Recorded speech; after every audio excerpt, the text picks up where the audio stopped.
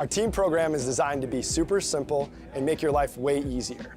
There's no minimums, there's no required packages, and you'll get season-long access to our catalog at a discount team price. Plus, you can design more custom products.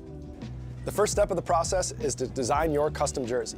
Now, that might sound weird if you already have jerseys or you're going through a different provider. However, this is a crucial step in building out your whole team catalog. So we're going to use your guys' logo, team colors, and your sponsors to build other cool custom products.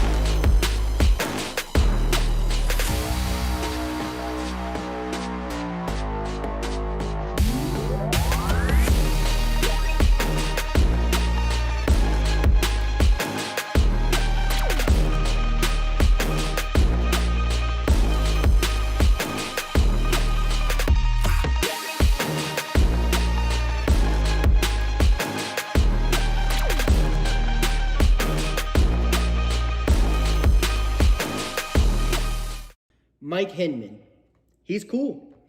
Paintball, that's cool. Making money, that's cool.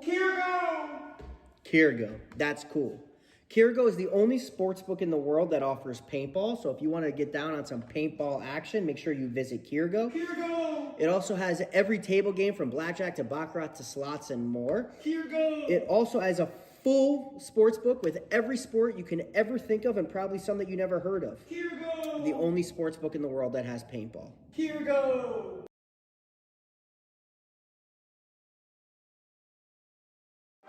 Hey, it's BRNT at CRBN, here at the DRV, an absolute hot rod force feed loader. What separates the DRV from the competition is our LCD display on the back. This has a built-in timer, ideal for classic paintball, but if you're playing anytime paintball at all, the ability to know what's going on without a scoreboard is an advantage.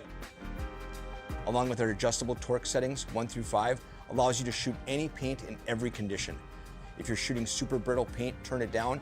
If you trust the paint, it's a little bit harder, you can turn it all the way up, shoot 25 balls a second, no problem.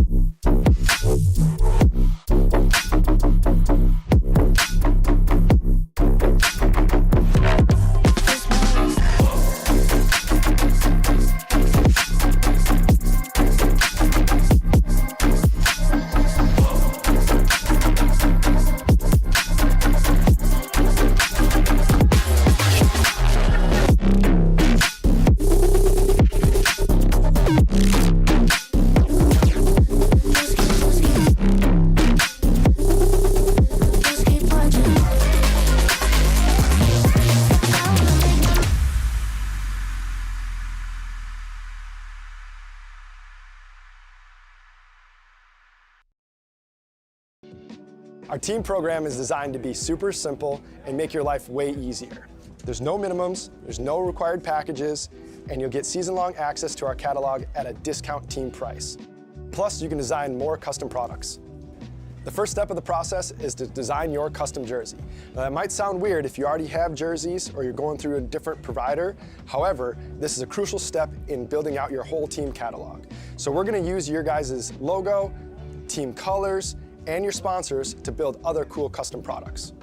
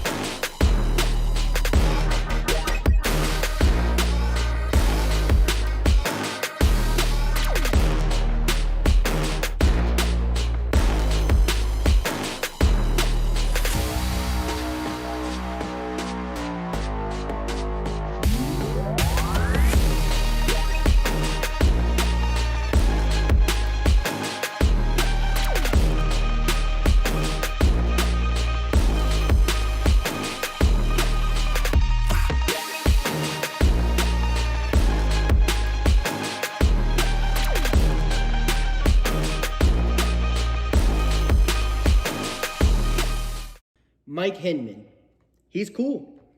Paintball, that's cool. Making money, that's cool. Kirgo, that's cool. Kirgo is the only sports book in the world that offers paintball. So if you want to get down on some paintball action, make sure you visit Kirgo. It also has every table game from blackjack to baccarat to slots and more. It also has a full sports book with every sport you can ever think of and probably some that you never heard of. The only sports book in the world that has paintball.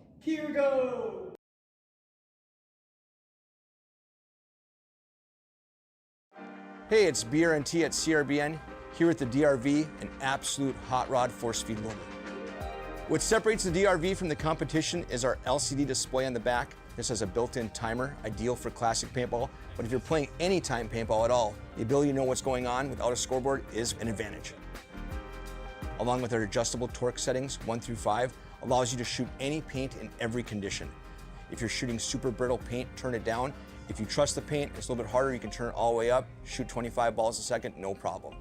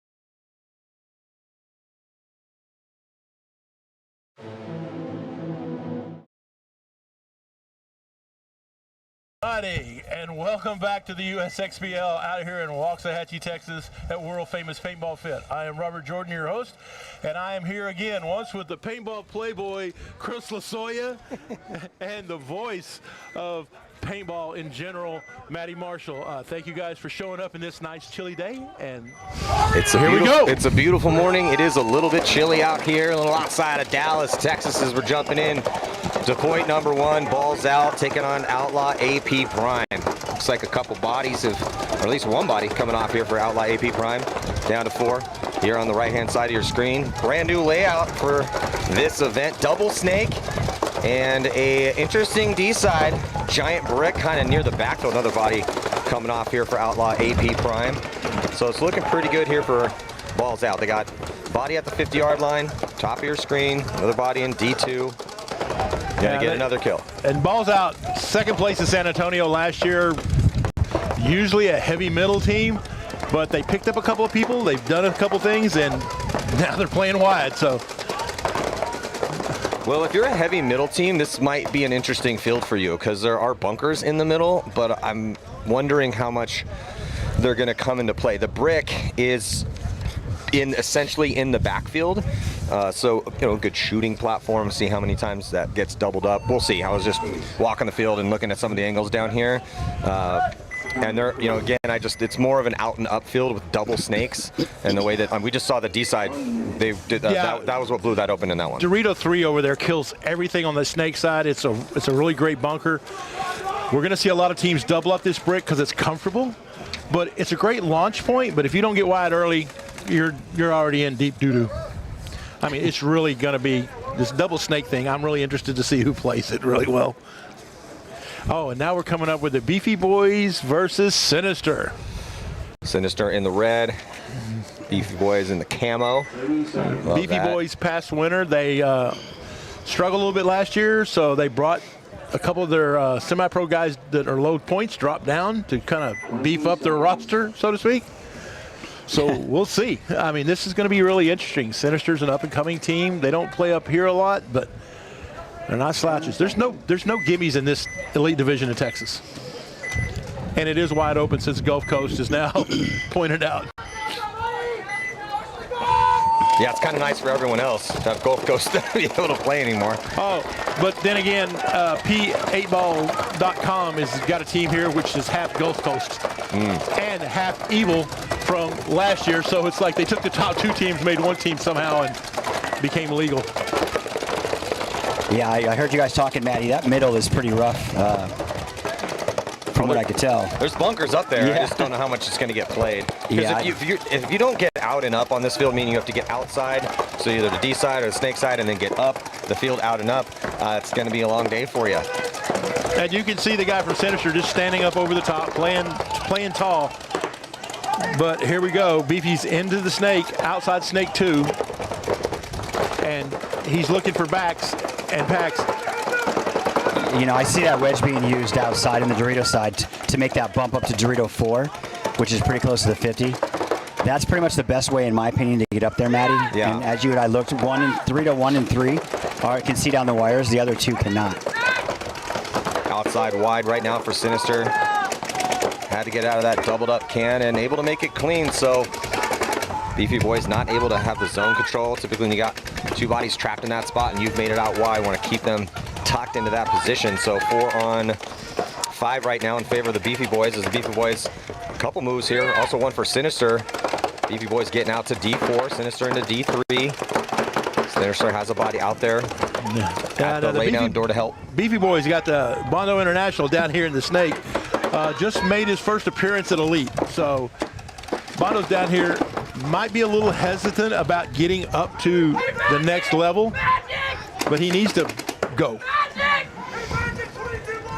Yeah, this snake on this side of the field, the double snake, is going to be very, very key in this in the transition of this event, I think. Are you going to play the outside or are you going to play the inside snake? What's this kid's name again? That's Bondo. Bondo. Okay, so Bondo, he's the guy right now. He's taking pressure basically. Well, so D3 was looking over his way, and then the back corner bunker for Sinister was worried about as well too.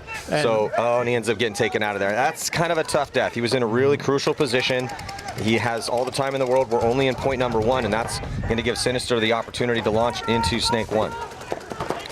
Now Beefy is backstopped in here, and the Cobra back here on this end of the snake, but again, he can't really see a whole lot from there, and both teams are in D3, which is a killer bunker.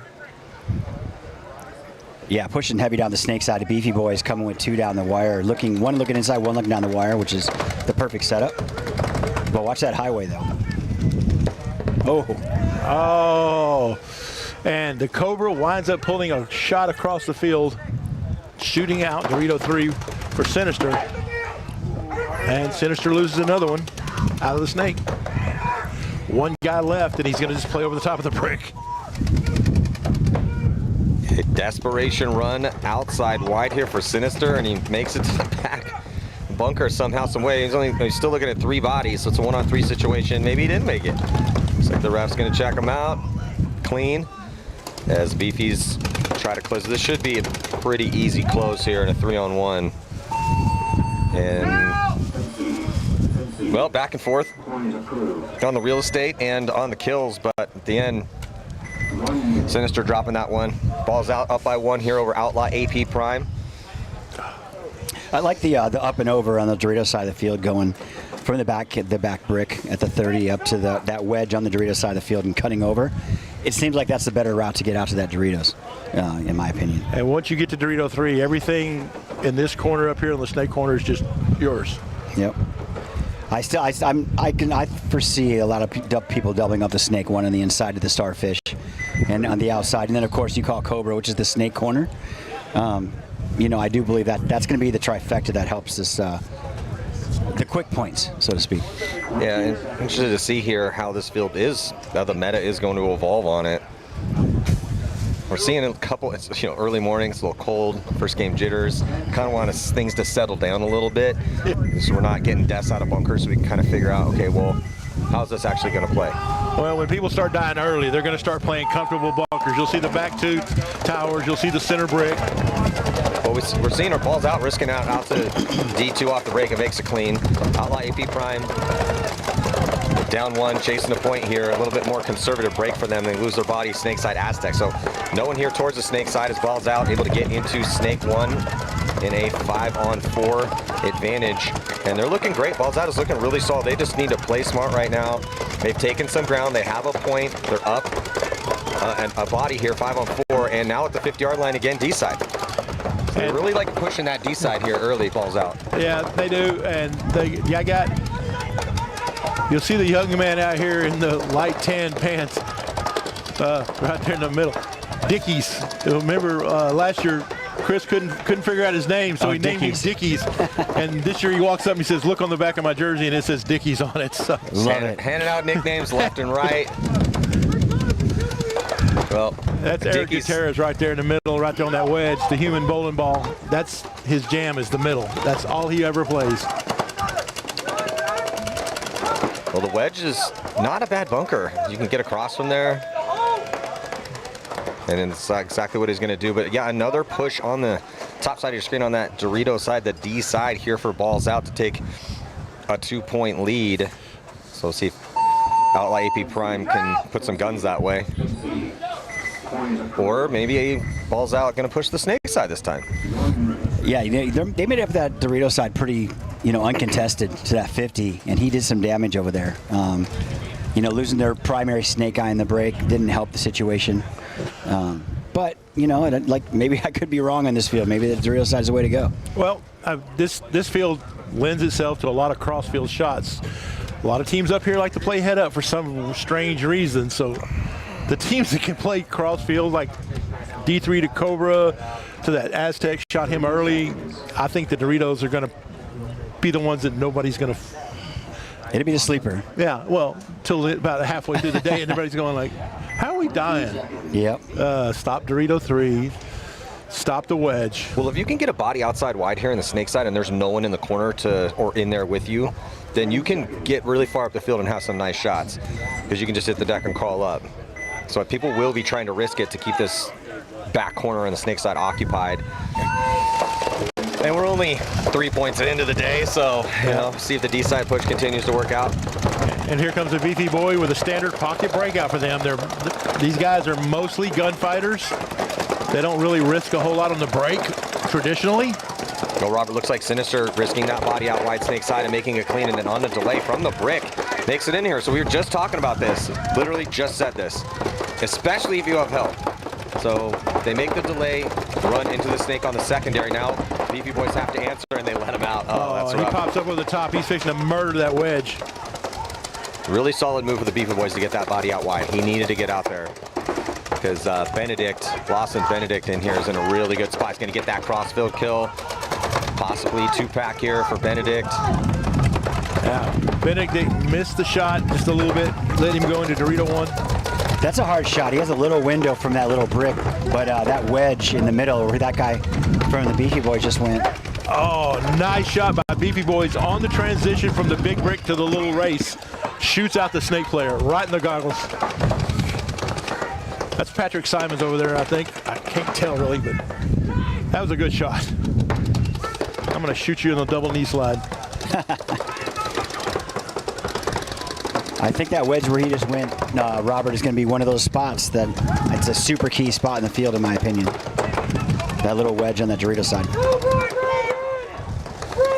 Both teams have that right now. Look for the dip out to the Doritos. But Sinister reloads the snake.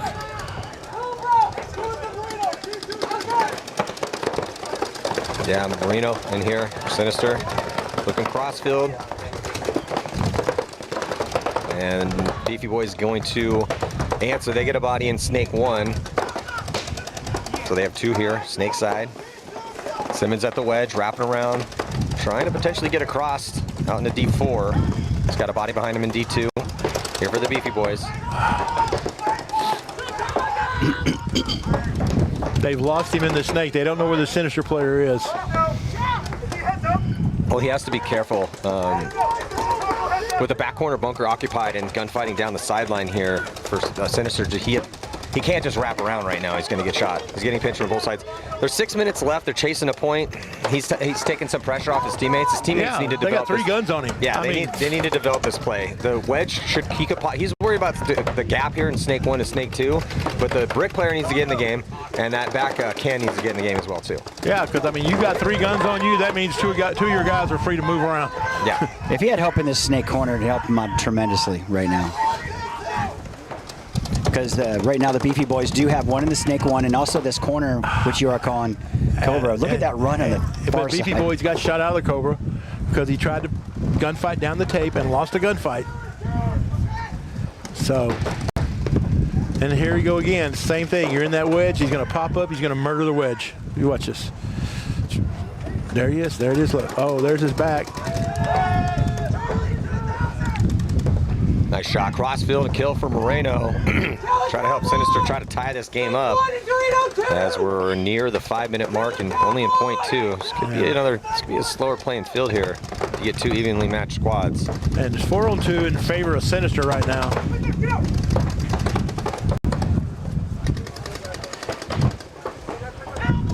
Yeah, they have tons of time to work out, close out this high body moment. Ref coming in to check out Snake 1, clean. Sinister going to make a move outside wide to help out Moreno here in the snake. Matt Moreno rolling his gun, looking inside. He's blocked out from the crossfield shot. Now he's going to crawl up. He's going to be blocked out again. I love that move.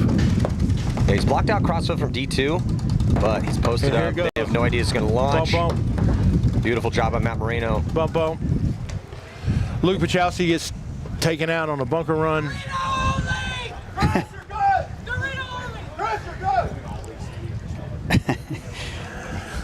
Great move though by both sides. I mean, it was a, they both well-timed moves, but very well thought out. And I'm very familiar with this walk. You see Pachowski walking off like he's got someplace to go. Is he in a hurry? I do not want to be the guys that drop their lane and first body dies, because that's the team captain. So he's going to be in there and he's going to be like, all right, guys, let's try not to suck. But it's going to be in a loud, profane manner. Lots of expletives.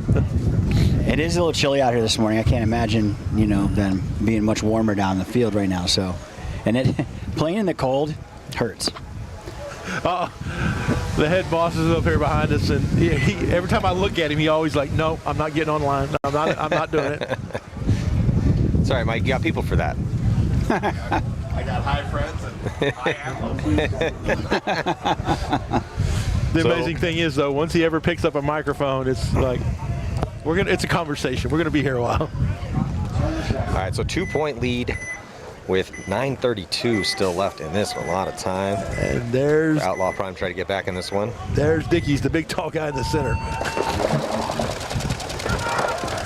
Yeah, dead center screen going to the back center. They're going to risk it on both sides here for Balls Out. I like how Balls Out's playing this. They're testing guns early. Outlaw Prime not able to answer, not shooting bodies on the break, and it's allowing Balls Out to get that early tactical advantage. They are going to be dropping their player out of the backfield from the can, so Outlaw AP Prime winning a gunfight here to go up 1 body. I haven't seen Hector Andrade, the normal stake player for Balls Out, but this guy right here seems to be filling in quite nicely. Usually they have Hector, and he's just all gas, no brakes. Oh, hopper troubles. But Outlaw AP Prime taking that 50 on the Dorito side of the field, Matty. Get him there effortlessly. Yeah, well, Outlaw AP Prime here. Now with some aggression towards the D side early of their own. They need it. Want to let Balls Out start inching towards the mercy rule here. Well, Balls Out's working on his gun down here in the snake, so he cannot stop anything across field, and that's allowing Outlaw just to move on down the road. Yeah, Enslow having some problems here in Snake 2. Get it up and running. He does have a back player behind him, and there's no snake presence for Outlaw Prime, so, and he's sitting on a 2-point lead. He's got some time to fix the gun, but they are down a body. So essentially, it's a 5-on-3 right now in favor of Outlaw Prime. I would probably get in a bigger spot, a little bigger than that to fix my gun, but it looks like he's back up now. And Snake diving into the snake down to Outlaw Prime, Snake 1. Triple stack of bodies on the D side, top of your screen for Outlaw Prime. They do make their way into Snake 1, now crawling up into Snake 2. Gonna look inside. Could use a little help out here, because if he dies, it's gonna put Outlaw Prime in a tough situation. Yeah, I mean, with a little over 7 minutes to go, Outlaw still has to go and attack these guys, because Balls Out's like, hey, we're happy to sit on, we're sit on a 2-point lead. We don't have 5-pod rule, you know, so we're loaded up with paint. Tough death out of the big brick in the middle here for Balls Out. So down to 3 bodies. Dickie stands up over the top and gets his head canoed. So 2 here on the snake side and just 1 on an island for Balls Out. Try to burn some of this clock off. AP Prime with that triple stack of bodies, top of your screen D side. And only looking at 1 in front of him. I'm gonna come back to the mini wall, okay. Tokyo tactically retreats back to the mini wall. He's gonna try to take out the snake.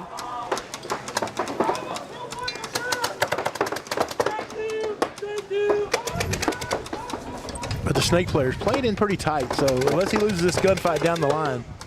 Well, I think that the Outlaw Prime boys, here comes a big aggressive move by Balls Out, and he makes it clean. Because Tokyo took off the thing and went to look for the snake, and here he comes. Here comes the next one. He's gonna run right by, turns around, shoots that player, gets a nice little 3-pack, and that's the best move. No, Tokyo shoots him. Tokyo's still alive. Oh, he ran right past him. Hey, 2-pack.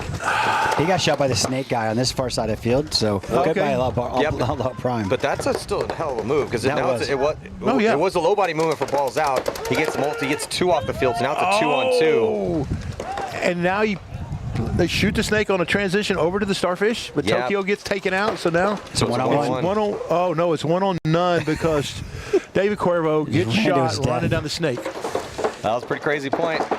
Well, David just did not know where the last guy was and thought, hey, I'm gonna hit the buzzer. Hey, good job by Balls Out by getting on that side of the field with the Doritos, seeing what was going on over there. Oh, that was the move so far, man. That was the move.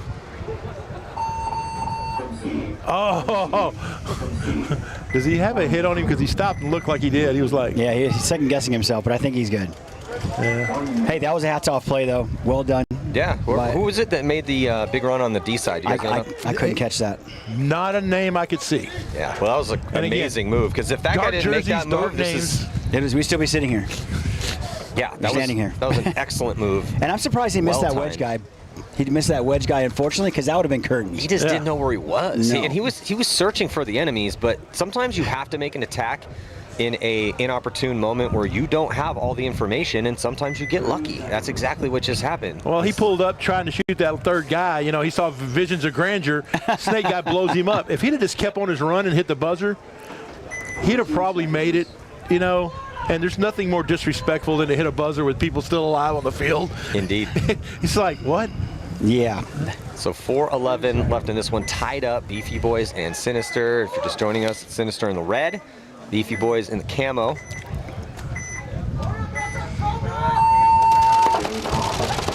Heavy guns up for Sinister. They keep 4 in the pocket, 4 also for the Beefy Boys. A little bit more of a risk for Sinister, Chris, but it costs him that body trying to get out wide. Yeah, I like the cost versus reward on that. But unfortunately, they were able to clip him good out there. That's a long run, Matty, with a big gaps in between it. Yeah, one body advantage here currently for the Beefy boys. They're staying in the pocket. No lead to protect.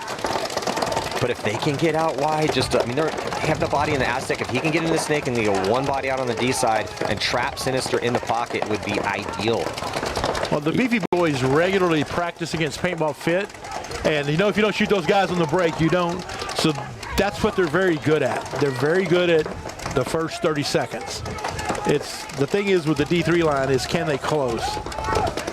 Because, again, you see them right now. They're playing in the pocket still.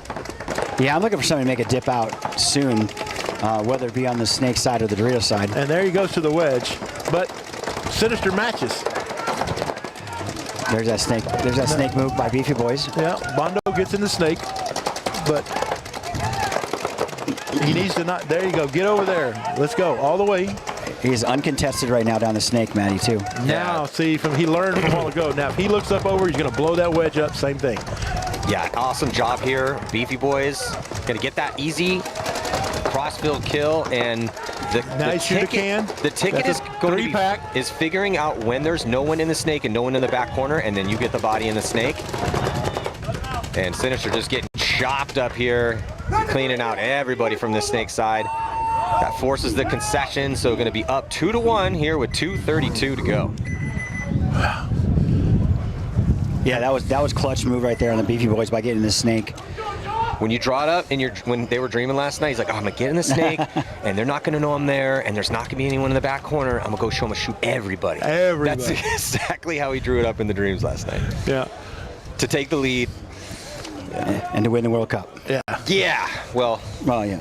Baby steps, man. Yeah, baby steps. Yes. That's the dream, though. Indeed.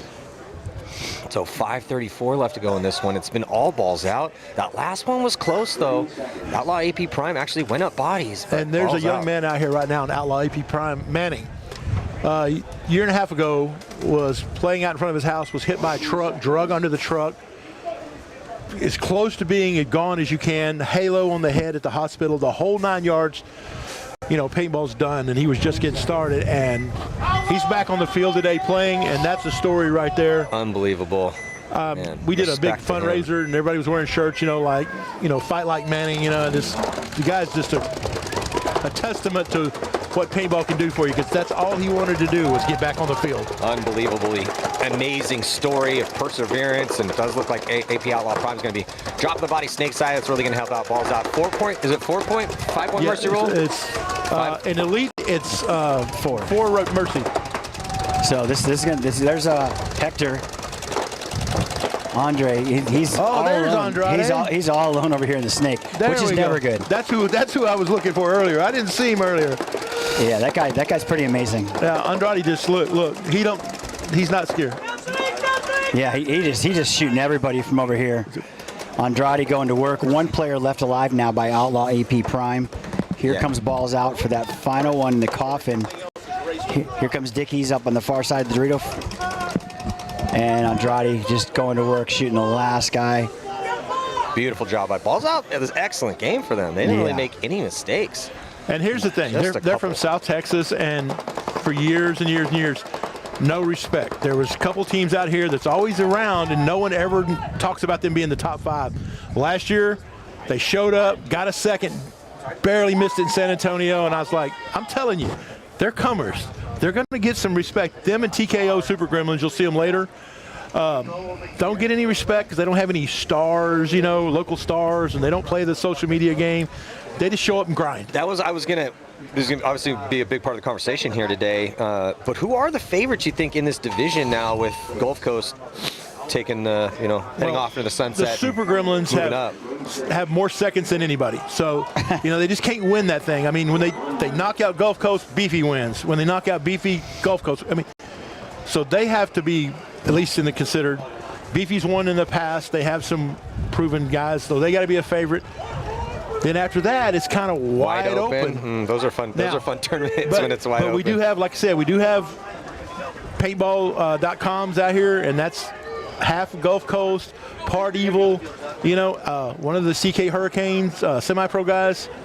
So now, can they play together? Because they don't, they're just like, hey, let's show up and play paintball. I don't know. And my grandson plays on that team. So my cool. grandson's one of them. So I would be remiss to say, you know, there's winners there. So, but definitely Beefy Boys, TKO Super Gremlins. And if you had to pick a dark horse just out of who regular, you saw them right now. Ball's out. Ball's out. They look pretty good. They look good. They look good. Then very few mistakes. So right now, those closer match. Beefy Boys, one of the favorites here, taking on Sinister. But if Sinister can beat Beefy Boys, especially in a come-from-behind victory at 2:28 to go, be a big statement to the league right now. Body dropping for the Beefy Boys. And early. for Sinister, Sinister loses their snake insert guy. I mean, he just got clipped in the pack going in. 4-on-4 here is Sinister first to go, chasing a point. They get that inside and out run. Oh, the minor penalty. Oh, there's a minor on Sinister. That's not going to help their comeback chances. Yeah, I think that was for a talking penalty because there was nobody around. Is that the first or second penalty we've seen today? That's the first one. Yeah, I was going to say, it's been a pretty clean morning. Yes. Well, you know, in Texas, that's it. Sunday, everybody's dapping it up. We're all buddies. Come Sunday, it's like we're ready to fist fight in the parking lot. Wow, Texans are looking like some gentlemen out here this morning. Yeah, it's still early. Oh, he's going to wrap and murder. He doesn't see him yet. And he got... Oh, he's getting all the way across here. He's just continuing to crawl. And he needs to hurry up. I was going to say, you better hurry up. Oh, there he is. There's one. There's the other one. Ooh, a little crisp 2-pack here for Beefy Boys to probably put the deciding point up. There's still a minute 16. Sinister's going to send it, but... I like them sending it at that point with 2 in the snake. I like that idea, but then getting shot and getting a penalty on top of that for talking, I think it was. Yeah. Well, now they're putting themselves in a situation where you're chasing 2 with a minute 16. Good luck. It's possible. It's definitely possible. And I guarantee you Beefy's going to pocket up. They're going to cross it up and dare you to run into their guns because that's what they are known for. They are gunfighters. I think the quick point here is you send a guy running. You got to get a guy to the back corner. Hope they just go heavy guns, and then have him wrap and start putting those guys in, and then you send the 2 up the middle, and then the next one will go D side. Yeah, I agree with that. And then the trailer who is shooting off the break in the back center, that guy's going to go running and diving into the snake to crawl all the way down. And hopefully no one gets out wide on that snake side, and you can get all the way up into their snake too. I think that's probably a pretty legit 30-second point. Yeah, 100%. A lot's going to need to go your way. Well, we haven't seen anybody push the middle past the bricks. I would like to see what happens, you know, when desperate times hit and people start trying to play them 2 tall max towers right in the middle. Yeah, you can send guys there just as long as they stay in the pocket, because if they match you with a similar play, yeah, you can get out to back corners. You can look inside. You should be able to cut those dudes in half. Oh yeah, you cut them in half. Or if anyone makes it in a snake, or anyone makes it up in past, the lay down door on the D side. The middle's it's sparse up there once you get outside wide. I think we're going to see some. We've already seen some. In that last one where he came through and threaded up, that kind of came through the middle. I'm kind of including the wedge in the middle over there on the D side. Is that middle? Is it D side? Kind of both. But that inside highway run down through the Dorito area, man, he's already shown us that's the door. Wish I had a telestrator. Where's Ryan? Ryan, can we get a telestrator? Well, yeah. I just want to write on the screen right now. I know. I'm looking forward to seeing the inside snake moves sooner or later this weekend. All right, so... ask and you shall receive. Oh, and Sinister guy gets shot again in the pack going in. Yeah, Sinister going to be dropping both their bodies, so good zone control for the Beefy Boys. Shooting a body on the snake side and D side. Beefy Boys would love to get margin right here. Stack up that 4th point. Yeah, not looking good for Sinister right now. Beefy Boys up in the mix in that 50 inside snake. Not much. It's going to be hard to stop him. Yeah, well, Bondo's nobody's in front of him, nobody contesting him. He's going to get up here in this nice little starfish or cross or whatever you want to call it.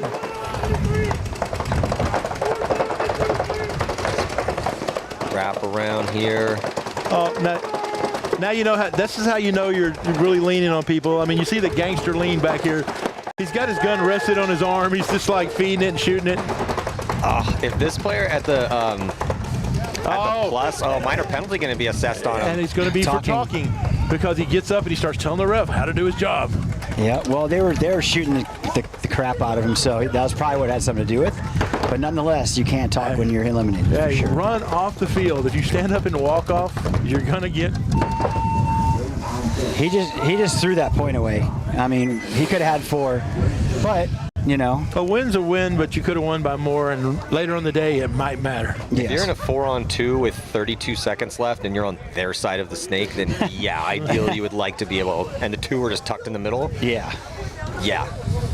They were pumped and full. That felt pretty good, though. Yeah, but still, 2-point win here. Yep. Win's a win, as we were saying. So Beefy Boys, congratulations for them. Taking down Sinister. So looks like we're going to have a little quick break before we jump into the next one. We'll have about a 5-minute break, and we'll be right back with you. Pointed right at that dude. I did it, but like, I'm just pushing along. Like you were standing up and pointing at the other guy. I was like, what's he doing? And then he comes the ball back. I heard it. I heard that. Wind kicks out.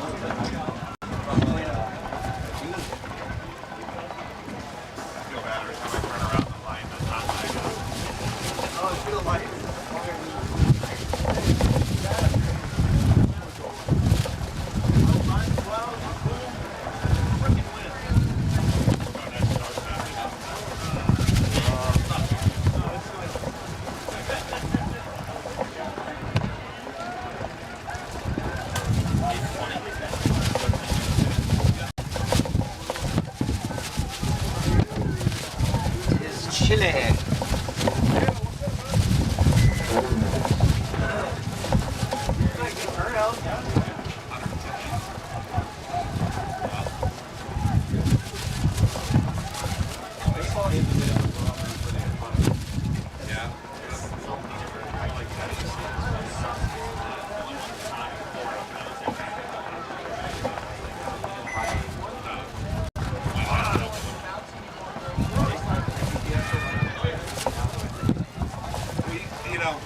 His money was so low, so we announced our money in December, and then the next 2 days later, he took every number and added 1,000. It's a bold play. It's also tough to sustain. Giving units away for the low, we'll go bankrupt doing that.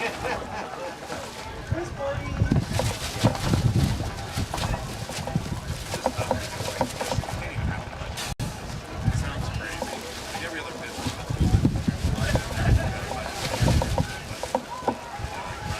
Last second, this guy fails. Now you gotta buy money. Fucking tickets are fucking expensive. It's cost the board a house.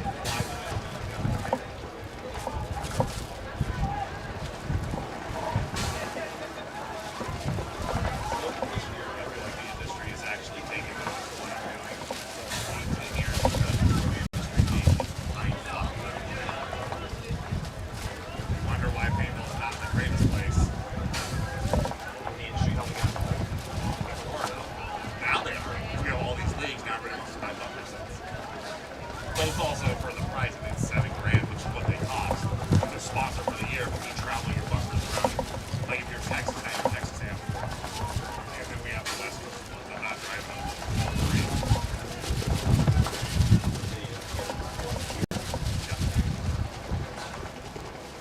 Yeah, I think we'll leave one of our trucks here, and then the other truck will go back and forth. It's not bad that we can just sort of truck together. It's one per truck across America.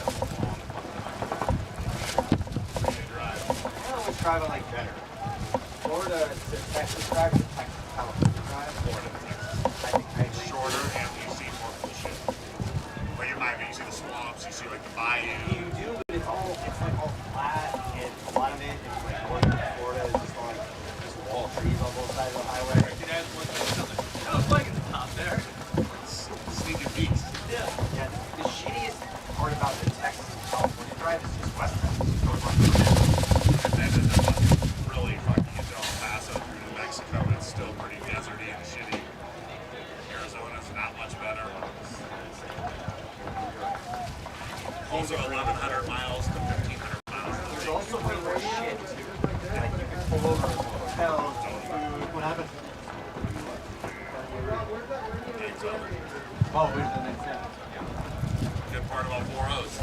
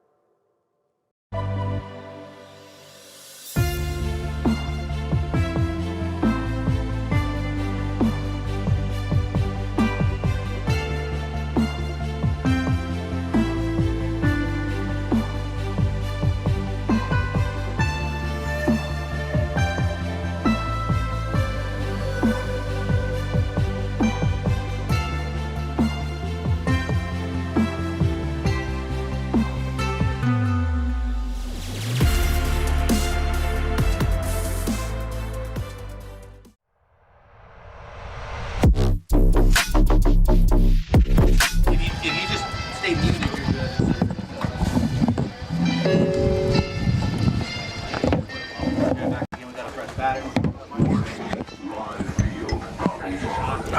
Okay. All right.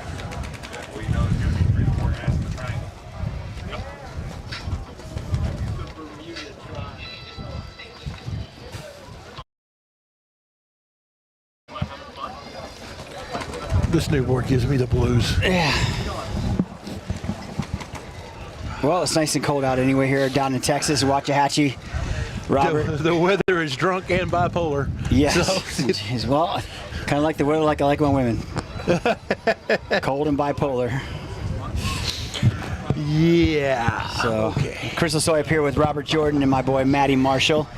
Coming at you live and direct from Waxahachie. Did I say it right again? Waxahachie. I get it right half the time. Yeah, because it's again, we can't talk, we can't spell. You look at Mahia, why does it have an X in it? You know, it's Just throwing random letters in there. well, you know, we went to the 3rd grade. We can decipher too. It's like Scrabble. You know, that one letter just sitting there on the side. You try and spell some word that isn't even a word. Well, Waxahachie is an interesting. You always remember that one. Yeah, you will. Not necessarily how to pronounce it, but Yeah, the name true. of the city. And we're going to be back with OKC Mutiny to our left, and then Mirage. Mirage, I'm not familiar with. OKC Mutiny, good team last year, won D4 season. But they lose one off going to the snake right off the break. Yeah, so a 5-on-4 advantage here for Mirage. Mirage doubling up the brick, and this is going to probably be a pretty standard breakout. Who's going to be dropping a body though? So now it's 4-on-4 here. Mirage is quicker to go out D side early, getting into D2. The D side has, I mean, Snake side's been pushed early as well too, but it does seem like teams are willing to risk it on the D side a little bit earlier. we'll see if that continues. Just get things kicked off here on this layout. And looks... Oh, there's a running ref. Never a good deal. Oh, here comes a minor. Oh, there it is. Oh, That's a minor. That's a minor. Looked like he was going to grab another one for a second. I was like, God, is he getting greedy? Yeah. Oh, these refs are on it, man. I mean, these are NXL the pro field refs out here on this elite field. So, as in every tournament, you always go, oh, the refs, the refs, the refs. Well, these are the best refs available. Mike flies them in. He got the count wrong. He thought he was the last player alive that he just shot, but now he sees there is one more. So Mirage is going to peel off that last body for Mutiny, and it's going to be a 1-0 lead here for Mirage.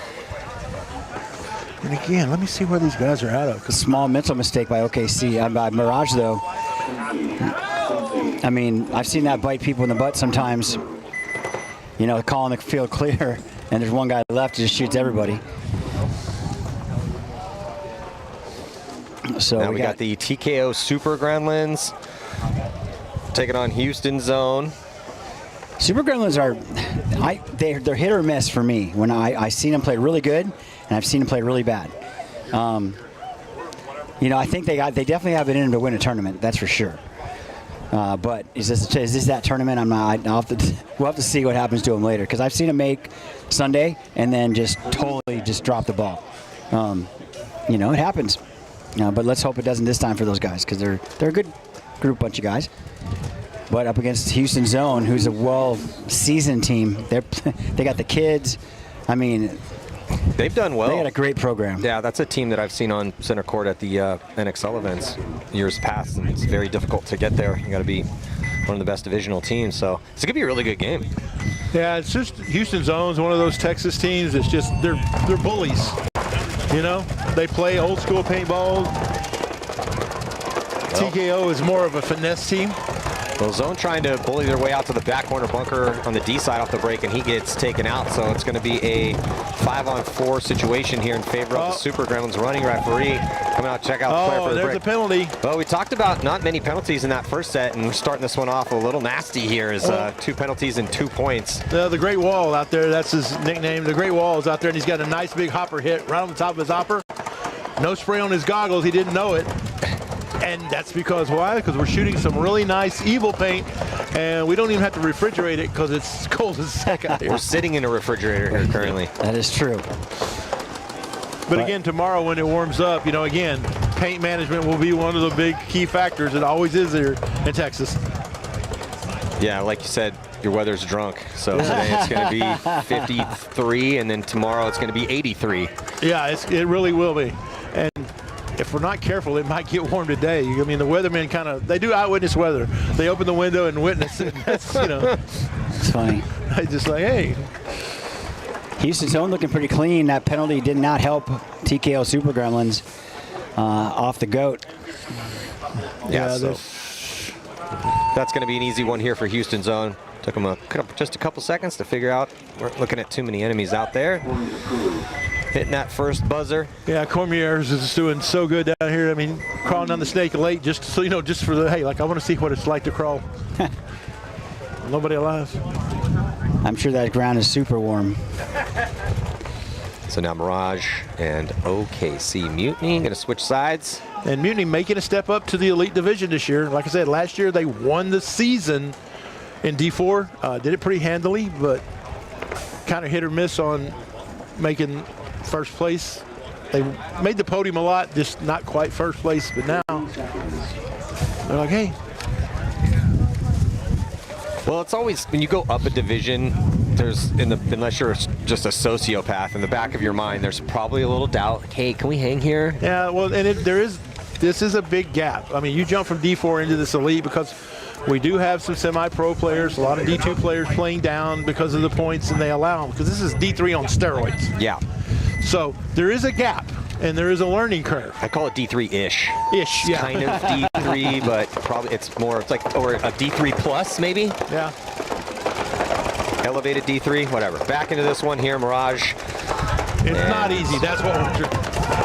Oh. We're going to see another. Oh, my goodness. It has been a penalty factory over here on the left-hand side of your screen these past couple sets. This hopper hits out of that big brick. Every one of them's been on top of their hopper because they're playing over the top. Guys just getting a little too amped up for these first couple points and not feeling those hits, and it's costing their squads here from the left-hand side. Oh, now he should. Oh, corner wall.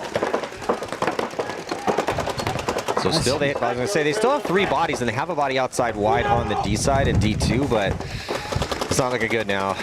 They did shoot a body early, but it's a 2-on-4 here in favor of Mutiny. They have the snake side to themselves. Desperation run back to the can. Somehow makes it clean. And 2 players on the D side. Just, going to pinch them out, no problem. Tie this one up, 1-1. Again, that penalty did not help the situation. But you saw OKC Mutiny came with a little more aggression this point. Instead of just trying to sit in the pocket and shoot their guns, they're like, we're going to actually have to work at this. This field layout right now, Mike did a phenomenal job on it, but it's going to play. You're going to have to be aggressive. I don't see a whole lot of bunkers. Well, it's going to be who gets out, right? You have to take the risk to get out on the snake side and the D side eventually. It doesn't have to happen on the break. And you could go pocket and go heavy guns, but it's one of those paintball truisms that if you go heavy guns, if you play defense to start, you have to make your shots. Because if you don't make those shots and they get outside wide and you're stuck in the pocket, it's going to be a rough point for you probably.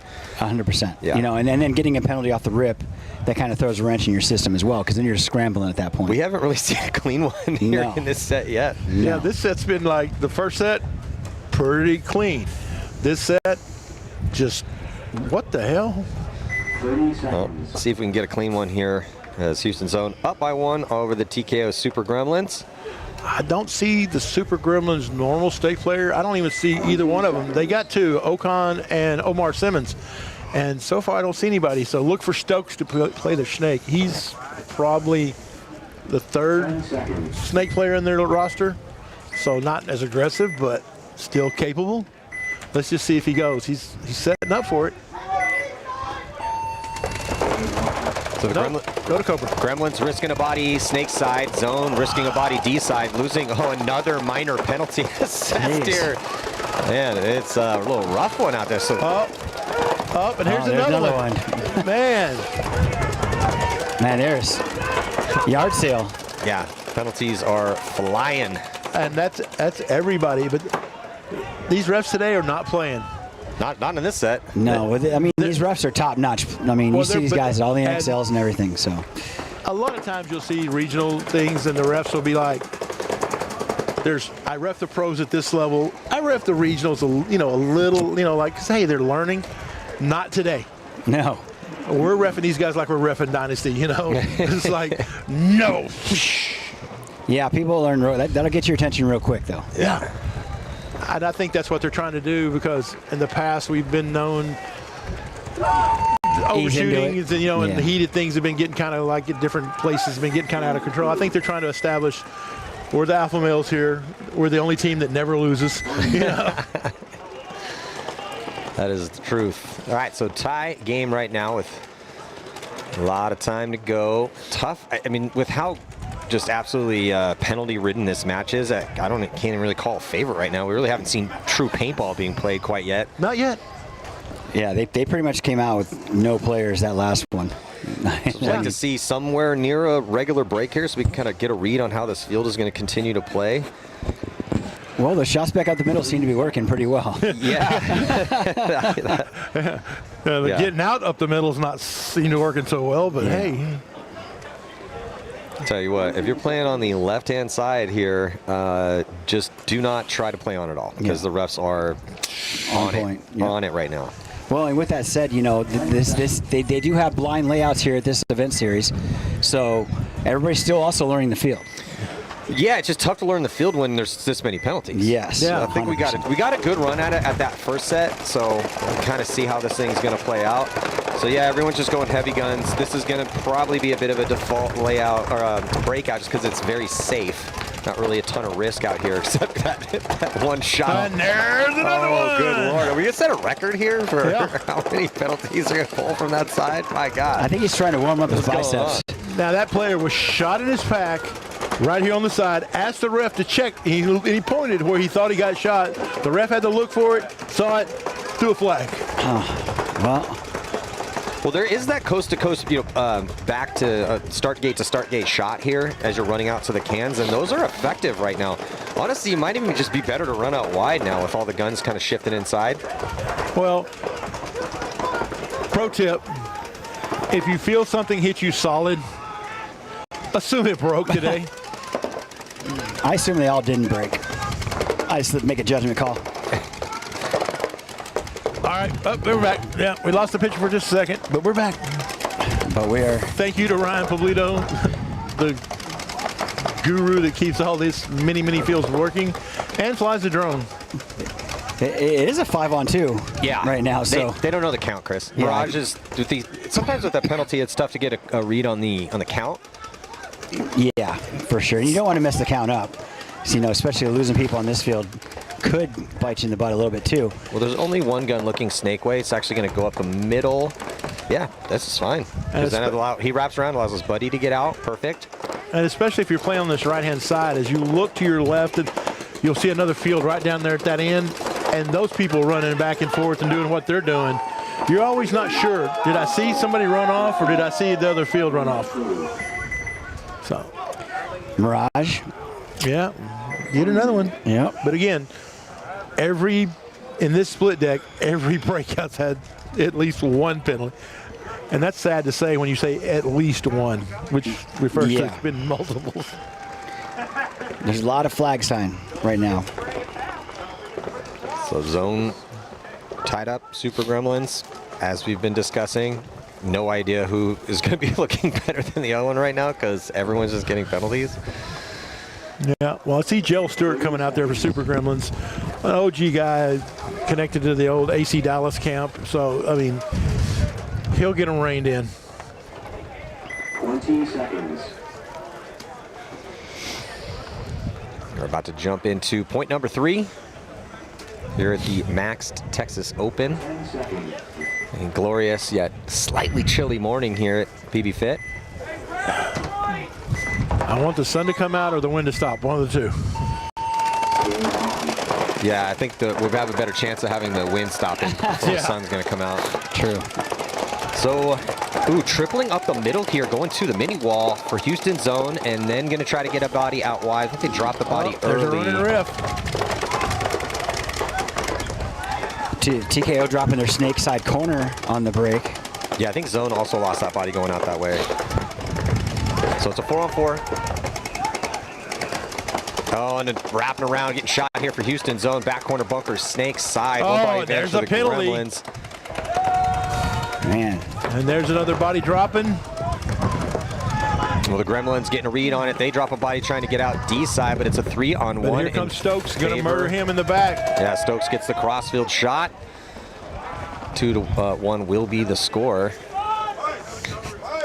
Again, just a penalty-ridden match so far. I'm watching from up here, and I'm having a hard time keeping up with some of these bodies I would like to see it's a punch, counter punch, because they're trading points. But it's just like who's getting the least penalties. That's who's winning. Yeah, pretty much. And we still got a lot of time left. And these games are going so quick because one team gets the penalty, and then this is kind of a mess of a set here. It's like 3 points been played, and we've only played like 3 minutes. Yeah. Well, they're setting the standards for later. I guarantee that. Hey, you want a fast game? Go out there and get a handful of penalties. Yeah. Well, I mean, I kind of like that. Hopefully it'll clean it up a little bit, and we'll get a little. But some of these penalties, I mean, they are on hoppers and they're on packs and stuff. That stuff's sometimes tough to feel. Yeah, because it's just tough. You got your adrenaline up. It's your first day of the event. Yeah, it's a little chilly out here. The paint is crisp, a little bit easier to break on you. So we're just kind of making excuses. But at the end of the day, it's your responsibility to make sure you know if you were hit or not. But I just want to see at least a couple more clean points so we can get a read on this blind layout strategy here. See how this is going to play out. I think it's going to be basically what we were discussing in that first set. Yeah, we know how Balls Out's going to play it. They're going to play balls out. I mean, they're literally going to attack everything. Yeah, play like your namesake. Mutiny here on your screen. Still pocket up for them. Pocket for Mirage as well, too. Only risk is that brick shading towards the D side. Lots of teams adapting this pocket play. You know, I still think I'm with Maddie on this. You got to risk one guy out wide, at least one way or the other. Chris, the bodies that have been risked snake side in these first couple points in this set have been shot. So they have been risking that snake corner, and that guy's been getting taken out off the break. So wouldn't mind seeing some D-side risk now as the guns have shifted. Or maybe we're just going to see out pocket to pocket. Just got to go pocket, they go pocket, and then who gets out on the secondaries. Well, I went out there and looked at the field with you earlier, Maddie, and some of those gaps coming outside of this snake side of the field, that little Aztec right behind snake one, that's a rough run because that gap is humongous. And they're just turning around and shooting that gap automatically. Man, this brick is becoming a bit of the bunker of death. Keep seeing a lot of guys getting shot out of that spot. Well, the only way you can play it's either over the top or try to wrap outside, and they're playing head up. You know, there's nothing to stop it. Yeah, well, I think that gives them a false sense of security almost. It is a huge false sense of security because it's big as a car. You know, let's go out there and hide behind it. Well, good zone control. So Mutiny is able to get out wide, snake side and D side, and then control the zones. They shoot Mirage, trying to fill. And it is a 4-5 on 2 here in favor of Mutiny to try to tie this one up, and finally a clean point with no penalties, at least so far. I don't want to speak too soon here. And number 17 is just going all the way down. He's still looking, and here he goes, launches, bang. Oh, and the guy gets shot, and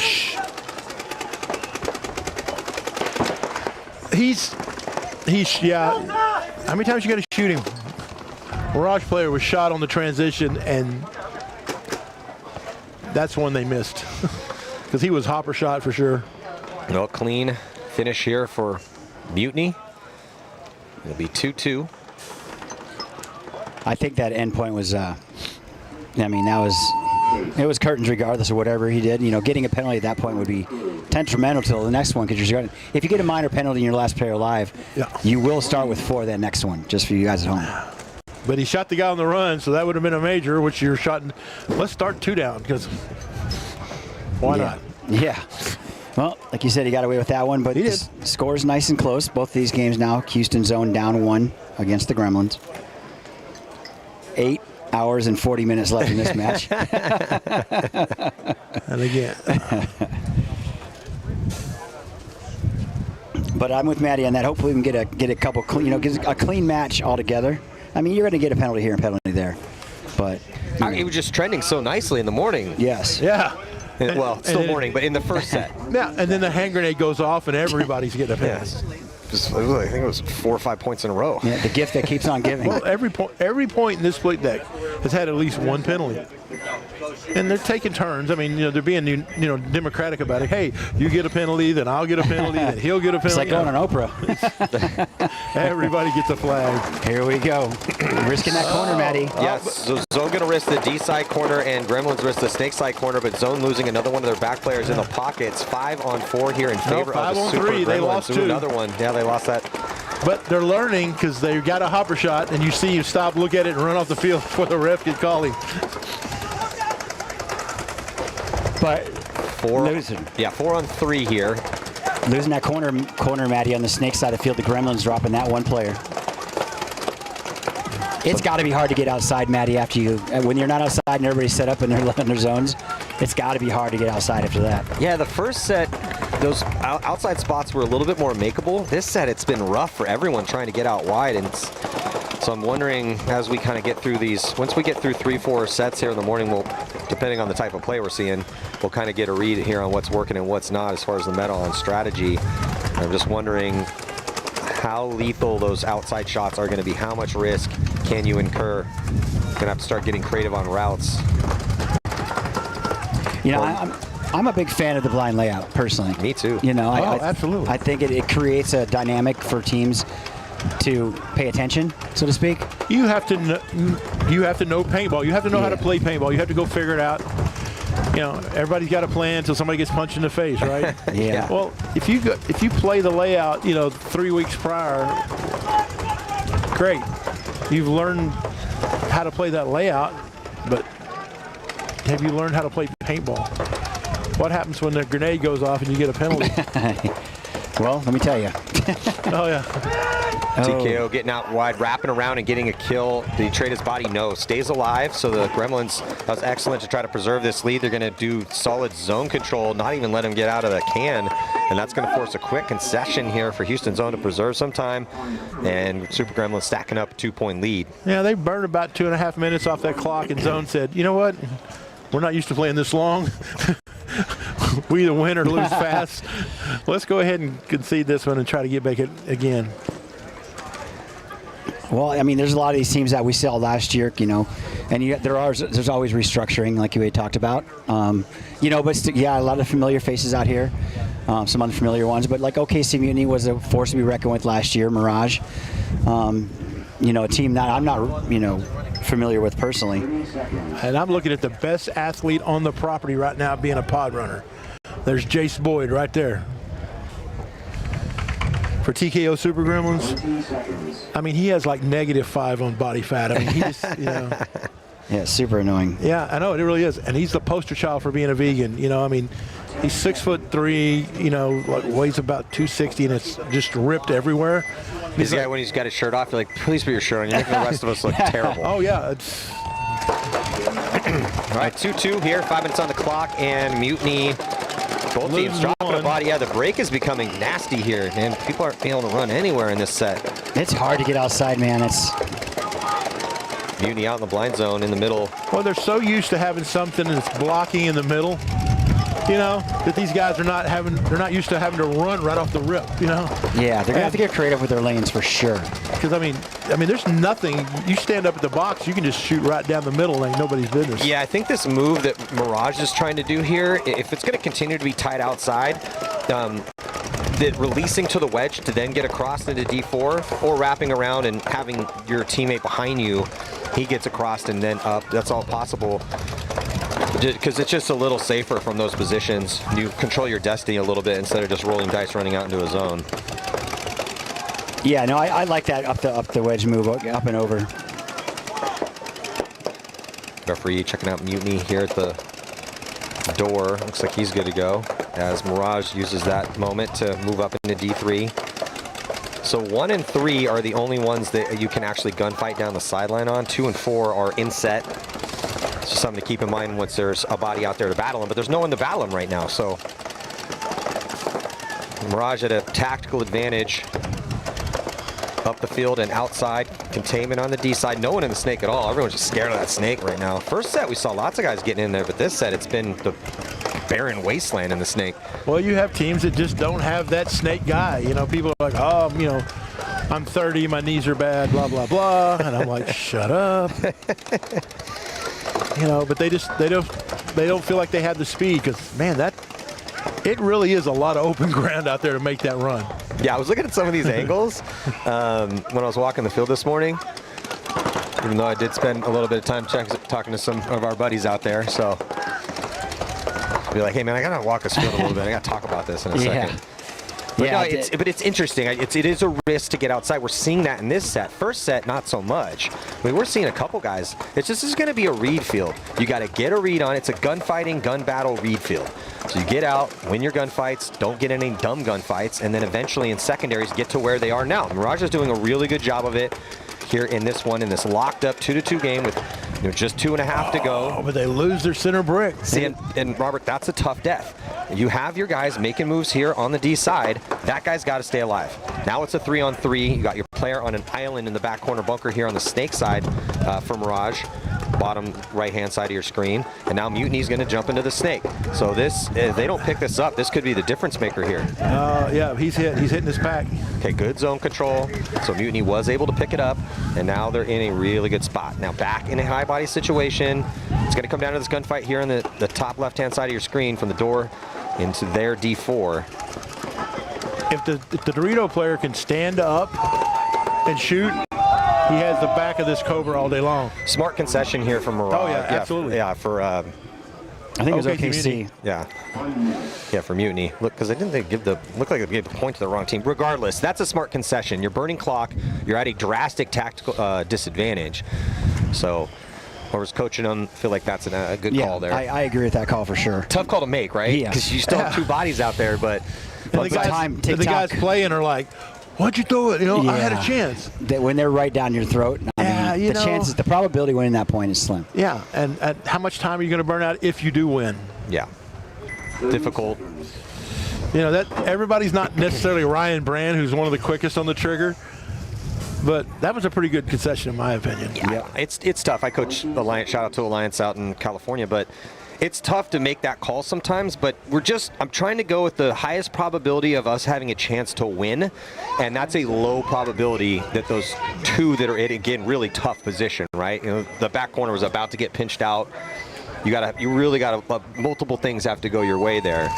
He maybe could have let it ride out another 10, 15 seconds, but don't disagree at all. 6:43 in this one. Gremlins lose a body out of that snake corner. They do, Robert, but they have stacked up a 2-point lead here, so they got a little bit of ground. 6:35 to go in the game. That's still a lot of time the way these have been going. Yeah, absolutely. I mean, they can stay out of the penalty box and kind of... Hey, but we've had 2 points and didn't nobody have a penalty. I was thinking the same thing. Let's not jinx it, though. Here we go.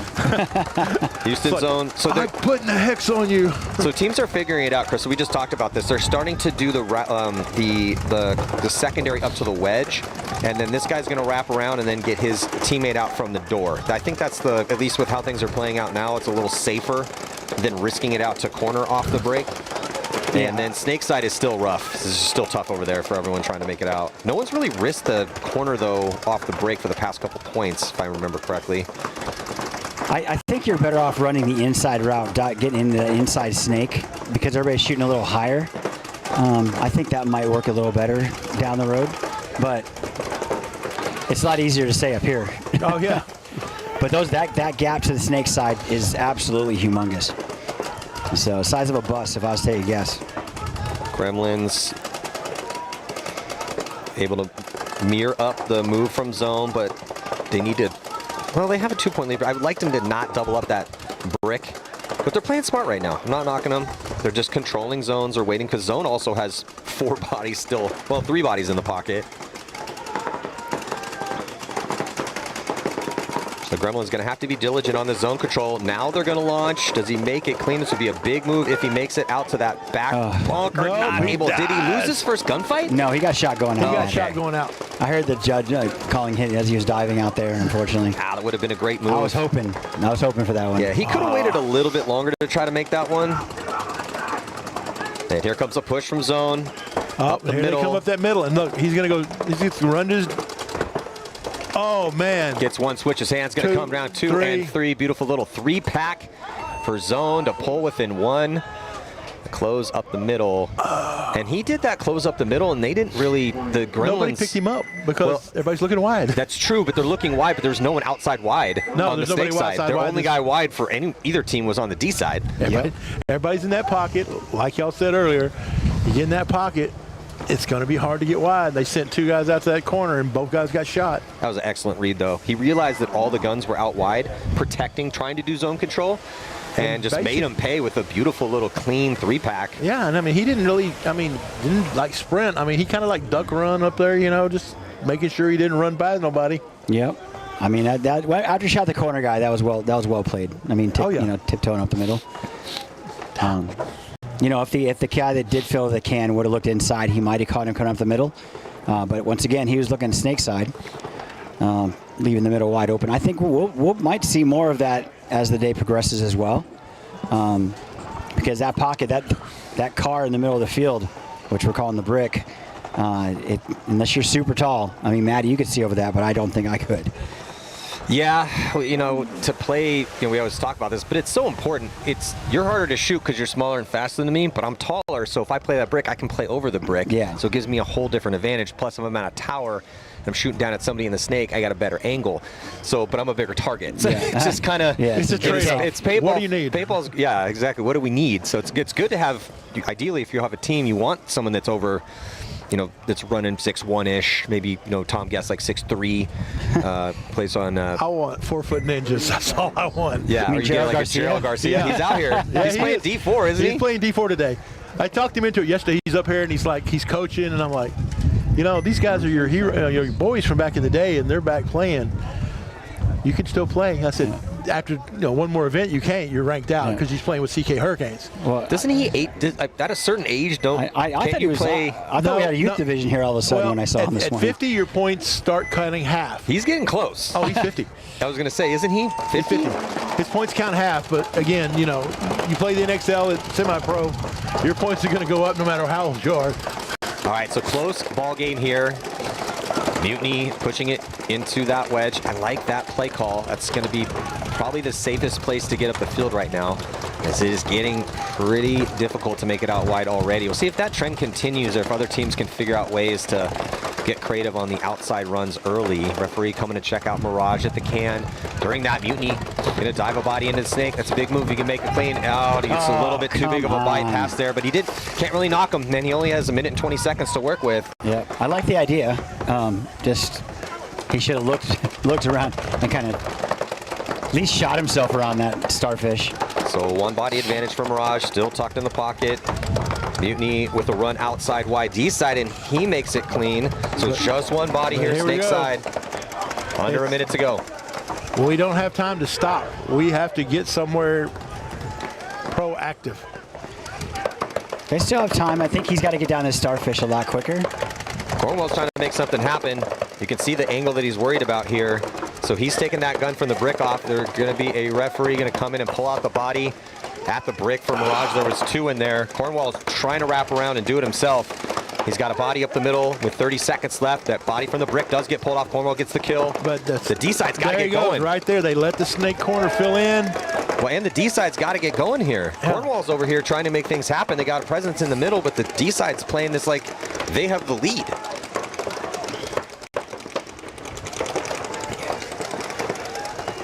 Well, 33 is going to try. Yeah, at least he. And these guys right here are going to break your cardinal rule. And then what is that? Staying alive when the time expires. When you're down 1. You cannot be alive on the field when you're down 1 and time expires. That is the cardinal sin of paintball. Yeah, I tell my players that all the time. I know you do, Matty. It's like if we're down and you are still alive when that time expires, you better walk away. You better run away. Yes, because I'm going to just give you a nice little heater. Oh, and back to the Gerald Garcia thing. We did tell him now that he plays semi-pro, we took away the little steps that over the paint lines so he won't trip on them anymore. That's funny. You're going to get him an ADA ramp soon. Yeah, exactly. It's like, hey, look, we're going to give you a boost. I know it's a paint line, but we can get you over it. Come on. But next up, we have Gremlins, Matty. Yeah, so there's still 4.5 left in this one. Close battle. Let's see if someone tries to risk it now. I'm probably going to continue to see a steady dose of this pocket play with the wedge in there as well, too. They're shading towards the D side. I don't see the Gremlins faster guys. I don't see Jace Boyd. I don't see Omar Simmons. I don't see Ocon. So I'm kind of curious to. I mean, Stokes is pretty fast, but underdog, but not by much. They are going to risk it. Corner here for Gremlins. No risk for zone. They go pocket and lose one. This is huge. Gremlins able to make it out wide D side, and they shoot the body trying to dive into the door. So it's a 5-on-4 in favor of the Super Gremlins with the 1-point lead. They're doubled up in that back can on the snake side. I don't know if that's going to work out at all. Up, and there he goes. If he can get out wide, if he can just go here. He's asking for a paint check. Zone going to go up to the mini wall, thinking about, and he gets taken out. So Zone really not going far. The Gremlins are just dialed in on their shots. He does get shot out of that Snake Aztec. Yes, but it's still 4-on-3 here in favor of the Gremlins from the right-hand side of your screen. Another body comes off for Zone. 4-on-2. I mean, I wouldn't even hate them conceding this point. It's going to take multiple mistakes for the Super Gremlins to fumble this one. Possible, but you're supposed to be winning 4-on-2s with 1-point leads every single time. Especially when the other team's, you're out wide and the other team's trapped in the pocket. Yeah, I see them come up the middle here too. You know, one of those guys on the in the pocket for the Gremlins. Well, the Gremlins are in the spot they have to be. Well, now they're in both Doritos, and that Dorito 3 is such a strong bunker. And they have 2 bodies over there, so they can talk to. Yeah, sure enough. Okay, gotta. What can you do? You're just wasting time. Yeah, because once he crossed the 50 over there and got into their Dorito. Well, now this is a slower playing field. If you're not getting penalties, it can be a slower playing field. And And with 3:09 left, now you have a 2-point deficit. You're running at a minute and a half per point. You're kind of reaching we probably don't even have time for this type situation. Because in order to get a quick point, you ideally need to get up the field safely, or you need to get out wide safely. And up the field in the middle safely is going to be rough. And up the field out wide, or outside wide early, is also rough. So I don't know how quick we can score a point here if our opponents are getting 5 bodies alive and not getting penalties. And not getting penalties. That's, for at least this split deck, that's been the But if the possibility of quick points is lessened compared to what we've seen on some other layouts, that makes leads even more important. Because if you can build up a 2-point lead like the Super Gremlins have with 3:09 left to go, you've done yourself a great service here in your chances to win this match. In other fields, like the one we just saw down in Tampa, leads were not necessarily safe on that one. No, I know. Yeah, you could blast down the field.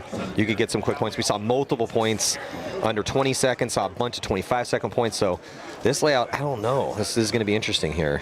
Yeah, and I know a team that was up 4-0 and 3-0 and lost. Yeah. Oh, you told me about that in the car ride here from the hotel this morning. Yeah, it was very. I think it was it started with an M. Ended with effect. Yeah, with some vowels in it, and those guys. Yeah, I think the last was like Mimi effect. I can't remember. I don't know, but I'm gonna choke a kid. They got a legend that coaches that team. I'm just going. Obviously, he's not a very good coach. Jesus. Yeah, Chris's team. Sorry, Miami effect. They blew some leads in Tampa. She's coaching. Well, I'm sorry, Chris. That's okay. We'll get him next time. First event. We'll get him next time. Just get that out the way. First event. Yeah. Knock the dust off. But right now we got the Gremlins. Gremlins looking good. 42. I mean, 2-point deficit. 3 minutes left. Not out of the hand. I mean, it's possible for sure. Especially when the Gremlins are on that side of the field. Oh, they are on the penalty side. It's quieted down, though, so yes. Maybe that was just a momentary disturbance in the force. An eye-opener for sure. Until one of the commentators up here kills one. Yes. Yeah, for zone, again, for quick points here, I think getting out to the back corner bunker and having them wrap on the snake side is pretty key. The toughing is making it there. You could also risk, I think, wedge. Go to the wedge. On the 40-yard line, wrap around, try to get across the D4, or wrap around and then have the other player from the can get out into D2. That's also a move. Or you could go Snake 2 off the break. Wow, they had guns that way. No one able to get that kill on Snake 2, and a body drops here for the Super Gremlin. So this is looking pretty good for zone. Okay, now they're going to the wedge. He's going to wrap around. Oh, he gets shot out of there. So it's a 4-on. But they've let Cormier get into the 4-on-4. Snake inside Snake 50. He's going to wreck shop. He's going to go up to their starfish. And they don't even know he's there. If he pops a top, he will kill so many people. I don't know why he's looking inside like that, but I would look outside personally. Well, he gets the easy kill on the brick. They're going to stitch up the can as well, too. Now just 2 players left alive, so they got some chances here. This one's going quick. Everyone needs to filter up and help this guy out, though. They got Cormier. He died. They took the 50s off of those kills, though, so they're in position to clean this one out. And McEwen coming down the snake, man, he got bounced also right there on your screen. Well, they got the full court press here, past the 50 or at it, all the way across the field, and then they're going to get that kill out of the can. So they definitely are going to get this one. Yeah, so the guns up off the break did not work out for the Gremlins. They let zone into the snake, and then player in the snake did his damage. Cormier just came down there, and he shot the one guy he had to. Yeah, it's great. Yeah, he could have cleaned it up if he played a little tighter. But I think he got excited, which is fine. But he pulled a gun too, so that allowed the middle to go down. And it allowed the middle to go down, and it also allowed his second attacker behind him to get out and up as well too. So that was perfect. And then also on the D side, so they were at or past the 50 D side, middle, and snake side, facing only 2 at that point in time. So it was a solid, well executed game plan. They still got a minute 57 to go. Well, McEwen actually on the snake side did get bounced, so having him out of the game might have freed up that can player on the Gremlins to kind of wrap around and play it a little more freely. Well, you had mentioned this earlier, Chris, that taking the snake when the guns are going deep, might work out, and sure enough, it did. Because that's just a frustrating situation if you're the Gremlins, because you know they got to run somewhere, and they just weren't able to put a ball in that snake And they had two guns. They had two guns on that guy, too. But, hey, listen, close your eyes and hope for the best. And he was at Cormier, willing, going up there and doing work. Yeah, so heading into point 8 here. Lots of points played in this one. And that's a lot of points for this. Yes. Because, I mean, this one's like Mercy 4. So, I mean, it's not a race 2, it's Mercy. You got to win by 4 or time, one of the two. Yeah, well, again, it's just, if you're just joining in, so many penalties in the start of this match sped things up, and we had a bunch of quick points, as one team was always playing drastically down. And now under 2 minutes and a 1-point lead. So I'm just with the Gremlins zone with 2 minutes left. Probably going to have to go and risk something here. They have enough time that if they want a secondary up the field, they could go heavy guns and see if they could produce a kill and speed it up that way. If it winds up being a tie, they've changed the overtime rules. In the prelims, it goes directly to 3-on-3. 3 minutes. Okay, so it's like we were doing in Major League Paintball? Exactly. Now, and when we get to Sunday Club, it goes back to traditional 5-on-5, 5 minutes. So both teams do make the corner. Here, snake side, crucial.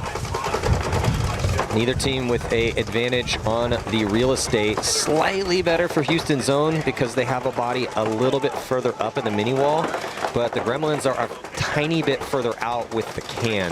Well, Houston zone lost that snake side player, Matty, going to the corner. Yeah, the Gremlins are actually in the Cobra down here on the snake side, so they have a very strong bunker. Now they move into the Aztec. Well, it's getting tougher zone because now they've lost 2 as the player trying to get across in the wedge. He gets chopped up. They do dip into the snake, though, and make it clean, but it's still 5-on-3 in favor of the Super Gremlins, and they have a body out wide here, snake side. And we're fixing to be down to a minute. This is desperation time. Yeah, under a minute. Houston zone going to have to force the Gremlin, or try to get the Gremlins to engage in the gunfight. He did. Number 40 moving up through the wedge and just gets popped one. Here comes the highway run. He gets him clean, but then gets stitched up from the can. Yeah, but he got the guy he needed to get. True, it's 1-on-4 right now, so this is looking good for the Gremlins. Don't get a penalty. Just... I hate to be the pause guy right now, but it's like... I don't know. I would want them. Yeah, I want them to get this from the Gremlins. Let's get this other point here. Yeah, I like that. Don't hit the buzzer. I just didn't want everybody to run at 1 second. Just like everybody runs and something happens. And then go to MAXT. That's the only one that hasn't. Yeah, but if I was coaching the Gremlins, and I'm glad they did it this way, because if we're in a 4-on-1 with 20 seconds left, we got to find a way to kill that guy. Yeah, you got to kill him. Because we would give me that extra point, man. This is game 1 here. I'd rather have a 2-point win than a 1-point win. Because I'm telling you, it's gonna matter. By the end of the time we go to Sunday, it's gonna matter. That margin's gonna matter. So that is going to do it here for this set. And we will be back in about 5 minutes for the next one.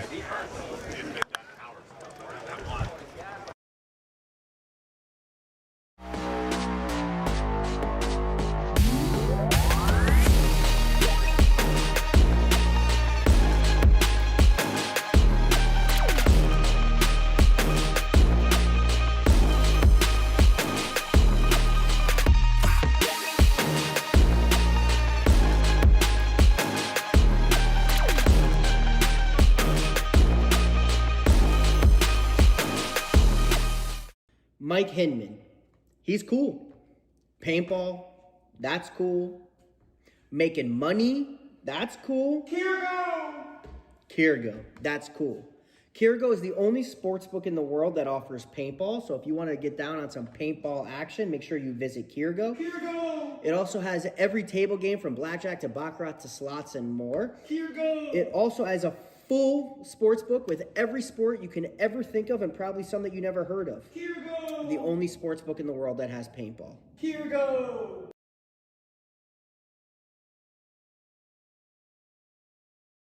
Hey, it's BRNT at CRBN, here at the DRV, an absolute hot rod force feed limit. What separates the DRV from the competition is our LCD display on the back. This has a built-in timer, ideal for classic paintball, but if you're playing anytime paintball at all, the ability to know what's going on without a scoreboard is an advantage. Along with our adjustable torque settings, 1 through 5, allows you to shoot any paint in every condition. If you're shooting super brittle paint, turn it down.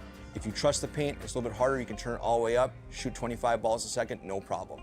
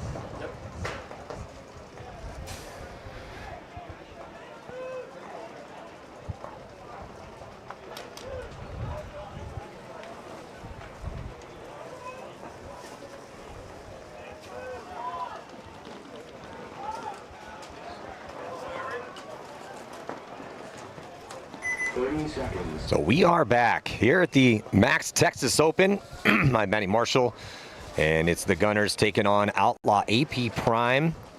20 seconds. This layout has been interesting here. The double snake and a very potent D side. Some teams choosing to push the D side first, as it's some pretty big gaps to make it out wide. On the bottom side of your screen, guys will be getting torched trying to get there in that last set. See if that continues here in this set. So the Gunners going to go with heavy guns up, and they're going to be first to strike. Is Outlaw Prime going to be taking the walk?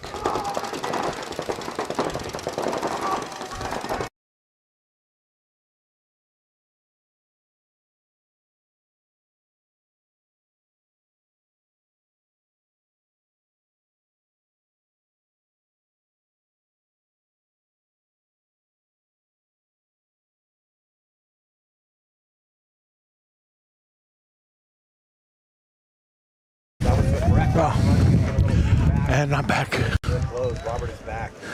A little winded. Did you have to run far? You're good, Robert. You should be good now. Yeah, okay. You should be good now. On air means you're on your live. Robert? Yeah, I'm good. No? Can you hear me? I can hear you. Can you hear me? Good. Yeah, finally. Okay. We're trying to figure out a new board up here. Excuse me. Apologies. I'm up here pushing buttons like nobody's business. For the technical difficulties, but and then balls out. Looked great in that first game. Probably one of the more aggressive teams that we've seen on this layout. Still a lot of paintball to play. And they're taking on Sinister here. So Sinister in the red, gonna be on the right-hand side to start out. See if balls out continues to push that D side early. They were so quick to get to that 50-yard line over there. But you play that aggressive this early, everybody's going to see, hey, look, this is working for them. Yeah, if I'm Sinister, I'm putting guns on the D side early. Yeah, you guys can run that way? You're going to run on these guns. Let's see if you can make it through. Now, if your ball's out, maybe you switch it up and go snake side here if you feel that you were being scouted. Or it could be one of those, hey, they know it's coming. Let's just see if you can stop it. So jumping in here to point number 1. And Sinister lost a close one to Beefy Boys. So this is kind of a tough bracket for them. So balls out is going to risk snake side. Sinister does as well too. Running referee comes to check out one of the players here for balls out. He's going to be clean, but he lost his teammate snake side. Sinister also losing a body on the snake side. So it's 4-on-4 here pretty quick. Oh, and Eric takes a bouncer. Yep, he's going out. Oh. Yeah, now balls out again, pushing the D side quickly. We got to figure out what this guy's name is because he's been playing really well for him here, at least to start things out. They are down a body, but they have much better field position. So, and he doesn't have anyone to worry about outside wide. Oh, he makes the crossover, and the only person that could shot him missed the shot, the wedge player. And he's going to get the kill on the can. He's going to get the kill here on the mini wall, and a little 2-pack here is going to come across. Not sure where these last bodies are. Sinister going to run out wide. And is he going to get 4? He's got 3. But his teammates need to follow him up here. So going to trade out finally, and it should be, concession here for Sinister. It was getting a little dicey at the end. I was looking for the other body. I was like, is this going to be a no point? But one guy's out there hanging out. Yeah. So cool. Yeah, this isn't 10-man. No. You just need one alive. You just need one alive. That's it. Points where live bodies are here. That's funny because I play the ICPL and you see some of these guys come over from XBall and they're like, what do you mean? I was like, we count bodies here, man. It's just because you won doesn't mean things. I mean, you want to suck is when you miss Sunday by 5 points. Yeah, just a couple extra deaths out there. Oh, and here comes Outlaw AP Prime.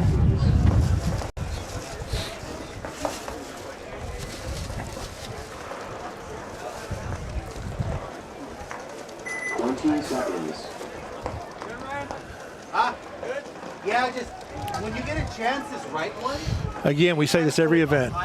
Teams, when you order your jerseys, put your names in a color we can see and make them bigger than, the font on your typewriter. I mean, and add some contrast to it. So on the break, both teams going to make the corner, but Outlaw Prime dropping their body, trying to get out wide D side. So it's a 5-on-4 in favor of the Gunners.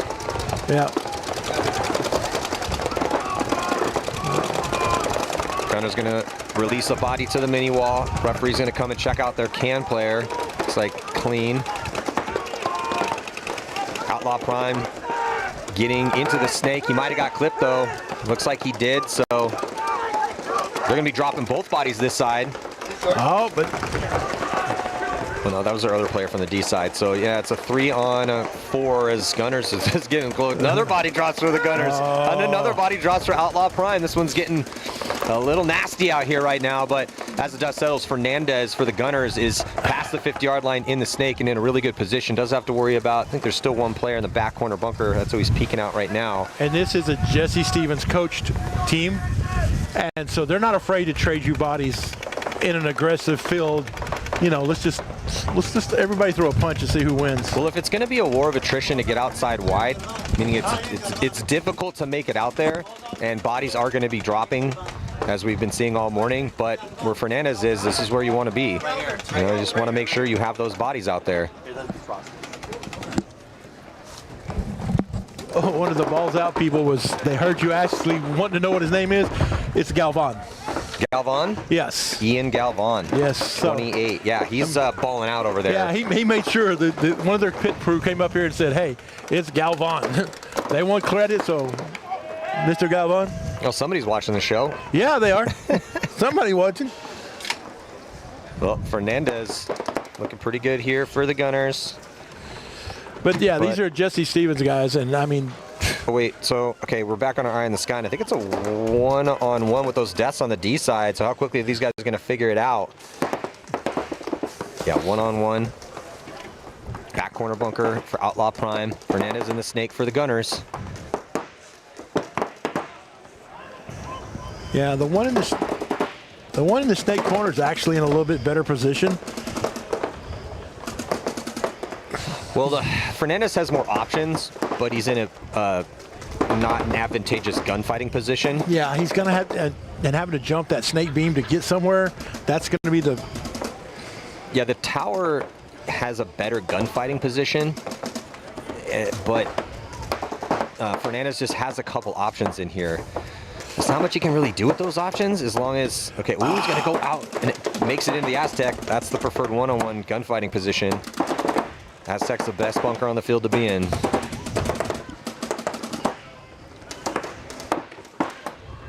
Crucial one-on-one situation in point number 2. Fernandez going gun, trying to go gun dominant right now. Outlaw Prime being smart in his gunfight. Oh, but no, Fernandez is going to win the one-on-one here, and that's going to have his team go up 2-0. And that was David Cuervo, the normal snake player for Outlaw AP Prime, coming over from Cold-Blooded Predators. He's usually, again, didn't do bad gunfighting, but that's just not his normal strong suit. You know, usually he's belly in the dirt, crawl all the way down, shoot everybody in the back. Drills people. Ball's out, taking the field here. Gonna be on the right-hand side, and we got to watch to see if Ian Galvan is going to continue to go off as the first attacker on the D side. Oh, he's out there. You see him in the old throwback, darker balls out jersey, not the bubble jersey, and the black beanie. So we got 2 guys with the OG throwbacks. Yeah, and you can see Galvan now. From here. Oh, that is big. Yeah. Take notes. Yeah, Take notes, people. Take notes. The rest of your team, okay, come on. Even I can read that. That's a feat. Shout out to all the pod runners out here today trying to win the pod war. Yeah, who gets the most free pods at the end? Exactly. You know, if you're going to go home, you're not winning the trophy, you might as well go home with the most pods. At $3 to $4 a piece, those are expensive. So they're going to send Galvan all the way into D2 off the break, and he makes it clean. There's no one as fluid. Yeah, well, at least from what we've seen so far, he's taking the most risk, and he's been the most proactive guy on the attack for any team that I've seen on that D side. So if you're playing balls out, he's already into Dorito 3. If you're playing balls out, you got to stop Ian Galvan on the D side. Oh, now he's into the 50. He's like, Maddie and Chris up there talking about me. I gotta go stunt. Well, he's doing it at will, but his boys got to catch up with him though. He's really far up there. Yeah, he's just shooting everybody. Here they come. Yeah, catches a hot bouncer in his head though, and here comes the rest of his team filtering up the field after a lot of the work. Oh, Eric they conceded. Well, the point's been conceded. Ball's out looking pretty good. No one heard the horn. Yeah. It's like, no, we're still playing. Yeah. Well, Eric heard it, and the guy shot him after he was dead, and Eric pulled his gun back up. Like, hey, we're going to do this.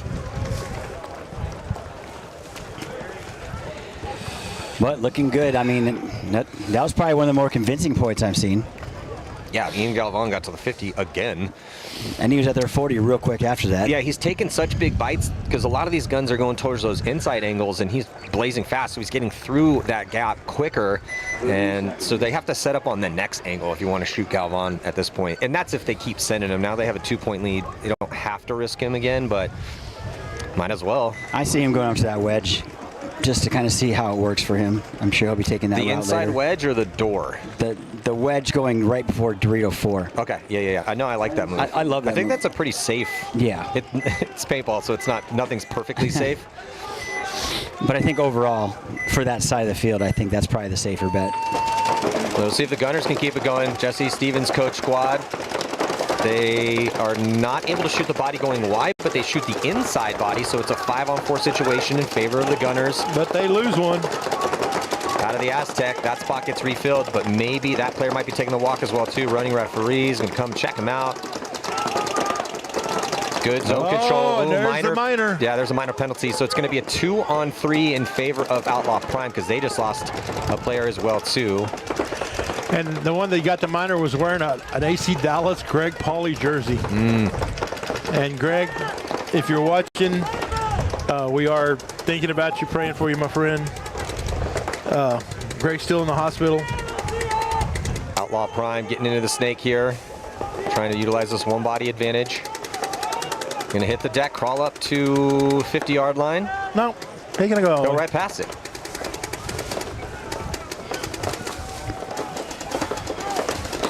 Yeah, we're going to see a lot more of this, Matty, I think, as the tournament transpires. It's all about it. Well, paintball's there's 3 acts. It's what's happening in the beginning. You get a read on that, what happens on the break. But this is going to be a read field. Secondaries, who's closing things out efficiently, making sure that when you go up on points and go up on bodies, you're getting solid closes. And Outlaw Prime staying in this one here. David Cuervo said, you know, I lost that gunfight. Now I'm going to go win the game. So, point's good. Well, I'll allow AP Prime coming back 1 point from a 2-point down deficit. But Ball's Out looking pretty tight right now against Sinister. Yeah, Ball's Out. Man to watch here, Ian Galvan. Yeah, that's just... Do you think wedge, Chris? I like the wedge. For him, I like the wedge. I think you can make D4 on the break. I mean, going to that, you can go out and around to the wedge and up to D4. Or, you know, I think that is possible.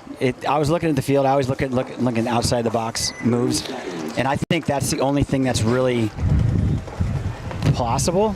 That's going to kind of cool that I can see on this field on the break.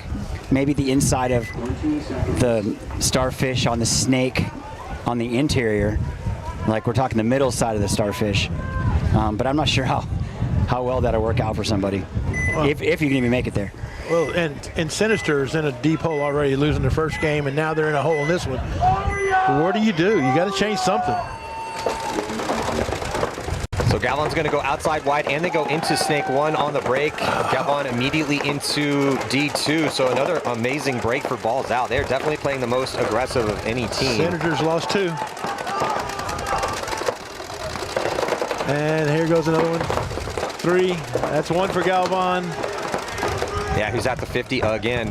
Might as well just let him start at the 50-yard line on the D side. Galvan. And here comes Eric, going to try to bunker the last guy. Contreras. Looking very convincing, Matty. Balls Out, coming hot. Yes, Balls Out by first-degree murder through the first 3 here. I think Galvan shot that guy in the run. Well, I think they have a plan now. Send Galvan, get 2 or 3, then just send Eric right up the last bit. Well, they also sent, I'm not sure who their first attacker is in the Snake, but they sent him Snake 1 off the break, and he made it clean too. So that draws the guns out wide, and Eric's able to run up the middle. It's just like... Yeah, they're going to be tough to stop. If they keep making those moves, yeah. 100%. That's the question now, anytime Balls Out plays is, okay, are they going to continue to play this quickly, take that much risk, and can you stop it? So no one's really been able to put guns on those, because it's the Snake side too. Galvan's been going off D side, but the Snake side's been making it as well. I mean, and they're both making it, which is... It's a good 1-2 punch, right? Yeah, that's rough to recover from when they're outside and you're not, especially when you're stuck in the pocket. But what I would do in this situation, I would shoot Galvan in the break. I put 2 or 3 guns over there just to kind of slow him down over there, and then try and get up in the Dorito side and counterpunch over there. Pick and choose their battles wisely. Closer fight here, that 1-0 victory, and the last one by Fernandez, I believe. And then Gunners going to be killing a body, trying to get in the Snake. Both teams risking the Snake. Gunners make it. Prime does not. 4-on-5 in favor of Gunners. Everyone else for Gunners, though, in the pocket. See if they can get out. They want to get out towards that D side. That can wants to go. Yeah, and the Governor's taking off David Cuervo off the snake for the Outlaw AP Prime. That's a big loss for them. So 5 on 4.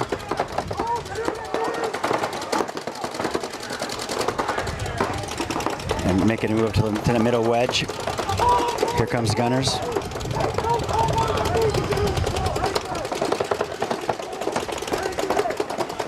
Player getting checked out by Outlaw AP Prime on the Dorito side. He's still good to go. Oh, no. He did call him out. That's going to be a minor penalty. Oh, yeah. That hurts.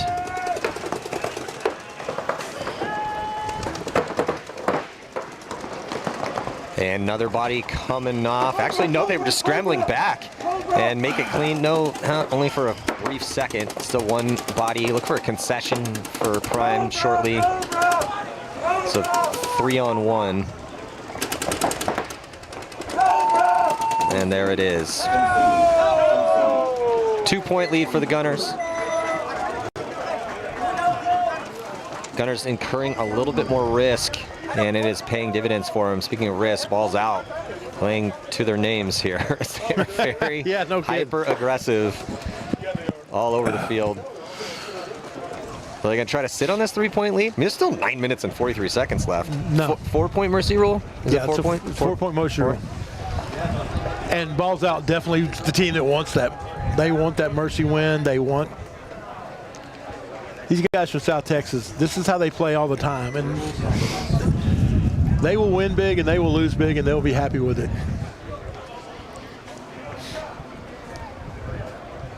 Yeah, so are they going to go pocket, or are they just going to keep running it?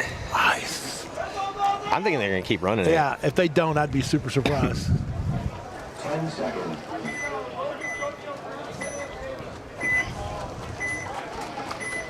I'm interested to see what Sinister's going to do. I mean, there's not a lot of places you can go, really. Well, Sinister is going to risk it. Galvan goes out there again, 4 balls out. So everyone makes it. 5 on 5.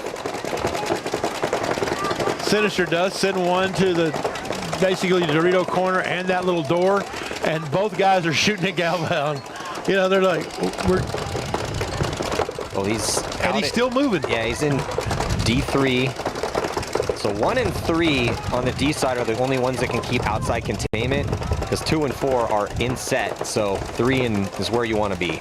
So Galvan knows that, neatly goes there, but his teammate, who's this on the snake side? Because he's playing really well too. Andrade? Yeah, that's right now it's Andrade. He's a Is he related to Arturo? Yeah, and it seems like it. He plays the snake really well. And honestly, I'm surprised he's so far back. Usually he goes all the way to their end. Yeah, Andrade's in a great spot. An outside snake too. Galvan, dominant position in D3.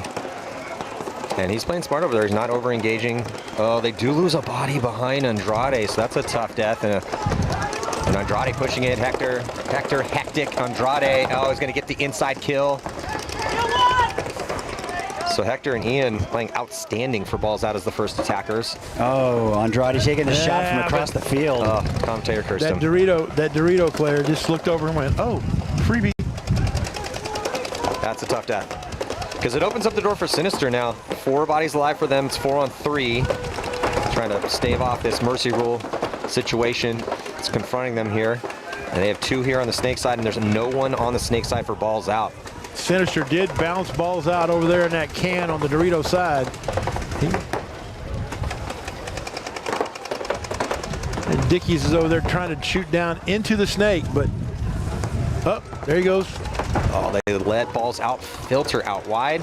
Back corner bunker on the snake side. Britton's looking crossfield, and he's going to get the crossfield kill on Galvan.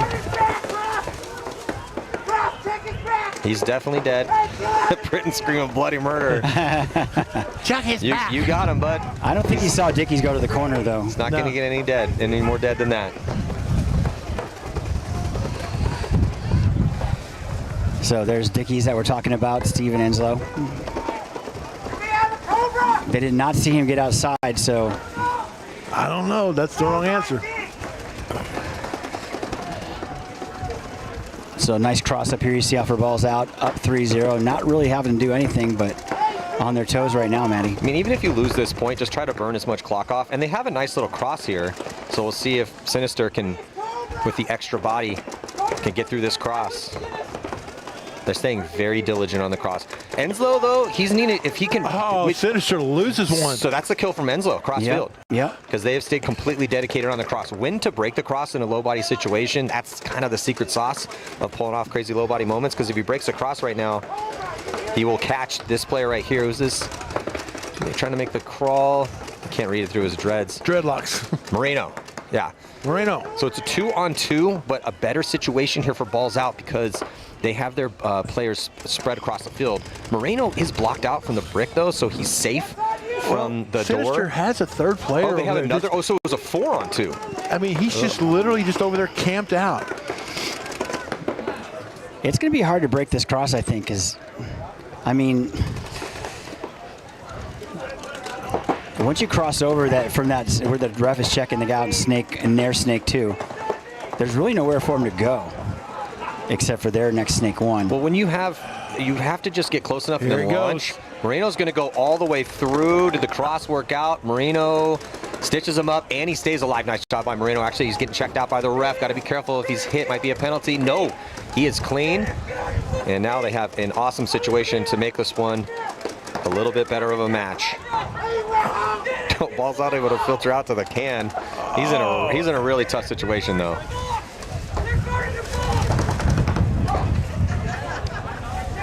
Britton's going to cut to the inside. Use the brick to block out, and free kill on the back center. Signs of life from Sinister. Going to be a 2-point game with 5:05. They ground a lot of time off that. I mean, it was like 9 minutes, I think, when Vicky's went to the corner. That was a longer point. And really, I mean, congratulations to Sinister for actually putting a point up, but man, that took entirely Way too too long. Yes. I mean, he's standing up there with his just on the side of the can, and he's just like, I'm living behind my gun, and the guy in the middle's going like, I was pretty surprised. I was surprised how long he's alive too. I was actually. like, what? He was better off in that little brick, I think.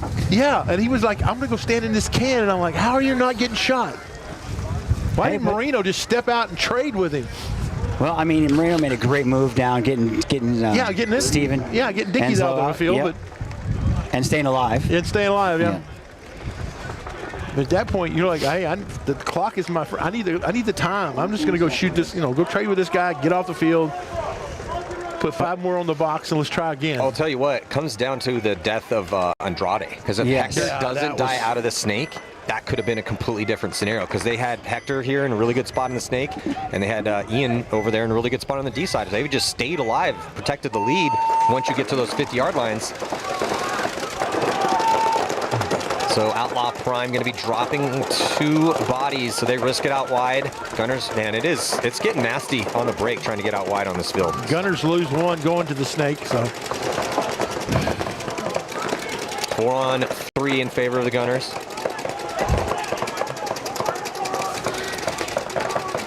Yeah, like you said, Matty, getting outside on this field, I think as you get better shooting lanes, it's going to be a lot rougher. But losing another player now, Outlaw EP Prime, on this snake side, can. Well, I mean, you look at the Gunners out here walking around in the the dead zone. Just look, he's just running down the field. They need to concede.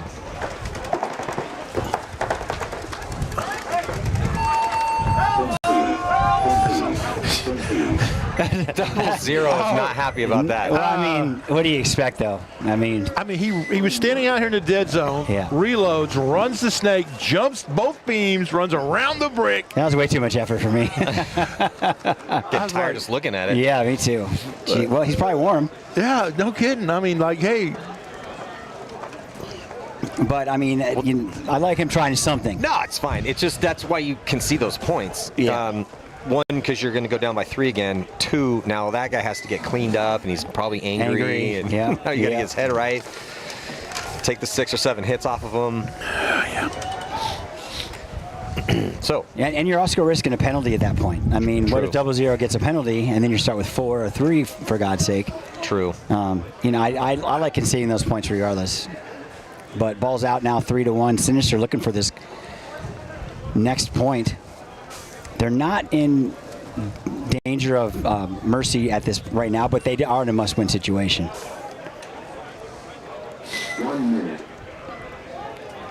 Ball's out, able to grind off probably about 4 minutes off the clock that last point, which, like Robert said, took entirely way too long. Freaking.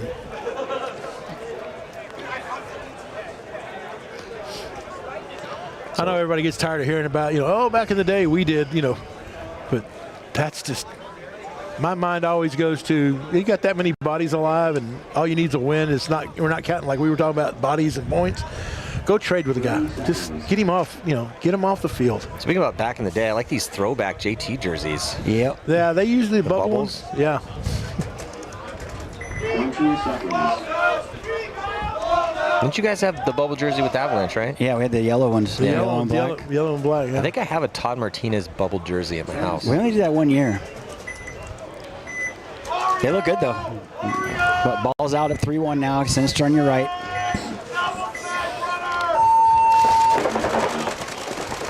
Risk again into the snake here for balls out. A little bit more on a delay. It wasn't quite off the break to get Ian Galvan up there. But Andrade right back into snake from 1. So good crossfield spread for balls out as we hit the 5-minute mark. No one dies for Sinister, though. They are doubling up that cam, but they make it outside wide on the D side as well, too. And again, that's outset. It's going to go into D2 and mirror up here with Galvan. But that's not going to do them any good. They're going to have to keep going. They got to get off the dime and let's go down the field and get somebody. Well, Summers and Moreno doubling up that can. Moreno's going to have to launch. They're down 2. He has a little time to work with here. And it's being tucked into that spot right now, feeling the pinch. But still doubled up in that can is Sinister next to home, trying to get one of those guys is trying to get outside. Well, eventually they're going to need to try to get outside here, snake side. Yeah. But facing a wall of paint currently. Ball's out shooting great lanes, controlling the field. Time ticking down now, 4 minutes left for Sinister, down 2 points. Here comes the move from the brick. He gets into the snake. Ball's out. It's going to match it. He goes outside wide as they already have a body in the snake. Both players make it clean. It's going to make this one interesting here. Sinister losing their corner guy, trying to get out to the snake side corner. That guy came from the can. Enslow in the snake, wrapping around for balls out. Trying to put a lot of pressure downfield to make Sinister second guess their next moves. He gunfights his way into the outside portion of the snake. Got to be careful, though. He's got an enemy. There he goes. He sees him, tucks back in. Enzo needs to get that barrel tip down. I was going to say, might as well put a flag on it. Then, sure enough, he's going to get clipped out of there. It's a tough death for Enzo. And a 2-point lead. I'd rather you just get in one of those spots and stay alive. Yes, I agree. But they're at that brick in the middle now, that wedge we talked about. 4-on-4. There are those times when I need you alive more than I need that other person dead. And that's right now. Up, here comes, Eric tried to run down the field, but just gets chopped up. Yeah, Contreras. Balls out's playing this point like they need some points. Yes. Well, Eric likes to bunker people. That's him. I call him a bowling ball through the middle, because that's. Here comes speaking of bowling ball, Benedict's trying to try to bowling ball his way here, snake side. He might have got a little bit of some bad comms, though, as he was going through snake by knuckle, and then ends up costing him his body. As that's happening, the ball's out also loses a body. Galvan's still alive, though. Here in a 3-on-2 now. Yeah. Inside run. Oh, and he didn't know where Galvan was. No, so he ran right by him. Sinister, Sinister's trying to play at the pace, though. They need 2 to tie, not just 1, and they are taking these big, risky moves because they have to. So can't really criticize Sinister for making these big moves. Unfortunately, they're kind of doing it one player at a time. And now they're down to one player in the corner, snake corner, Maddie. Not looking good for Sinister right now. Well, Summers is going to have to pull something out of his bag. Tricks here. It's going back and forth, though. It's the correct move in this situation. Hope to catch somebody slipping. Good comms. His ball's out. Summers fighting for his life and his team's life, and he finally gets clipped out of there. Not much Summers could do. He's playing that as well as you could in that situation. Good close for the last 2 bodies for balls out. Yeah, it was Schmidt, Leo Schmidt. and Galvan. Now and back to this set. Gunners taking on Outlaw AP Prime. Up 4-1. This is a must now win situation for Outlaw AP. Because Mercy Rule is 4 points. And all Gunners need right now is one more point with 4 minutes and 13 seconds left in this game. Based on what we've seen out here, we were asking earlier, or I was asking you, Robert, as the Texas paintball expert, who's the favorite, right? And Ball's out for sure. Yep. And Gunners looking pretty good too. Gunners, well, again, the Gunners, local, they go nationally, they just play excellent out of their minds, great. Locally, it's which Gunners team is going to show up. They have such a deep roster, and sometimes they just don't get the right mix, and they're like in the middle of the pack. And then other times, they're smacking people around, and you're like, you're the next big thing. On the breakout here, 5-on-5, but a great spread for the Gunners as they're able to make that crucial back corner bunker snake side. And this is something we haven't seen all day. It's going up the middle. Somebody's finally going to go up the middle. Holy smokes. And the thing is, he's living. First time we've seen it. He's living. He's living because no one's expecting anybody to do it. Well, they're chasing too, right? So this is when you got to start pulling some creative breaks out of the mix. Your bag of tricks. Oh, did he? I was going to say, there's no way he can make that. If you miss that shot, just go quit. Home. Go home. Exactly. Just go home. I swear to God, if you miss that shot, go home. I still don't think they know he's at that tower. They don't, because everybo's looking wide. Another body coming off for the Gunners, so down to 3. I think somebody finally picked him up in the brick. The center brick sees this. He's shooting at that Aztec behind the snake. Oh, yeah, he's shooting at the Aztec, isn't he?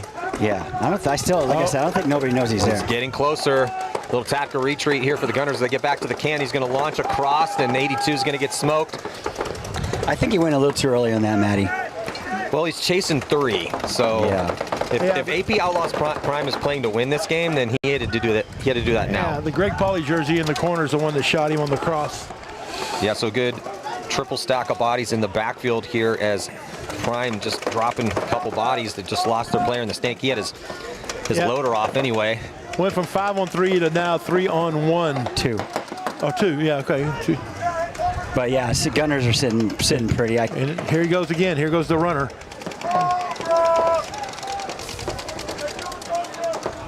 Bunkers him out and runs out of bounds. Then runs out of bounds, and there's still another guy left on the field. So it's a 2-on-1. Yeah, I wouldn't agree with that running out of bounds thing.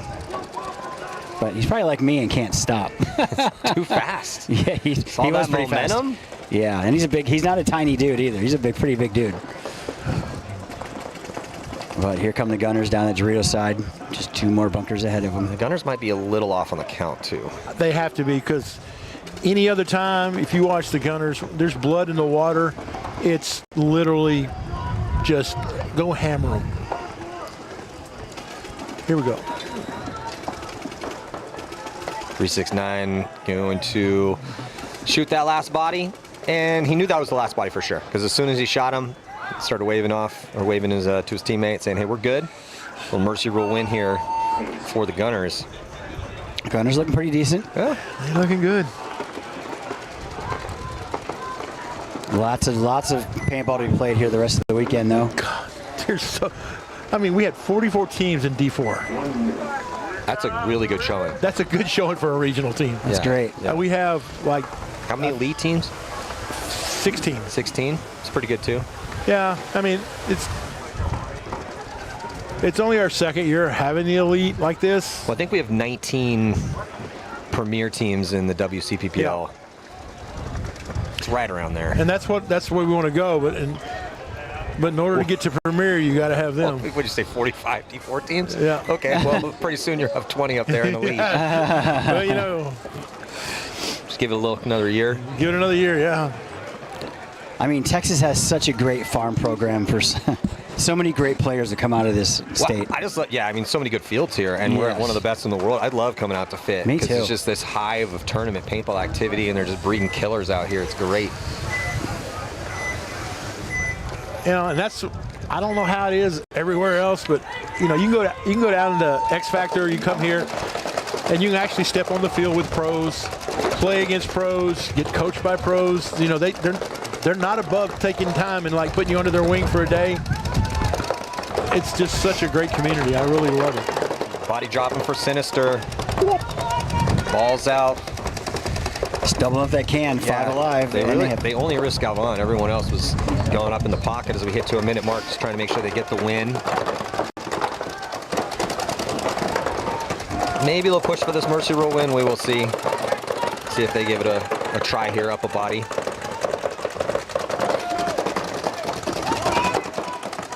Going to get outside wide with, is that Enslow? I think that's Andrade.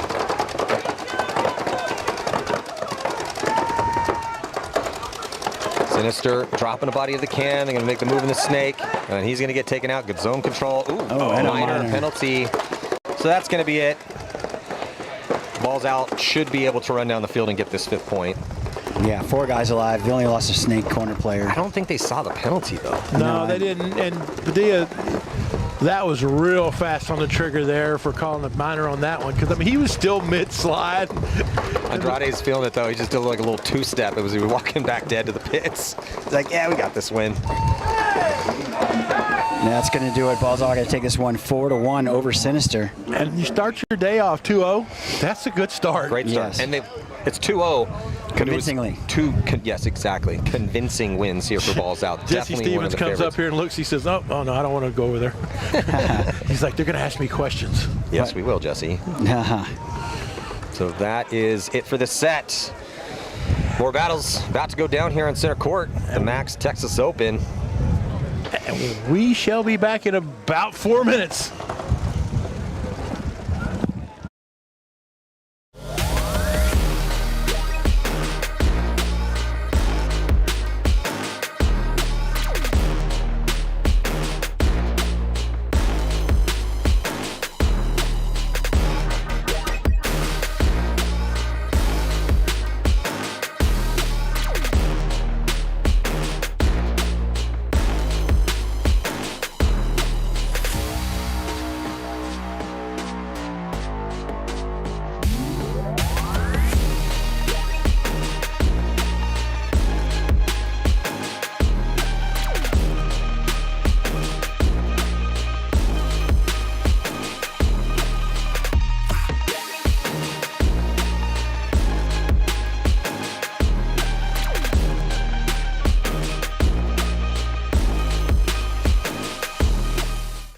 Mike Hinman, he's cool.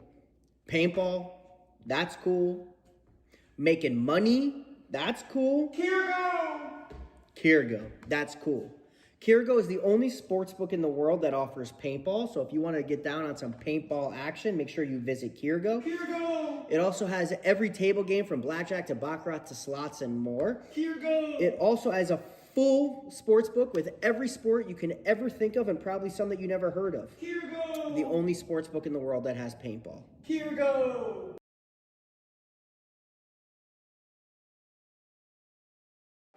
Hey, it's BRNT at CRBN, here at the DRV, an absolute hot rod force feed loader. What separates the DRV from the competition is our LCD display on the back. This has a built-in timer, ideal for classic paintball, but if you're playing anytime paintball at all, the ability to know what's going on without a scoreboard is an advantage. Along with our adjustable torque settings, 1 through 5, allows you to shoot any paint in every condition. If you're shooting super brittle paint, turn it down.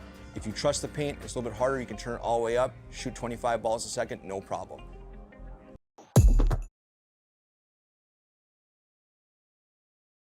When you do finally leave the sport, what do you hope to have left the sport? Really changed paintball performance.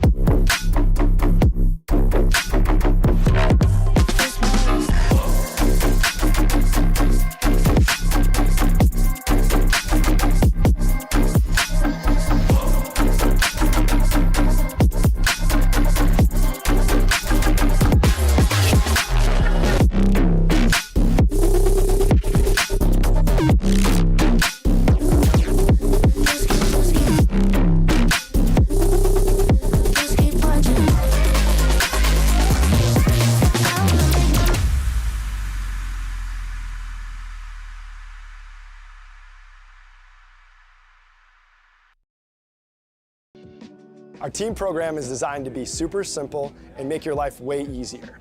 There's no minimums, there's no required packages, and you'll get season-long access to our catalog at a discount team price.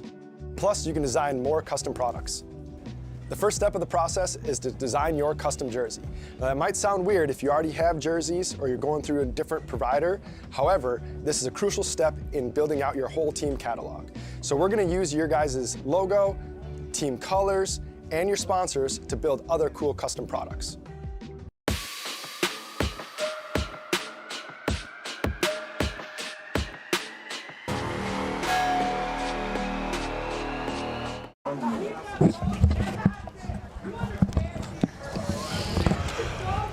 Ooh, so we're going to be back with Donut Shop Mafia and Paintball Factory Team. Paintball Factory Team was playing on the other field, went up 3-0, and then turned around and lost the game. Got Miami effect. They did. I wasn't going to say it. You didn't have to. I beat you to it. Affected. Yeah, they got affected. And again, this is Gulf Coast Ragtag Army with a little bit of evil, with a little bit of the Hurricanes. So, again, they didn't lose the game. They beat themselves. As they said, they pooped to bed. Yep. But they're coming up against one of my favorite teams and definitely my favorite jerseys, the Donut Shop Mafia guys, playing these baseball look-alike remnants. This year they decided to go with black instead of the traditional white or pinstripes. So we'll see how this one goes. About to jump into point number 1, throwing 12 minutes on the clock here. It's going to be Paintball Factory or the Mafia. We'll see. Yeah, Mafia and those murdered out baseball jerseys. They're going to risk it early. Paintball Factory getting out wide, D side, mirroring up that move from Donut Shop Mafia on a secondary.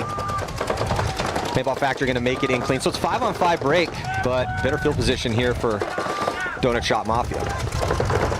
Yeah, it's obviously people are going to start double up that center brick a lot more. There's not a lot of places to filter out, but filtering out to the Snake Aztec is what Paintball Factory did. But Luke Staley dips into the Snake from the Hurricanes, semi-pro line.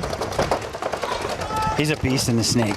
He is. And last year, Evil had him, when he was playing with Evil, had him playing Doritos, Snake, a little bit everywhere. So.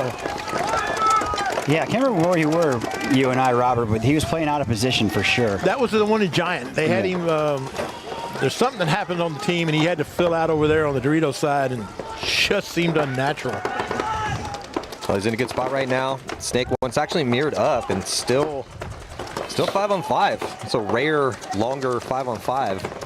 But you saw Jonathan Turner from Gulf Coast bounce all the way out over there, out of the home. He's a big dude, too. He is a big guy.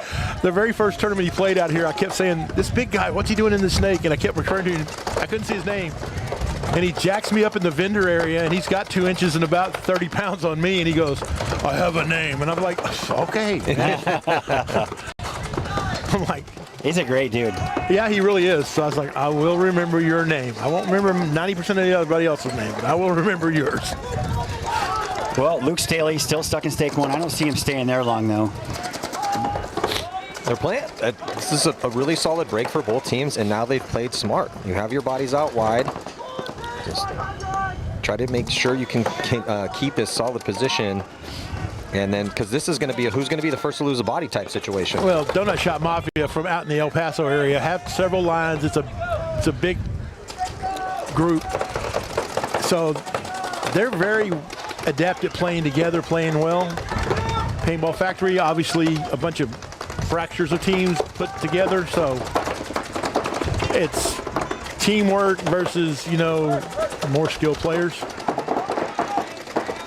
Well, first to take the initiative here on a little bit more aggression to get into Snake 3 is Donut Shop Mafia. He's got a player behind him as well, too, so some support. Oh, there's a shot. Estrada, yeah. So TDSM losing their Snake player on his first engagement. Tough loss for him. I like the fact he gets shot, he stops, he looks at the ref's calling him out. He's like, really? And then he touches the exact spot where he was shot on top of his head. Like, really? Yeah, so advantage to Paintball Factory here. They won body advantage 5-on-4. Great crossfield spread for him still. Donut Shop Mafia still has a really good crossfield spread too, but somebody's going to need to win a gunfight here to even up this count. Yeah, look for Luke Staley. Yeah, I'm pretty sure he's going to jump in the snake when he gets a chance. He's not the most patient person on the field. Player at the brick trying to call a shot. No one coming off dead. Big move out of the brick and into snake one for Donut Shot Mafia, and he makes it clean. Nice read. That was a far gap for run through. And somebody finally from the far side of the field called it, but I don't know if anybody heard him.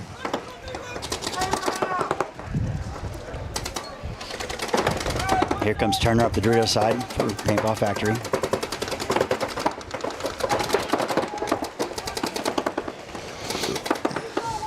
A little low in the action here. Still 5-on-4 in favor of Paintball Factory. That's Luke Staley in the bottom of your screen, shooting across to that Dorito 1. And you see these two teams play it this way. They're playing this slower as opposed to like balls out, who plays the field like there's no brakes on it. It makes you wonder which side of the chess match is going to win. Yeah, discipline has been very apparent for both of these squads in point number 1. We still only have 1 death. Still 9 players out there, so slight one-body advantage still for Paintball Factory. People are burning through a lot of paint.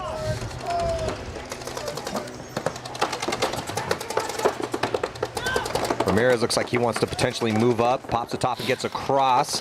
He's getting some nice reads out here. He has to be careful though, because that back corner bunker can control the sideline, so Ramirez is going to get into snake 3.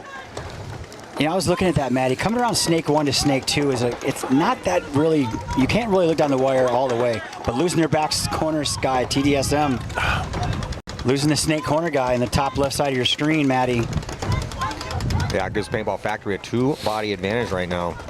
See if Ramirez can clock in by himself in the snake. He doesn't really have a whole lot of shots except at that Dorito 2 over there. Yeah, but he's going to have to stand up to see him because that dang race bunker's right in his way. Well, he's looking inside. Oh, he checked off just as somebody moved up here for Paintball Factory, but Paintball Factory is putting it together. And he gets shot. And he gets shot in the elbow. And here comes Staley. Now it's on. It's on. He will go.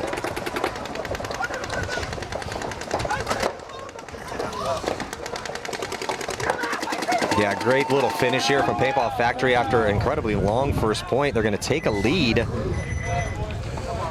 Very disciplined. Very disciplined for Paintball Factory. Staley's limping a little bit. He looks like he might have banged his knee on the ground when he did that little slide. Nah, he's 12. Walk it off. I mean, happened to me, I'd still be laying down there. But he is not my age. But, I mean, I'm always impressed watching him play. But, yeah, you can tell he has a limp right there walking off the screen. Doesn't take much out here. But, you know, this look at this beautiful facility that JD and the guys got out here. It's just amazing. Little slice of paintball heaven down here, and it looks so much bigger when you look at it from up top, you know. so many things to say to that. Yeah. But I mean, you have the rec fields on your left right there, the amazing parking lot.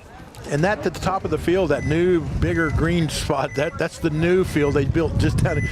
Oh, I didn't even see that. Yeah, that that's wasn't the last fourth time I was field here. down. Yeah, that's the fourth field down here is on the end. Yeah. That's where we lost a lot of our parking. Here we go. On the breakout now, Grit taking on Cold Blooded. Grit on the left-hand side, Cold Blooded on the right-hand side, and a risk snake side works out. So the team's risking it early in these first couple of points in this set and making it clean. 5-on-5 still. Grit going to be the first to attack. It's in a snake 1, D2. Grit's a team that came back a couple years ago after taking about a 5-year hiatus from D2. Got enough points to drop down and play elite. And last year they struggled. Middle of the pack, bottom of the pack. They really struggled. Their best finish was second place at San Antonio 2 years ago. But other than that, we really thought last year at the championships they were going to do a lot. Yeah, they fell short a little bit.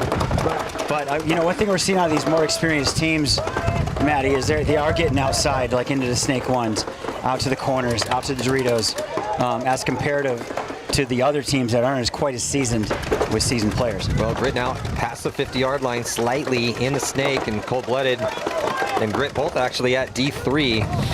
Still 5-on-5. But Grit just playing a little bit more aggressive here to start out point number 1. Getting to the wedge, transitioning over to the brick. Cold-blooded coming up from D4 also. Had some success in D4, but hit or miss. But Perry Chance has got another deep program over there, so he's got people he can draw from. It's just every time he gets a guy that's, you know, halfway decent or got some speed, teams like Outlaw Prime or the Mafia comes along and just cherry picks his people. Minor penalty assessed here on Cold-Blooded. This player in the brick caught a hit, didn't see it. Ref gets in there, finds it. But Grit losing their 50 snake presence. They're going to have to get over here. They lose another body when that happened as well, too. Yeah, I think they did. They did, yeah. Yeah, so it's a 3-on-2. Now it's a 3-on-1 here in favor of Grit. So Grit getting a little bit of a gift with that minor penalty on Cold-Blooded. They're going to get that last kill, but with all those deaths happening so quick, actually it's going to be a concession. Not sure if Grit knew the count, but they don't need to when the other team concedes. That was well played by Grit. I mean, a couple unfortunate deaths for both teams, and then the penalty did not help. Well, it looked like it was going to be a potential, another longer first point, as everyone was getting established. But the penalty sped that one up there for Grit. Paintball Factory, very, very disciplined in point number 1. Donut Shop Mafia looked good too. Very closely fought, battled. So heading into point 2 here with just 6:05 to go. Well, there goes my grandson out there. He plays on Paintball Factory? Yeah, he's playing. He normally plays with Evil, but he's playing on there today in the yellow cleats out there. Is he the one with 15 paws on his back? Yep, he's the one. What's his name? Taylor. Commonly referred to as Asshole. Oh, he is related to you. Yes, he is. Got Turner out there again. Yeah, that's Turner.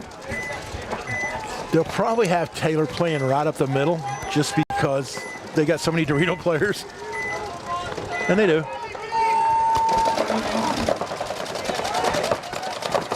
Here we go. Looks like 5-11. Oh, losing their corner player is TDSM on the Dorito side of the field, but making Snake 1. And so, yeah, they went aggressive again for Donut Shop Mafia. Paintball Factory goes pocket, heavy guns, produces a kill.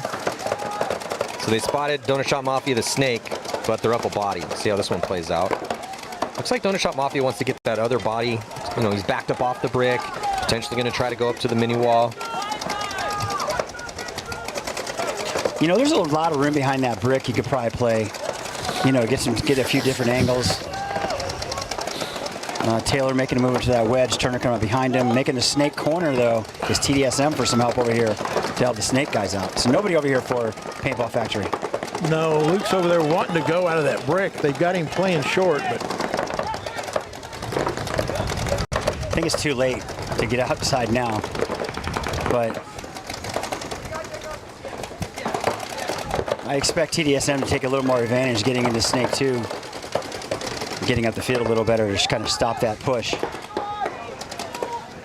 A lot of people looking this way for Paintball Factory. Ref checking out the brick, call him clean. He's going to tactically retreat back to that old beer can. Yeah, he wants to get out wide on the D side. PB Factories, or Paintball Factories thinking about it too. He's going to go into D1, or sorry, D2, makes it clean.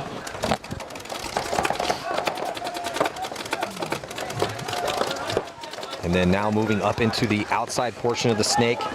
Goes past Snake 2, Snake 3. Estrada's going. Yeah, Estrada, and there's no one in front of him. There's no one in there with him. There's no one in front of him. So Estrada, they don't know he's there. He's going to be able to pop up, and he might have an easy kill inside. He's going to go one. He's going to get that second little two-pack here. Call it three. Definitely saw someone break off that back center player. Yep, that was Estrada wrecking it here.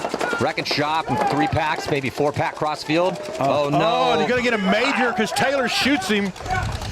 And he shoots the last guy. How many bodies are they going to pull? The yellow flag went up, but it might have been a major. Looks like they only pulled one.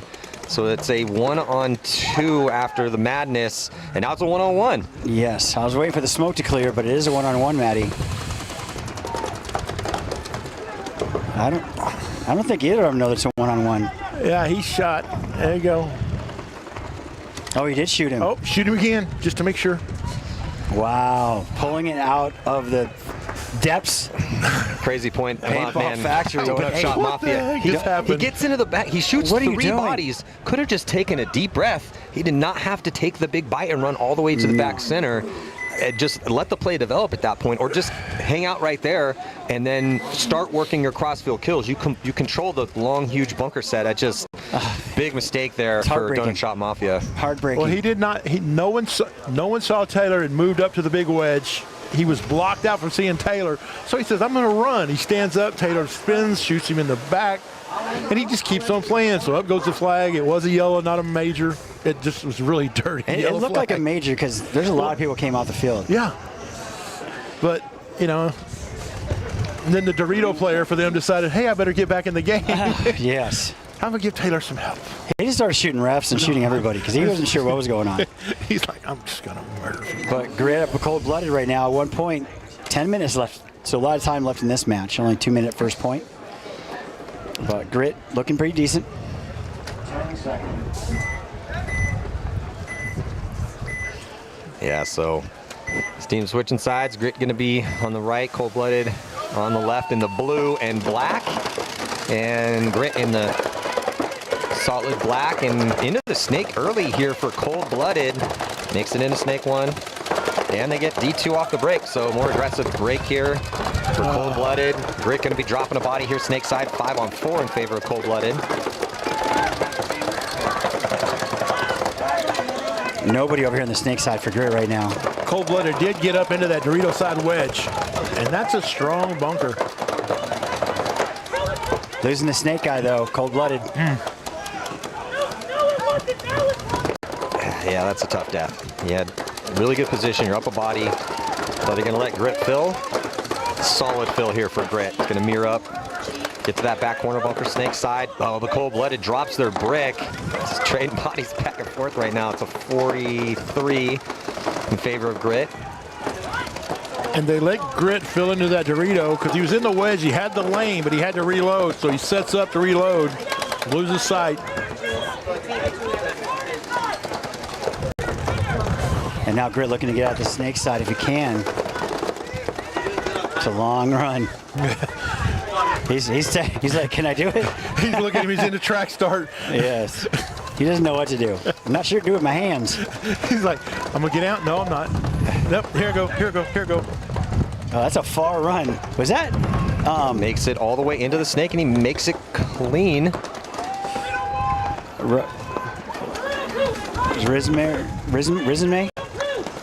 Risenmay? Risenmay, yeah. Risenmay. And he's got the right font on the back, but Reisman. Can't really see his back from here. Still, yeah. Great move. Yeah, that was far. That was a run. So we're going to try to move up the middle. Got to be careful that back corner. He looks inside. Doesn't have time. 43 comes through, stitches up the first body. Now it's a 2-on-2 with better field position here for Cold-Blooded as they have the field spread. The body in the back corner bunker, snake side and D3, whereas Grit, their 2 bodies tucked on the snake side. I think half the shots on him when he ran through was his own teammate shooting. Now the snake player for Grit has a blind shot over top of that wedge to shoot that Dorito. He just doesn't know it's there. So here comes a nice move across the field. Oh, he got hit in the pack, though. He got shot in the pack, but they didn't know he was in the snake, so 1-on-1, and he gets blown to pieces. Good Lord, back and forth battle. Oh! Back and forth battle between Grit and Cold-Blooded. I am not going to lie. I kind of like that kind of enthusiasm. I mean, he shoots the guy in front of him, didn't know he was there, shoots another guy as they were both on the run. That's a good shot. Well, when they don't know you're there, it's pretty easy. Yeah, heads up play by 14 here for Grit to take a 2-point lead. And that's awesome. Paintball Factory also 2-point lead for them. Not a lot of time left in this one, though. Just 3:23 to go. Yeah. You know, normally that's a lot of time, but not today. Not today. But, man, what a back-and-forth battle, Cold-Blooded and Grit. So hats off to both teams on that one, but Grit taking the point. But now, like you said, we're back at this Paintball Factory up 2 points. Yeah, this is the moment for Donut Shop Mafia. They haven't looked bad. No, at they all. haven't. Just a couple more mistakes has really cost them, but they don't look bad. And that was the story on them last year. They were in every match. I mean, we're talking like 1-point losses.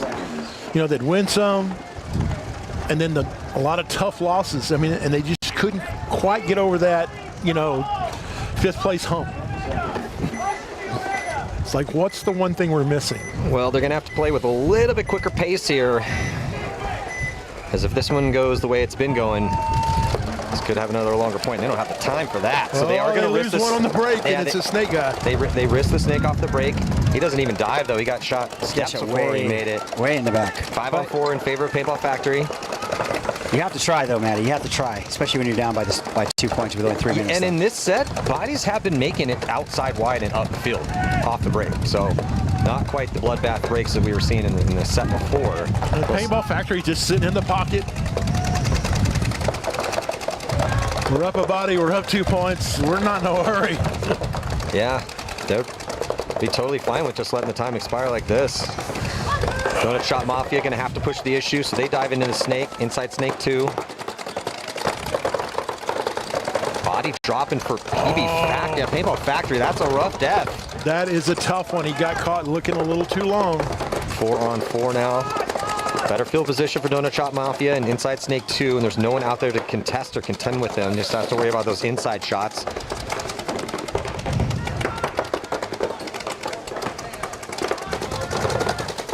Oh, and he gets the kill, heads up on the can. He's going to wrap around trying to get the break. He took one to the side. I don't know why he didn't go forward. He did get shot, though, for sure. He got shot. Did it break or did it bounce? I could have swore it broke. Well, he's going to keep going. But, I mean, I think it might have been the red I saw in his jersey.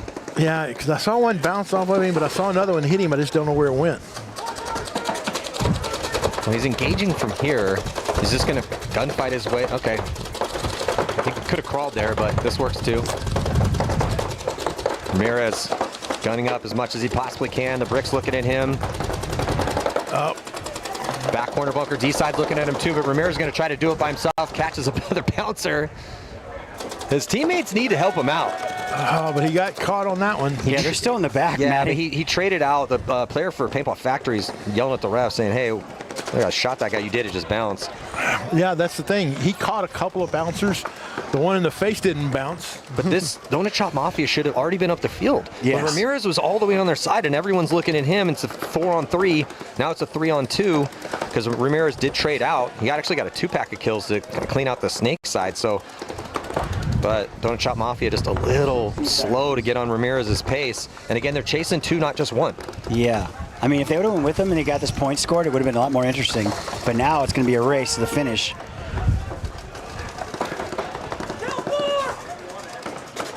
I didn't even see that guy over there. Yeah, the one behind the door was hiding good.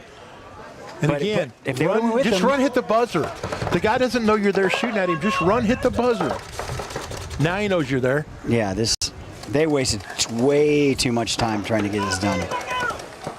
Well, they're going to clear it out here. And the Paintball Factory has burnt enough time off the clock. Yeah, 24 seconds left. left. They should have never got to that, though, Matty. I mean, this is going to be a full send moment here for Donut Shop Mafia. They could have won that with about 1:10 left if they would have all went together. They needed to follow Ramirez. Yes. Ramirez is up here pulling the guns outside wide. They needed to either get another body into the snake or get some presence up the middle. Anything. Yeah, but just a little off But here's pace. the problem with this is the reason that Paintball Factory lost a while ago was because they did the same thing. They get out to a lead and they try to play the pocket, and they're not a pocket team. These guys are like Infamous. They're just not built to play defense, and it's like, oh, we scored 3 quick ones, let's all just chill, and then you let people back in the game. Stay with what brought you to the dance. If you're kicking the shit out of people, continue to do so. Continue to do so. Yeah. Beatings will continue until morale improves. Morale improves. That's exactly what happened in Miami. I mean, I go back to it. Let's go out and shoot our lanes and just, grind the time down. I'm like, you guys are not good at that. No. But I'll let you try. And it seems like that should be the easiest thing to do. You would think. But it's not. Jesus. It takes a special person. A lot more time left in this one. 7-14, 2-point lead for Grit. Both teams risk the corner and make it at least initially. But Cold-Blooded slightly more aggressive. They go D2 off the break as well, too. It's a big break for Cold-Blooded as they're chasing a couple. They're going to move up into D3, alive. 5 on 5 still. Grit with a nice little read of their own, diving into outside snake 2 as they move up to the mini wall. That player's going to get taken out, so now it's a 1-body advantage for Cold-Blooded. And here comes a move into Snake 1 for Cold-Blooded. Nice secondaries for them to take some ground, put themselves in a good position to start an attack. Again, we had time here, so they're playing at the pace. Yeah, 6.5 minutes to go. You're not in desperation mode yet. It's not the full send moment. But Grit is putting themselves in some really good defensive positions.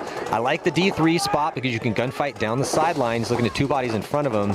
D2 and D4 are in set, so can't control the sideline from there. Cold-Blooded's going to move into outside Snake 2. Try to rip across the lane from there. He's got a mirror. Doesn't have any help, though, because Cold-Blooded has decided to go power 2 bodies towards the D side. So it's just 1 player here for Cold-Blooded and the Snake.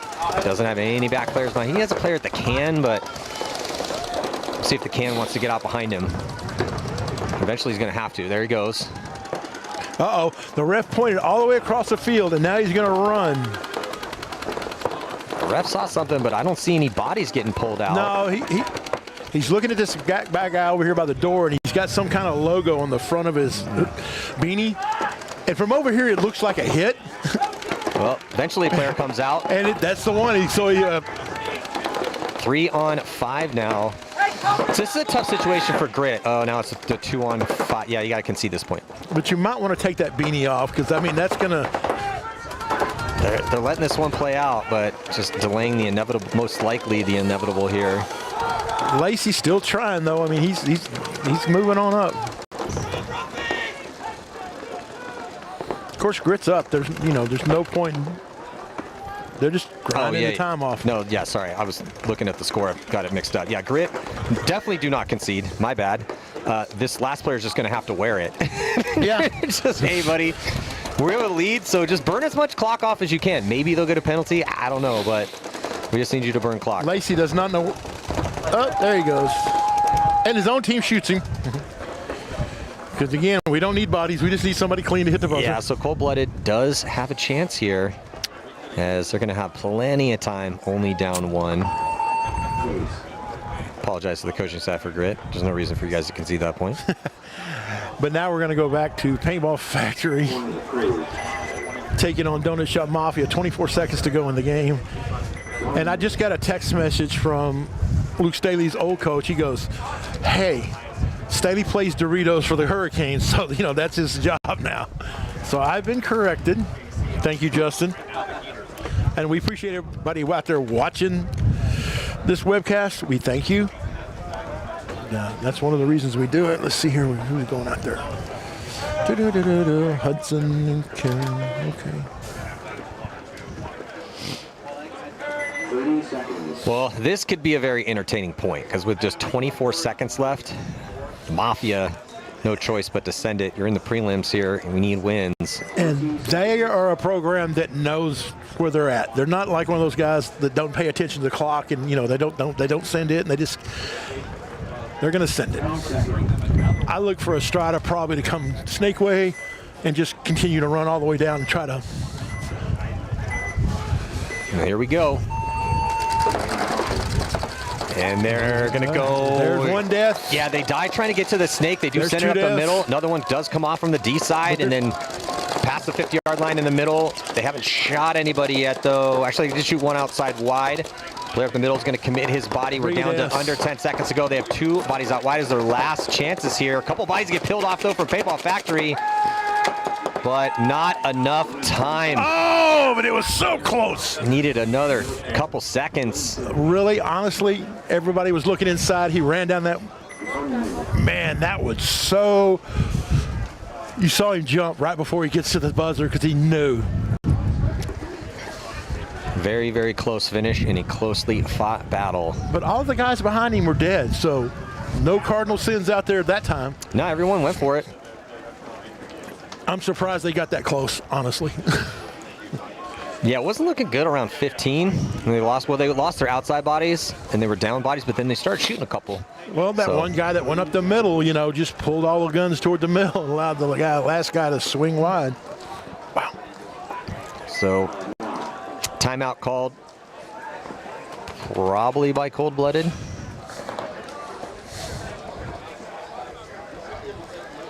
So so we'll have a minute and 12 seconds.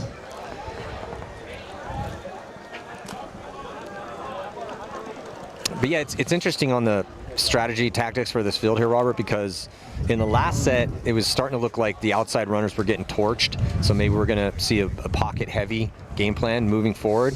In this set though, and also with balls out, guys are risking it and making it out. So if I'm watching this, I'm like, okay, there's enough guys making it that you still got to go for it occasionally here.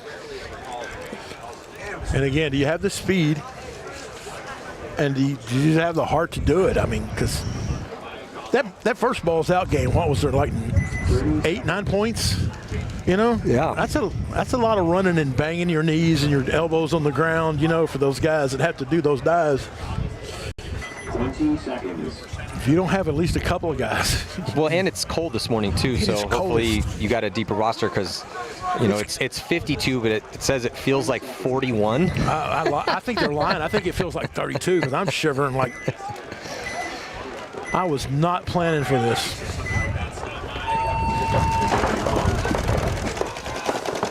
Wrist for both squads. Snake side. Body drops for Grit. Cold-blooded makes it clean. One body advantage for them. And they take ground D side. D2. Looking good for Cold-blooded. But Grit matches, gets out to Dorito 3. Here comes Cold-blooded. They're going to go to the wedge as Grit goes to D4. So the battle developing here on the D side. Better field position for Cold-blooded though, and that one body advantage here too. No one at all on the Snake side here for Grit. Farthest body over is that can, not ideal. Yeah, that's where they're going to be. They're going to run into a problem here. But only if Cold-blooded you does something with this advantage. Grit's actually the first to get one over there, or up a little bit. Cold-blooded matches. Grit's going to go to the can. This play's developing solidly here. Grit gets into the snake, and Grit also gets to the snake corner.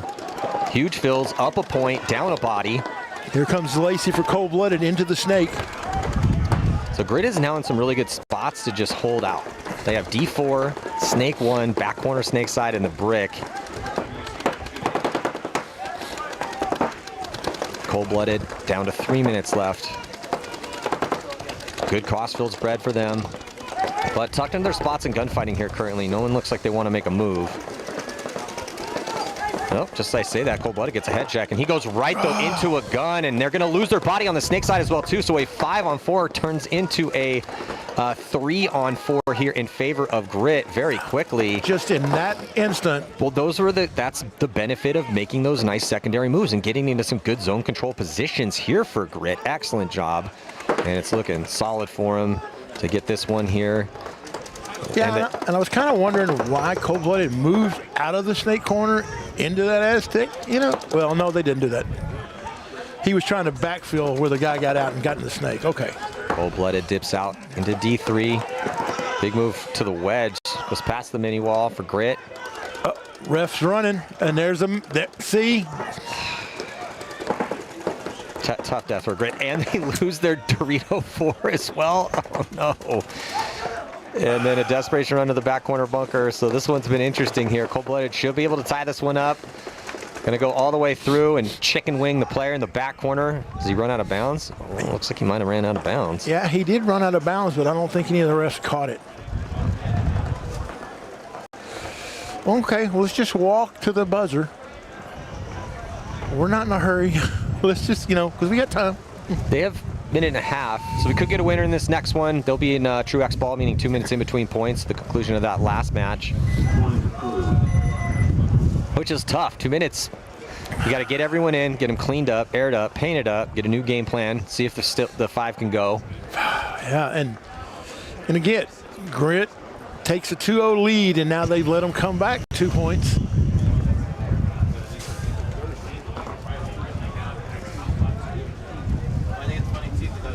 How much risk are they going to incur in this and next?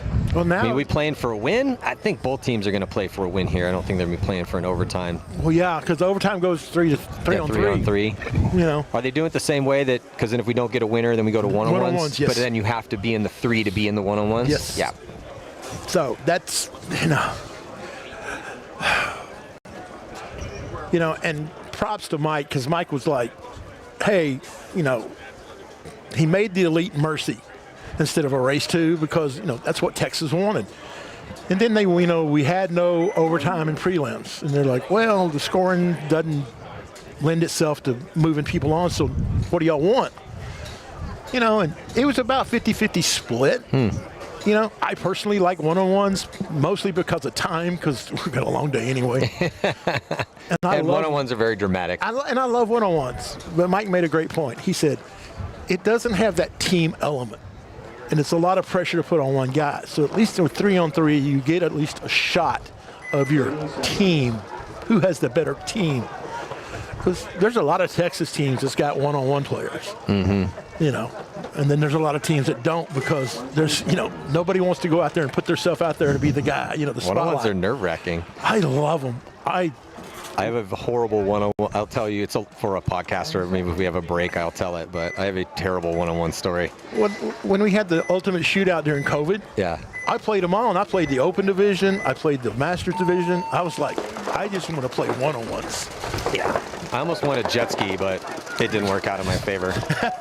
Anyway, that's for a different time. Yeah, anytime it says almost, you know. Yeah, 118 here, and the risk for Grit and for Cold-Blooded. Grit going to be dropping a body. Oh, they drop another body. Chance for Cold-Blooded, try to make something happen here. But they have an opportunity. Cold-Blooded could steal this one. There's another body for dropping for Grit. And Durkowski's in this snake, and he's just, that's. Grit's going to concede here, leaves a minute on the clock. That was a good concession. Had to. They were just dropping bodies left and right. I mean, you know, because even if they ran directly down and hit the buzzer, that's going to take another 10, 12 seconds off. And you know they're going to stall it. Well, at least now they have a chance. Again, we're in the prelims. You need wins out here. This one's close. So with a minute, it's not quite staggered attack time. You don't have to fully not stop at a bunker and run into guns, but it's going to be very close to that. And, you know, and that's one of the things, it's one of the hardest things to learn at divisional paintball is the staggered attack. I've heard you explain it a million times, you know, and it's the best plan in paintball. It really is. It's the best plan if you're given a low percentage play, meaning, okay, well, we're running into guns, so we're having to take on a ton of risk in this situation.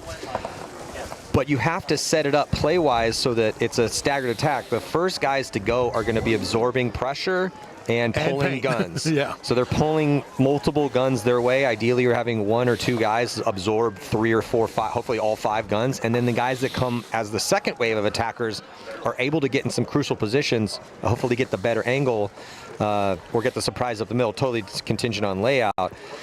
But historically, that's really the only way it happens. Or you just beg your opponents to get to mess up drastically, major penalty.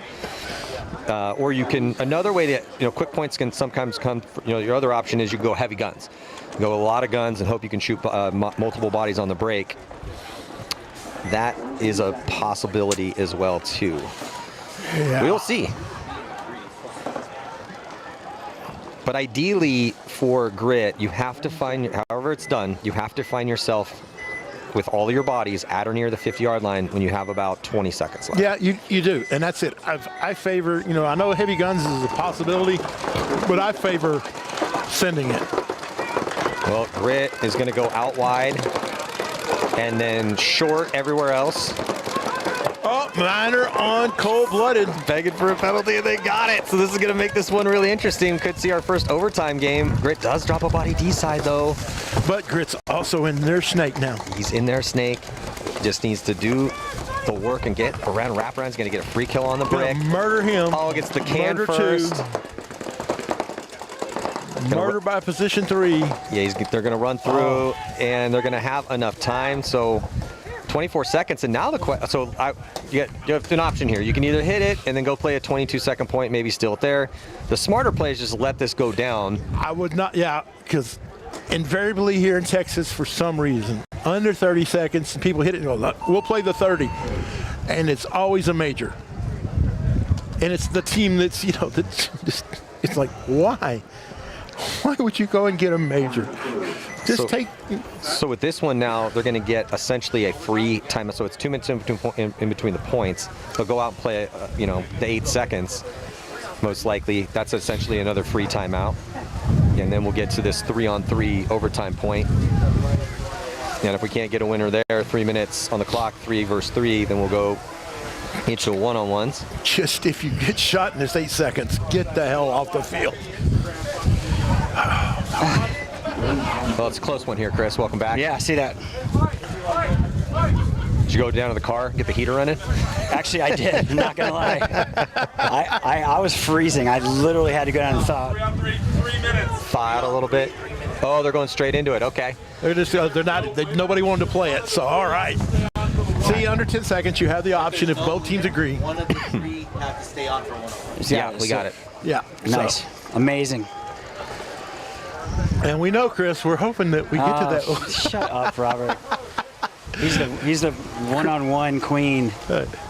Chris hates one-on-one. Did you play in the Ultimate Shootout when I came out here during COVID? Yeah, you actually. Yeah, because Lauren was toasting me really bad because I was fat and old, and I was sitting on the home bunker shooting people, and you're like, but he's winning gunfights. I remember that. And then Nick comes up there, and he's like, oh, that's fucker. He knows what 12.5 does. That's what I do. And it was hilarious because when Meter was doing the exact same thing, she was like, Meter's a genius. And I was like, what the Sorry, bud. Yeah. You were winning some gunfights. I do remember that now. Oh, yeah. I was calling Mark Johnson out, and then I got beat by that freaking D2 player that I just couldn't get around him because he found out there was a spot that I couldn't shoot him, and then I had to move, and it was like, oops, that's going to be a problem. The slow, fat guys. This whole moving things are the birds. Well, it's again, if I'd have moved from the start, maybe I'd have been all right, but no. All right, 3 to 3. 3 minutes on the clock. 3 versus 3. And this is where coach comes. Which 3 do you send out? Do you send out fast guys, shooting guys? What do you do? Well, I like one shooter, 2 fast guys. Well, the big risk here is, where are you going to go on the break? Do you want to go corner? Because if you make it, it's a big advantage for you if you can trap them in the pocket. And they'll go gunning out to the corner for cold-blooded, and he makes it. And he's going to wrap around. So 3. Oh, but he's dead. Yeah, so he dies in his first engagement. Advantage to Grit. A little bit more conservative break. Works out for Grit, but then Grit loses a gunfight too. Now it's 2-on-2, and Cold-Blooded has made it out into D2. So now they have the advantage on the real estate. Grit's going to try to answer, and he mirrors up the move. He gets into D2, and he makes it clean. It's evened up perfectly here. Grit, first to go, gets into D3. And so both the bricks are just playing head up. That's going to be an important gunfight. That's one really is going to come down to who's going to win and lose this next gunfight.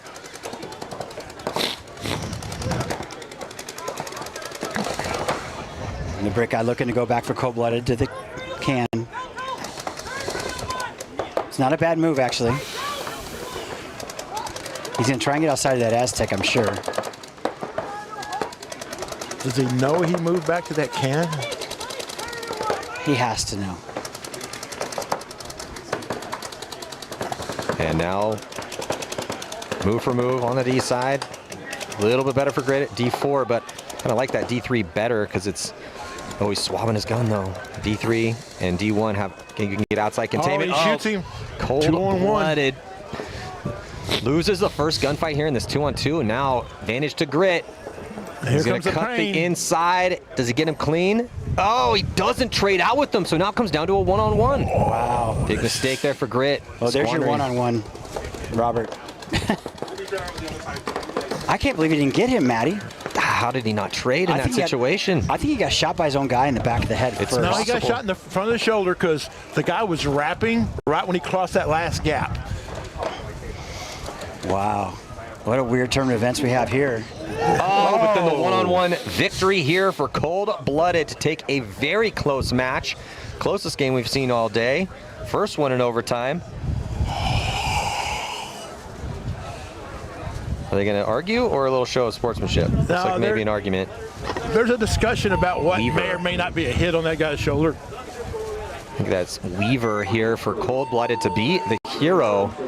And now they're gonna go ahead and be good sports.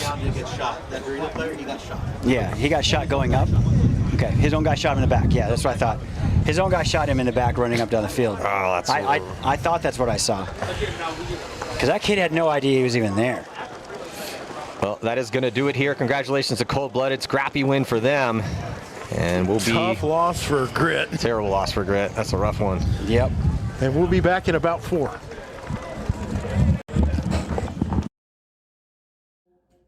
Making money, that's cool. Kirgo, that's cool.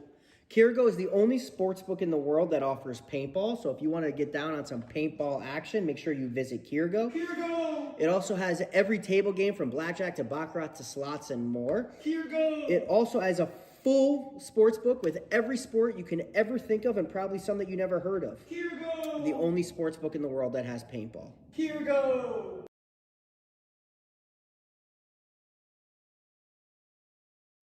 Hey, it's BRNT at CRBN, here with the DRV, an absolute hot rod force feed limit.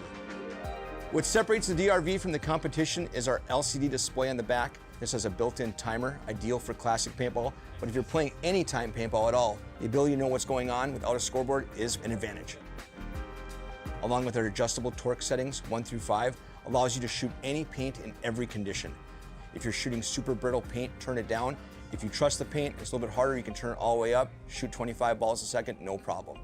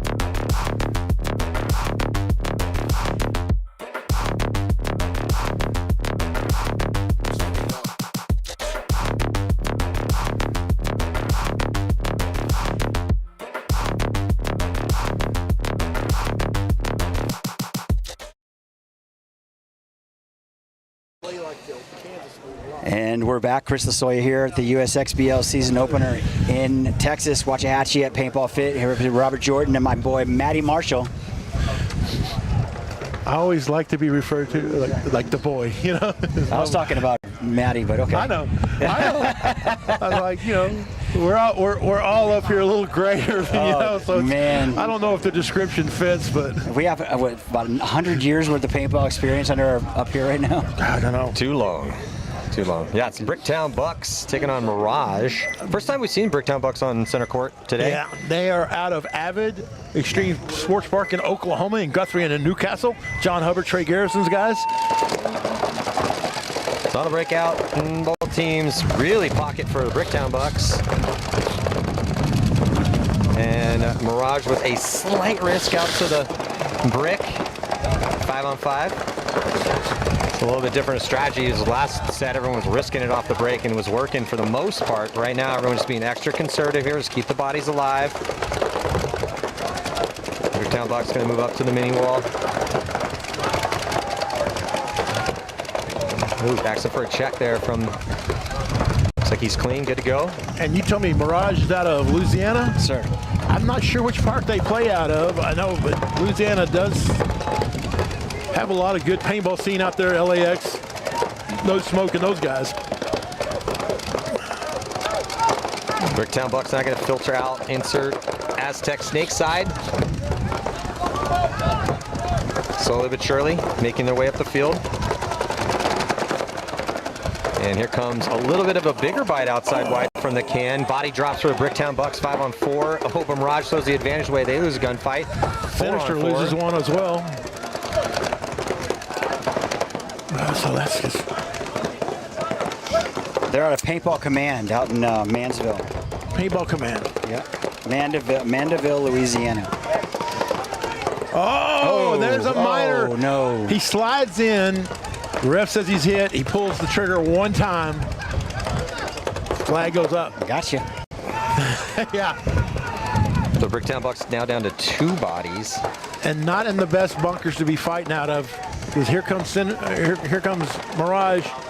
Right down the Dorito side. Yeah, Mirage with all of their 4 players alive from the brick on over to the D side. There's no one on the snake side at all. They're going to try to remedy that as they send one body that way. He's going to be the island and then let the 3 attack the D side. But they have a high numerical superiority here. And he makes it all the way clean, back corner bunker. So now he just needs to get that D side going. Wedge looks like he wants to get across to get into D4. Oh, here comes a running ref again, though. This is never a good thing. They get another kill, though, and a last one as well, too. So first point's going to go to Mirage. Penalty definitely helped. Well, you know, and it's that penalty at the most inopportune moments. And again, are we back on the penalty bus? Well, I gotta hope not. Yeah.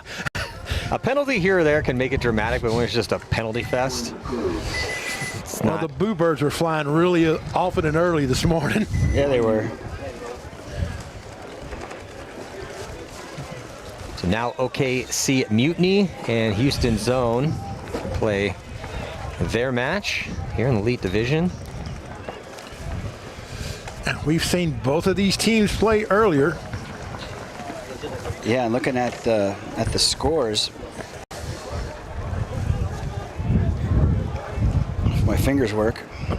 Yeah, a little chilly out here this morning. It's supposed to warm up at least a little bit, so we won't be as cold in the afternoon. Yeah. I'm just can't wait till we get to there. I could shed one of these layers maybe. Should have brought an extra layer. I know. Well, both these teams have lost. OKC lost 2-3 to Mirage, and then Houston Zone lost 3-5 to TKO Super Gremlin. So both teams need a win.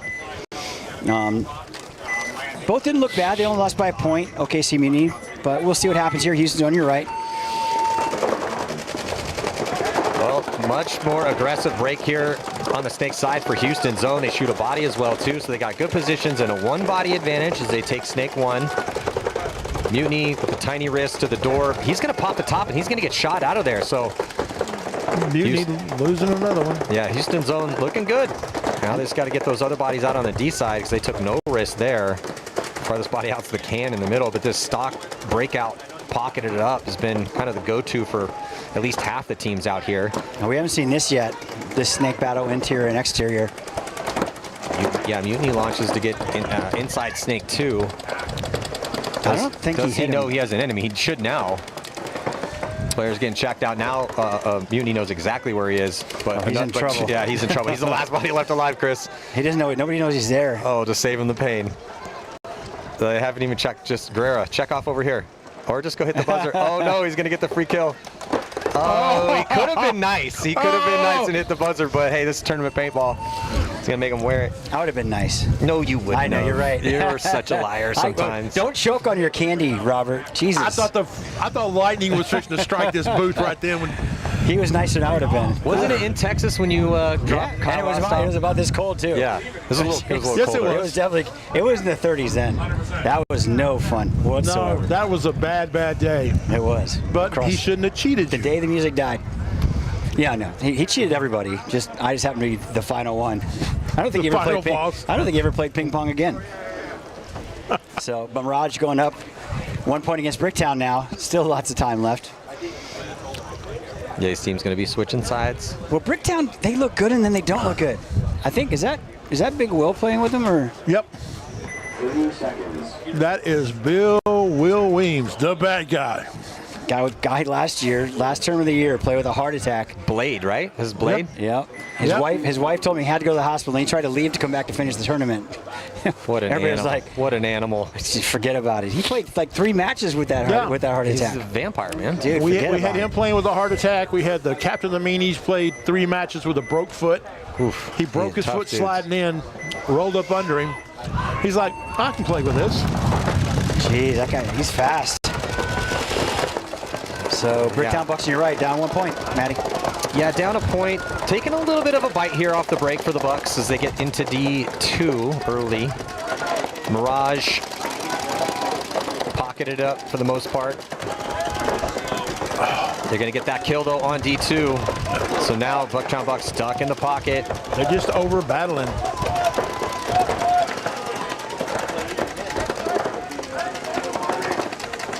And Mirage going to filter a body up the middle. Is that Will? Yeah. Yeah.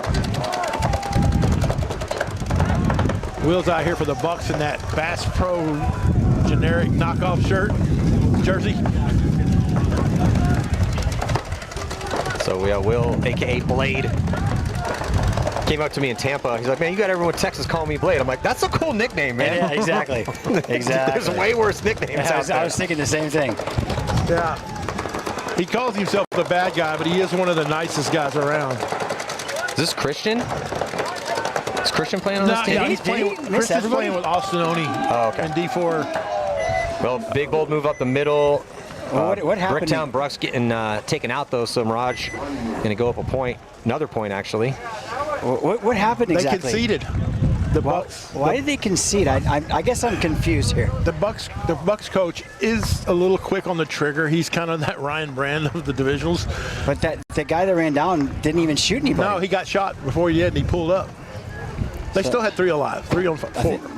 I think they had 4 alive. There's 2 in the brick, 1 in each can.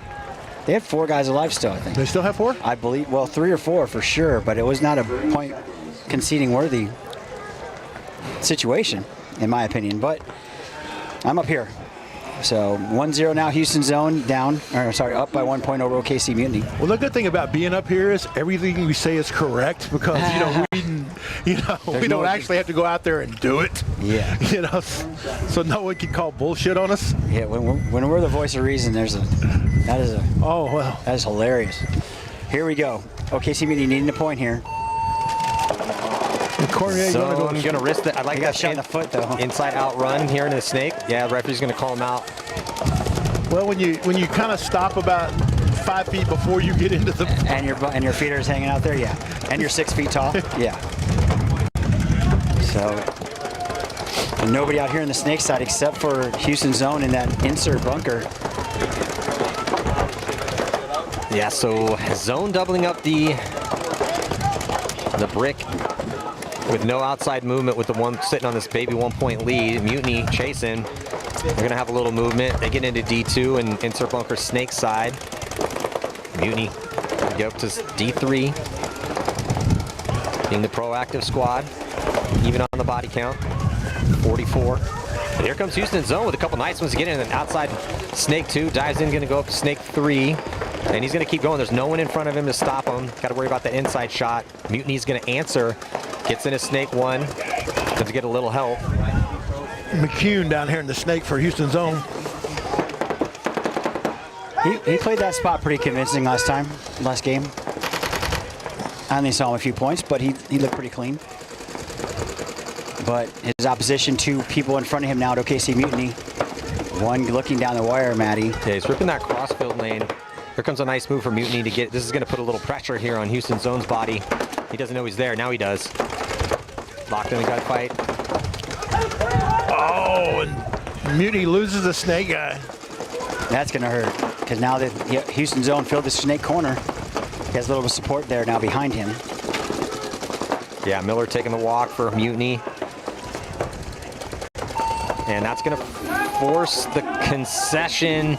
So Mutiny, even with two bodies alive, didn't like the look of it, so. Well, they were stuck in the corners, Matty. Not the best spot to be in. I mean, there's enough time. You could have let it play out for maybe another 30, 45, but I don't hate that concession. Yeah, I agree.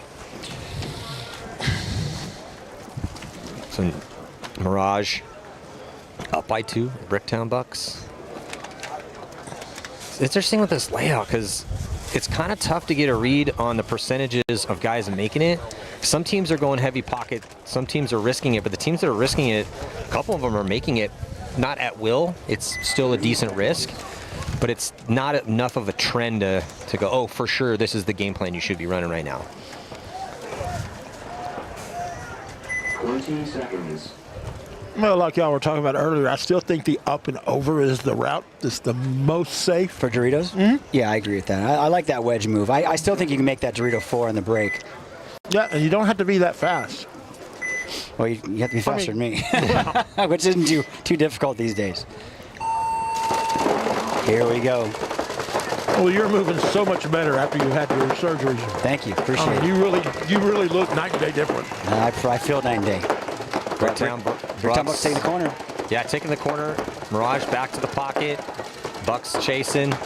2 going to be dropping that body. Great zone control for Mirage. That was not a big bite at all for the Bucks, but Mirage is controlling the zone, getting that kill. 4 on 5. Favor of Mirage. He kind of went there a little lazy though. He didn't really, you know.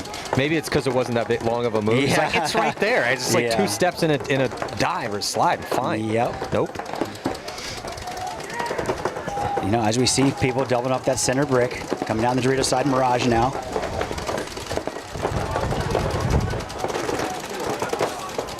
Yeah, Mirage with the outside containment here, Chris. Looking good for him here to stack up this lead. No one on the snake side, but just pushing that D side here pretty quick, and all the guns for Bricktown Bucks are looking that way. There's only one gun snake side, and it's a guy on the snake side. All other 3 bodies are looking towards the D side here for Bix. Now the can's gonna check back off on the snake. There's no one to shoot over there though, so. But the Bucks are still attacking, moving up to that center wedge and getting into the snake. Yeah, but Mirage is tucked in the pocket, and they got to be careful. Oh, okay, there we go. Or just connect on a kill. Yeah, just shoot one. Things are going to get tight in that middle if they let the snake get in there, but just control the zone and another kill and a movement for Mirage. Look for a potential another concession for the Bucks if they drop another body here. Yeah, if Mirage gets in the snake here down the wire, it's going to be. Oh, but they make the corner, I think, Matty. Yeah, desperation run to try to spread the field. That helps for sure. It's going to help, but they're still down bodies and they don't have much real estate. So it's looking bad on the tactics here for the Bucks. They don't have the real estate, they don't have the bodies.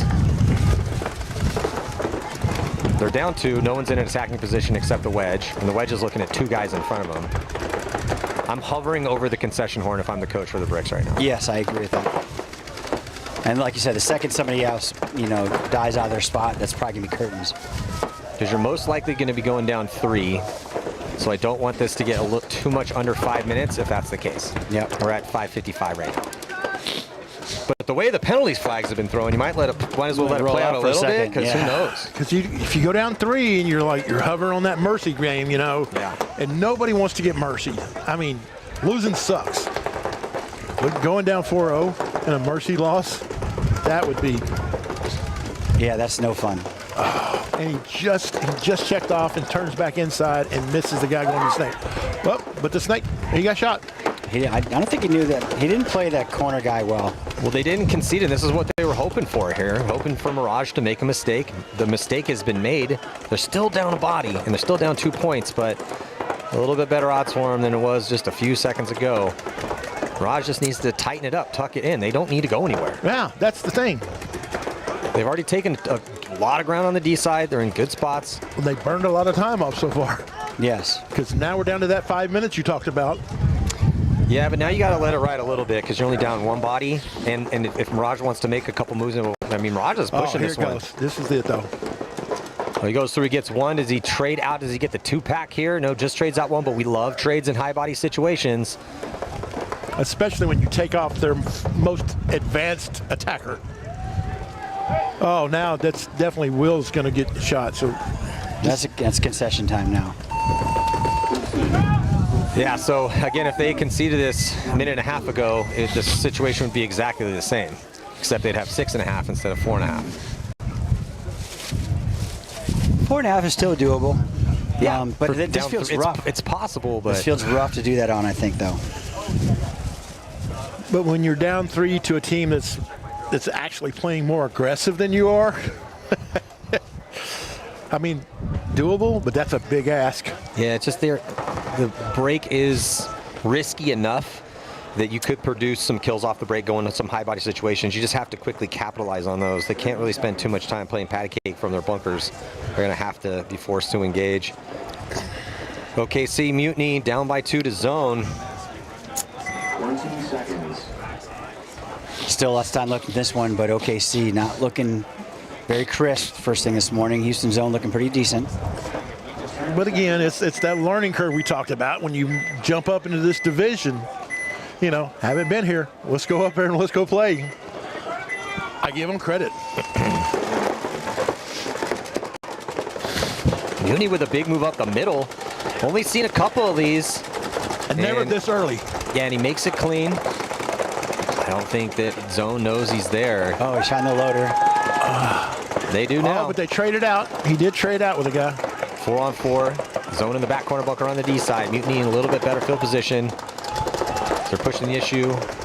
Also a little bit farther out wide for Mutiny on the snake side. Zone loses another one.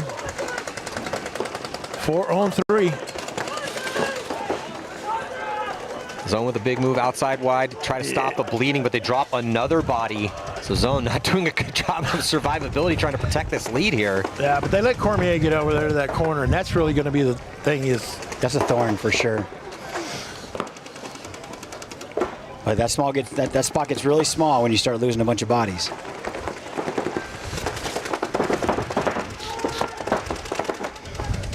Oh, the ref's running in there checking.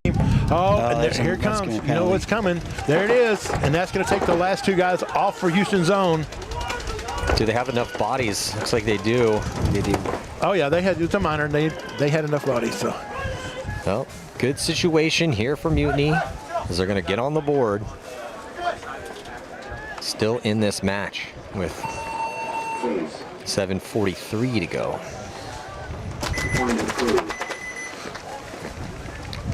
Yeah, so that middle move off the break, I don't know if he traded that body or if that body got shot at the same time as he did, but. Well, no, when he got up, he was pointing at the guy talking to the ref, which was very close to getting a penalty.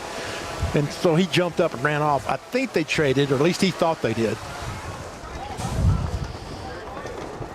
Bricktown Bucks with a lot of work to do on the precipice of potential Mercy Rule loss. That was me. Okay. There's another guy down there too. I'll go talk to him. And these guys up in Oklahoma, man, they bring in so many people to the game of paintball. I mean, they're literally the definition of grow the sport. And their South Place, they put up night lights like this. They have glow ball. They do all this stuff, and then they just bring so many people into their organization. But the minute they start getting good, they just people steal them from like up in the EXL up there and Jake Dixon's place. People, those teams rob them blind. They can't be consistent. And these core guys, they're not ever going to change. They just stay Bricktown. Well, Chris, you asked for D4 off the break, and you got it. And it looks like he made it clean for the Bucks. And they're going to chop up Mirage, they're going to chop 2 bodies up. So Mirage down to 3. As here comes the Bucks. Hyper-aggressive D-side minor penalty thrown. I don't see any more bodies come off, so that was the first 2. And here comes a big commit from the Bucks. They are definitely playing at the pace. Nobody's He gets looking at him. all 1, the way into 2, the backfield. 3. He's going to get all 3. Yeah, he gets the completed 3-pack. And his teammate shoots him. A little team kill. Hey, the damage done, though. So the Bricktown Bucks. Next, another team kill. Oh, Jesus. Guys, everyone's dead. Yeah, So what is going on? 7 confirmed kills here for the Brooktown Bucks in that last point. Oh, man. Almost was 8. It was. I mean, you see him duck. I'm like, if you had to duck like that, don't even touch the buzzer. Let the last guy that's shooting everybody come in. I love that move, though. I knew that was there. That's the only really thing that you can really, in my opinion, that you can really do that's going to get their attention out of the gate. It worked. And, yeah, I mean, that was a convincing point. I mean, it was best case scenario for them. They make D4 off the break. They shoot somebody. That guy plays on. Minor penalty. Now it's a 5-on-3. They blaze down the field. Again, 7 confirmed kills for him. And the last 3 guys, were all looking towards Snake, like they're worried about somebody getting in the Snake. Yes. And he just blazes down the highway in the Dorito and goes, oh, 1, 2, oh, look, there's another one. 3. That was great timing for sure. Lucky sometimes, but I'd rather be lucky. I'd rather be lucky. Absolutely, man. You got to have a little bit of luck. Fortune favors the bold. It does. It's kind of odd how much, the more preparation you have, the more good luck you have. True. Okay, so 1 point. I felt a little bit of sun for a moment. Oh, I was like, what's happening? I felt a little, oh yeah. It's like 2 degrees warmer right here. So that middle move here for Mutiny. Making it to the Aztec. It worked last time. Let's do it again. Wants to try to get across to the tower. I like that move, Matt. I mean, it shuts down the whole Snake side. They are going to be dropping the body from the top side, D side, so 4 players alive for him. And I think there's only 4 for Zone. I think Zone lost their back bunker. But he shoots drop 2 for Zone. And it's going to be a game here because Zone down to 2. Mutiny pushing the D side, middle with double stack of bodies. Now throws one of them away. Yeah, he tried to make that gap to that stand-up tower. But they are whittling the line down here for Houston's Zone. Just 1 player left alive for him in a 1-on-3. And he is feeling the pinch. Oh, 2 now. Oh, good Lord. Is there another body out there somewhere? Oh, yeah, they're dropping left and right. But OKC Mutiny's going to have 2 guys left, so that's going to give them enough alive to...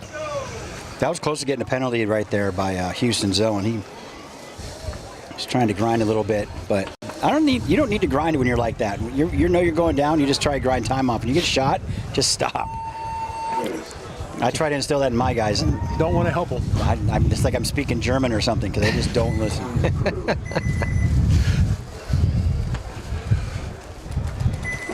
But Bricktown Bucks now still down by 2. Yeah, 350, Chris. Gonna have to summon the same spirit they had in that last one.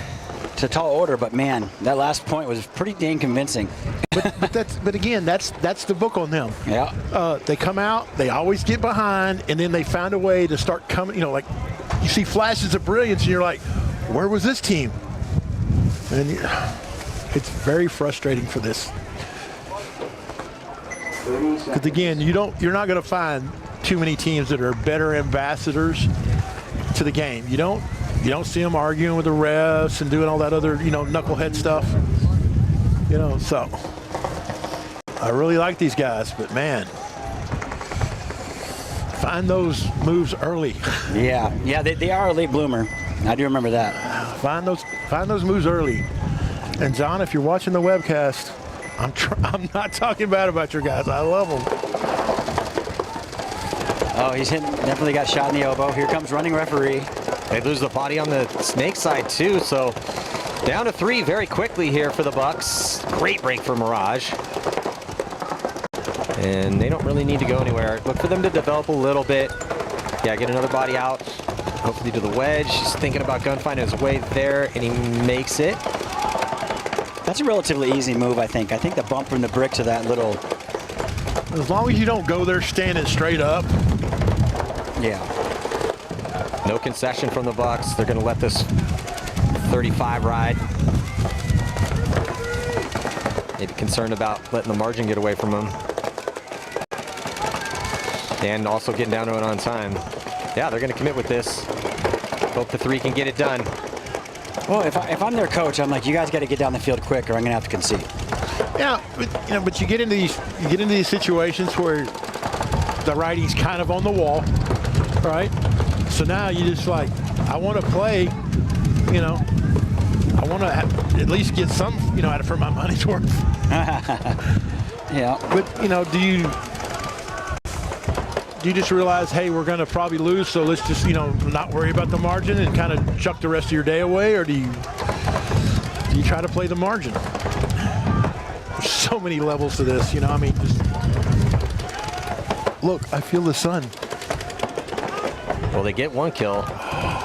So, but slightly off the pace here again. If you're playing to win, they got to win this in the next 30 seconds. Well, the tough thing, the player in the can is just stuck. He's getting pinched out, or he's getting pinched. He's gunfighting like a maniac, trying to get himself out wide on the snake side. Mirage is already out there, so good luck. But he's gunfighting with that snake corner, and he doesn't realize if he tries to make a move this direction, that his mirror is just waiting on him. Yeah, it's got to be D side here for Brooktown Bucks, and that's also difficult as well too, because they got the wedge looking that way. I think there's a bounce shot off that Aztec going into the snake, into that can from somewhere. I think that sooner or later somebody will find that shot. I would like to see a really crazy move. I'd like to see this wedge for the Brooktown Bucks come inside and launch and go just stitch his mirror up and maybe get the back can. Yeah, because nobody's looking. Just run for the buzzer, because everybody's shooting wide. Don't even worry about shooting anybody. Just shoot the one guy at the wedge and just hit the buzzer. Yeah, it would work if he did it now, because everyone's lined up and looking at opposite angles. But he doesn't know that. No, he doesn't, because... But sometimes you just have to go. Yeah. Because if you're looking at the situation, you look up at the clock, you're like, oh, now it's minute 5. Minute 30, you look up, we're chasing 2, we need this win. Well, I'm just going to send it and hope that the paintball gods are going to favor this move here. And get lucky. Time winding down here is time grinding away. I honestly believe one of the biggest difference about our generation and the modern generation is just the send it factor, you know? Some of these kids send it. Oh, they do. Some of them send it. You know, they have some athletes, but usually those kids have good mentors in their past that told them, like, hey, run. Well, you have to play to the contingent on the situation, and everyone's been beating Play Smart Paintball into everyone's brains for so long. But look at this, Mirage is going to try to put that 4th point up here. They got 15 seconds, definitely possible, just one more kill. Going to run through, cut the seam, and get in there untouched, it looks like, to put their 4th point on the board. So, and they needed it, you know. I mean, it's going to do nothing but help them. Yeah, they still got a chance to move on. Nice little 3-point cushion for him. Wonder if we're going to see his 7 seconds. Still 6:25 in this tied-up game here between Mutiny and Zone. Totally different story here. And again, split deck. It's crazy. One game goes fast, one game. Well, I foresee, you know, coming in the future, I think we're going to see a lot of games slowing down because they're going to learn the field. They're going to learn the gaps. I don't know, though. You would think that, right? But the teams that are playing well are playing much more aggressive for the most part, not completely. But, you know, because Balls Out was sending it. Gunners was sending it. 20 seconds. Yeah, sending it is definitely, I mean, I agree with you, Matty. I mean, it's just tough because, you know, again, this is a kind of a tougher field to get a read on the trends here. Yeah, guys are getting torched trying to get outside wide on both sides. Even some of the, you know, home-to-home shots are connecting as well, too. We saw a lot of penalties from those back players getting shot, continuing to play on off the break. So this one's still to be decided. Both teams heavy pocket and identical breaks. So who's going to be the first to lose a gunfight in this situation? And who's going to be the first to get out through these guns? Yeah, I think this is pretty much a standard play like you had mentioned before, Matty. You know, I like seeing people get out to that wedge. Looks like that Houston zone's going to be the first one to get outside in that just by his body language. I mean, it's really, if you don't go out through those gaps in the break, it's really hard to get outside once everybody gets set up in zones. Mutiny's brick, Snakeside player wants to make a move. He's off the bunker, he's rolling in and out, he's up on his feet for a second, he's only down on one knee. Houston zone's thinking about it too. Everyone's just being patient right now. Just gonna shoot a couple pods through these zones. No pun intended. Houston zone does get a body up into the wedge, and Mutiny's gonna drop a body, drop another one. Whoa, that's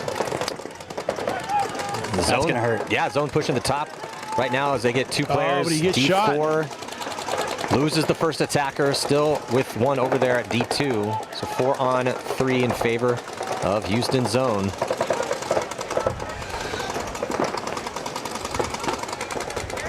Houston Zone probably not going to spend too much time doubled up in that brick. We're going to have to figure out. Okay, there's 3 guns we're looking at. Where's just the one I need to fight? I mean, honestly, you might even be able to launch up the middle. If they can get this can player out to the Aztec and draw the gun out wide, you might be able to launch up the middle. Yeah, that would be a great move.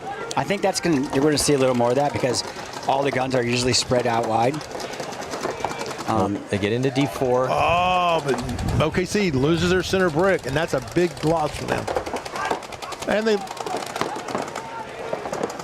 can decides to move out to Snake Corner, but now he's the last guy alive. Point conceded by Mutiny. Zone going up by 1, just a little bit better out there, winning a couple extra gunfights and being a little bit more proactive. If the teams do default to that standard pocket play, then it's going to be who's more accurate and who's more patient and who's getting out alive into those secondary moves and trapping your opponents in the pocket. That's pretty much what we just saw in this last one. Have 2 minutes in between points with the conclusion of the other match in this set here at the MAXT Texas Open. And it is still chilly out here. Yeah, cold morning. And we'd like to thank all the sponsors of the webcast: Titans Legal, Dye, Anthrax, Infamous, Let It Fly with the Fire, which Chris Lasoya is now out here. Ooh, MAXT, HK Army, Kurgo.us, Woods and Sons for your tax needs. Carbon, Paintball.com. We really appreciate y'all. Obviously, we have lots of vendors here at the event. It's a little mini vendor village over there. It is. It's like really very organized. We went from like nothing, no vendors the first year because nobody, it's like, why are we going to go to the USXBL? They've got 20 teams. And now we had over 100 teams for this event. We sold out early. It was really good. And we also have a really good restaurant here today. Oh, she's amazing. Plano Tamale and Tortilla Factory. That's Mark Johnson's wife. It's amazing food. It is so good. You're so used to eating off food trucks and stuff, like burgers and hot dogs and, junk food like that. And then you come over here and it's like, no. We have these nice steak fajita bowls, and it's like, oh. And Maddie practically lives in Mexico. Well. Yeah, San Diego. But yes, I've had the Plano Tortilla and Tamale Factory. It is absolutely delicious, and I can't wait to eat that for lunch. Yes. Anything hot. Give me the hottest salsa possible. And here we go. Oh, Jesus, that looks like it hurt. Yeah, a little bit of yard sale for Mutiny, but they do shoot a body 4-on-4. But they lose one also. Yeah, Mutiny going to gunfight their way into the wedge. Pocket again, but Mutiny dying out of the can, hunting up the middle. Oh, if he had his gun the other way, he would have got the free kill on the wedge. Yeah. He got him. Oh, he got away with that one. Wow. Houston Zone doing work. Yeah, we're going to have to induct him into the BCIT because he was shot. Oh, 100%. Notice I used the word was. Yeah, Cornwall had his gun that way. Might have put a ball on him. He's going to wrap around and get potentially caught himself. He loses one of his players, and he's going to take the walk. So Mutiny going to probably be going down here by 2. They're going to concede at 3:33 left. You got to see who that kid is. He did the old switcheroo on him. And the funny thing is, I guarantee you, he'll get over and he'll swear to God he was not shot, but we missed it. Bull. It definitely happened.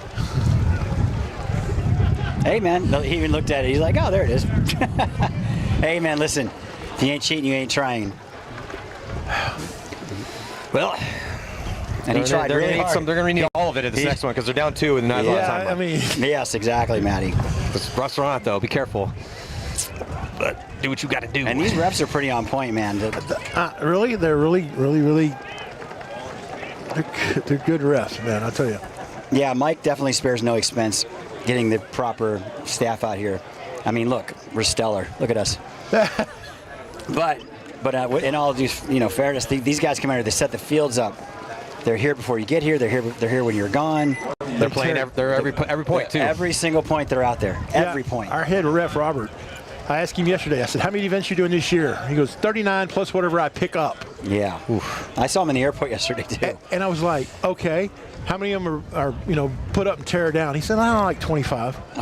Oof. That's rough. It's rough putting up fields, man. That's a week you're here. It's rough. Except in this case, because he just left NXL Tampa, flew in here late Thursday, and had to put up this village 30 seconds. like in a day. Yep. These guys are true professionals. I mean, glorified carnies. That's what we do at concerts. Yeah, I mean, that's really what you are. I mean, set it up, take it down. The modern day gypsies. Yep. And I like it. I would hate to be stuck in a cubicle. I couldn't do it. I mean, you don't see this much color. We have a lot of colorful dudes out here. We do. And we laugh consistently. But here we go. OKC on your left, Houston's on your right. Down 2 points is OKC. 5-on-5 break. Mutiny needs something to happen here, and they're going to have to do it the hard way. No early penalties, no early kills. They do get one for off the zone, so slight one-body advantage right now for Mutiny.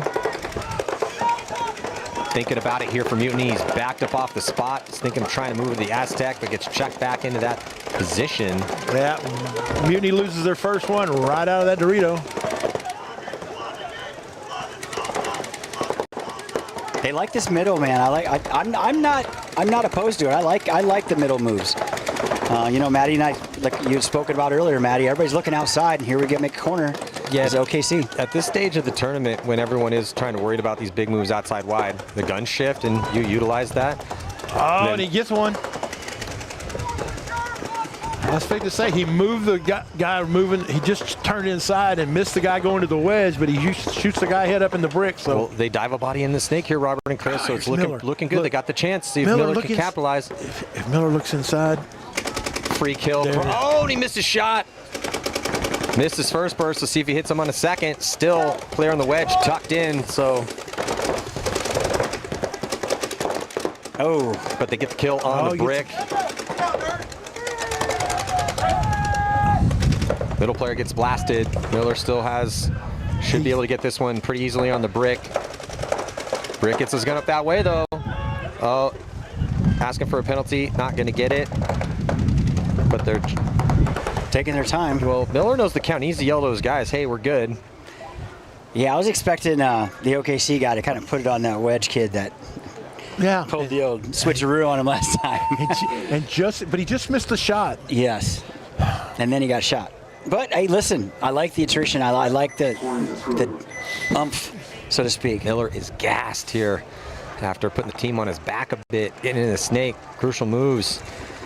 And they got a chance. Only down one. And with a little under 2, don't have to try anything insane off the break. And nothing for not for nothing, but I mean, if you took a look at Miller right now and you go, what position does he play? Snake would not be the position you would say. Yeah, But he's been there every time they get in the snake. He's been the guy. He was definitely the pinnacle and turning point for that game by getting in the snake where he did. Yeah, because both teams are dropping bodies back and forth. So if Miller doesn't get into the snake, completely different situation here for Mutiny. It's amazing how much warmer it is when that wind isn't blowing. Yeah. And the sun is attempting to come out right here just a little bit in this little pinhole in the clouds. We need Jet out here to get the sun back out. Nothing? Come on, people. I'm here all weekend. Try the veal. Try the veal.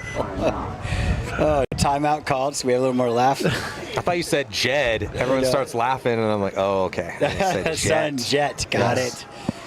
Oh, man. Wouldn't that be the moon, though? Yeah. Well, Yeah. I don't know. Asian sun. Asian funny. glow. It's all about delivery, boys.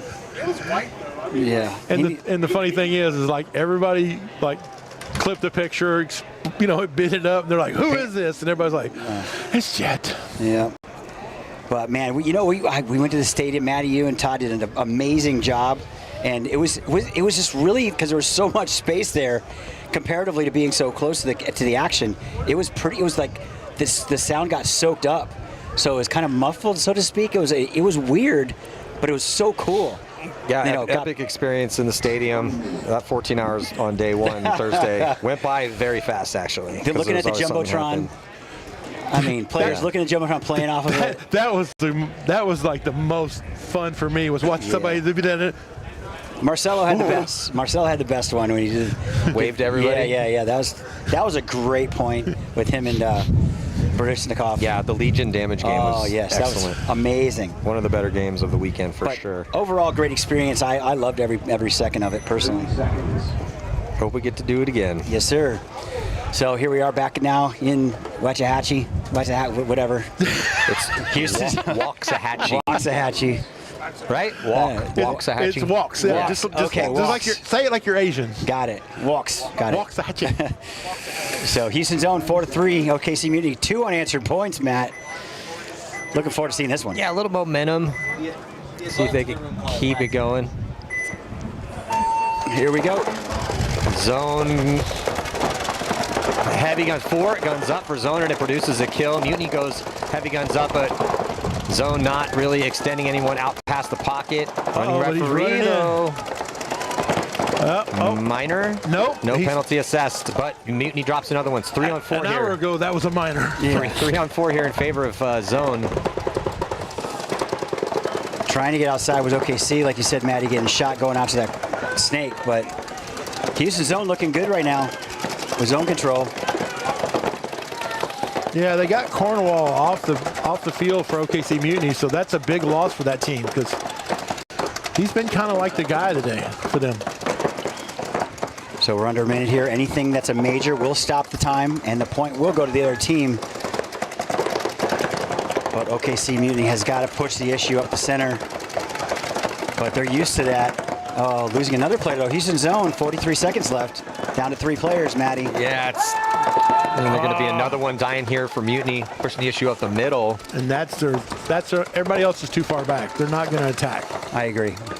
Yeah, and they're down to a 2-1-3 here for Mutiny, 2 on 3, with 2 bodies in the back pocket, as far away as they can be.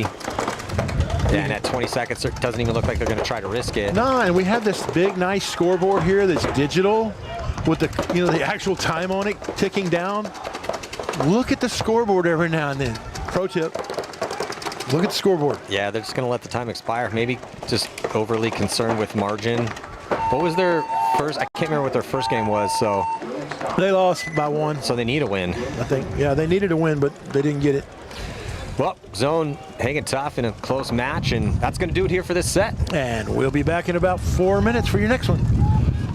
When you do finally leave the sport, what do you hope to have left the sport? Really changed paintball performance.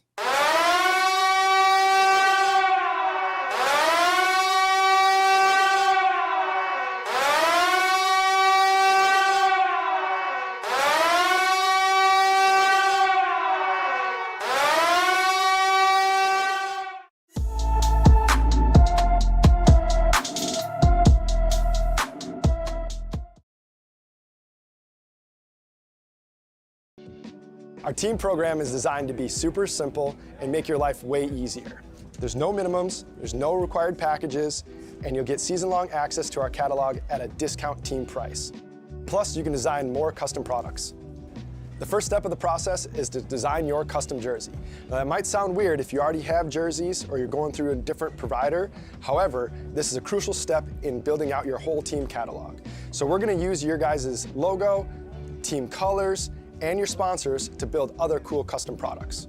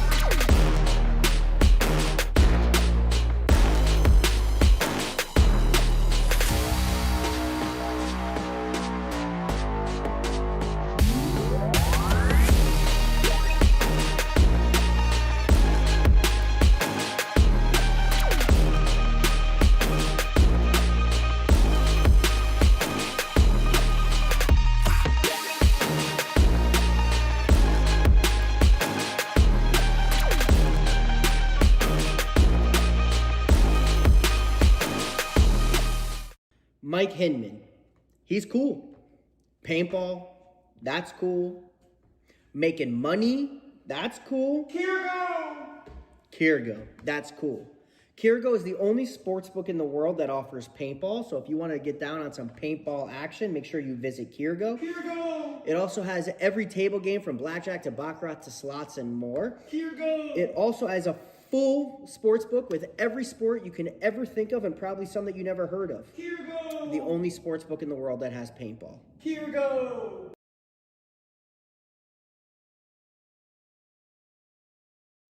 Hey, it's BRNT at CRBN, here at the DRV, an absolute hot rod force feed loader. What separates the DRV from the competition is our LCD display on the back. This has a built-in timer, ideal for classic paintball, but if you're playing anytime paintball at all, the ability to know what's going on without a scoreboard is an advantage. Along with our adjustable torque settings, 1 through 5, allows you to shoot any paint in every condition. If you're shooting super brittle paint, turn it down. If you trust the paint, it's a little bit harder, you can turn it.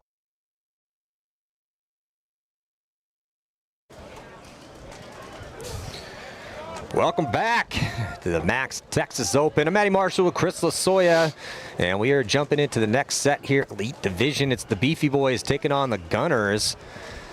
And we are getting through these morning prelim brackets here. An interesting layout. Some teams are pushing the issue and making out to these wide spots and up the field with no problems, and other teams are getting so torched they're just reverting back to pocket plays. So kind of tough to call it here as we progress forward here, Chris. See what the go-to strategy is going to be once we get to the top teams. Yeah, I'm looking forward to seeing this matchup between the Beefy Boys and the Gunners. They're both pretty aggressive teams that play a similar style play. So I'm looking forward to seeing what head-to-head it looks like against these guys. I think that the middle, I think OKC Muni is using it more than others, but we'll see how it transpires across the tournament. Yeah, the teams are starting to mix the middle in to the strategy on the game plans, and on the breakout, both teams going to play aggressive and take the snake off the break. And it looks like 5-on-4 in favor of the Gunners. Gunners make it. Beefy Boys do not. It's a big advantage to the Gunners. See if they can get a body out on that D side. They're going to wrap around, get a gunfight win, though, as the can dies for the Beefy Boys. So pretty sizable 5-on-3 advantage to the Gunners in point number 1. They're going to get to the 50-yard line inside snake. Yeah, and he'll get that shot across the field. No need, though. He can come around that bunker and be just fine and crawl up to their starfish and just go to work. If you can get there unnoticed and you just come out and there's bodies just sitting there waiting for you. Now, most people look inside. That's not, I would look tape side and work my way around, personally. Especially if you know there's no one there, or just keep the outside containment, because here comes the move outside wide and he doesn't see it. Do they have the zone control? I don't think they were able to put a ball on that player running out the back corner bunker here on the snake. So that's not good here, because if he has had his gun up out towards the sideline, that guy would have been assassinated. And the Beefy Boy is going to filter out a body outside D side too. Well, and that just goes to show you, I would have come tape side just like I told you to begin with. He would have never made that move to begin with. Yeah, Rivera has an enemy in the back corner bunker, and I don't think he knows he's there. He's head checking that way. Yeah, I think he might know he's there. He just blew his shot. But I think he might be wide open to that corner guy if he just wraps on him. Body coming off from the Beefy Boys, dying out of the brick. I think Gunners lost one as we were looking at the action here in the snake over here. I don't think he's in the back corner bunker snake side anymore. Rivera wants to move up. Gunners moving up into D4. So they got a great crossfield spread. Rivera's blocked out a little bit from this position on D2. There's a lot of blind shots across the field nobody's taking. Like that one you're looking at, Matty. You could shoot that blind shot that you're looking at, Matt? Yeah, I mean, there he goes across. Yeah, they had no idea that Rivera was on their side of the field. That cost him a body, and that's going to force the concession with just one Beefy Boy in the back corner bunker.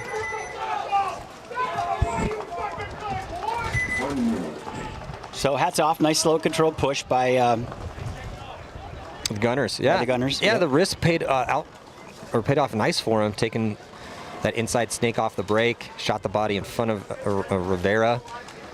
I like that inside snake, man. If they don't get outside any, which has been extremely hard to do, and he actually messed up by looking inside to begin with. He should have looked tape side and went clockwise. I agree. Maybe he was just checking off to see if there was a body at the wedge quickly, or up into that free kill. Free kill in the wedge or D3. Got it. But if he had kept that outside, and he would have torched that guy trying to get the back corner. They would have never made it. And that's what kind of caused him a little bit of a hiccup. I mean, they ended up getting the points, so no harm, no foul. And I do get what you're saying, got that free kill across the field, but I think he wasted a little bit too much time on it as well. So now we got next matchup here, Sinister taking on Outlaw EP Prime. Sinister in the red. Outlaw AP Prime, they'll be on the right-hand side in the black and red jerseys. And big bite here for Outlaw Prime into Snake One off the break, and he makes it clean. And then on a secondary all the way to the wedge, Sinister makes it into D2, but better on the ground, taking some real estate here for Outlaw Prime early, looking good. Yeah, I like it a lot. You know, some people are making, there's that dump out to D4, Dorito 4, but he gets caught, Matty, going from that wedge. Yeah, so 5-on-4 for Sinister. They try to make it outside wide Snake side. He dies. 4-on-4 now. Better field position here for Outlaw Prime at the 50-yard line Snake, and there's no one in front of him. He's gonna pause here, slightly past the 50, wrap around. Cuervo gonna continue the wrap. Almost shoots the can, wraps around, and scalps the loader of the brick for Sinister. You notice how he didn't communicate really until he got that first kill, and you know he's there. But he let them fill the corner though, Matt. Well, he's feeling the pinch here, so he should just let this play develop. Outlaw Prime making moves on the D side as well too. His back player is going to get a little bit closer as he moves up into inside Snake 2. Cuervo is going to crawl up. And this is the proper play. There's no one to stop him down the sideline. So continue to improve those angles and get that free crossfield kill on D2. Yeah, he's playing this perfect. I mean, I'd almost jump to their side at this point, but that's going to do a curtains. Good concession there by Sinister. Well played point. You know, back to the Gunners now. I like the coaching decision by Jesse Stevens over there on the Gunners to go to that inside Snake. I think that's a great spot. The outside Snake is good when there's nobody in the corner, but I think this Snake's going to come a lot more into play as we make our way through these next two days. Well, you talked about at the outset of this set here, Chris, is Gunners are one of the favorites out here. Same with Beefy Boys. And this morning, seeing how Balls Out played, it's just that the teams that seem to be the favorites are the ones incurring more risk and more often than not making it out wide and up. This is an outside and up field. The middle's sparse. You can close from there. We've seen a couple plays early in points that have worked out a little bit, but it's basically who's going to get kills on the break and who's going to get out and up first. Yep. And do that safely. That's going to be the team that wins this tournament. Yeah, and I think people will start to perfect those lanes and everything as we go. But here we go on this match. Gunners getting out to that corner Snake side, but losing Beefy Boys on that God bunker insert to the Snake. Beefy Boys might be losing the D2. No, he's clean 4-on-4. Beefy Boys going to go 2 bodies towards the D side, top side. And dropping one of those bodies though, so 4-on-3 now in favor of the Gunners. Gunners release from the can, doing the, staying as low as possible and diving into the mini wall. And a minor penalty going to be assessed here on the Beefy Boys. Was that for talking? It was for talking. Yeah, I saw it come out of the corner of my eye, and I thought, is that a flag? I thought the same thing. There's no one there. The only person, by process of elimination, it had to be the dead body walking past. Yeah, that's another minor on his loader. This time it's on the Gunners, though. So Gunners are kind of throwing away a little bit of this advantage. Yeah, and it's going to turn it down into a 2-on-2. What is going on here? Yeah, well, I mean, the Gunners have a huge advantage by being the Snake. All he's got to do is go to their Starfish, and this should be curtains. It's true. He does have an advantage here, but he's one over engagement away from turning this into a 2-on-1. I love the way that's 100% right, Matty. So he's going to crawl up and get to inside Snake 2 for the Beefy Boys. I can see. Yeah, Gunners in the Beefy Boys side of the field. Oh, that's going to be a minor penalty on the Beefy Boys. Oh, man, the penalty flags are flying all over the place, man. Rivera, good job on Rivera for getting up the Snake, slowing it down when he had to, letting the smoke clear and figuring out what's going on. But like you said, he's one over engagement away from giving up the advantage. And I mean, I can't disagree with that whatsoever.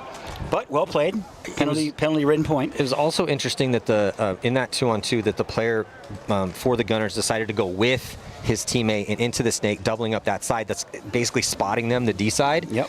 Interesting from a tactical decision. Well, and also, I mean, having 2 minor penalties in that same point did not help out the Beefy boys at all. So I think there's 3 minors total. There's 1 on the Gunners and 2 on Beefy boys at 1 point.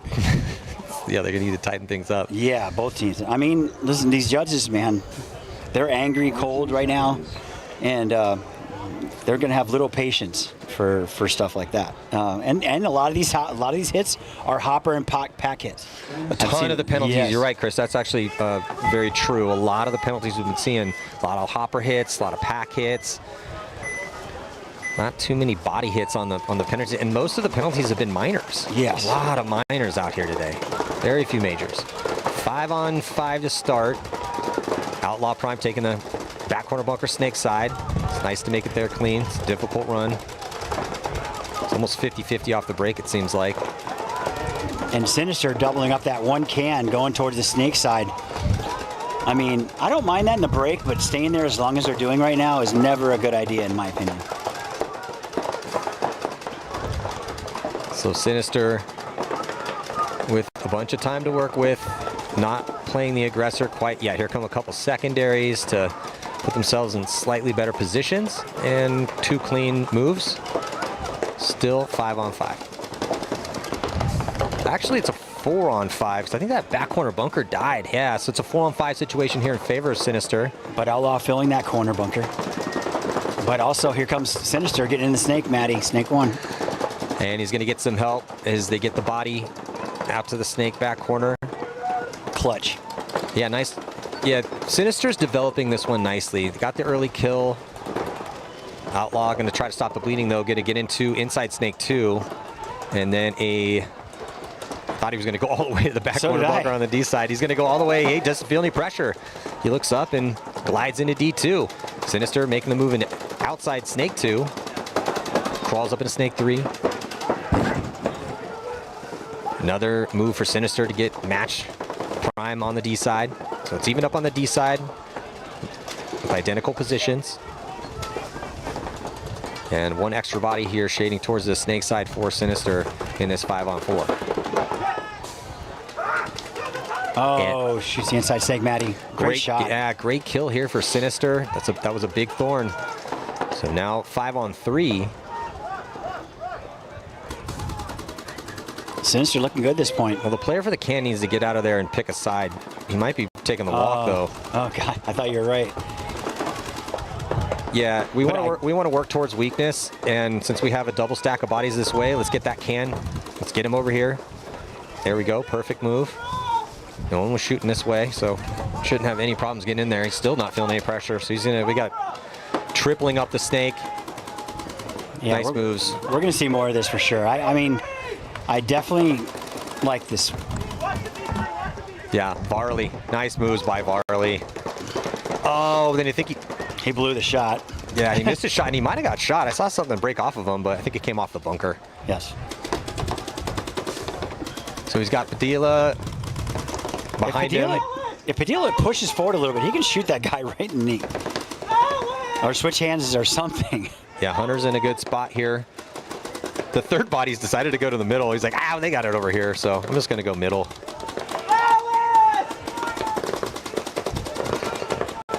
And that's going to do it. Nice little move by Varley. Yep. Yeah, he checks off on the inside, realizes that both those bodies had just died. I don't know if he got both those kills, but excellent little finish here to tie things up for Sinister from Varley. I like how he didn't push the issue on this inside, because he almost got his head blown off the first time. How he just kind of concentrated, found the gap. Yeah, and Sinister had a series of nice moves out and up. Yes. They started pocket, didn't take too many risks, went up a body early, and then just multiple bodies. They ended up tripling up this side, but well executed. Did it at the pace. Knew they had a ton of time to work with. Just want to make sure they're making those moves clean. Excellently done there by Sinister. Yeah, if we see more of that out of them, I think that they will be a force to be reckoned with, but I hope they get this out now instead of waiting until too late. So, well, Gunners with a 2-point lead here over the Beefy Boys. I was expecting this to be a little closer, but it is a lot of time left in the game. Yeah, I still got 8 minutes to work with. See if these two teams can play without getting penalties. Oh, Lord, yes. 13 seconds. So the Gunner's going to be on your right. Beefy Boy's going to be on your left.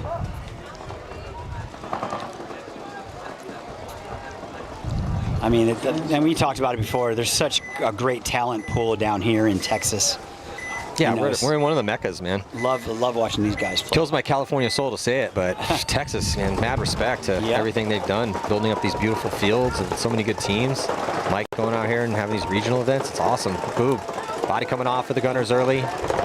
There's that bounce shot. I'm looking at that bounce shot, Maddie. Sorry to interrupt you. That bounce shot off of that God bunker going right into that can. Yeah, I think they lost that back corner as well. Yeah, just 3 players. Yeah, that bounce shot is nasty here, Chris. I'm staring at I'm like, how's this guy still alive? Well, it's a good opportunity for the Beefy Boys. Done a little work early. Gunners with a desperation run out. They drop another body. Yeah, Beefy Boys about to make this one a match. I like that inside move that he just did. Diving into the snake. He's going to get a little tough death in a high body situation out of the can here for the Beefy Boys. So 3-on-4 now. But a great crossfield spread for the Gunners sitting on this 2-point lead as they have both back positions, D side and snake side, and the brick. Only one body snake side here for the Beefy Boys. I think the Beefy Boys might be off on the count. Oh, and they just lost another one in the back brick, Maddie. That's going to hurt.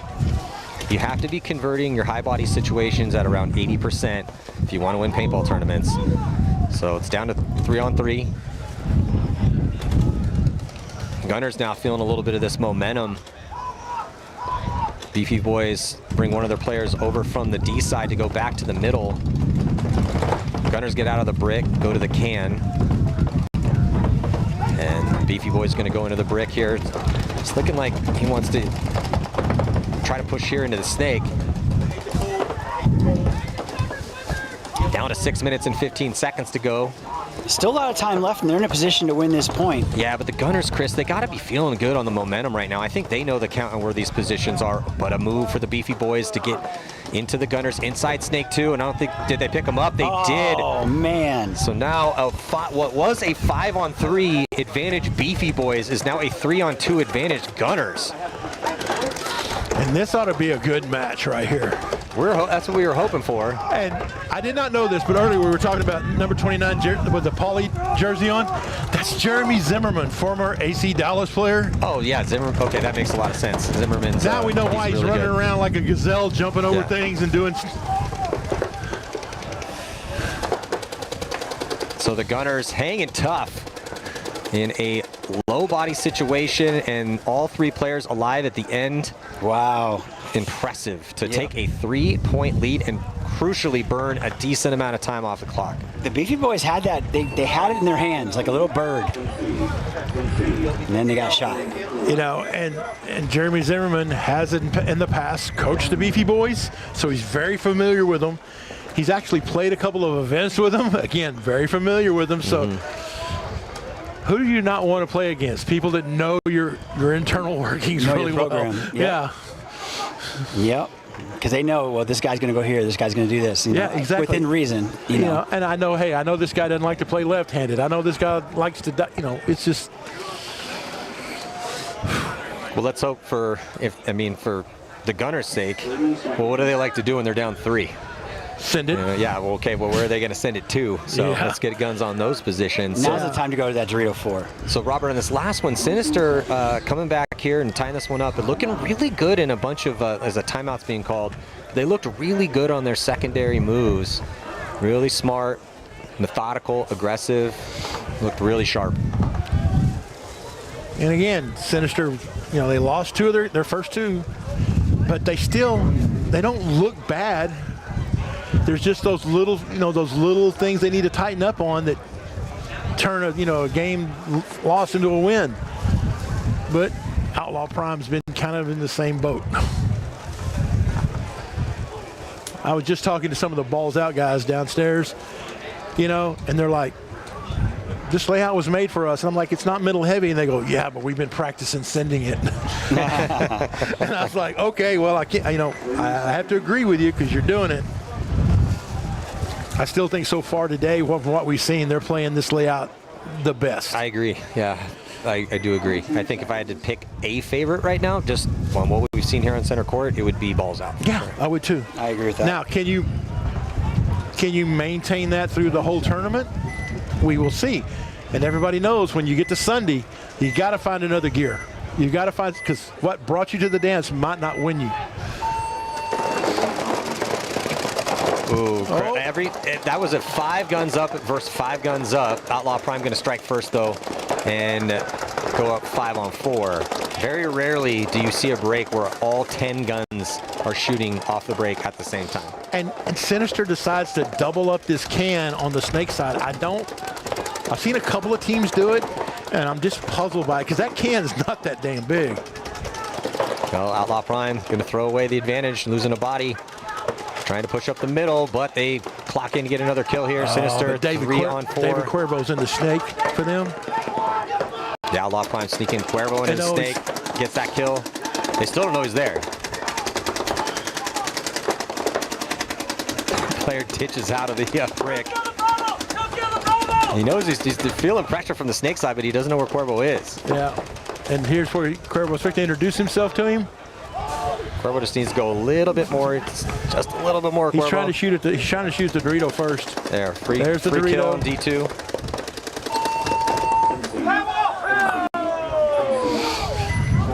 D2. He was screened out. He was literally screened out. We've seen that guy by the little edge of the starfish. That's how you know your teammates love you.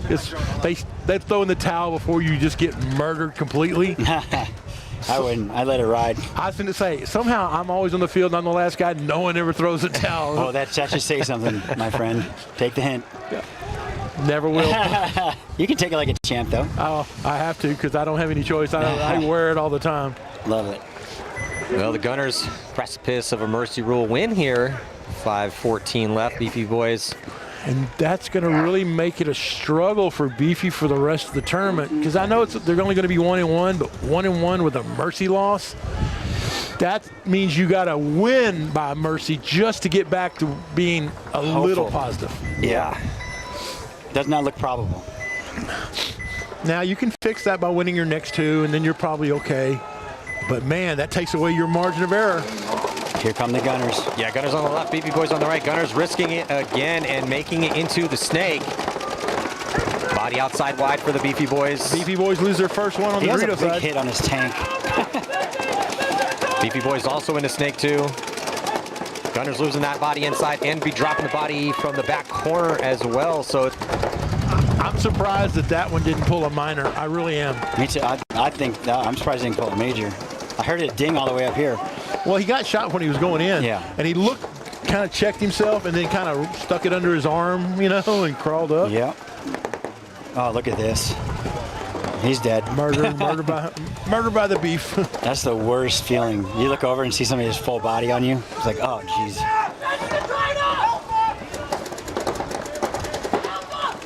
Oh, he's hitting the loader too. That's the penalty. That's gonna be a penalty, and they will start with 4. Oh, there's a minor. Yeah, that's gonna start with 4 now. That's a proper call. That is the proper call for sure. If I'm Jesse Stevens right now, coach of the Gunners, I'm getting a little frustrated. All right, because it's like, hey guys, we have a pretty sizable lead. There's not a ton of time left. We're gonna lose this one. Let's not affect it or have it carry on and affect the next point. Yeah, let's not help them. Yes. Well, I mean, they're starting with 4. So, I mean, there's their advantage. They're down by, 2 now? And they're starting a body up, so. Yeah, and the Beefy did exactly what they needed to do. Get in the snake, go all the way down, and stave off that mercy loss. So, I mean, it's still a long way to go. I mean, you're still down 2. You're chasing. But at least it gives you a little crack in the armor right there. Like, hey, maybe, just maybe. 6-5. Yeah, so 1-point game here. 20 seconds. Outlaw Prime, Sinister, fighting for their lives in this tournament. Outlaw on the left side, Sinister, red jerseys, right side. And it's really relatively early in the morning to be saying somebody's fighting for their tournament life, but they really are. Yeah. Here we go. It's not like you get 15 games to work with, you know? Yeah. They're all very important. Outlaw Prime losing 2. Both are outside wide guys, and here comes another player. It's perfect for Sinister. He might be losing that corner guy. He's getting checked out here for Outlaw Prime. You know, if you walk downstairs, there's no wind. It's so nice down there. Yes. So they were able to make this corner. Outlaw Prime getting outside, uncontested right now. There's nobody in that corner for Sinister. Sinister losing another player, so down to 2 players, Maddie. Yeah, I think they need to win a gunfight real quick. Turn this into a 2-on-2. They're just not in the greatest positions to do so. They don't have any outside containment. Yeah, here comes Tokyo down here in the snake. He's not going to really see it. I don't look for Tokyo to stay there too long. He's going to the corner. It's and a great move. And nobody even seen him go out there either. That's perfect. That's what Sinister needed.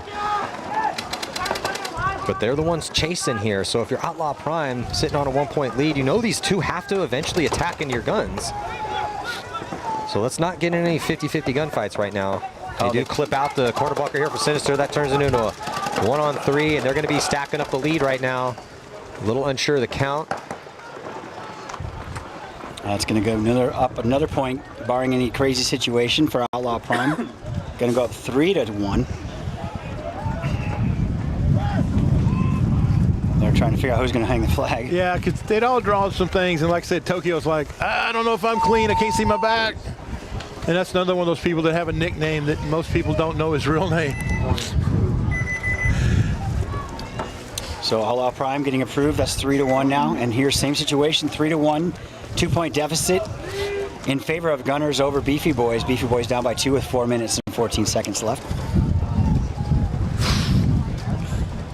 Interesting to see Gunners on the break. They've been risking it, sitting on a 2-point lead. How much time, as you're saying, Chris, now are we going to continue to risk it here for position, or do we go heavy guns pocket? I think if the Beefy Boys are going to have a shot at winning this point right here, they're going to do exactly what they did last time. Risk going to the snake, make it, and then just go all the way to their starfish. We haven't seen anyone send it on the D side early in a while, so it might be time to pull D4 off the break. Oh, that would be awesome. Yeah, I'd like that idea, Matty. I mean, I would try snake and the D4 on the break, honestly. Might as well. One of the two will probably make it. You know, win fast, lose fast, same. I mean, if there was a little less time left and it was a point they had to win, but running and gunning to the back corner bunker. They do go heavy guns, just risking this player here on your screen. Oh, but it's going to be a minor penalty on the Gunners. This is perfect for the Beefy Boys. Ouch. And now they're down to 2 players because they started with 4. Bomb blowing up here for the Gunners. Just 2 in the pocket. Looking terrible for them. Beefy Boys. Yeah, Diaz is just running the whole route, just shooting the last guys. Wow. That was a, 14, 15, 25-second point? Yeah. Perfect for the Beefy Boys. Yep. And now we went from, oh, they might get mercy to like, yep. So you're saying we have a chance. The tables have turned. Well, that penalty as a last player is detrimental when you're starting with, you lost a point and you're down by 1 body now. And then they shoot one in the break and he gets a penalty. It's just a trifecta of problems for the Gunners. I'm sure Jesse Stevens. Oh, I can guarantee you right now he's standing on top of a box and yelling and screaming. Oh, he's not happy. I guarantee that. But he's short. You have that's to. A short joke. You have to. He has to stand on the box so people can see him. But if you're coaching a squad, right, anytime you're in that situation, you're a leader on that team. Like, yeah, you want to make sure that we're letting the guys that are making mistakes know what mistakes are being made. But you also don't want to beat them up so much that they get a little tentative and get down on themselves, because we're still winning this game. Yeah. And both of you guys are coaches, so that's the question I have is, what do you think is too much? Like, after it's over with, oh yeah, it gets real loud, real violent. Yeah. But in the moment, there's a fine line there. I'm reminding them, hey, we got this still. We just need to cut down the mistakes. Stop making the mistakes. We're beating ourselves right now. Outlaw Prime. Trying to dig back corner bunker. Did he make it? No, he didn't. And they lost another body and one early. So it is looking dire for them to try to preserve their lead. So at least Sinister and at least they're making this one a match here with some early kills. And here comes Sinister up the middle. They're using that launch pad. Yeah, just one player left there, D2. Yeah, they're like, hey, we saw OKC do it. Let's do it. Varley's trying to make sure that he's... Oh, he's hitting the head. Shot on a team kill, I think. But going to be a 1-point game here pretty quick. Off the break shots, lethal for Sinister in that point. Lots of time left, too, in this one. Yeah. So as a fan of watching paintball, do you like the back and forth close games, the ones... Oh, absolutely. Yeah, I mean, I want it to be as dramatic as possible since I'm just sitting here calling the games. Yeah, that's the announcer in you. It makes my job a lot easier It does. when there's a story to tell. Because if one team's beating up on the other team, like, yeah, it'll end up mercy roll and it keeps us on schedule, but it's not very exciting. Yeah. All right, now flip that. As a coach, I want us to mercy rule every single game. Exactly. So you have no pity on the guy announcing your thing. You're like, I'm just going to try to drug the heck out of him. Yeah. You know, in life you got to wear different hats, Robert. All right, fair enough, fair enough. So if I'm coaching, absolutely, I'm hoping that we're smashing the opponents. But it doesn't always work that way. I think I'm in the same boat, especially when I have no dog in the fight. You know, I'm just watching two teams that I, respect and like. I like to see them, beat it out and the best team win. I really do. But, man, when I'm connected to anybody playing on that field, I'm hoping that it's just such a one-sided ass whooping that, yeah, I couldn't agree with you more. Same when I was playing. Yes. Beefy boys on your right, Gunners on your left. Coming back from a 3-point deficit. Now just down Beefy by loses their first one. That's not good for them. One body And their advantage. second one. One body advantage for the Gunners, and they risk the D side and snake side and making it out wide here. So and it works out for them. Gunners by themselves on the D side. Now, Matty, if you're the Gunners and you're up, you're starting to get up points, do you put the pedal to the metal and just keep throwing it down their throat, or you try and grind some much time off as possible? I mean, ideally in this situation, because the Gunners won their first game, I don't know what happened. I don't know where they're at right now, but I would like them to. We have a high body situation. We have a lead. Let's be smart about this. Let's win this point. Let's extend our lead. But I do not want people making ridiculous mistakes in chasing that point that we do not need to win the game. Yeah. Now, do we need that point to move on? It would help. Oh, and Beefy loses another one, and there's the concession. 2-point lead currently now for the Gunners. With 2:55 to go in the game. Yeah, it's... And again, the Gunners are just making the step up to this division. They look good. That's not such a big gap for them. But they also, again, the question was, okay, we have a lead. It's working getting out wide early. We're risking things, and more often than not, we're making those spots. Does Jesse go back to that game plan, or does he go with something that on paper is safer with heavy guns in a pocket? He is risking things still, and it's working out nicely for him. 30 seconds. Yeah, no, it did. I mean, he adjusts the situation as bust as anybody. So. Okay, timeout being called. And we talk about this all the time. These teams, when they start getting into, like these D3-ish and up, you got to have a coach. You got to. If you're going to be successful, you're going to need somebody that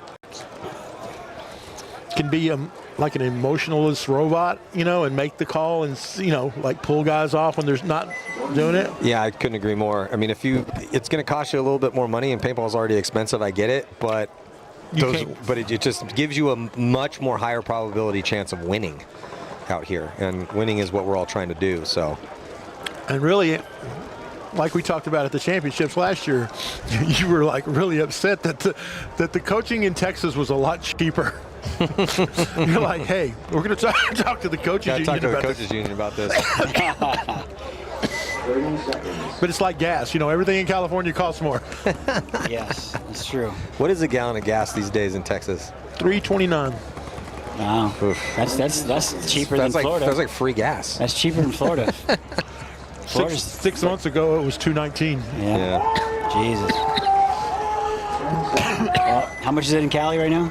God, it just keeps going up. $9? It's like pushing 5.5 now. Oh yeah. Jesus. Depends on where you get it, but it's over 6 in some spots. Here we go, though. Sinister down by 1 point against Outlaw Prime. Outlaw Prime losing a player, and loaders and everything over there. Well, there's another one. Nobody on the snake side. That back ref is just not playing. Relentless. Yes. That back ref. He's going to carpal tunnel. He's like, I don't want to have to be standing back here getting shot because you don't want to get out. Yeah. So there's a flag for you. I'm going to have to show him the nice little movie, that Dorito 4, like we talked about for Sinister. But here we go for Sinister, pushing the D side of the field, top of your screen, and should be able to tie this one up. They got a body in the snake, crawling up in the 50-yard line. Outlaws, just 2 bodies left alive. Somehow able to make it out. Maybe not, though. Referee, they're checking him out. Yeah, Padilla's going to be sitting on him. If he's clean, he's just going to mug him anyway. Nope, he decides to wrap it inside. He's going to crawl down. Yeah, Cuervo, not much he could do. Comes off rubbing his back, getting pinched out. Sinister going to tie it up at 3. And at the pace we're playing, could see a couple more points. If we get a 5-on-5 break, maybe this will be the deciding one. Without penalties? Yep.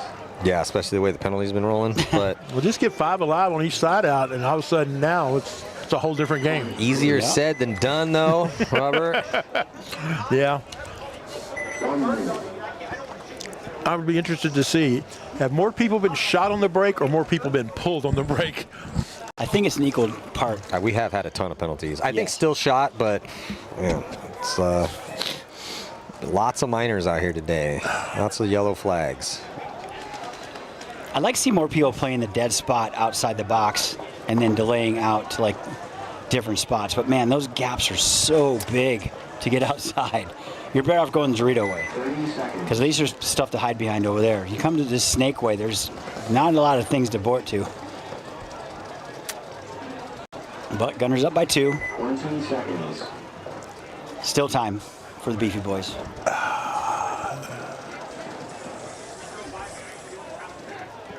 10 seconds. 4-2 Beefy Boys. This is the point right here. They need this one. Yep. Try to stay in this game, stay in this tournament. On the running and gunning out to the back corner bunker. They get 2 kills. Terrible break for the Gunners. Yeah, and one of them was Jeremy Zimmerman. That's a big kill. Oh, and a minor penalty. That minor penalty, though, for the Beefy Boys looking really good here until the minor.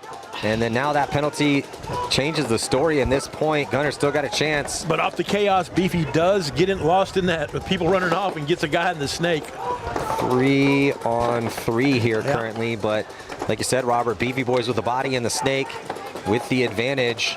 Just one body this way for the Gunners. Sees in the back corner bunker. He gets clipped in the head right at the last second. Tough death. Looked inside and they lose another one from the middle as well too. So just down to 1. Look for a concession here for the Beefy Boys. Yeah, I think Pachowski's the last one in there, and man, that's just going to be.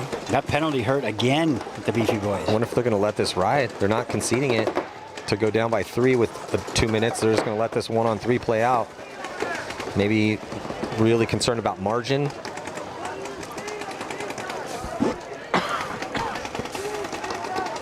Yeah, Gunners. I can guarantee you the Beefy Boys have got this mathematically figured out where margin and stuff is. They're really going to be, watching that, and they're very pragmatic. If it's out of control and they just figure like they're going to lose anyway, and as soon as I say that, they're going to go ahead. Oh well, we're going to cut on down. Well, I mean, we'll tell by the break, because if they want this win, then they're going to really be pushing hyper aggressive. And if they want to just keep it as it is, then they'll probably have a conservative breakout to make sure they can get through that time and not go down any more points. This one, though, locked at 3. Possibly last point, we will see. Yeah, and when the Beefy come out, I'll just look at their packs. If they're carrying 19 pods, they're just, they're done. But if they come out and everybody's carrying 4, maybe 5, they can hustle with those packs and still have a little bit to fight with. 20 seconds. But what a great game in our hands right now. Yeah, this is a good game. Yeah, this is a real good game. Shout out to Sinister for staying in this one. Could steal the win. We'll see.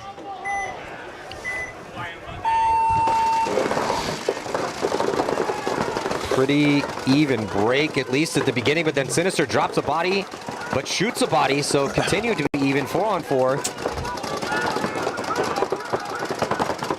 Sinister going to push the issue top side.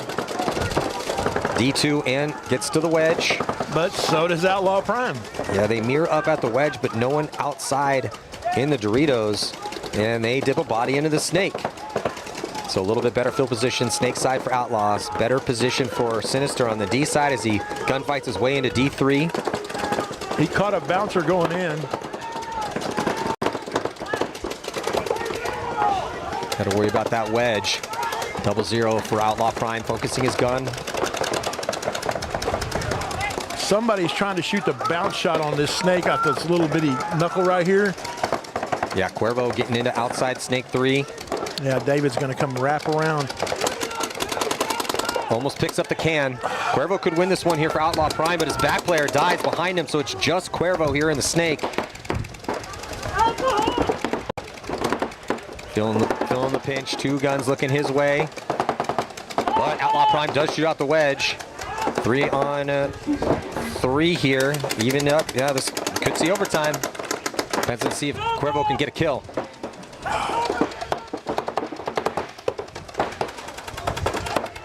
Yeah, David can't afford to die right here. Yeah, tense moments. He checks, Cuervo checks the clock. Oh, and there's a penalty. No. Outlaw Prime might want to concede this one. Save Cuervo, You're going to need him in this next one, and then go chase the 30-second point. They're not going to do it, though. They also might be concerned about, ooh. That's your guy. That's not your guy, buddy. Cuervo runs into a gun, so they're going to be able to take the win here. It was getting a bit chaotic. The close of this one, the penalty doomed the Outlaws. Cuervo shoots, stitches up the player that had no idea what the count was at his start gate, trying to hit the buzzer, launches his own counterattack, but in the end, it will be Sinister taking the victory. Hindsight, if David would have just shot that guy and then just went defensive, he might have burned the clock out. I agree with that. I mean, maybe. I don't know. They still had 2 other players. But that guy looked at him like, hey, I'm right here. He got blown to pieces. He's waving everybody off and like, wait a minute. Well, he looks right at him. Yeah, he's like, is somebody in the snake? And he's just waving at him. Jeez. Hey, but David, at least good, David was left alone by a penalty, so at least I give him credit. He tried to do something. Yes. Gunners 1 point away from a mercy roll win here again. 20 seconds. God, man, what a game.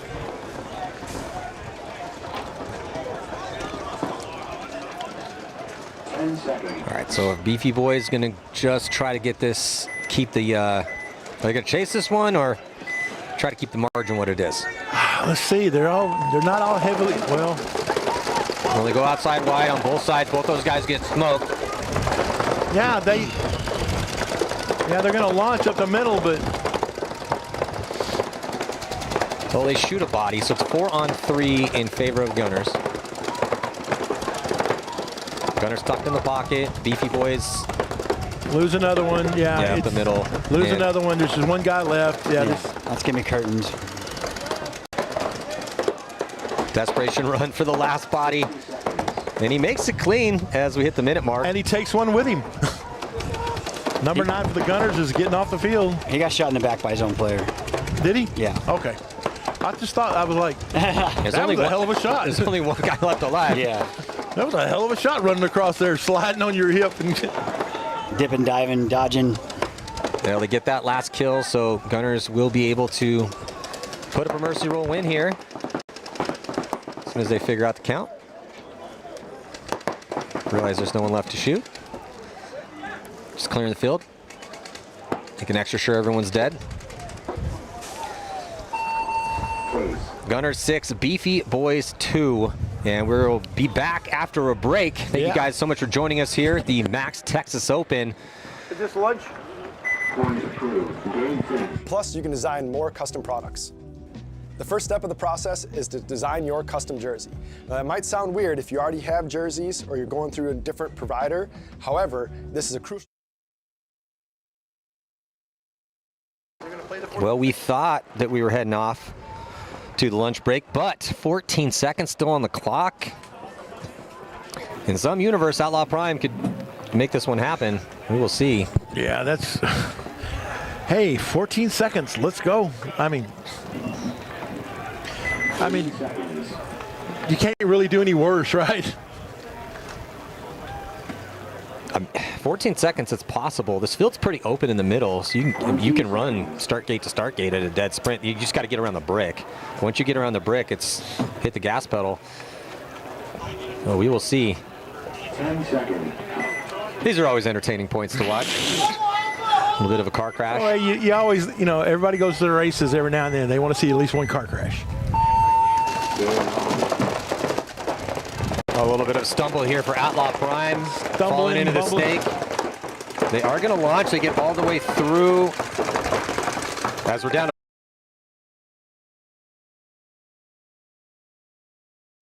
Hey, it's BRNT at CRBN, here at the DRV, an absolute hot rod force feed limit.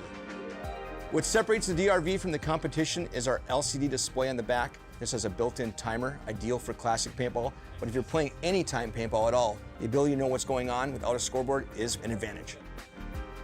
Along with our adjustable torque settings, 1 through 5, allows you to shoot any paint in every condition. If you're shooting super brittle paint, turn it down.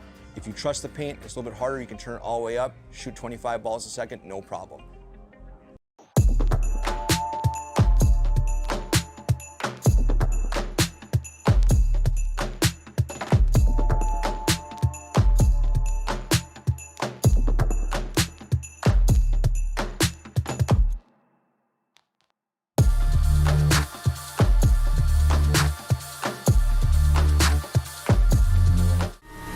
Yes.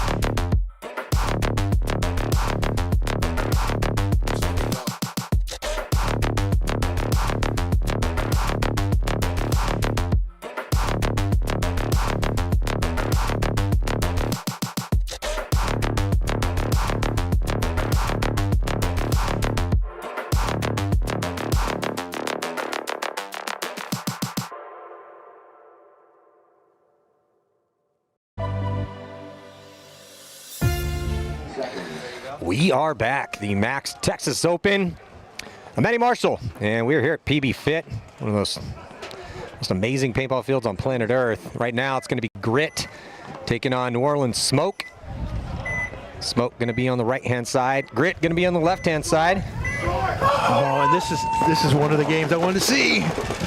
Saw the breakout. Looks like Grit going to try to take that back bunker snake side and get shot. They also release quickly on the D side. He makes it clean, but it is a 5-on-4 situation in favor of Smoke. And Smoke is from LAX, and they took two teams that won at D4 level and combined to make one team and made the jump to Elite. So, well, let's see how it works out for them. They definitely came up with an aggressive game plan. They took the wedge early, went wide on both sides. They did lose a body inside, so it's 4-on-4 now. Oh, and Grit going to win the gunfight down the sideline. Now they have the advantage. Grit's had the advantage of playing on this particular field already. Smoke has not. Yeah, the layout's the same, but when you switch from field to field, as everyone knows, just slight little 1-inch changes here or there can completely change things. Smoke attacking snake side as they drop that body from the D side. They might be dropping the body from the middle as well, too. Referees checking out the player in the snake here for Smoke. 3-on-3, but it's where they at. Yeah, but look at this attack on the D side. Here comes the counterattack from Smoke as he goes around the corner. Does he get the drop on him? They trade. Grit and Smoke reposition, though. So it looks like it's going to be a 2-on-1 here in favor of Grit, and they have both back bunkers, D side and snake side.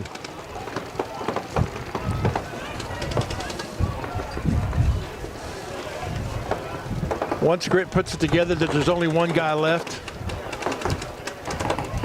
Here it comes. Here it comes. And they get him out, yeah.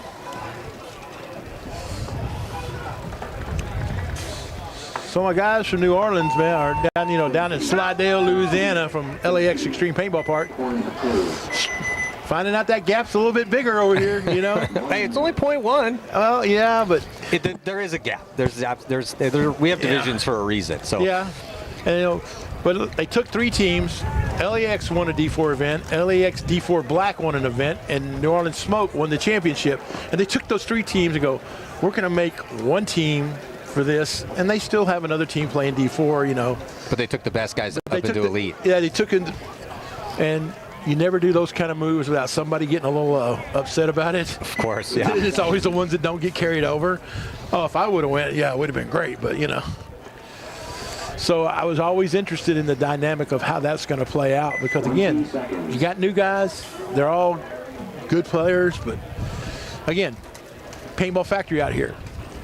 You got 3 teams out here that are all winning programs, and you cherry pick some people and throw them in together. Can they win right now? Tough to do. So Cold-Blooded and Paintball Factory taking the field for their first point. Cold-Blooded going to be aggressive corner snake side dies, and it's getting very dicey over here on that run on the break. It's almost better to go to snake 2 on the break. Cold-Blooded loses another one out of, no, that's the same one. Yeah, nope, they lost another one.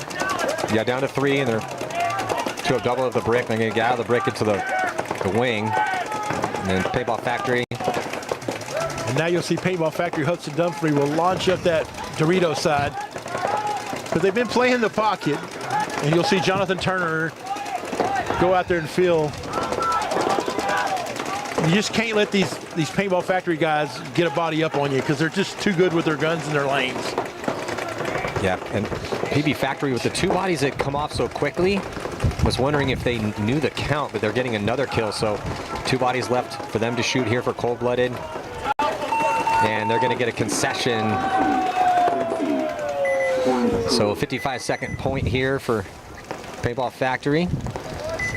Cold-Blooded getting off to a little bit of a slow start. Tough break for them as they lost the first couple. Grit retakes the field with their 1-point lead over New Orleans Smoke. It is interesting, though, because if you have that many divisional teams, yes, you have to, from your area, your field, you got to have, you know, in this area of the world, it's the Elite, USXBL. So we got to have a team that's in Elite. You do, and you want to represent, right? You do, and just like LAX, the park there, you know, he's like, hey, I don't want to get involved in those things, but, you know, I need a team that's going to go, you know, fly my banner. Because, you know, we're in the backwater here, you know, we're in a town called Slidell. I mean, it's New Orleans suburbs, but I mean, New Orleans goes from New Orleans city to country real quick. You know? I mean, it gets real country real quick. So, and that guy out there, Drew Bankston, the guy that owns it, he's one of those guys, if you call him up at like, you know, Friday night at 9 o'clock and say, hey, I want to do some drills, he'll go turn the lights on his park, set a couple cases out for you. Oh, that's amazing. So he's one of those guys that helps paintball grow. Got to have those paintball patrons. Smoke taking some ground on both sides. Make it to the corner, snake side. D2.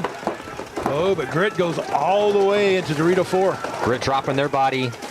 They do get D4 clean, but drop the body on the snake side. There's no one on the snake side here for Grit. And Smoke's going to be able to wrap around that back corner bunker now and put some pressure inside. They're going to be dropping the body on the D side, though, so it's 4-on-4. Yeah, better field position here for Grit as they have that 50-yard line on the D side. Top of your screen.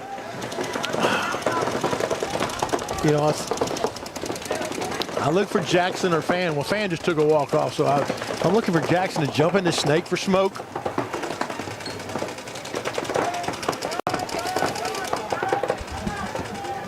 And goes into the snake. Snake one. So Smoke trying to contain that D side and produce offense on the snake side. This one's getting interesting. This could be a little bit of, I won't say longer point because we already have a body at the 50 and Smoke looks like they want to get after it snake side, but from a strategic standpoint, I'm wondering if Smoke, how quickly they're going to push it. Looks like pretty quick here. They're going to crawl on the snake because there's no one outside wide, so he has freedom down that sideline to crawl up. Yeah, and Jackson's just, now he's going to see him fill. He has a body behind him to give him some help.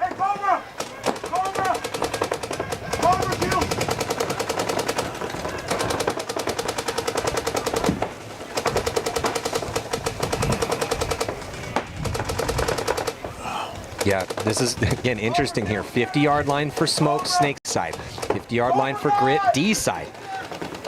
3 players in the backfield for both squads.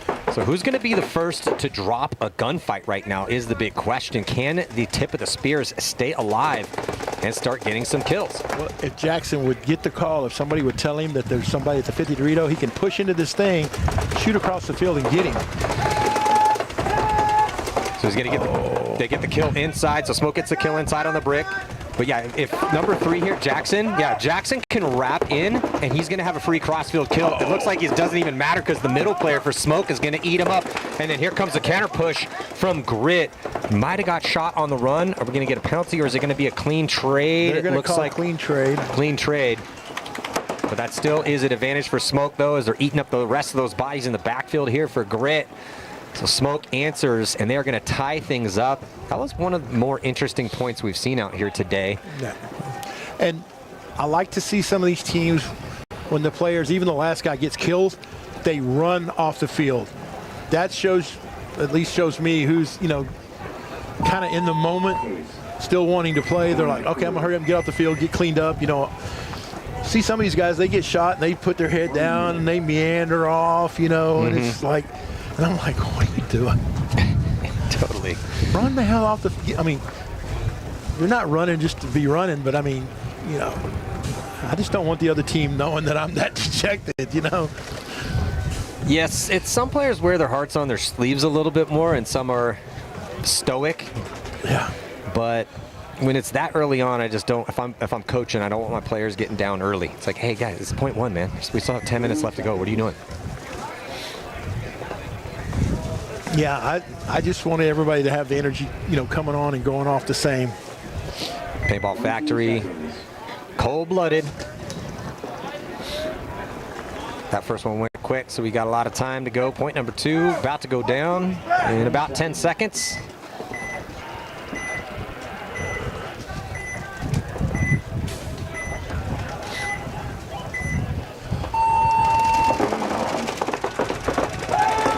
Whoa, the cold-blooded just did the up and over, just like y'all were talking about earlier, running to the wedge and diving into Dorito. That move is there, and he makes it clean, so big advantage for Cold-Blooded on the Doritos side. Top of your screen. They did lose their body trying to get out on the Snake side. He was only going to the Aztec, but... Yeah, they lose Lacey, which is their Snake guy, but they took out Luke Staley, and now they lose another one. Robert, nice fill, though, for Cold-Blooded as they take the back corner bunker to slow down the Snake side, but the push, all the guns looking, there are 2 of the 3 remaining bodies here for Paintball Factory are looking towards the D side. There's only 1 gun, and it's the Can looking the Snake side's way. The Brick needs to get into the game here. The Brick is looking at the, he must be off on the count, which I can totally understand. You're at the Brick, the eyes are terrible from that spot. They are going to get a kill here. PB Factory, Paintball Factory, now down to just 2. Another one gets peeled off of the Can there, Robert. Just, that's it. Man, that Dorito run made all the difference in the world. Because, I mean, there was nothing stopping him until he got into their Doritos, and then they started shooting at him. Yeah, great play call, nice execution. It is a big risk to go all the way to D4, but you can see the way that the bunkers tear out from the Brick to the wing, to the wedge, and then into D4. You have some blockers to work with, and it's just a different angle. And most guys are, honestly, they're shooting inside for the door, sometimes even the Can, or that outside D1. And so pulling that out of the bag of possibilities in a situation like this, and it ended up paying some dividends for him. Yeah, I would. Now that I've seen that, there would be 1 gun on that lane, even if nobody's going there. I don't care. It's tough, though, because if you put a gun on that lane, you don't have a gun on some of these other lanes that, to be honest, are where the guys are going 80% of the time. You know? Yeah. that's why it's tough as a coach, because we don't have a gun for every single possibility. No, but if they go to one of the Cans or even the Brick where we've been dinking them out or something, that doesn't really affect my game. You know, if they get to that 4 that fast, that could change the game. Especially if we're stuck in the pocket. Yeah, so I just no, I'm going to stop that one. What's the most dangerous to me? And again, that's the thing. Do you take the one that's probably the high probable kill, or do you take the one that's the high probable hurting you? More risk here for Smoke. And they lose one, but so does Grit. So it's 4 on 4. Did he make it to the? No, he got. So there's 2 bodies now off for Smoke. It's 4 on 3, but Grit has doubled up the Can and doubled up the Brick. That's tucked in the pocket. Smoke's outside wide on the D side, even though they're down a body. Grit's going to need to filter out here, Robert. What's that comment? Oh, that's a bold move, Cotton. Let's see how it works out for him. Let's see how that plays out. He does get out of that Can on the double and gets into the Aztec. So he's in the Snake insert, but he's looking inside. He doesn't look like he's really in that big an interest to go. Everyone just posted up at their spots right now. Can for Smoke's thinking about maybe making a move. He's not that tucked into his position. The Brick's thinking about it as well, too. Somebody needs to help Jackson and get them guys off of him in that Can so that he can get over here and try to match up in the Snake. I mean, he's going to have to do it himself. There's no one to help him. To get out of the Brick to go to the wing, mini wall. He's thinking about going to the wedge, not feeling any pressure from there. There is 1 gun that way, but he's going to make it through clean. There's 3 guns Snake way. There's no one Snake side. If it's Jackson at the Can, he cannot go out right now. There were 3 guns looking his way. Yeah, that's, again, he was feeling a lot of pressure. I talk to my guys when I'm coaching Alliance and any teams I've coached. You have to be able to read and feel pressure. If you are at a Can, you're not chasing a point. There's 5.5 minutes left. We're down a body. We can't be dying at spot. Here comes the move up the middle. It does get a kill. Now it's going to turn it into a 1-on-2, but both of those 2 are at the Brick. And do we have a penalty? We got a minor penalty assessed. And as this, they also got into the Snake as well, too, here for Grit. So it's 2 on none, point for Grit with 5:12 left.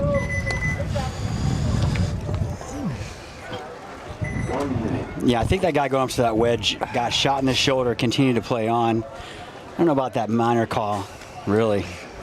Well, he had something to say about it afterwards, so obviously he didn't agree. That could have been what it was. I'm not sure.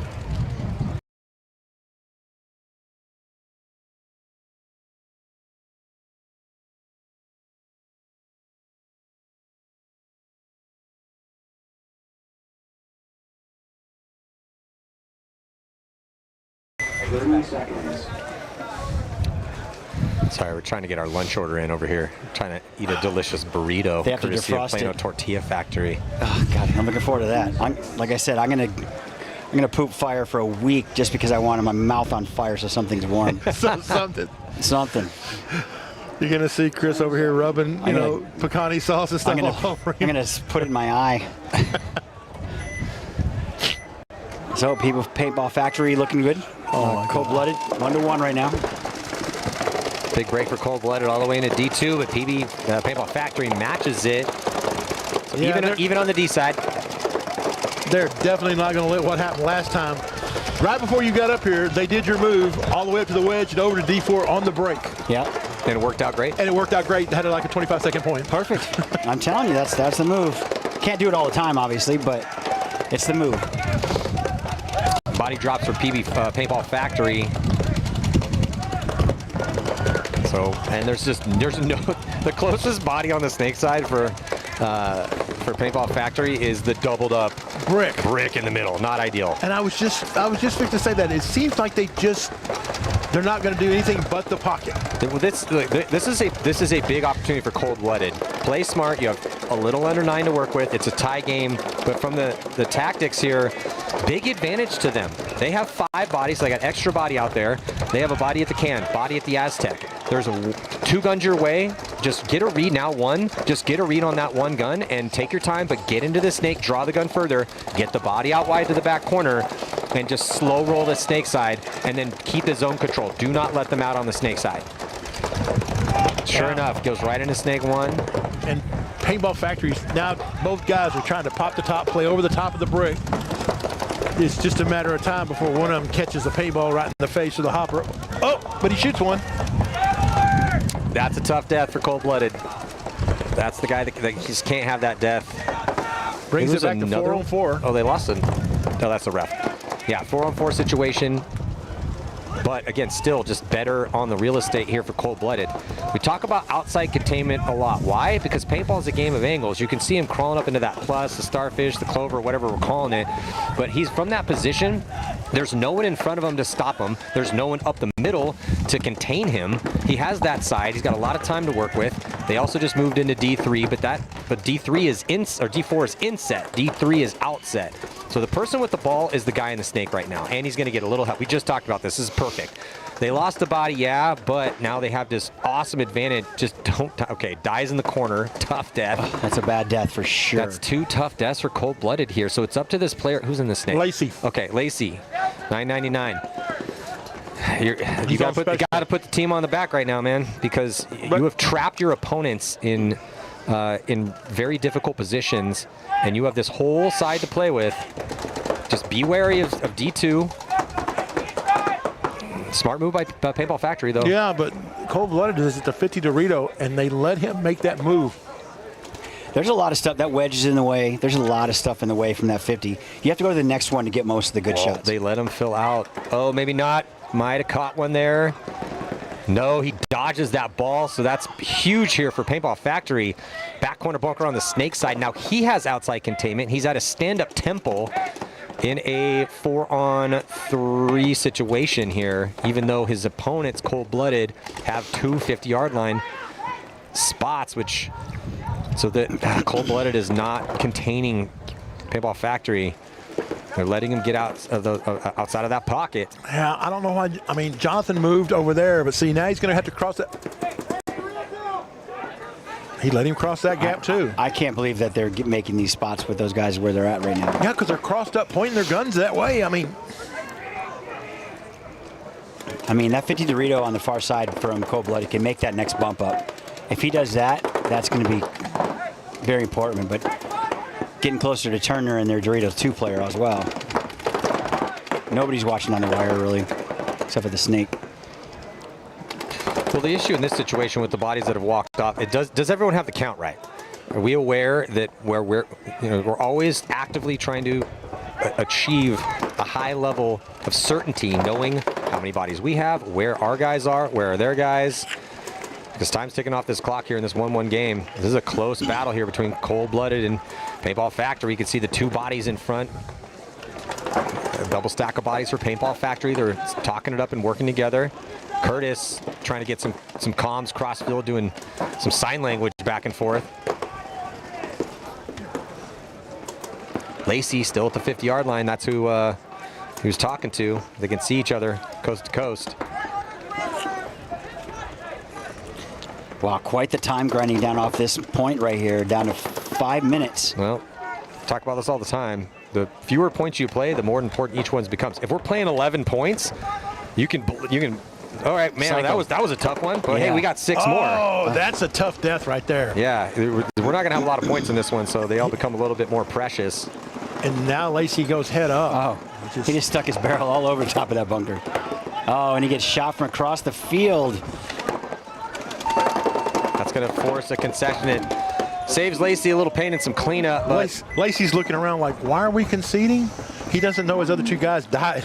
Man, they had the ball too. They letting him fill out to the corner, letting him fill out to the Dorito from the back center. Just bad zone control. Yeah, they had two of the early deaths in that situation, not at the beginning of the point, but more towards the middle, really cost them because they had outside containment over here, snake side, and they just let Paintball Factory just filter out.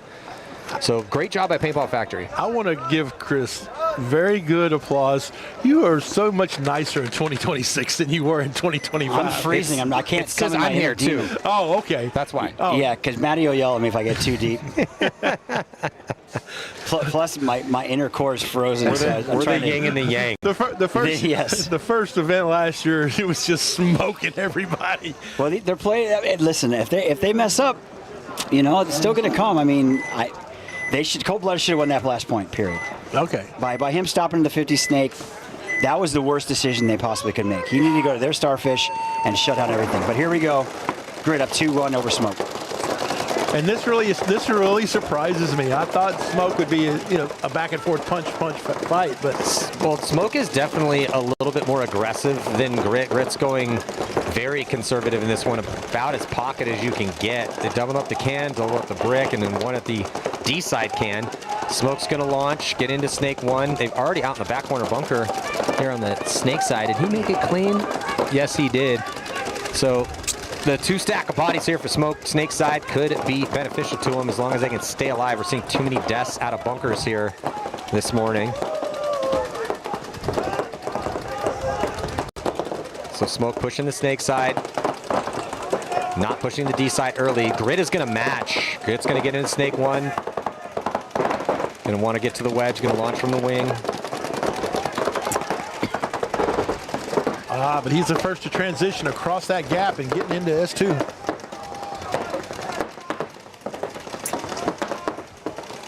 Down to 4 minutes here on the clock. Grit, back corner bunker as Smoke launches into Snake, inside Snake 2. Body coming off for Grit though. No one on the D side for them, but no one on the D side for Smoke either.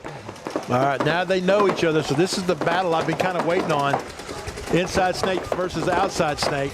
Just 3 players on the field here currently for Grit, trying to preserve this lead. It's looking good for Smoke if they can stay alive in their spots, and they have some time to work with to present an offense. They're in a 5-on-3 right now.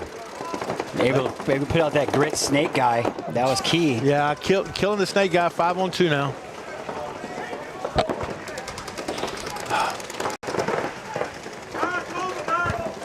There you go. Go to their Starfish.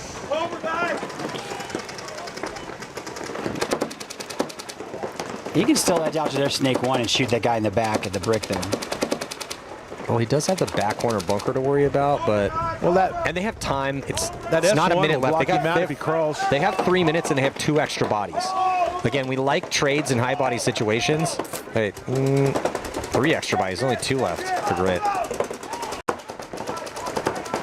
Oh, he went at the wrong time too. Threw his body away.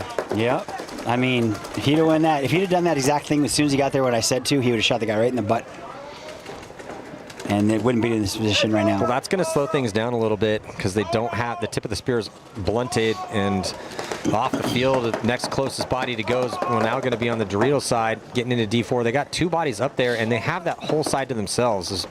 I mean, no one was even shooting at him for a little bit. Now it's just one gun that way. And they're going to throw each other pods. I was just going to say the brick guy also is out of the Grit guy is also out of paint. Yeah, but he's fixing to get. Yeah, 14 here. Cute font, yeah, but Culver's I fixing to get killed. can't read the. Is it Hernandez? Yeah.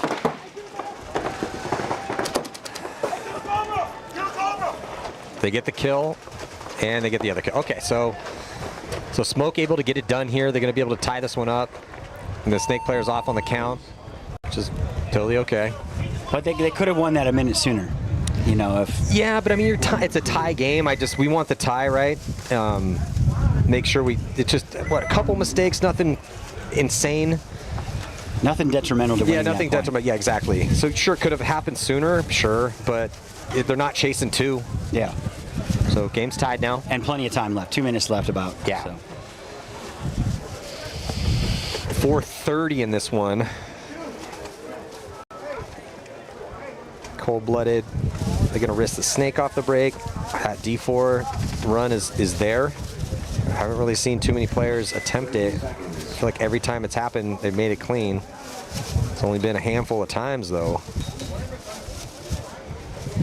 And then for Paintball Factory, are we just going heavy guns up pocket, or are we going to risk a little bit?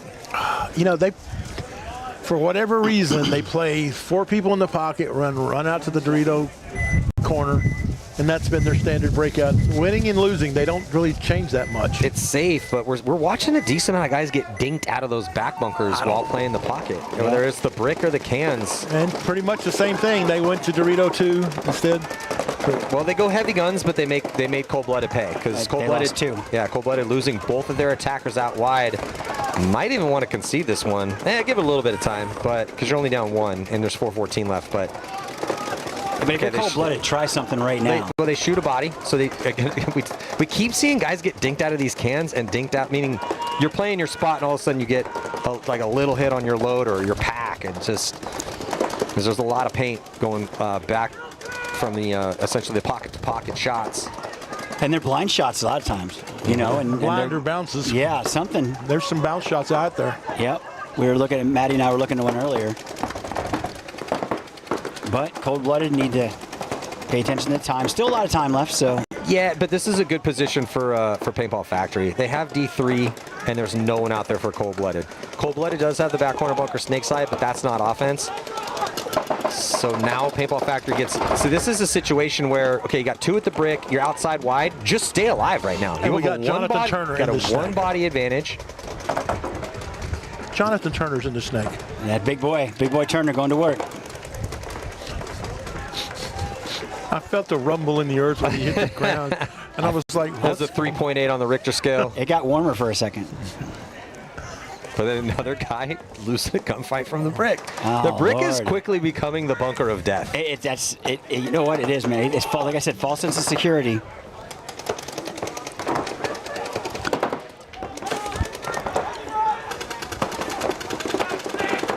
Action here on the D side. You can see here where D1, 3, and the 50 are outset. Can't control the wire from 2 and from 4. Currently at 4 right now for Paintball Factory. But they're in just a really good position to just lock it up. Lock it up, man. But You're fine. The next point's the next death's probably gonna determine this point. If this was a pro game and we were in Tampa Bay, the Paintball Factory would just sit in these spots and rip lanes. Never go anywhere. Yeah, Yep, I they agree. don't need to. And just wait for somebody to run through a gap, get that kill, and then they go try to get that 3rd point. Playing that dead spot over there, you can see the Paintball Factory guy off of that Dorito 4, Maddie, just a little bit. And that's going to concede the point. Smart. Yep. Cold-blooded knows if they're just going to, if Paintball Factory is going to sit in these crucial spots and not go anywhere, which is exactly what they should do, it does force them to concede it. Right at 2 minutes, too. It's tough to concede at 3-on-4, but the work had already been done. Yeah, they weren't going anywhere. They were pretty content where they're sitting. Closer game here. Smoke and Grit, 2-2, under 2. Little chirping going on between the Dorito guys from Cold-Blooded and Paintball Factory. You know, they walking by each other and just like, I think Hudson kind of shot the guy after the concede, you know, just like, hey, you know. 30 seconds. No, whatever it takes, make them clean it off more. And get in their head a little bit, you know, get them a little bit angry. 20 seconds. So New Orleans Smoke on the right, Grit on your left, tied up ball game with just under 2 minutes, as Maddie mentioned. Who you got? This is a tough one to call. I think I might go with Smoke. They're being a little, if they can make it through this break. if Smoke plays more aggressive and makes it through the break, I'm going to take Smoke. Yeah, I got Smoke. Yeah, because Grit, it just goes heavy pocket, heavy guns. I five like guns Dallas up. Luke and the Grit guys, but man, there's one. Yeah, so again, Smoke playing more aggressive. They take the risk. He gets through the guns, and now it's a 5-on-4, and they have outside containment. Here's Snake side. Penalty potentially on Grit. Minor penalty, so not going to say I called it, but kind of did. And this execution was brought to you by Matty Marshall. Yeah. Well, it's just Smoke had been more aggressive. Yeah. Smoke was risking things. And it's tough. Obviously, it's easy to say, yeah, if they make it, I'll take Smoke. But it did appear, based on previous engagements in this match, that Smoke was going to be the one pushing the issue. They're going to risk it. Grit's going to go heavy guns. Grit did make a shot. But now they got to figure it out. And those inside deaths are just popping up more often than they're not. I mean, we've seen, what, 12 penalties from those inside kills just in this morning bracket alone? Yep. But can Smoke finish it off? 55 seconds to go is the question. We might have another overtime point here, boys. And again, that changes the dynamic. Are your best three better than my best three? Well, I like that inside snake move, no matter who it might be. Is it just... Oh, it's two. Okay, 2 bodies left alive right now for Grit. Let me get the drone back up. Yeah, two on 3. 4. Where's the fourth one? Snake 50, back corner, Snake side brick, and can for Smoke. Grit's at back corner, Snake side, and the inside can. This is when Smoke's going to want back. Yeah. If they don't finish this one off and steal this win, but they have to get these other guys in the mix. Looks like the center player is going to get done by himself for the Snake player. He goes through. Does he get all? Still 1 body left alive at the can. He's going to get pulled out. He's begging for a penalty. I don't think he's going to get it. And at 2 seconds, Smoke is able to barely steal the win. Oof. Oh, it was getting very, very dicey out here, Chris and Robert. Absolutely. Yeah, and I love the fact that the Smoke player that ran and shot the last guy didn't hit the buzzer, but the minute his teammate did, he turned around and ran off the field before, because the ref was coming. Yeah. The ref was like, "Where you at?" And he's like, "No." Yeah. Just in Nothing case. to see here. I don't think I was hit, but just in case I was, I'm going to run off the field before you can find it. Nothing to see here. Nothing to see here. So wow. that was a good match. That was a great match. One of the better ones we've seen today. Yeah, a lot. If you're a paintball fan, you got to appreciate the technical abilities of all these guys. To, it wasn't just, hey, we got the fastest guys, we're getting to the spot first, we're winning because of that. Yep.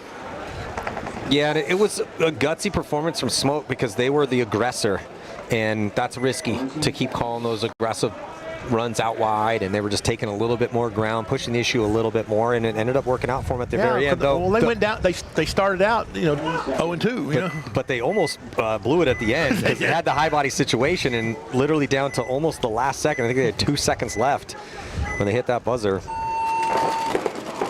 Oh, and here go up and over. Look. Oh, right. He went to 3 and but he got caught. He's dead. I don't like that move. That's just that gap is just way too big.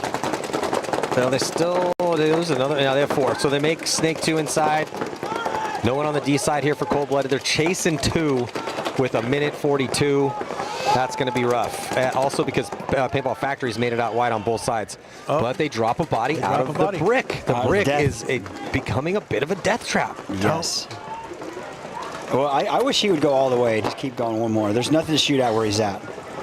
You can see that. I mean, barely see the corner. I don't think he knows that, though. He just wants to check off inside, but he's off the pace. You need 2 to tie. You have to just put a guy to make a move here. Oh, he's going to get the backs. All backs and packs. And he gets blasted, so good containment here. Here comes a running ref. And there goes a flag. Oh, he did connect. So the brick's coming off, pulled on the penalty, and that leaves just D2 left alive as we hit the minute mark. So Cold Blooded's going to get this one. And the corner, too. He gets shot out of the... He gets shot by the corner. They have the corner over there, Matty. It's still 2-on-1. Oh, corner. Here's the eyes, Chris. I lost him. Sleeping on him. So 2-on-2. 2-on-2. I just don't think there's enough time left right now, especially in the positions they're in. No, because he got in the snake now. Now he's down on his knees, and there's no place to really fight and run from.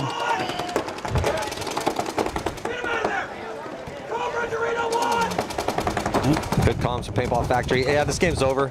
Because even if Cold Blooded can get this one, they're not going to have enough time to get another one. Well, they're also Paintball Factory's coming down the Dorito side. Yeah, I mean, even if they do get this point, there's not enough time for another one. Nope, and that's it.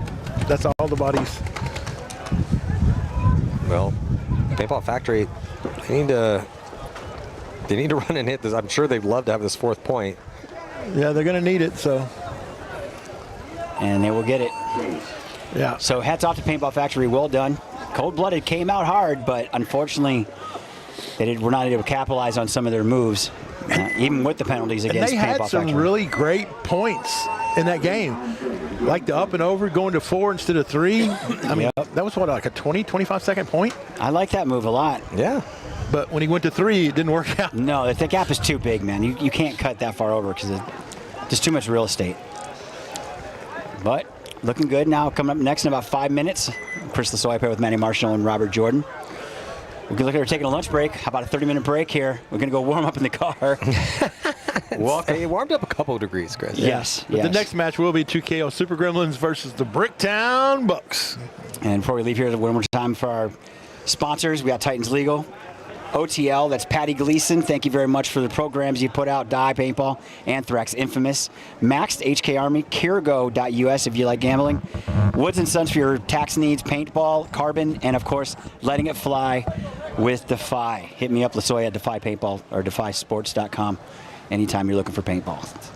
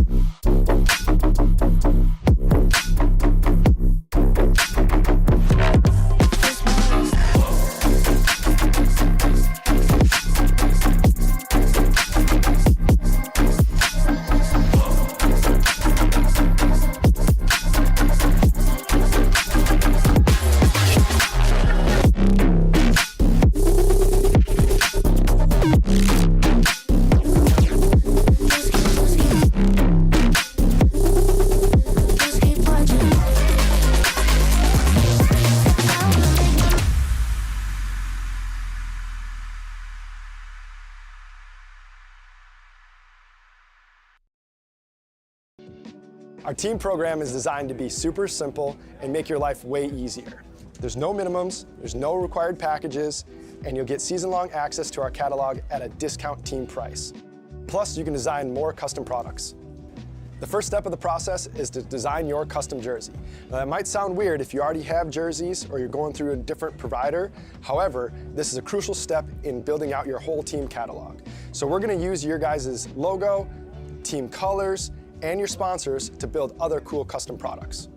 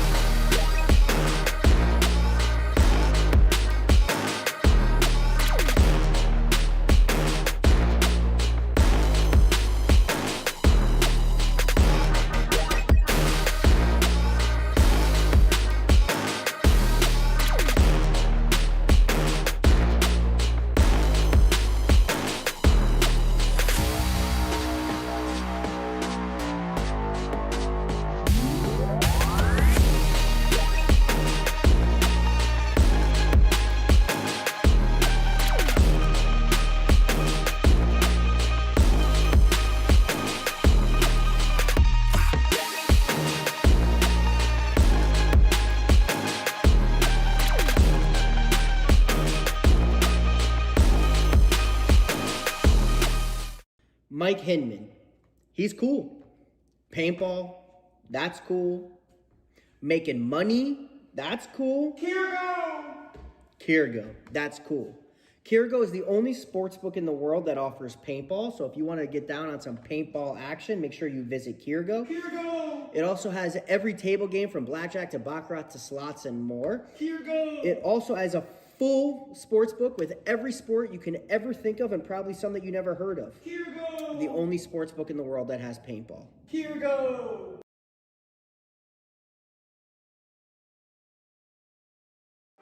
Hey, it's BRNT at CRBN, here with the DRV, an absolute hot rod force feed loader. What separates the DRV from the competition is our LCD display on the back. This has a built-in timer, ideal for classic paintball, but if you're playing anytime paintball at all, the ability to know what's going on without a scoreboard is an advantage. Along with our adjustable torque settings, 1 through 5, allows you to shoot any paint in every condition. If you're shooting super brittle paint, turn it down. If you trust the paint, it's a little bit harder, you can turn it all the way up, shoot 25 balls a second, no problem.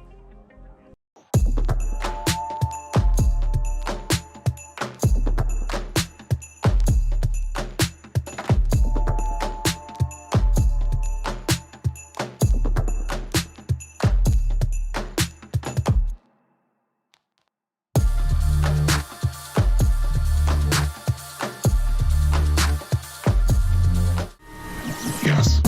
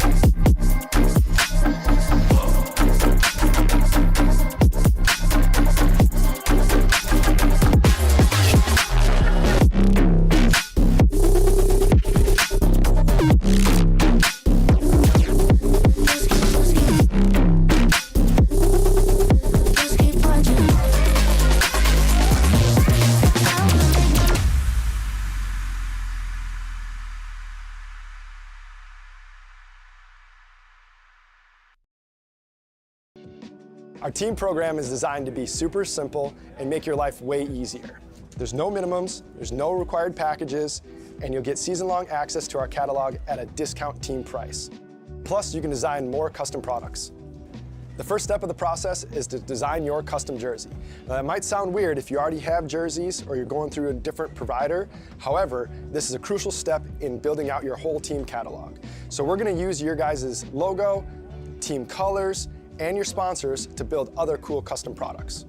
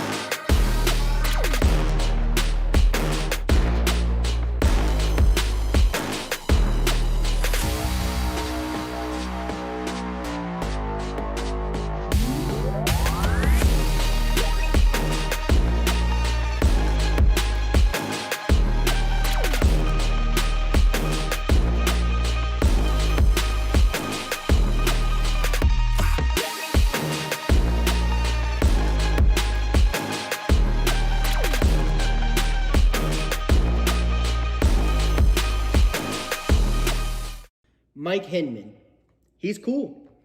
Paintball, that's cool. Making money, that's cool. Kirgo, that's cool. Kirgo is the only sports book in the world that offers paintball. So if you want to get down on some paintball action, make sure you visit Kirgo. It also has every table game from blackjack to baccarat to slots and more. It also has a full sports book with every sport you can ever think of and probably some that you never heard of. The only sports book in the world that has paintball.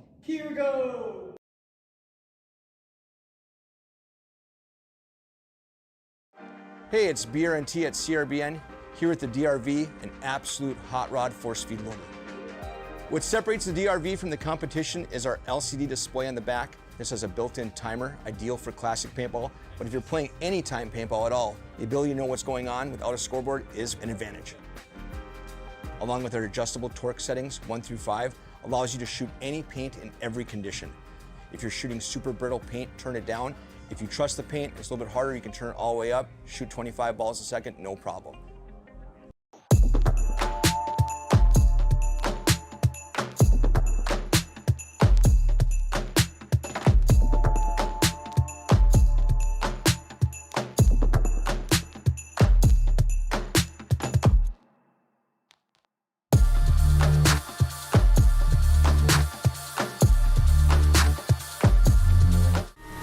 Yes.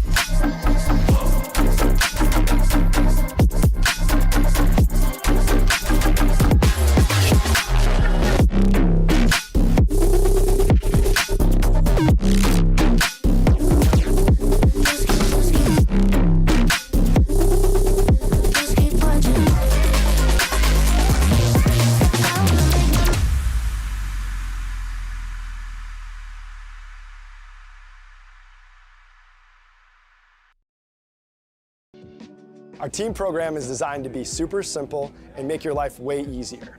There's no minimums, there's no required packages, and you'll get season-long access to our catalog at a discount team price. Plus, you can design more custom products. The first step of the process is to design your custom jersey.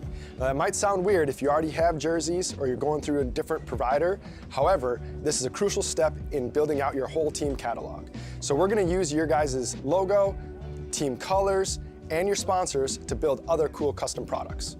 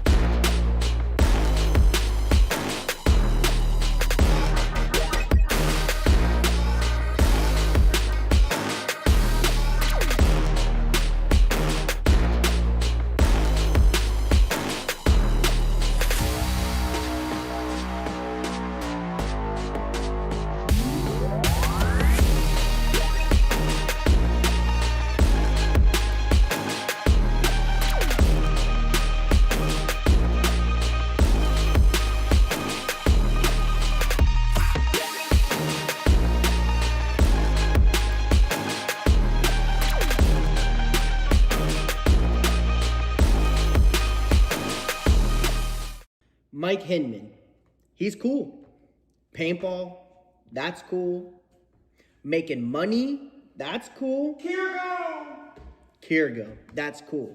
Kirgo is the only sports book in the world that offers paintball. So if you want to get down on some paintball action, make sure you visit Kirgo. It also has every table game from blackjack to baccarat to slots and more. It also has a full sports book with every sport you can ever think of and probably some that you never heard of. The only sports book in the world that has paintball.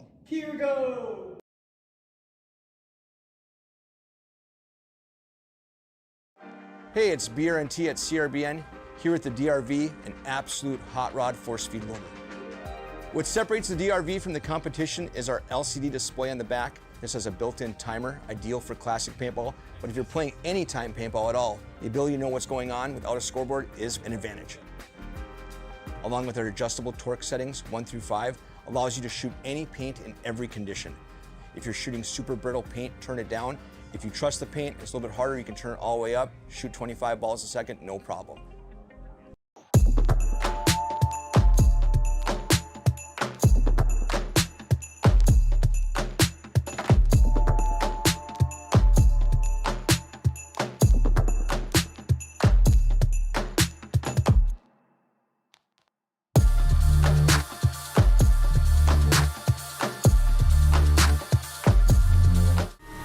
Yes.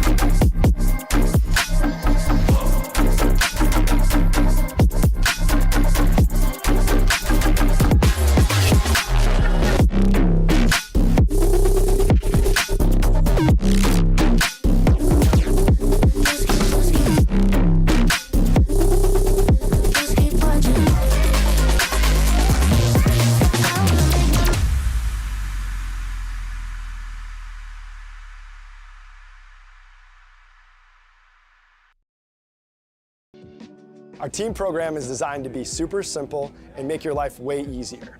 There's no minimums, there's no required packages, and you'll get season-long access to our catalog at a discount team price. Plus, you can design more custom products.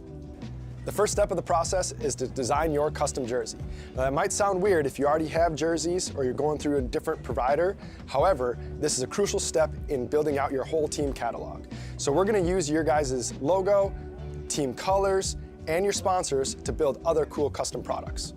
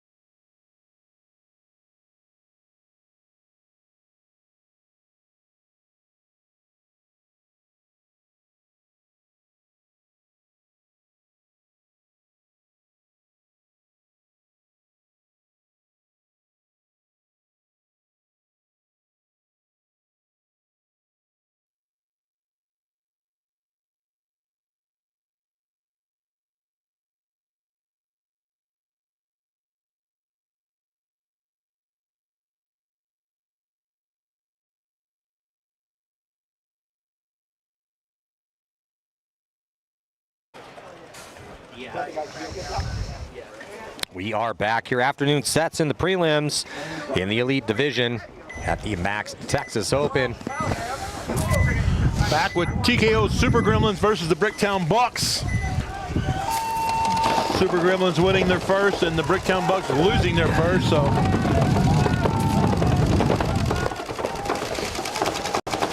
Yeah, it's going to be Super Gremlins here on the left-hand side of your screen in the purple, Bricktown Bucks. A couple different jersey looks for them, but blue for the most part. And looks like both teams body out wide, snake side, 5-on-5. I was talking to some of the Super Gremlins during the break right there, and I was asking them, like, hey, I didn't see some of your normal starters like Omar Simmons, Ocon, and Jace Boyd. Ian Ocon is not here at this event. And Omar just made it into the game and gets eliminated right off the bat. Yeah, trying to get into that outside snake too. Well, you can't let him be in the Cobra first. So the Bricktown Bucks, I think they might have learned something on that last game, like be a little more aggressive. Well, that didn't work out for him out there in the Dorito side. Yeah. Took a big bite though. I don't like the route he took, and I don't like the way he, where he went. I'd like him better to go up to a wedge and over. Way easier. Yeah, so the Bricktown Bucks have extended out past the pocket quicker than the Super Gremlins. The two still stuck at the brick, which this morning has become a little bit of a bunker of death. As absorbing a lot of pressure. Guys are getting their loaders scalped and just it's a big spot, but survivability has been limited in there. But moved out to the D side for the Super Gremlins, getting into D2, mirrored up with the Bucks. Good crossfield spread. A better field position here for the Bucks with that body inside snake 2, and they get the kill out of, again, what is becoming the bunker of death, the brick. Well, there's just not a lot of places to come out. You got to come over the top, or you got to come out the side you're looking out of. Very predictable. Yes. So it doesn't leave much to the imagination, as opposed to like the Starfish or a Dorito or an Aztec, as you very well like. You know, that's the best one-on-one spot in the field, which I do agree with, because there's multiple options. And here comes Stevenson right down the snake for the Bucks into their Starfish. Oh, he's going to blow people's heads off right now. And he blew a shot. The thing is, the Great Wall doesn't know which side he's going to pop out on. Oh, but he picked him up, though. He gets shot from the Dorito guy right across the field. From the Dorito side. Yeah, D3. But look here, Fine's in here. Justin Fine. I don't know he made it all the way up here, though. No, and if he just goes a little bit further. Oh, he got him in the loader? Yep. Barely. You got to recognize that as a front player. You know, see that paint coming flying.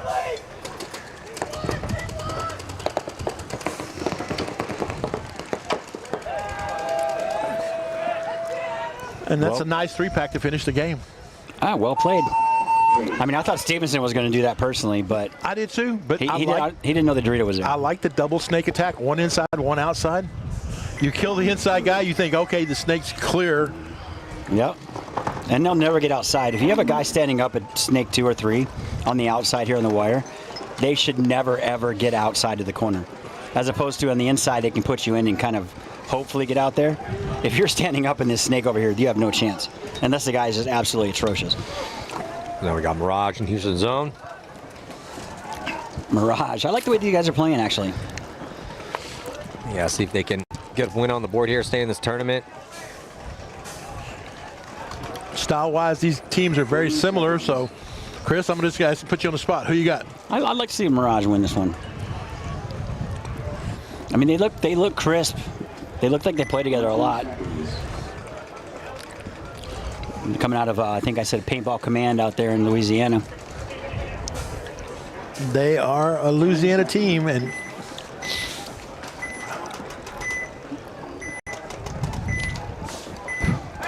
here we go, first point of this matchup. So Houston zone going to take that back corner. Yeah, more conservative breakout. They lose them, though. Gets the shot up.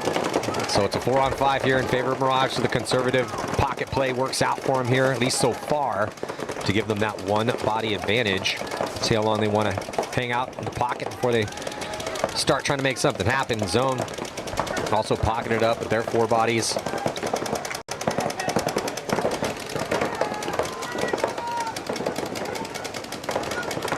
Mirrored up pretty well right now, both teams, but with the advantage, Mirage getting 1G on the break, going out to that snake side corner. But standard breakout, like you said, Matty, you know. And Mirage with the extra body tries to get into D2. Running referee, though, is going to come chase one of those players in the brick, and if he's hit, that'll be a penalty. Looks like it was just a little rub. They're going to send another body towards that D side as he gets to the door. And also attacking up the middle. We don't really see this very much, but I like it because Houston zone is not out wide. Yep. OKC Mutiny did a great job of doing that. But yeah, zone's going to... Well, Mirage losing a body, zone losing that body, trying to get out of that spot. Yeah, that was a bad death. If he would have made it outside, that would have put a little more pressure on the guy in the center. Yeah. But he shouldn't have made it that far with the guy in the center anyway. So Mirage with a body at the wedge and a body at the Aztec up the middle, but the Aztec is going to get pinched out of that spot. Shot actually more heads up. Just tough to live in the middle, man, even with, there's no one out wide at all, and who still had a hard time living in that spot. Yeah. But losing another brick guy. Leaving only Adam Hitchcock left. Yeah, so this was just a story of gunfight losses, more for Houston zone, as Mirage with 3 bodies out there, taking out the last player. And gonna go up 1-0. Nothing crazy happened in that one at all. It was pretty conservative on both sides. Mirage a little bit more the aggressor with a move up the middle, move on the D side. So Houston's Own just getting zoned out.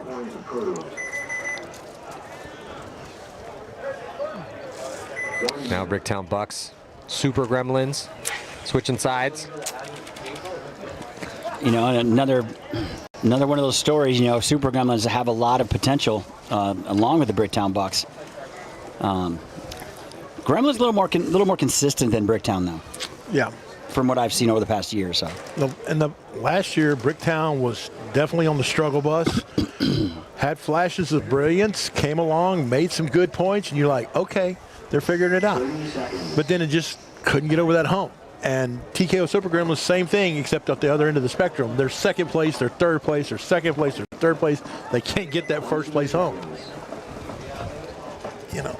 Oh. And again, this is Super Gremlins are also a team like Balls Out. We talked about earlier. That around in Texas, they just, when people talk about the good teams, they don't get any respect at all. You hear about the Beefies, the Grits, you know, those kind of guys, but you don't very seldom ever hear about these two.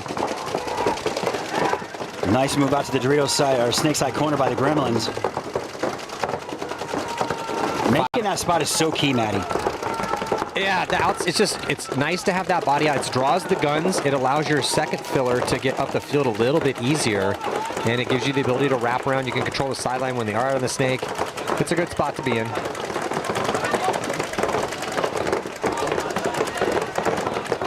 And it is quite a bit of a risk on the break, so advantage Super Gremlins, 5-on-5. Bucks just pocketed it up. Still. There's just not a lot to do on the break. I mean, that is risk-worthy. Risk worth reward. I think sometimes you say, Matty, you know, getting outside is super important then. Yeah, I mean, this is still an outside and up field. The teams that look the best, the Gunners and Balls Out, are the teams that are making it outside and up earlier. Yes. They're taking a little bit more risk. The teams that are kind of hit or miss and they're looking okay, we'll see, are the teams that are playing more pocket and taking less risk. TKO losing their Snake 1 player, Matty, from somewhere. Shot in the hopper on the way in. It looked like rub, but the ref said it's a shot, so. Well, with your eagle eye Hawkeye sight, Robert. But, you know, both teams stuck in the, not stuck, but both people, you know, opting to take that center brick. I like it on the break, but man, I really don't like it much after that. Just keep seeing players just losing gunfights. It's just out of nowhere. Yeah. Yeah. And you have to get out and up, man. Jell's going to have to get shot right here. Yeah, Jell's going to wind up getting shot from the snake by Stevenson. And also, Matty and Robert, that's where a majority of the penalties have been coming from, or is that center bunker of death. Yeah, that's. Yeah, it's those pocket-to-pocket shots that have been lethal out here. Good field position here currently for Bricktown Bucks. 50-yard line, well, close to the 50 here in Snake 3. And some help out behind them. Gremlins were first to get out here, but some nice moves up the field for the Bucks to present some sort of offensive threat. Still got 3 bodies shading towards the D side. Need to get going over there, so they move over into D2. Gremlins playing like... The Gremlins are playing like they have a lead to protect right now. They really are. Yeah, they're not really playing on their. They're playing on their heels. You know, safe zoned up. I don't know what they're trying to accomplish.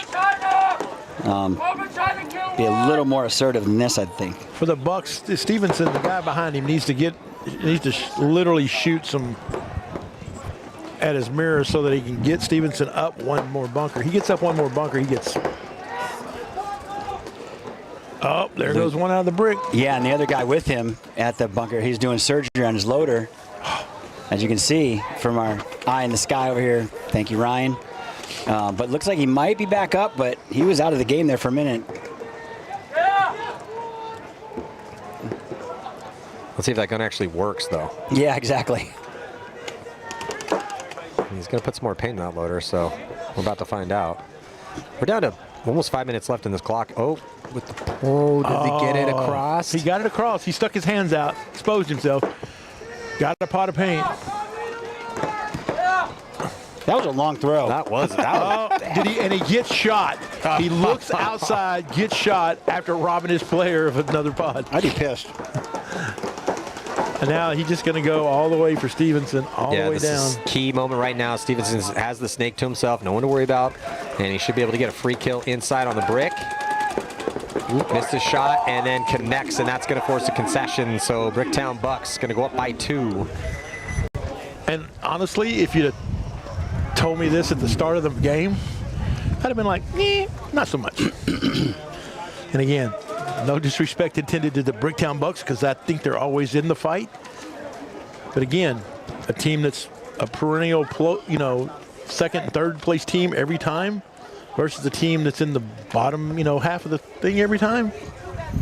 You just play the odds, right? You're like, well, on any given Sunday, But well, it's a new year, so hey, time to tear up. Maybe it's the new Bucks.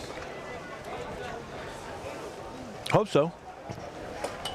So Mirage switching sides now on the left side, zone, right-hand side. Well, we are saying this is the USXBL season opener here in Texas, but man, we've been through so much already, gentlemen, this year. Maddie, I know you have, with Tampa and Dub C we were at already. I mean, USXBL in Florida. It's been a full start to the season. Forget about it. It's been great. It's been a great start to the season. Team counts are looking good. I love it. Doing shows inside stadiums. Body dropping for Mirage. Here, left-hand side of your screen. So pocket, I hope it doesn't continue to go this way just for entertainment's sake, but it is emerging as the default game plan for a lot of these teams is just maybe one risk and then 4 bodies pocket.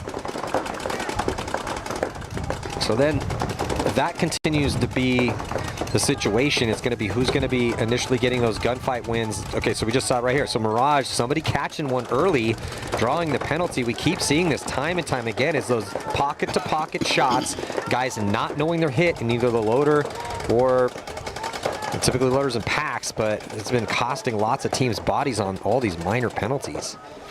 So it's going to take a little second here for zone to count those bodies walking off and realize they got a big gift. And should be able to tie this one up no problem. They're not even last guy's gonna pay the toll. And we will pretty quickly have a slightly anticlimactic 1-to-1 game here, as penalties have been a big part of the story here in the prelims, particularly from the left-hand side of your screen. In the pocket, left-hand side of your screen is where the vast majorities of the penalties are happening from. A very interesting trend that's going on right now. Yes. But Kremlin's coming out. They're down by 2 against Bricktown. I wouldn't have seen this coming, with 4:45 left. But I mean, I let this one play out to kind of see where we're at. Well, we're expecting the Gremlins to come back right now. Yes, I am. At least a couple points, make it interesting. We've got about 30 seconds to go here in the prelims. Beautiful. It's starting to become a more beautiful day. Winds died down. Yeah, I think it's up to 45 degrees. It is actually warming up. I think this is the warmest it's going to get today, 62, I think. It is 60 right now, feels like 53. But it's not going to get much warmer, maybe a few degrees. But here we go. This, as we say in this situation, though, perfect paintball weather, because if you're geared up and running around, this is kind of nice. Oh, yeah, you don't overheat. You still get warm, but you will not overheat. Yes. I don't think I'm going to have a problem overheating either. The Gremlins are going to be risking a body top side. Back corner bunker D side. He makes it clean. Bucktown Bucks sitting on this 2-point lead. Go pocket again. Slightly out of it to the door, but not much. And then we're just going to roll our guns here and see who's going to develop and get the next move. Slight advantage here, strategy for Gremlins. But like you said, once again, similar breakout, except for the Gremlins have that Dorito side corner.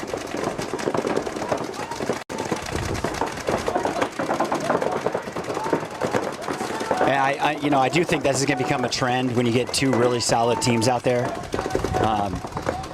I would take the gunners and balls out of that equation.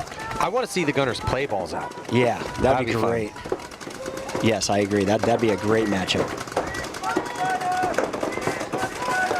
But for the meantime, we got Gremlins down 2 points right now up against the Bricktown Brucks. Yeah, and everyone's still in the same spots that we started this out with, and now slight move for the Gremlins, get into D2. Everyone just pumping paint through lanes.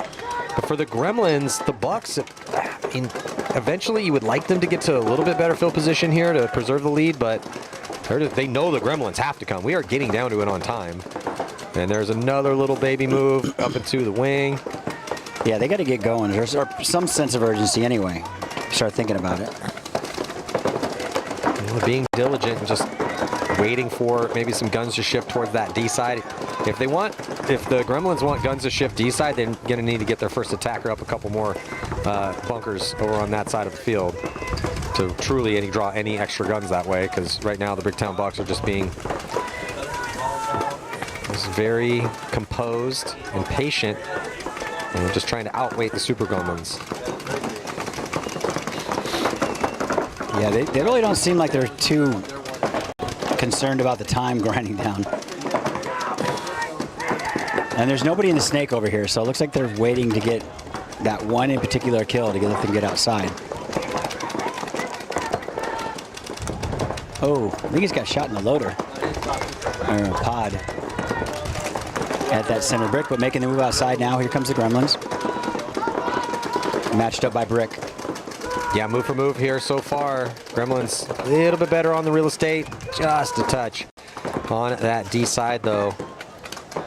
Bricktown Bucks probably going to head check the clock right around now and go, okay, 2 minutes, 2-point lead. The Gremlins are falling right into our trap. Well, the Gremlins are moving up slowly but surely, but the problem is it's slowly. Yeah, Bucks lose one. Yeah, dying out of that middle pocket again. Just keep seeing that time and time again. They get out of the brick, though, and get to the can. As the Gremlins are going to get into D1, they shoot another body, so the bend don't break moment so far bending quite a bit here for the Bucks. Just 3 bodies left alive for them. As the Super Gremlins get into that Dorito 50. Yeah, push D side, top of your screen here for the Gremlins. But they are off the pace. It's a minute and 19 seconds left. Need to ramp this up if they want to have or get 2 to tie. Wrapping around, though, at that 50-yard line with this teammate. That D3 need to start pushing in, looking at 1 gun his way. There's only 1 gun D side, now 2 guns. The Aztec has started to look that way. And here comes with the big bite all the way across, makes it to the wing. So 3 players on the attack right now for the Gremlins, under a minute to go. Bucks lose another one. Yep. But so do the Gremlins. They lose a snake player. The Gremlins are coming. Bucks lose another one as well, too. And you see this back player in the center is just nothing he could do. He's just looking right and left and just getting pinched. And so with 37 seconds, Gremlins finally get on the board. And we will see a hyper-aggressive attack in the next point for them just to have a chance to tie. You've got to do something on the break, but other than the standard breakout, you have to, in order to make it 25 seconds. 100%. They're not going to. You can't go 4 bodies in the pocket in 1 risk here, and hope that that's going to work out. The only way that could potentially work out is if they go pocket as well too, or try to run out wide, and you get 2 or 3 kills in the first 5 seconds. Yeah, that's the only way they're really going to be able to do it from the pocket with heavy guns. I'm really going to be interested to see who they put on the field for the Super Gremlins, because that team is evenly split with speed and gunfighters. And if I'd put all my speed guys out there. Yeah, you have to. Maybe keep 1 gun, keep your most agile athletic gunfighter as the safety valve, the last attacker of the 5, just to hopefully, accurately shoot loaders and edges of goggles as everyone else is running up the field and save it. But hopefully he's speedy enough that he can sprint up the field and hit it with the second left. Yeah, I see Jace up there again, not out there picking up pods. I know, team player, but he's not playing, which is weird. That's weird. Is he hurt? No. I mean, he's suited up, he's packed up, he's got a pack on, he's ready to go. Did he miss practice? I don't know. I don't really know. I mean, like I said, we saw Omar just make 1. He's only made 1 spin so far. I'm puzzled by this. I'm not trying to run their team. But I know what the norm is when I see it, you know, event after event. Tie game right now. Zone dropping one early. Mirage did risk the body out wide. D side back corner makes it. And he's going to move up into D2. But D made it one step out of that bunk before he got clipped out. So that evens up the count. 4-on-4. 4-on-3 in favor of Zone.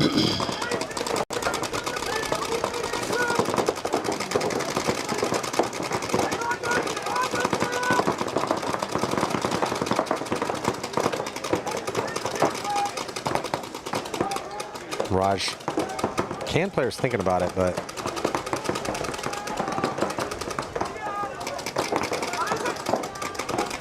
oh, and that same can drops it again, so it's 4-on-2. And again, we're going to fill that can that the last 2 people have died out of. Well, they're running out of places to go out there, Robert. I know, but I'm not going to. Where is he going to go? Double somewhere else that 2 people hadn't died out of. Up here comes the paint train. Yeah, Zone looking good in this one, just winning some gunfights to soften up the line of Mirage. And then going to close through the middle. Little back massage for a little 2-pack run through for Zone. Yeah, the guy's going to turn around and shoot him. I don't know, you know. He's got enough bodies. He don't need to gripe about it. Aaron Hitchcock, just Adam Hitchcock doing another phenomenal job, just reading the field. So the Bucks, this one could be very interesting. 36 seconds. Bucks up by 1. Potential upset victory here for the Bricktown Bucks. Gremlins forced to run into these guns, but which routes are they going to choose? They got to go D4. They have to. I just worry about teams like this, like the Bucks, when they're in this position. Like, it's like they can't make 34 seconds. All we got to do is just shoot our guns, right? Famous last words. Exactly. Get to your bunkers and stay alive. Major penalty. Yeah. Or like we saw earlier, you know, when they hit the buzzer with 2 seconds, you know, I mean, there's that lane that nobody checks off on because, oh, they always run here. Yeah, those highways are there's no such thing as an always. Not true. 10 seconds. And I think the Bucks are going to focus on some shots up the gut and we're not worry so much about the guys going wide. Well, shots up the pocket to pocket is pretty crucial right now. So Gremlins are going to run outside wide. Here they lose the player on the snake side, but here comes 3 up the middle and 1 on the D side. D side player gets blasted. Player in the center trips and falls. It's not looking good here for the Super Gremlins as the attack gets stomped. And the Bricktown Bucks might be able to steal another one here because they still got 15 seconds left. And so they're going to run in and hit the buzzer. So we'll see yet another point.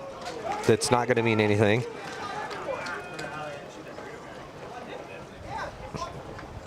Thumbs up. Point is good. The Bucks 3-1. Going to take this win. Well, we'll see. 11 seconds to go. Who knows? Might be major. They might not play it. Probably going to play it. They kind of overshot the crap out of that last guy running up the middle. The ref's like, let him out, let him out. He's taking a knee, and I mean, you just see his dome just like bing, bing, bing, bing, bing. Jail trips, stumbles, rumbles, bumbles, and falls. You know. Yeah, if I was the Bucks, though, I would have let that get down to about 2-3 seconds before I hit that buzzer, just so we can solidify the win here, which we need. Instead of bring some sort of madness involved in here in 11 seconds, you just never know. Yes, so true. I mean, you literally could just put 2 guys out there to shoot their guns and let them run down the field on you. It's 3 guys that don't have the chance to get penalties. Yeah, exactly. I mean, it's a 2-point spread with 11 seconds. The game's over. And I mean, worst case scenario, they hit the buzzer and you only win by 1. Yeah, exactly. You still won. Big point right here for Mirage. 6:46 left in this one. Zone is, pocket, hardcore pocket.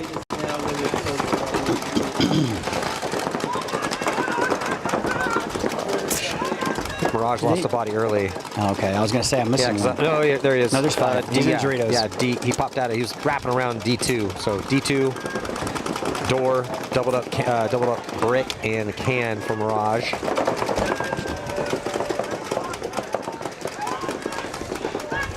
Zone loses one, loses Cormier. And another one. Body coming off from Mirage, though, as the outside wide body takes the walk. 4-on-4. 4-on-3. 4-on-2. Advantage to Mirage. So could see a tie game. Should see a tie game. But they're still pocketed up. No one's out wide yet. That's going to give these two at least a chance. Maybe catch a body. Trying to get out wide. Yeah. For zone. Perfect time to come with the middle right now. Well, Mirage getting out of the brick and back to the can. Probably going to try to spread things out. D side, he has a body that way. At the wedge. The wedge could get across to D4 eventually. Yeah. So he's going to go to the door. Way out past that spot. Gets a little bit closer to it. So Mirage definitely gunfighting, trying to feel the pressure to get out wide. D side. Mirage ought to run the inside route right here on this side of the wedge and split both those two players between the door and the. Yeah, take off, launch. Hear my voice. No, he got him in the middle. So, using zone. By making out that move out to the Dorito, cutting down the middle. Yeah, that's a nice kill right there. Oh, another one. Another one. Oh, Mirage just grinding gears on the attack and using zone, making them pay. A couple bodies have walked off, and 4-on-4 becomes a 2-on-2. Tables have turned. As it is even up on the body count with zone, with the momentum, with the lead. About 4:20 on the clock. Individual paintball, man. But the field is spread for Mirage. They still have Snake 2, outside Snake 2, and D3. Whereas zone, middle can, not an ideal spot here. D2's pretty solid. But it is in set, so he's not going to be able to control that D3 player down the sideline.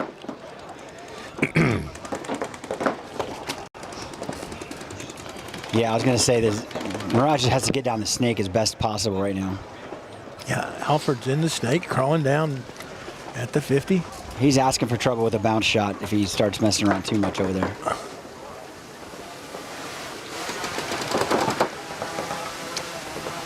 Did he just get shot?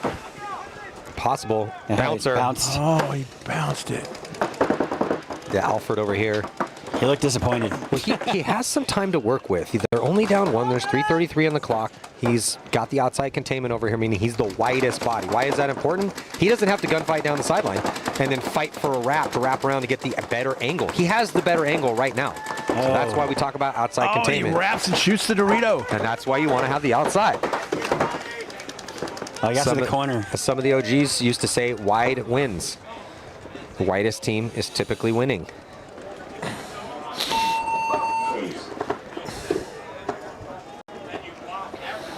Waiting for the thumbs up from the ref. Point is good. It's going to be 2-2. Zone player over in the Dorito just kind of went to sleep a little bit, shot at the guy in the snake, but then turns his head away from him while still exposing himself wide open and was looking down there. Not ideal. No, I mean, if you know somebody's there, stay on them. If they can shoot you, stay on them until somebody calls you off of them. Hey, do you have him? Yeah, I got him. And then he drops his lane, you run out and get blasted. You get blasted, yeah, exactly. 100%. 11 seconds in this one, but a 2-point spread. It's just not attainable. Not possible, but for the spread, we will see. Margin still matters here. It doesn't matter in the NXL much anymore for the Major League Paintball, but I think it still matters here for moving on, right, Robert? It does matter here. Yeah. It matters. In fact, it matters so much that that's why we got rid of the ties, because in prelims there used to be ties, you know. But under the formula that Chris Rail and the PBLI uses, wins are worth 5 points, or ties are worth 1 point. So a tie doesn't help you move on. Well, here comes the last second push, as time is going to expire, and the final score will be 3-1. An upset victory here for the Bricktown Bucks. And you got to kind of call that an upset victory. I mean, no disrespect to the Bucks, but that's an upset victory, you know, to a team that coming into today, you know, I mean, if you look at the official rankings, you know, TKO was number 1. And anytime the number 1 team loses, I don't care if it's an upset. Yeah, absolutely. Yep. Regardless of roster changes, I mean, people just look at the numbers. Yeah, and honestly, I think the Bricktown Bucks from that first loss today, I think they changed their game plan, quit playing so conservative, decided to start risking it a little bit. Risk versus reward on this field, 100%. It is working out a little bit. It's tough. This is a tough one to coach, or the leaders, whoever's doing the game plans and the strategy, because you have to take these risks to get outside wide, but it is absolutely paying dividends out here for the teams that are taking those risks, either off the break or on the secondary moves. Because we're seeing a lot of guys die out of the pocket. Even guys going up bodies, still getting dinked out of those middle spots. Especially on that bunker of death where everybody wants to play over the top. Yeah, the brick. It just says, you can trust me, I got you, dog. And you can't trust that brick. Everybody's like, I can't believe I can play standing up, you know, and I'm not having to be on my knees, and it's comfortable. So pretty identical breakouts, slightly more out wide for Mirage, a little more up the field in the middle for zone. Yeah, that's pretty much the same as far as there's really no advantage. I would say for Mirage a little bit more, because being outside wide on that D side is pretty crucial. So a little bit of an advantage to Mirage. Mirage is now going to move up to the wing. No one outside wide on the snake side at all. You got some legends up here. Gerald Garcia, Nick Schaus. Crashing the party. You better be nice to me, or I'll put a popsicle stick over there, and you'll have to get a ladder to crawl over. Gerald, they'll let you play D4? You guys haven't said 20 bad things about me by now. I'd be so disappointed. Not as disappointed I'm in your play. I only say good things, Gerald. Oh, you're still pissed about Tampa, I'm sorry. Oh, you won 1 point. I just can't believe they're letting you play D4. Almost got a point. Almost. Yeah, it was terrible. So we're down to 1:30 here in this tie game. Body coming off right now for Mirage. Looks like they just have 3 players here, as a couple deaths have happened, and we got Gerald on the 1s and 2s. Gerald, how you doing, buddy? Man, it's a day of paintball. It's a good day. It is a good day. Yeah, so we got Houston Zone and Mirage. It's locked at 2 apiece. Down to 1 minute and 10 seconds left to go. Houston Zone crawling into the Snake 50 as another body comes off from Mirage. So Houston Zone has an opportunity in a 4-on-2 to try to get this win right here and right now. D4 and the 50-yard line on Snake side. They're going to want this one back if they can't capitalize and close out this 4-on-2. There's no reason for them not to win this point. Absolutely. Especially in the spots that they're in now. 100%, Gerald.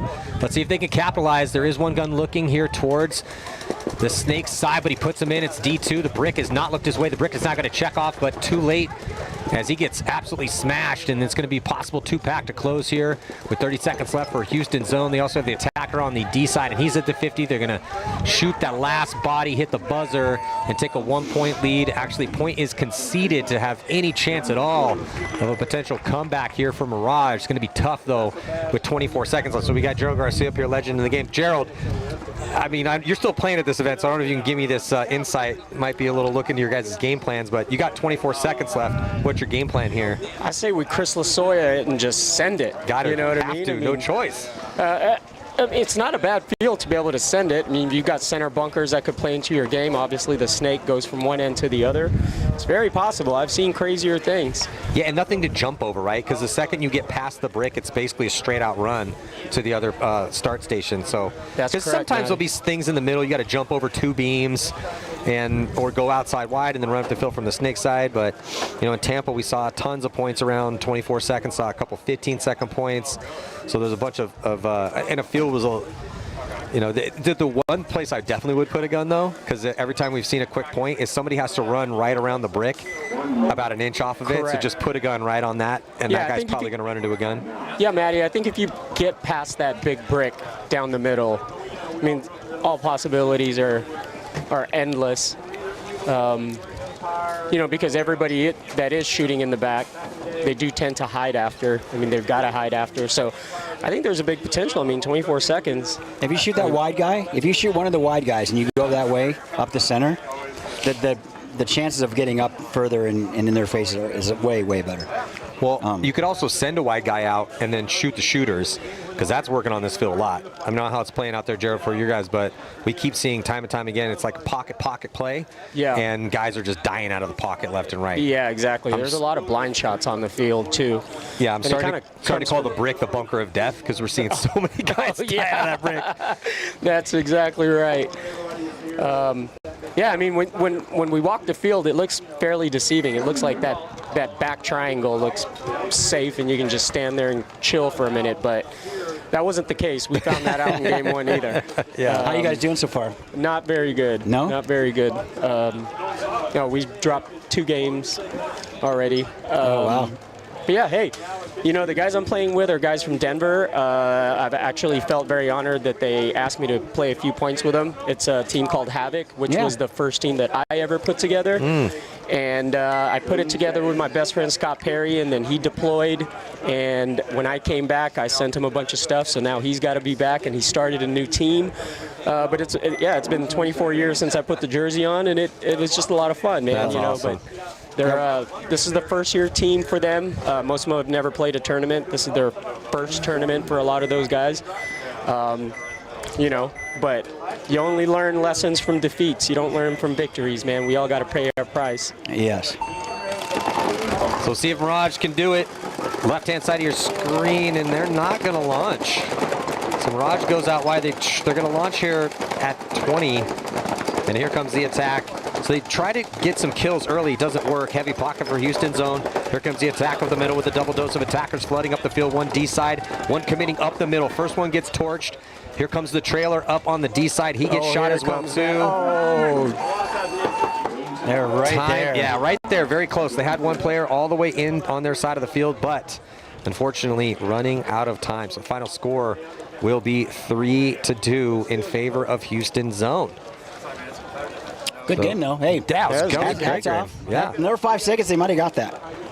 Very possible. Yeah, the guy had already he blew his shot. He blew his shot. He blew it. He had a whole body, and he missed.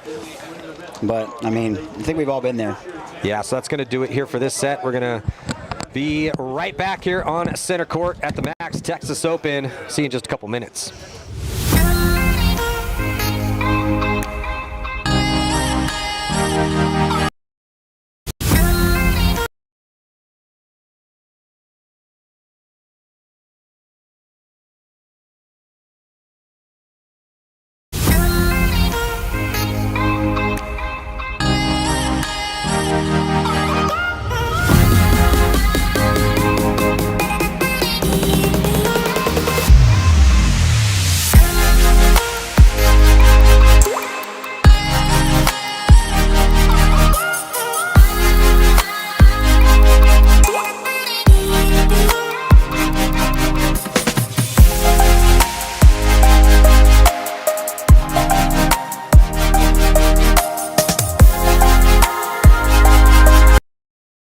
So we're going to use your guys' logo, team colors, and your sponsors to build other cool custom products.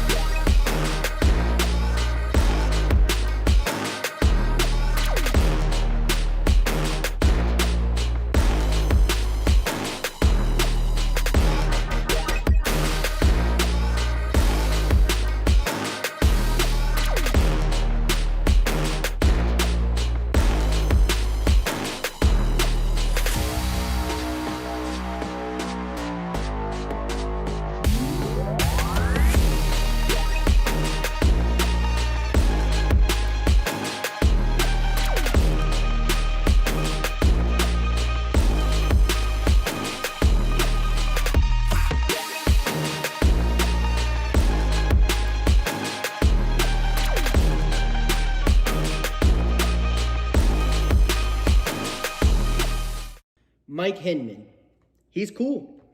Paintball, that's cool. Making money, that's cool. Kirgo, that's cool. Kirgo is the only sports book in the world that offers paintball. So if you want to get down on some paintball action, make sure you visit Kirgo. It also has every table game from blackjack to baccarat to slots and more. It also has a full sports book with every sport you can ever think of and probably some that you never heard of. The only sports book in the world that has paintball.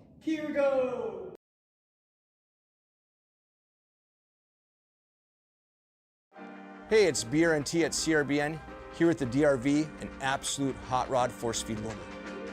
What separates the DRV from the competition is our LCD display on the back. This has a built-in timer, ideal for classic paintball, but if you're playing anytime paintball at all, the ability to know what's going on without a scoreboard is an advantage. Along with our adjustable torque settings, 1 through 5, allows you to shoot any paint in every condition. If you're shooting super brittle paint, turn it down. If you trust the paint, it's a little bit harder, you can turn it all the way up, shoot 25 balls a second, no problem.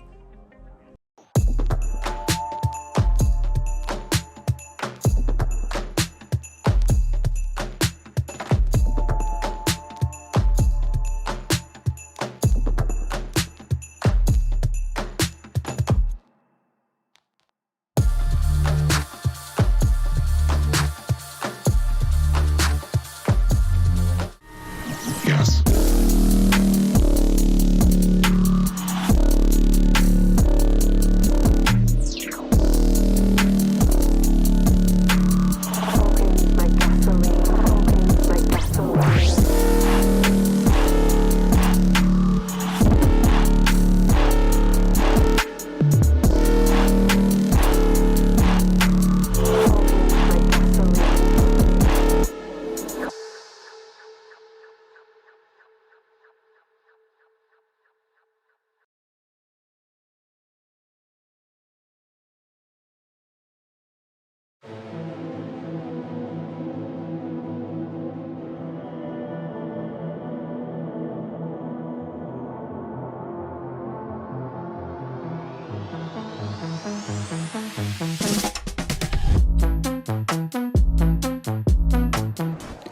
And we're back. Chris Lasoy up here with Matty Marshall out here at the USXBL season opener in Waxahachie, Texas, the MAXT Open. Matty Marshall, how you doing, sir? I'm doing well. I'm doing well, kind sir. How are you doing? Fantastic. We got the Gunners coming up right now with Sinister Paintball. Gunners looking pretty strong. Sinister still trying to fit in their shoes a little bit, so to speak. Sinister's been scrappy. Gunners have just looked really good. Like what we're seeing out of the Gunners. Let's see if the Gunners are continuing to push the issue, or are they going to also default to, we're kind of seeing a little bit of pocket paintball out here. No, Gunners are going to risk it. They're going to go snake one off the break, and he is going to make it. So more aggressive to start things out. And the shot guy coming out for him, Matty, so he is all alone over here. Yeah, Sinister did try a little bit of a bite here. 4 on 5 in favor of the Gunners as we throw 12 minutes off on the clock. And ooh, it's a tough death, though, for Gunners on a fill. So they about to stack up 2 here, but that's a little bit of a rough one. Throws the body advantage away. They have no one on the D side as they're consciously pushing the snake side first. And Sinister also no one on that D side as well. And they have been content to just roll guns from the pocket. Yeah, looked a little bit of confusion over here on the Gunner side. He looked like he was going around going to snake 2. But just a little bit of confusion, but they're still good. I mean, there's nobody out here yet. He's got to go up to their starfish. He's got to go counterclockwise, though, Matty. He can't look. I mean, look inside for the easy one, but then also use counterclockwise to shoot everybody else because they have no idea he's there. Just get there first and get there alive. He checks off down the sideline in case the situation has changed. Oh, he doesn't see anyone, but he does get picked up. No one putting guns that way. The can's on. The can needs to be screaming bloody murder right now, as he's going to engage and he's going to lose his first gunfight. So that's another tough death here for the Gunners. That leaves no one on the snake side.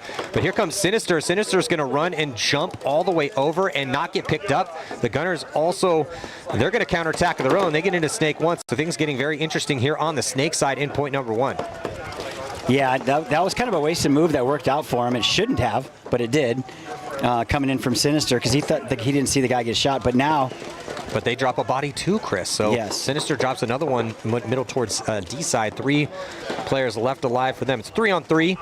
And as the players readjust, it does look like Sinister has a bit of an advantage, at least for a little bit. The running referee is going to come in, dive in there with the player and the snake, see if he's clean. And he's going to pull him out. It's going to be a minor penalty throws away the advantage drastically, and now it's a 3-on-1 in favor of the Gunners.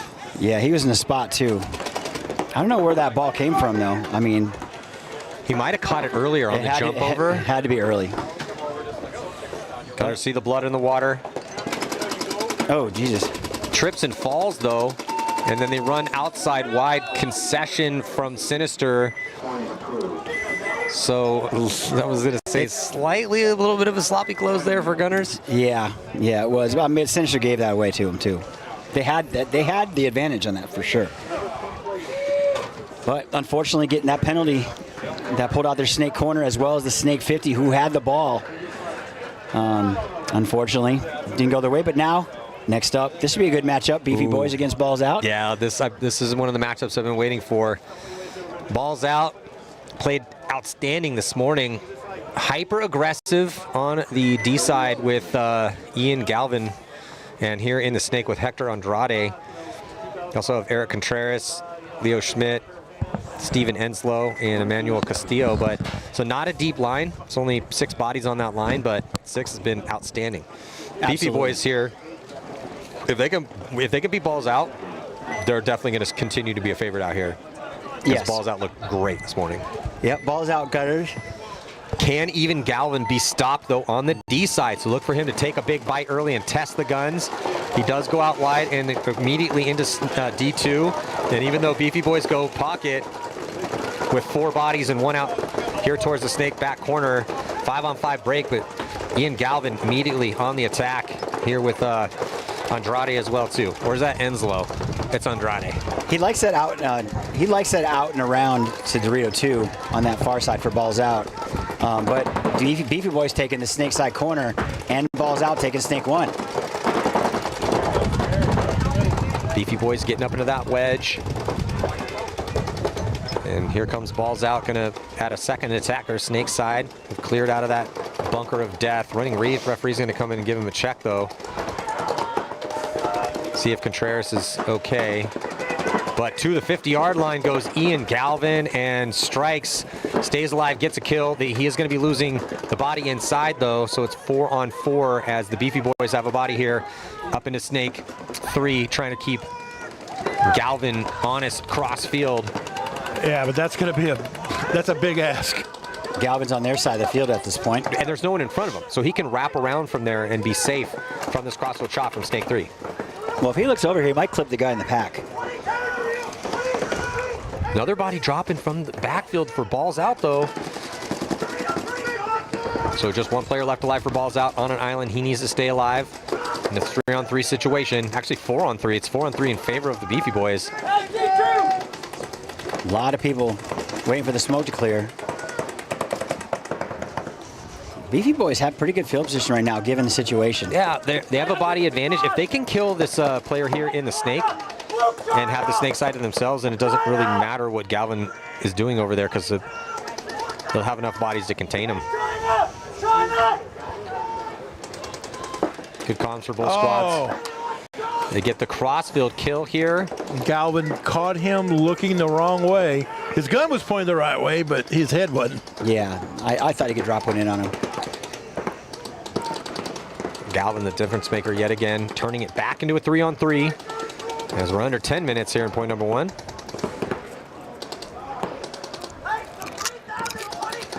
Uh-oh. Galvin moves inside and nobody picks it up because the Cobra that's supposed to be looking at the snake corner. Oh, they called it now. You know when they start screaming bloody murder, there's a problem. The player behind Galvin needs to get in the game. Okay, yes, there we go. Good call, Manny. He needs to go outside of the Doritos, I think. Yeah, if he could get outside, that would let Galvin start hunting in the middle for a run-through. And make it more expendable. It would make it easier. Just going to draw the gun out wide. Because if they know that Galvin dipped inside, then they can play a little, that can's going to have a little bit larger of an area to play with here. So we're looking here at the back line for the Beefy Boys.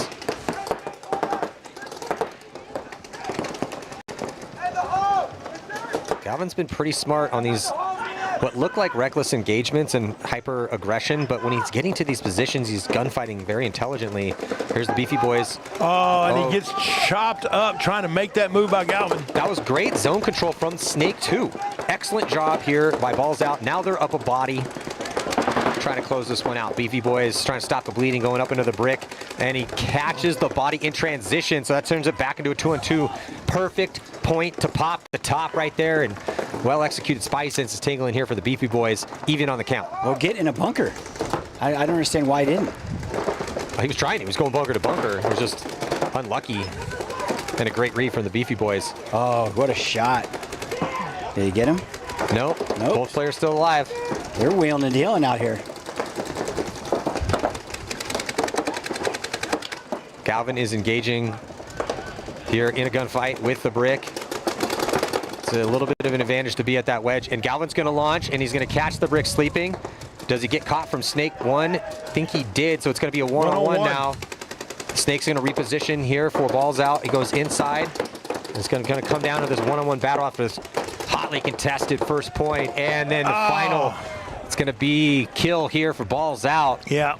In one of our more entertaining points. And that was 4.5 minute point. He's wearing Inslow's jersey, but that's not Steven Inslow, because Steven Inslow is also Dickies, and he's like 6'6", so. He's not. He's far from 6'6". But that was a 4.5 minute point.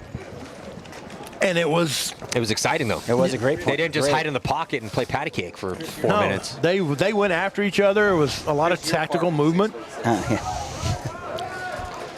And it was a great job by Luke Pachowski to pick up Galvin on the run and slide. Yep.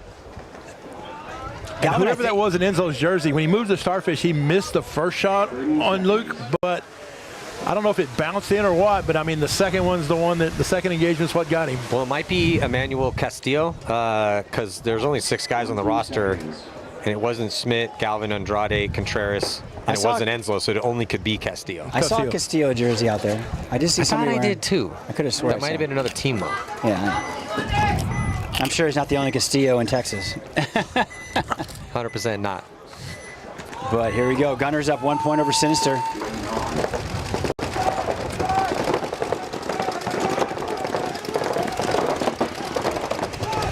Yeah, so it looks like for now a 5-on-5 break. Once we get the drone up, we'll be able to see. Getting into the snake, inside snake cut. Jeremy Zimmerman, here he comes. Yeah, Gunners continuing to play to be one of the more aggressive teams out here. Oh, he had his gun up inside, but misses his shot. Now he's going to have a chance to shoot out D2. Sinister able to make it out through a couple of those zones. Thought Zimmerman was going to be able to get that inside shot, and he's looking for the next crawl up. He's going to wrap around, try to get the inside shot.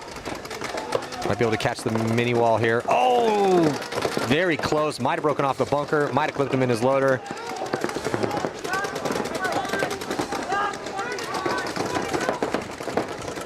Still, as soon as that player yells that they're at our 50 inside snake, pressure going to shift Zimmerman's way.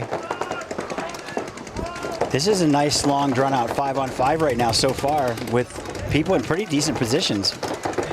Well, these teams are starting to figure out how they want to attack this field. And they're watching other teams. They're scouting other teams like, hey, this is how they play us. This is what we're going to counter.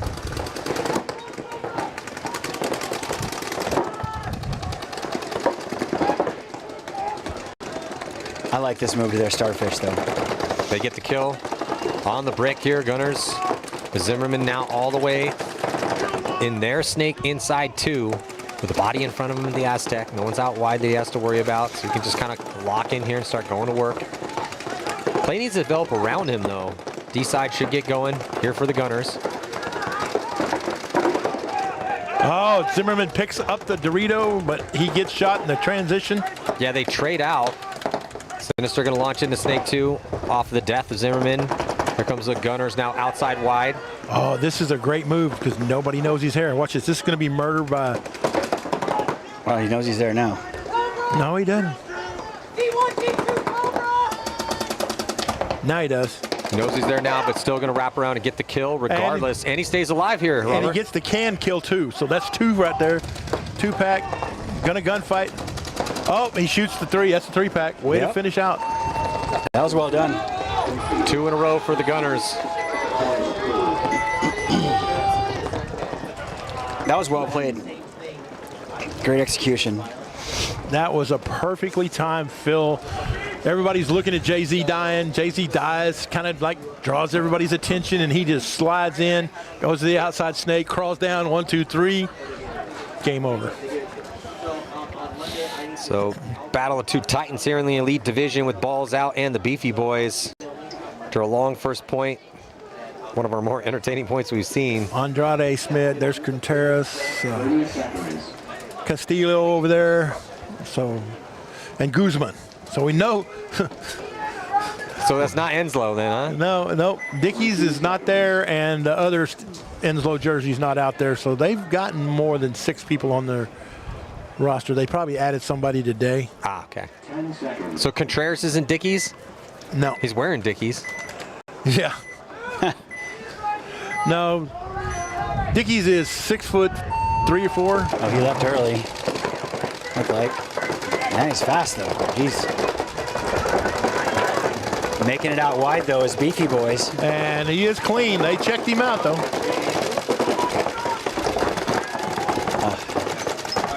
But Beefy loses their first one out of that Dorito side can. Ian Galvin is just unstoppable on the D side. And they lose another one out of the Doritos. If you play Balls Out and you're not putting 2 guns towards the D side to stop Ian Galvin, you're going to have a rough game. He's on their side of the field already, and no one's pulled a gun that way. I mean, he's the best player I've seen out here so far today. I agree. And it's not even really close, to be honest. I agree. And here comes Andrade. Can we check these guys' APPA numbers? Are we sure they're around D3? Are we sure about that? Well, there are some D2 players out here and a couple of semi-pro players with the low enough points. You know, I mean, that's the great thing about, you know, D3-ish. Yeah, I think I call it D3 plus. Yeah, I mean, because it's not really D3. No, it's not. And you want to know if a player can make a difference? Well, Galvez right there. Well, I get that question a lot about the Premier Division in WCPPL. And they're like, well, how do you think they'd match up if those teams went in to play in the NXL semi-pro division? I'm like, well, that's kind of not comparing apples to apples, because a lot of the guys that are on those teams wouldn't even be able to play in that hypothetical tournament because they're on pro teams in Major League Paintball or other semi-pro teams. So it's just kind of tough to call, but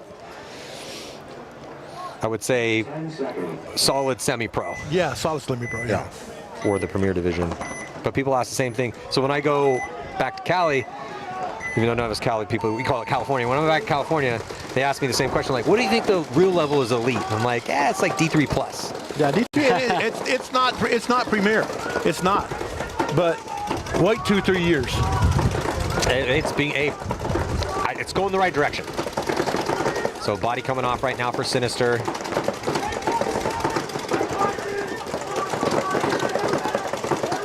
And the 4 bodies for Sinister in the pocket. Gunners can, just like Balls Out, just continuing to push the issue on the aggression, like the game plans and the Jesse Stevens been coming up with, and the execution of his players. They're in a 1-body advantage, and great, looking great here, taking a bunch of ground. In there, Snake inside 2. Another kill coming out of the can. Just really putting the pinch here on that middle. Might have caught one himself though. Oh, that's going to be a penalty. Well, that's how we blow leads. Jeez. Oh, it's a tough break here for the Gunners. I mean, they're still in this one. It's not over yet. They had a drastic advantage. There's 6 minutes left to go. They're up by 2. There's no reason to be pushing the issue here. And if there's one thing that you could say that was negative about the Gunners over the last 3 years, is they have the most inopportune and quite regular penalties. Just like that? Just like that. And it's always because they're just trying to do too much. It's not like they're like intentionally going out here and like, ha ha ha, I'm not, you know, I'm out here cheating on purpose. It's just they get locked into the zone and, oh damn, okay, yeah, I'm hit, you know, cool, I'm going, but you can't do that nowadays. No, not against these refs. But still, it's quieted down here a little bit, but Sinister, after getting a bit of a gift of a penalty. He's hit on the hands, yeah. Taking moves, getting up to Snake 3.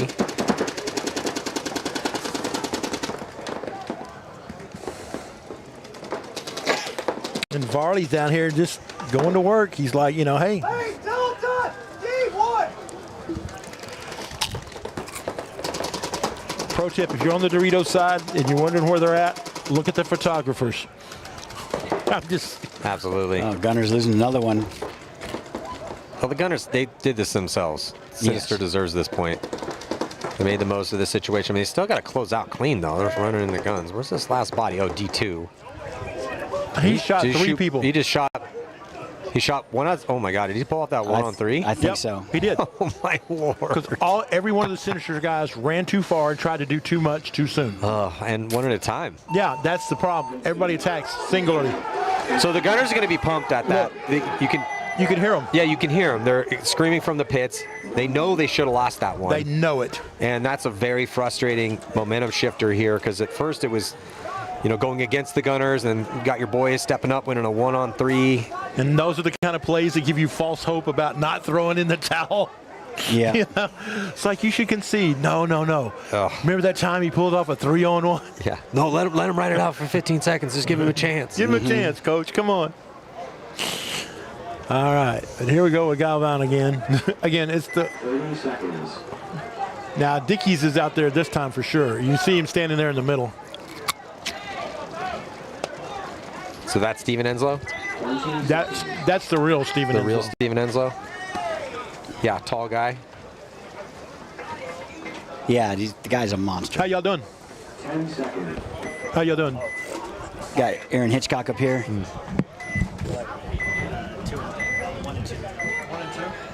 So ball's out. See if they can stay on this run here. And where is Ian Galvan going to go? He goes all the way into D2 off the break. They do lose Dickies. Enslow takes the walk. And they're going to lose Galvan for the first time early. And I can't even remember last time they lost him early. Right. This point's a busted play here for balls out. Beefy Boys, again, one of the favorites in this one, making their guns heard. And now 5-on-1, shark in the water, trying to preserve all the time they can. Gonna blast the last player and hit the buzzer. What a good point. Oh, yeah, and Luke Pachowski is kind of one of those angry. Well, he's asking him, he's like, hey, guys, you were shooting me as I was coming in here, so can you please come and give me a check? Yeah, well, he wants them to come hit the thing, and they're just like walking, like we talked about earlier, the guys that walk and there's guys that run. And he's like, what are y'all doing? Look at the clock. Well, he's also mad because he was catching some incoming fire from his boys. Like, hey, I could have hit the buzzer myself, but you guys made this one a little interesting here, so you made us burn an extra 15 seconds for no reason. So what do you think about the layout, Aaron? It sucks. He says it sucks. Well, you know what? Hold nothing back. Just shoot us straight. Well, you know, every argument's got to have two sides. I think you're kind of outnumbered by people that love it. It's okay, dude. It's just, I mean, it's definitely a shooter's layout, you know? And, like, I've been ripping dudes on break, but, like I said, some of our guys have never played the tournament playing people. So, there's only so much I can do.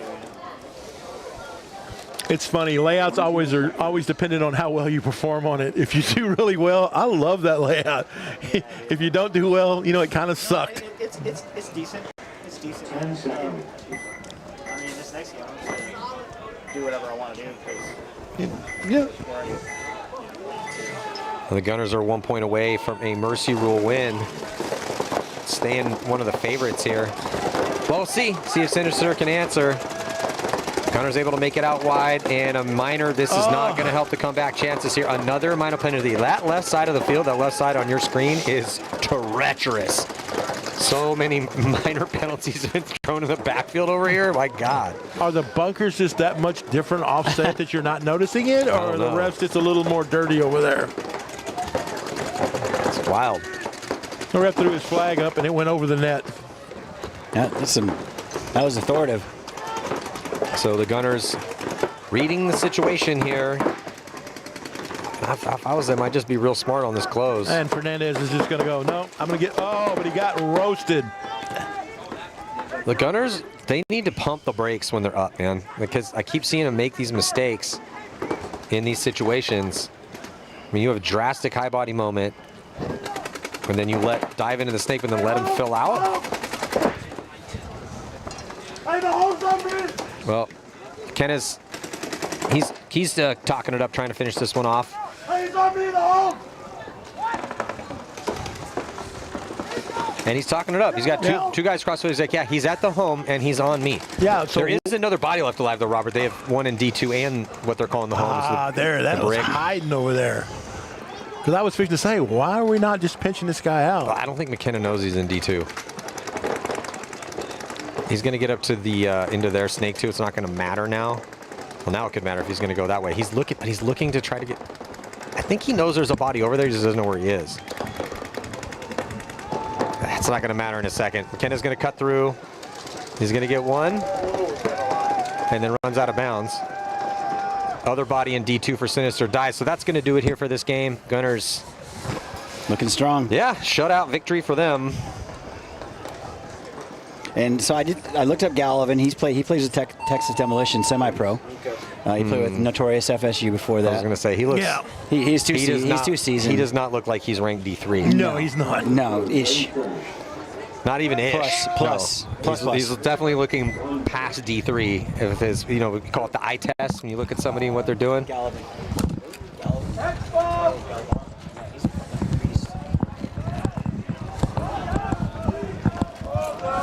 See, I can say nice things about people. Yeah, you can. Don't mess up. I've heard you say lots of good things about lots of people over the years. Exactly. Yeah. And you get what you deserve. Play good, I say nice things. Play like shit, I'm going to say you play like shit. Okay. What that means, people, is if you play like shit, he'll tell you the truth. And if you play good, he'll be like, even a blind hog finds a nut every now and then. Yeah. Shit, some of these guys playing good, their nuts haven't even dropped yet. They're still young. Pretty impressive, though. Like we said, Texas is a breeding ground. Really is. 1 point lead for Balls Out. Beefy Boys, they still got a chance. See if they can just steal the momentum. Gotta put guns on Gavon on that D side, though. Can't let him do whatever he wants to over there. So he's gonna hold up a little early, shoot from the brick, try to get across.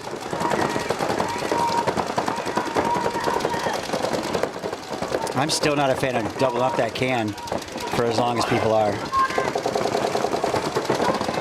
Yeah, we're watching so many people die out of that spot. Galvan gets across into D2. Beefy Boy's already there. But Galvan versus the move up into D3. That's one of the best spots over there because it's outside wide. If you're just tuning in, 1 and 3 are out wide. 2 and 4 in set, 50 out set. So you can actually gunfight down that sideline from 1 and 3 is a bigger bunker than 1. So Galvan is at the spot he wants to be at, particularly when you got a lead. Oh, and Galvan takes the early walk. That's the kill you got to get. Now the Beefy Boys got a chance. Kill the head and the body will die. This reminds me, Chris, last year when Jet Ski was playing with Gulf Coast. Yeah. I mean, he was heading above everybody else that played in the division last year.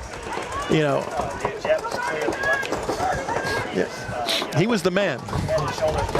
Yeah, and it's starting to look like this guy's going to be that guy. Yeah, no, he's definitely seasoned. I mean, he just took an early walk for what I think might be the first time all prelims long. Beefy Boys exploring the middle, getting up into the Aztec 40-yard line, 45. He's going to get to the 50. And now Beefy Boys controlling that D side. Going to get a little help too. He's a second attacker. Going to their wedge. That's going to be a big move. It's developing nicely for the Beefy Boys to try to put this tie up. I'm noticing that when certain people are getting to certain spots, they don't know the spot. Just by the way their body language is, where they're shooting at, what they're looking for. They're like, man, I made it this far. I'm not sure what to do now.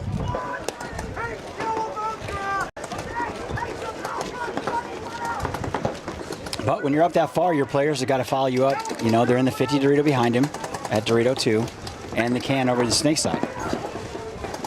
But Balls Out, crossed up pretty well. Lots of time left in this match, so I just don't see it going their way, barring something crazy. Yeah, they're crossed up, but they're crossed up from the inside. There's no outside bodies, I think, at all. I don't think they. Do you see anybody body? It's just a 3 in the middle, right? Yeah, and there's just a 3 in the middle. And there's no getting outside either. But that being said, Beefy Boys have outside containment on the D side, but they don't on the snake side. So this player at the can needs to get in the match. Yes. Player in the can is out of position. He needs to get up and draw guns away from his D side player, so it gives him a little bit more freedom. He's thinking about it. He has time to work with. There's still 3:10 on the clock. Do they let balls out? Oh, yeah, he's going to get shot in the pack. Yeah, he got up there because Beefy are up there in their wedge and was just sitting on that lane waiting to mug him. Yeah, it's hard to get outside when you're up that far, crossed up like that. Now he gets out here, Matty, just like he asked for. He's looking for it. He's waiting to see if he can Well, oh, and Eric is out of paint in the middle, so now they're going to throw him a pod. yeah, whoever this is at the Aztec for the Beefy Boys needs to get in the game. That's Luke Pachowski. Let's go, Luke. He is the team owner and team captain. He's just... Oh, he's joined the fight now, so this is good.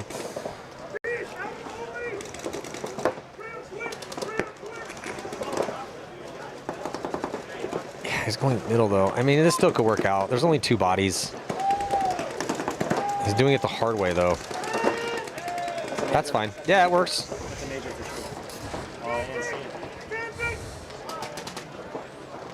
So Beefy Boy's going to be tying this one up. They just got to figure out if all the bodies are dead or not. Yeah, they were off the count. That might explain why Luke was slow playing a little bit. He might have been off on the count, but once he got up there and knew, because he knew what the last 2 bodies were. Surprised there wasn't a little bit of that communication cross field. Yeah. But he got it done. And that's one of the things they work on at practice, and he has a fit about like so bad as communication. Because they have a whole complicated, they use the same code system basically as Fit does. So they're still trying to learn it. Yeah, having, if you want to play elite paintball, having a high level of communication with intricate codes can definitely help you out. But getting to the point where you know those codes actually kind of can hinder you a little bit because you're complicating things. Guys have to be able to, the whole reason we have communication, we have codes is so I can say something like cowboy. And if that's not just a position, that's like the snake side's completely blown. I need you to go down the snake side. Instead of me saying all the 2 sentences to you, I just go cowboy and you know what I'm trying to tell you. But getting to that point sometimes, it's like, well, you said Indiana, and I my bad, because I thought it was supposed to be cowboy, but it was Indiana, and now we're grinding our gears here on the comms, and it's a learning process sometimes on the communication. We were working in practice one day, and we were, basically dumbing it down. It's like dynamite, shoot D-way. Well, the snake guy's shooting at D3, and the other guy's shooting at D1. We got to get something a little more, A little more streamlined. Yeah, because dynamite is so general, and you can also just look over and be like, hey, it's a 42. The snake side's blown. I'm going that way. You copy that, Chris? And then Chris will be like, yeah, copy that. Go for it, bro. I mean, it doesn't have to be that complicated. Oh, back when the dinosaurs were the world, it was like when there's one guy left, you'd hear somebody yell cheeseburger, and everybody's just running. It's just everybody goes. So this has been an interesting one. It was all balls out to start out. Beefy Boys answer. It's now locked at 2. We're under 2 to play. Who's going to be a favorite here? Because balls out was outstanding this morning. Ian Galvan is probably the best player I've seen out here today. And he's doing it from the D side. Beefy's got the momentum, and they've stolen it from balls out and have them rethinking themselves. But then again, that one best player, and we all know that teams have that one guy that can make a difference, and I think he's the guy. Yeah, I mean, it's looking that way. If they pull him up short, Beefy has a chance. I think if he goes all the way and survives the break, and he goes all the way to Doritos like he did, I don't know if they can stop him. I started Beefy Boys 14 years ago. Oh, it's your team? This was my team, and then when I quit playing tournament paintball, I handed it over to Luke, who was one of my kids. Mm-hmm. And he's taken it and running with it and took it places that I never did. So I am biased. That's okay. And everybody in Texas knows it. They know, Robert's a Beefy boy. Yeah, you damn right. But I will say this: they're going to have to earn this one because this is a good team here they're playing. Up and over. Beefy Boys take a big bite. Oh, but they didn't make it. No, it didn't make it. Tried to get up there on the D side. He gets taken out. Back corner bunker. And there's a second one. 5 on 3 now in favor of balls out. So that's ideal. Can they close though? Beefy Boys stuck in the pocket. Now, if you're the Beefy Boys, do you concede or do you try to run out 2 minutes? With how good Balls Out's playing, I'm conceding this point, and we're going to go back out 5-on-5, try to tie it up. Me too. Yeah, I'm not going to let what's probably the best team out here we've seen have a minute and a half to close out a 53. Yeah, and then wind up closing it out and giving me 30 seconds to try to... If that. Yeah. Yeah. No, but I don't know if Balls Out, because those two bodies drop quick, so I don't know if they have the count. And now they're attacking up the middle. But here comes... Which is fine, because the Galvan. guns are out wide, right? But they still need to get out wide themselves as we hit the minute mark. So they have two bodies in position to trade. And nobody's looking at that wedge over there. He's fixing to go. Yep, there's one. So they pinch out the can. That leaves just the Aztec. But he got shot. shot. Yeah, Galvan gets shot. Here comes Contreras, and now they're going to concede. So we just talked about this, right? Now, if they had conceded this 30 seconds ago, now, or yeah, actually, it would have been about a minute ago. Then we have a lot more time left. Now we're faced with a situation where we're down one, and we have 41 seconds, and that alters our game plan. Now we have to incur a lot more risk in 41 seconds than we would have. We could have gone pocket if we wanted to with a minute 45 left. And I guarantee you that Balls Out's going to send Galvan wide one, and everybody else is going to play the pocket, and they're going to look at that clock and go, it's my friend. Normally they send it, but in a close match like this, they're not going to give a team that's historically really, really good a chance to come back and tie it. Situation drastically favors Balls Out right now. And even if it's in a tie, it favors Balls Out because it goes to 3-on-3, and one of their three is definitely going to be Galvan. Yeah, for sure. If I'm the Beefy Boys, I'm really hoping let's shoot Ian Galvan first. Let's shoot him off the break, and if we can shoot him off the break, and they have no other answer on that D side, and we trap them there, we might be able to start bullying that side of the field. But they're still going to have to go into a bunch of guns. And Balls Out has done a really good job of shooting bodies on the break, too. Yep. They're the most powerful asset that Balls Out has right now is their willingness to go, because they've done it snake side and D side. But they've been shooting some bodies on the break, too. So here's what you're going to have to do. You're going to have to do at least a 3-step process. You're going to have to shoot Galvan right off the bat. That's a must. Then you're going to have to hit the staggered attack and survive that. And if you do all of that, then you're going to have to, if you get the point, you're going to have to do it again in 3-on-3. Yeah, I think I'm going to go, but with my back players, I want, if I'm Beefy Boys, because they're really good at shooting bodies on the break too. They got some good shooters, and they got some tall guys there. I want my guys shooting back at in the pocket. You know, shoot the shooters, shoot right on the edge of those, shoot over the top and the blind shots of the brick, shoot on the an inch off the inside of the cans. And just fill that area with paint, because that'll make those guys check off on the spots, and then your outside runners have a better chance of making it.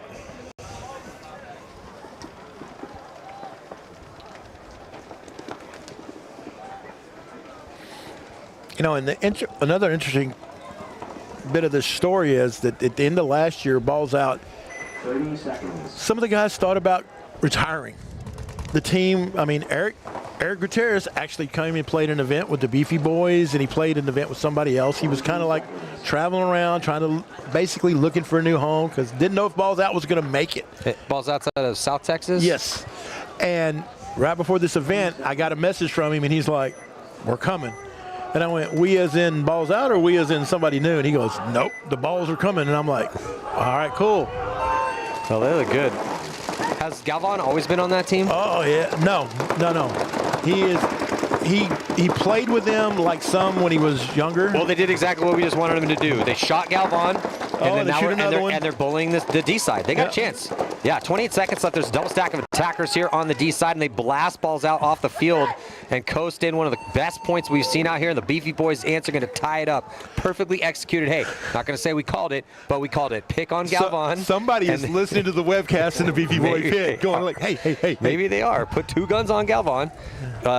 Isolate him, get him off the break, and then bully that side, because they don't have another answer over there. And hindsight's 20/20, but I think Balls Out made a mistake, because the last point prior to this one, they sent Galvan to that wedge instead of the Dorito, and Beefy just made an educated guess. That's where he's going again. You know, because that's where he went and won. Yeah. So let's shoot that. Let's shoot the short. Well, they shot the short shot. Say that 10 times fast. Instead of the deep route, and it worked out perfect for him. So 21 seconds left. See if someone can steal it here. That's close to possibilities. That was just about how long that point was. So. Just about, yeah. But a lot went right. It's tough to do that 2 points in a row. More than likely, we're going to be headed to another overtime point here. Barring a what? Penalty. Yeah, penalties. We've seen a lot of those today. Not a lot of majors today. Barely any major penalties today at all. Maybe 2, 3? I think I've seen like maybe, I only remember 1. I think I remember. I think there was 2. 2, yeah. But not many though, which is interesting because it's typically it's more minors than majors, but it's still not, pretty close. 90% minors. No, exactly. But it's also there's one section of the field that's getting most of the minors. Yeah, it's kind of those for the players from the players' point of view. So it's like ticky-tack minors where it glances off your loader, but that's still a penalty, man. If you get shot on your loader and you're nicked in your pack and you're still shooting, you're like, you don't shoot anybody, you're still gonna get a penalty. Everyone's going pocket. There's a bunch of eyes on the pocket. They're gonna catch you. Not gonna get away with that one. If someone's gonna get away with it, it's gonna be one of these guys making these big runs. You got 10 players on the field. You got 10 refs on the field. Everybody's got their own ref. Well, ball's out, loses 1. Yeah, we're going to see an overtime point. Bodies are dropping. No one in position to. I mean, there's balls out. I don't know. Balls out's going to go. They got 2 bodies. If they don't trade out with them. Yeah, I was going to say. Okay, all right. Interesting end to it. Balls out did go for it. Looks like a minor might have been thrown. I don't think that's going to matter. So we're going to see 3-on-3. Overtime battle right now between 2 of the favorites here in the elite division, Beefy Boys and Balls Out. So no points, so we'll start on the same side. Beefy Boys going to be on the left, Balls Out on the right. Do you still know the Beefy Boys lineup enough to call the 3 players you think are going to come out right now? Luke Pachowski is definitely going to be one of them. Now, half the team is new, but I figure they'll have Daniel, I can't remember Daniel's last name, something Spanish. And for the last one, they're not going to put in Bondos, so they'll probably put in Angel. Let me do it with their last names. Everybody on the Beefy Boys has got nicknames and stuff like that. There's probably, until I started doing the webcast, there was probably maybe 10 people in Texas that knew my real name. Robert, I'll call pro coaches, and they will have picked up a new guy, and I'm like, whatever, just say his name was Chris, or you got a Sparky or whatever, and I'm like, yeah, so what's his last name? They're like, I'm not even sure, to be honest, what his last name is. I'm like, okay. He's only there for a weekend. That's paintball for you. Yeah, and I got people messaging me. Yeah, Eric played for the Trash Can Pandas, and he helped us get third. See, I got people coaching me from the things about, hey, don't you remember we won this with him? Yeah, we know Eric played with y'all. The Beefy Boys, the ones that are not here. And when everybody shows up at practice, that's one of the things about Texas is all these programs, the Gunners, the Beefy Boys, TKO Super Gremlins, they're all 30, 35 to 40 people deep. Like Beefy Boys, their program is literally 40 people and when everybody's on a practice day, they take the third field and that's their field for the day. I mean, it's just. Here we go, 3-on-3, 3 minutes on the clock, and we're jumping into. Okay, there's Daniel, there is Luke. So I don't know who the other one is. I thought it might have been Patrick Simons, but it's not. Oh, but they lose the first one. It's always tough in a 3-on-3 when you lose your first body.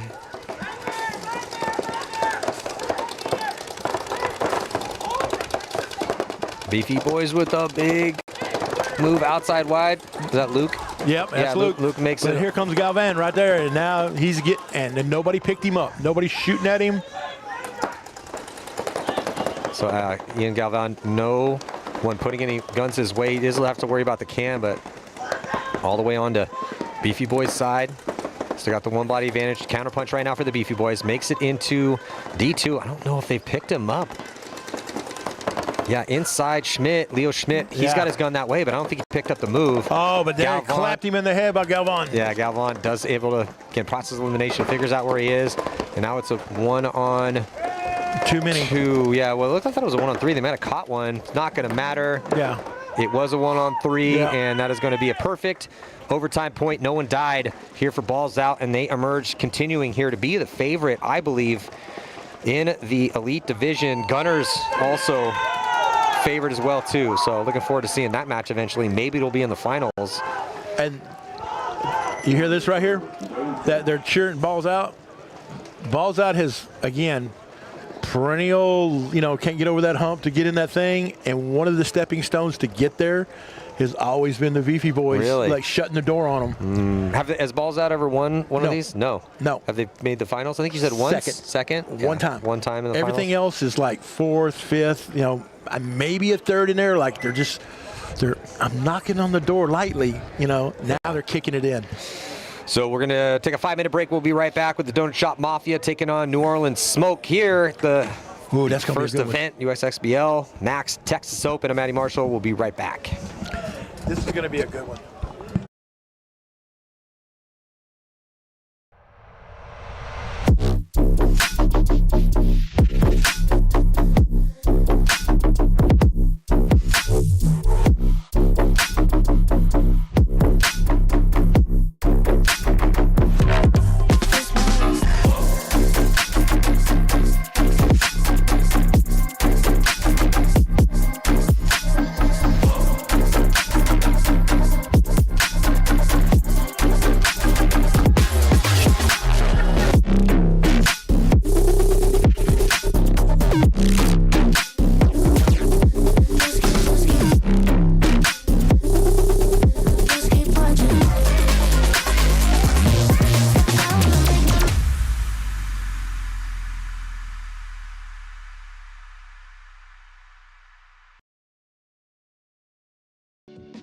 Our team program is designed to be super simple and make your life way easier.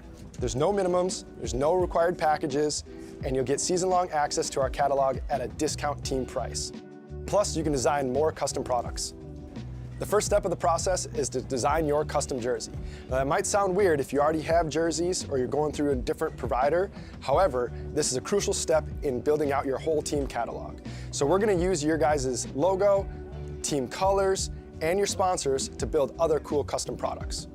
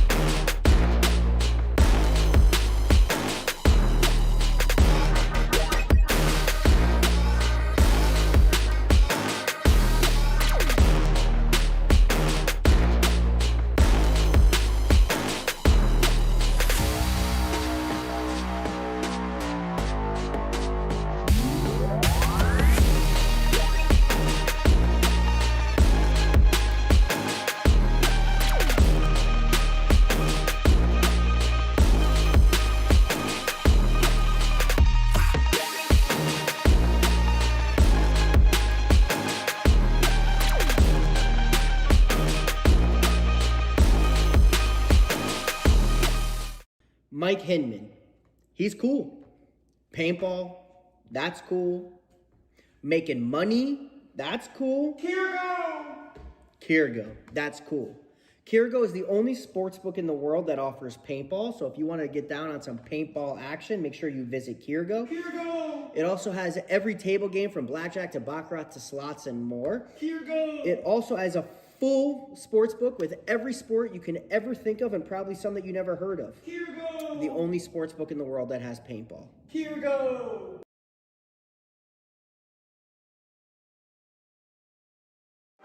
Hey, it's BRNT at CRBN, here at the DRV, an absolute hot rod force feed loader.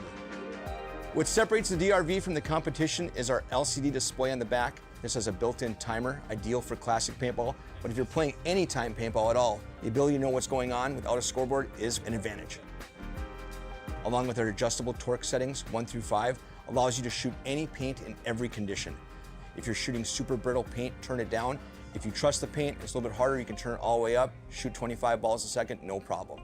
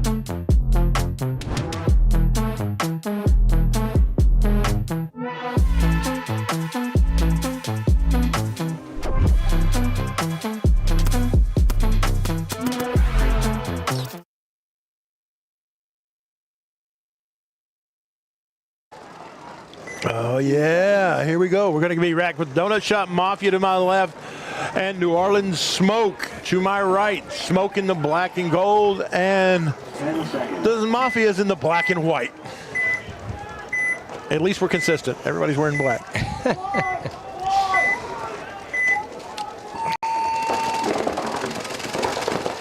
On the breakout, Donut Shop Mafia going to be dropping a body snake side, and Smoke same there. Another body comes off. Donut Shop Mafia dropping one from the D side, so it's going to be a 3-on-4, and yeah, man, making it outside wide is a dice roll here on this layout, so it's 4-on-3 in favor of Smoke. Everyone's still in the pocket. Those back bunkers in the middle. Woo. And again, that's why those bunkers seem so safe, is you risk it wide, you get killed, but if you just get on your knees, you can play that big brick, but you can't really do much from it except get penalties. Oh, they lose another one for the Mafia out of that snake side can. That's going to allow Smoke to launch and get in the snake whenever he's ready. Yeah, they could just sit here and stay on zone control if they want for a little bit. Yeah, I mean, there's one. Hey, Robert, one gun snake side and one gun D side, so Smoke's got some room to work with here. Might be the time to just kind of stroll up the middle and see what that looks like.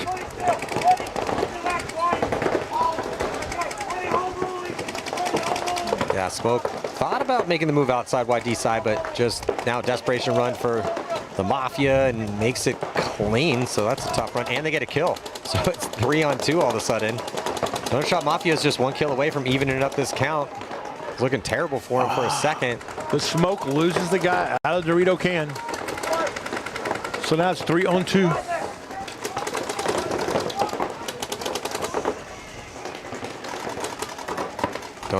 Looks like Smoke going across, wants to get to the D side, thinking about it. Has to go against the brick. Brick's gonna let him get all the way to D2. Goes into D3, thinking about maybe D4. Here comes Donut Shop Mafia, gonna commit on the snake, but here comes a counter punch. And they're gonna trade out, which advantage for Smoke. Again, trades high body situations, love those. Ramirez would have had the shot on him first, but the first two balls he shot bounced. I watched him hit the Smoke player as he's running, and it's just like boing, boing. Ooh, but Robert, as we were talking about that, player for Smoke gets shot on that D side. It's gonna turn it into a one-on-one. One-on-one. Where's Chris? Let's annoy Chris. Oh, but Smoke player's running across, shoots one over the top of the brick, picks him up. Kind of made easy work of it. Point approved. Not the cleanest of first points here. No, and I was just fixing to say, you know, as a coach, you love being up like, you know, 5-on-3. But then when you have to get down to a 1-on-1 to win, you're kind of like, really? We need to go back to fundamentals. What's up, guys? I mean, you're 5-on-3. I could see winning 4-on-2 or something, but we're 5-on-3, and you're going to bring it down to a 1-on-1? They didn't beat you. You threw it away. Uh-oh. Here we go back with Paintball.com playing dun-dun-dun Grit. This should be a pretty good match, too. Grit's probably going to be the more aggressor on the break, with Paintball.com being more in the pocket. Because, again, they like to play the pocket and send one guy wide, usually to the Dorito side. Get a body up, and then it's like blood in the water, here we all come. See what Grit wants to do strategy-wise. Heavy pocket. Heavy pocket. Only real risk for either team was D2, which that's a pretty sizable risk in this layout. It's more aggressive. Grit does go to that snake insert. Yeah, not complete pocket. That's out of the pocket. Yeah, but I mean, running ref. That's going to pull out the brick. Yeah, it's going to pull out that little lay down door with a brick on it. But it's also going to kind of leave their D side just unopposed. Now they're going to backfield to that can and try to stop the bleeding, get over that way a little bit. Oh, Cyclops brick from Grit from the can. Now just 3 bodies out there here for Grit. Grit's just losing gunfights. Grit could turn this around, though. If this Aztec can get into the snake, then they got a chance. Yeah, he can flip the field. But here they come. Oh, he's in the snake, but here they come running down the Dorito side. Yeah, D-side completely blown open here for Paintball Factory, and they haven't. There's still somebody in the snake, but they should be able to get all the way in here, no problem. Just go hit the buzzer. Quit trying to shoot the snake guy. No, they want that kill. All right. We came in to shoot people today, Robert. I was going to say, tell me you have an out-of-control ego without saying you have an out-of-control ego. I'm standing 2 feet away from the buzzer. I could literally stretch my arm and hit it. But no, I'm going to run 15 feet over here to take a chance on shooting some guy that is totally not important. You're right. You're not wrong. The buzzer's there. Could have just hit the buzzer. However, he's out here to have some fun, man. He's like, I'm trying to get this last kill. And the best guys to shoot are when they're in the back and they have no idea that it's coming. Stat stuffer. Just stacking up. Yeah. Confirm kills here. You know, if we were playing 10-man and it was like, that's another body off the thing, and because I've missed 10-man Sundays clubs by 1 or 2 points, and you're like, yeah, I understand that. But when it's like wins and losses and margin, I'm sorry. I would be afraid to stop moving because I might freeze in place. Yeah, I was just. Chris is warming up now. I'm okay. It is warming up. You don't have a ton of metal in your body. That's true. True enough. It's really cold. That's why my legs are bad and cold. No wonder I didn't think about that. It's like I got too much things. I can't go to the airport without setting off everything. Bro, these stairs kill me. I can feel the ice chips falling off my hips as I'm coming up the stairs. Yeah. That's not my bones cracking. That's the ice breaking. Here you go, smoke on your left, TDSM on your right. Down 1 point. Well, Smoke trying to preserve this lead here, point number 2. And they're going to get a kill. Yeah, I get a kill on Mafia. So Mafia in the pocket. Smoke there's a ref and here's a flag. No, that's a good call. He got shot. He knew it too. He was in there for a good 15 seconds after that. But yeah, and Jackson's in the snake now. It's unless Jackson trips over himself, this is over with. I like how he's going all the way down. He does not stop.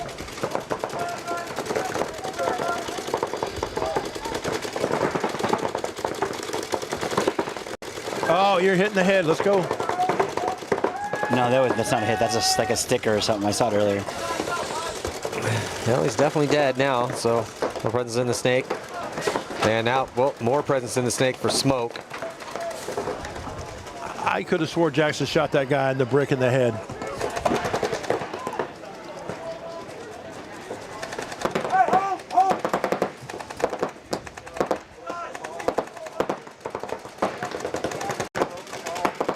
2 more bodies here for Donut Shop Mafia, whose lives are going to be very limited here. Oh, maybe not.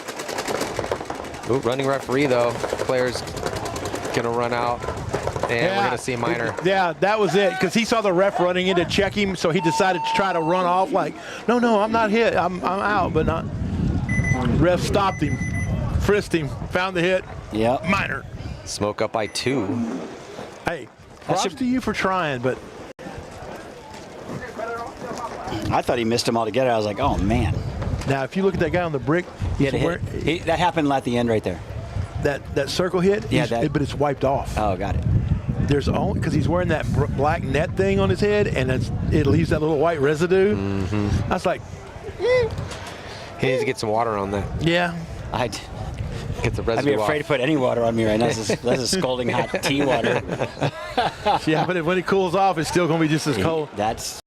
I'll enjoy 3 seconds of happiness. It's going to be a lot more warm tomorrow. Yes, I know. Yes, I know. I'm looking forward to that. Well, you didn't bring that Florida weather with you. I mean.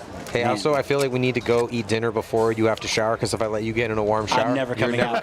I'm never coming out. You're going to be like, hey, Chris, are we ready to roll? Crickets. Chris, should we roll dinner, food? All right, here's the bad news. Hungry? Here's the bad news. Chris drowned in the tub. That water in the hotel is not that warm. Anything's warmer than what it is. Trust me, that's probably. All right, fair enough. Here we go, though. Couple kills coming off here early this is good for Grit. So Grit, 4-on-3 situation for Grit. They're going to get out wide D side, top of your screen, trying to trap PB Factory in the pocket. Yeah, I mean, it's getting, with this layout, it's just who is willing to risk it a little bit, who's going to make it. Most teams just defaulting to very conservative game plans. The best teams out here, though, widen up. Yeah, they are. They are definitely making the most of these risky elements and these runs out, and that's balls out and gunners. Those are the best teams I've seen out here so far. Yeah, they're definitely the favorites to win the league. They're going to be a matchup here coming up here. Right, I think second to last game we have them. They play each other? That's correct. There we go. Holy crap, that's good. That's going to be a good game. Both those teams are right now 3-0, so they're going to move on. Yeah. But who's the real favorite? Yeah, who's the real favorite? We're about to find out. Making a big move down the Dorito side. Grit coming at him. So Grit answers, going to tie this one up 1-1. A couple standard points out here, nothing crazy happening, just going back and forth on kills and positions, pretty similar game plans. And when you look at the roster, Paintball Factory should be one of the favorites and should be kind of running away with stuff, but every one of their games is like, 1 and 2 point, it's 1 point games. And I think we're going to see a lot more of that as we, as we get through the weekend. But man, this is just one of those fields. There's certain players that are playing just lights out here right now. Yeah, but if you're looking at a couple bodies on gunners and then how Ian Galvan is playing for balls out, the way that they're running out to their spots, their eyes downfield, they're looking at incoming streams of paint, throwing an audible here or there, changing up where they're going on the break. You look at that D side, you have 5-6 options of where you could potentially go. Snake side doesn't have as many, and it's a little bit more treacherous, it seems like, on the snake side, just because the pattern is a little bit more readable. But so that's what I'm kind of looking at when we're seeing these top teams play each other tomorrow. And then if you're going to go pocket, then who's better at getting out on the secondaries? Smoke has been sending it, though. Smoke has definitely been one of the more aggressive teams. And, they go outside corner here, snake side. They go to the wedge off the break, keep 5 bodies alive. And Donut Shop Mafia just a little more content to just chill in the pocket, at least to start out. I do like these quick bumps, though, getting outside. It seems to be working for them. Yeah. But they're still down by 2 points, though. Yeah, it's just a decent advantage here for Smoke to have that early body out. Because he's wrapping around, he just has to stay alive. It gets a little seductive, though. You get to that back corner, you're not heads up with anyone, so you don't have to worry about that gunfight. You can really kind of focus on trying to get some good solid wraps, gets those inside or those outside and in shots. You just have to be careful and get a little too greedy in that gunfight because you have to stay alive. If that player dies for Smoke out here with a 2-point lead in the back corner bunker on the snake side, then someone's eventually gonna have to refill that spot. So he just has to really be careful on his level of risk that he's willing to incur on these engagements. Put enough pressure downfield to make them think twice about moving up, but most importantly, do not die. They have more bodies towards the D side, so eventually it's going to get a little bit easier for them as soon as Smoke can get outside D side. TDM making that push out to the wedge outside towards the Doritos, mirroring up Smoke. And the brick behind him. I'll look for a quick bump out to the Doritos anytime soon now. Yeah, but this is not, again, another nice 5-on-5. A little bit of a chess match. Everybody's kind of moving around, probing. Where's that little line? Where can I find a weakness?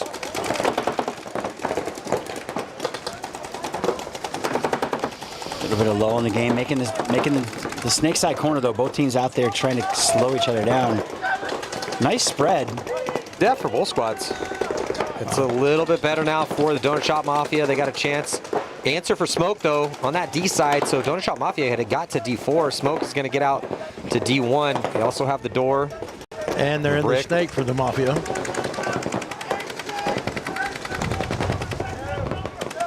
Oh, but they lose their snake corner for the Mafia. Gets shot out playing head-up battle. There's those staggered bunkers Matty was talking about. Yeah, you can see that 1 and 3 are outset. You can gunfight down the sideline with that 50 mini wall. 2 and 4, not so much. You're inset. But when you get to 4, you got some decent crossfield shots depending on where they're at. So Smoke heavy on the Dorito side. TDSM with 2 out there to contest them, but also in the snake is Donut Shop Mafia.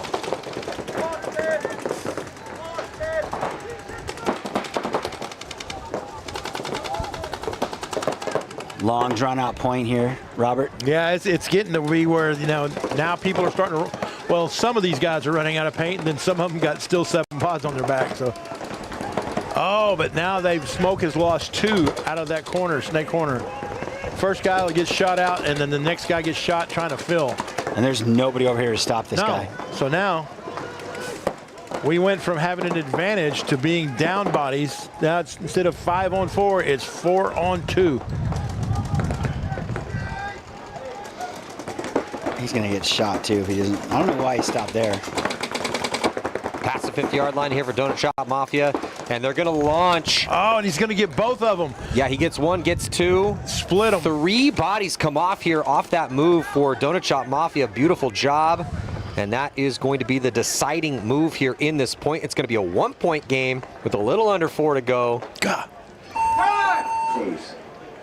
It was developing nicely for Smoke, but you know, as I tell guys I coach or anyone who will listen to podcasts or shows, sometimes in a point it just comes down to one man making the right move at the right time.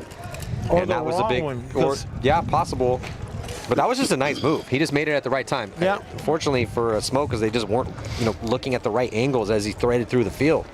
But Smoke was in the snake corner.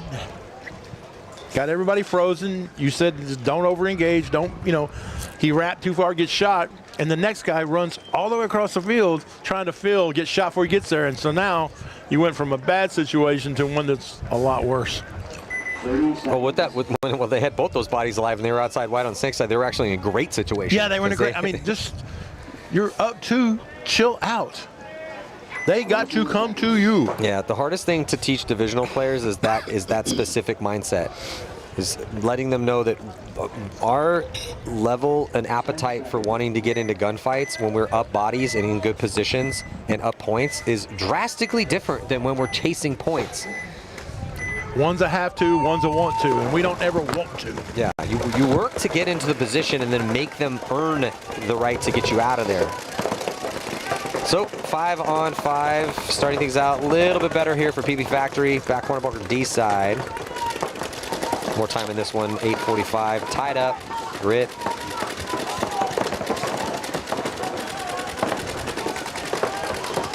Good position right now for Grit in Snake 1. No one in the snake right now for Paintball Factory.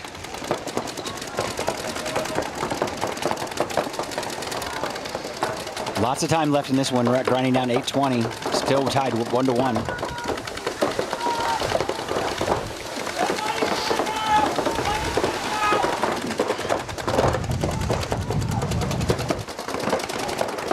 And Grit is doing a really good job of putting pressure downfield. They're putting a lot more pressure on Paintball Factory than vice versa here. Because when I'm looking at Grit, everyone's out of their spots, feeling very comfortable, rolling their guns. They're making moves. Whereas Paintball Factory's kind of playing like they're sitting on a 1 or 2 point lead. I like what I'm seeing out of Grit here, but they got to be careful. Oh, engages a little bit too much here from Snake. Wanted to trade out inside. No, he didn't. That's an over battle death here for Grit. Paintball Factory going to try to filter out here. Snake side back bunker, and he makes it clean. Now they're going to get into the Snake. So it's 1-on-2 here, Snake side. And that's a big feel for them because, again, Paintball Factory plays the pocket, risks one outside. Oh, he yelled so loud, he gave away his position to the Paintball Factory guy. His voice does carry. Yeah, it's real loud. This dude's loud. Great communication voice for...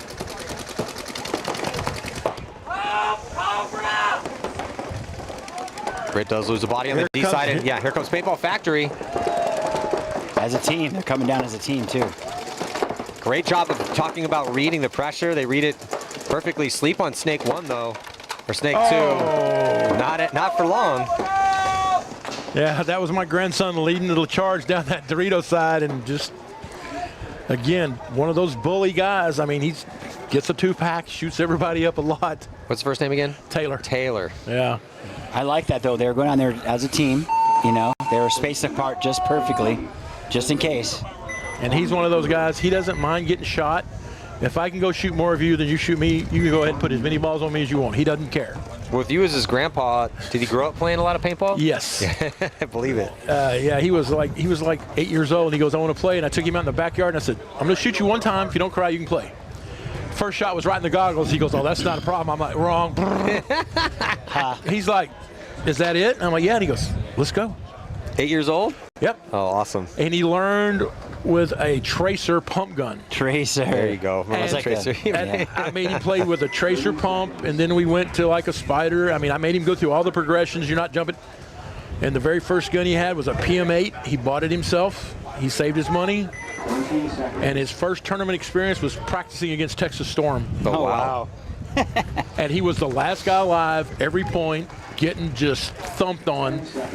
That's awesome. And I'm going home, and I'm like, so what do you think? He's like, I'm good. Nice. Oh, that's awesome. Great stories. Yeah, just got to keep it going to the next generation. Can't wait till my son can play. Yeah. So it's one of the greatest experiences you'll ever have is being on a field. I don't care if it's a walk-on game. He wants to play now, but he's 5, so yeah. A little too young. Well, when he gets old enough and you get to share the field with him, it doesn't matter in what style you play. I could never get my grandson, though, to play with an autococker because I'm like, take this one. He's like, can we skip this one? I don't like it. Well, he short strokes it too much. Well, got to get those finger exercises in. So better spread here for Smoke. Continuing to, every time we see Smoke, they're just a little bit more aggressive off the break than a lot of their opponents. So Donut Shop Mafia, though, doing a good job of getting some nice secondary moves to get the attack going on the D side, see if they can keep zone control. They're going to let Smoke back corner. They let him out to the back corner bunker here on the Snake side. And they've let Jackson back in the Snake. So one of the TDS guys got shot if they can for sure. See what the ref decides. Nope. Could have come off the bunker, not really sure from up here, but here comes Smoke, 2 in the Snake. Now if they split, one goes inside, one comes down the wire, that's the way to go over here. TDSN with 5 players live, 2 stuck in the brick.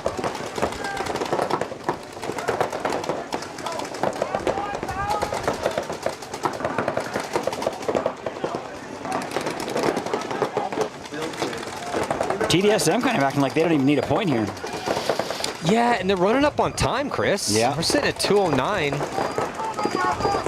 But this has been Smoke's MO. This is their method of operations. They're slightly more aggressive than their opponents.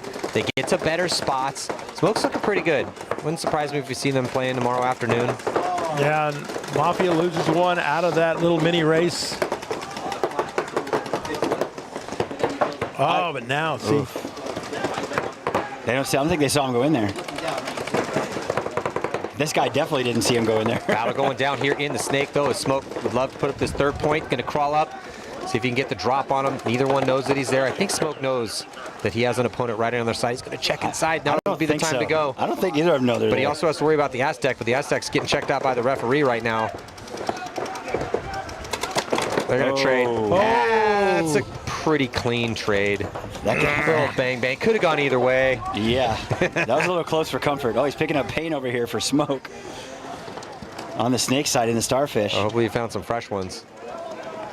Yeah, he's maybe got 3-4 balls. Okay, it's going to prove up. Ooh, no, not that one.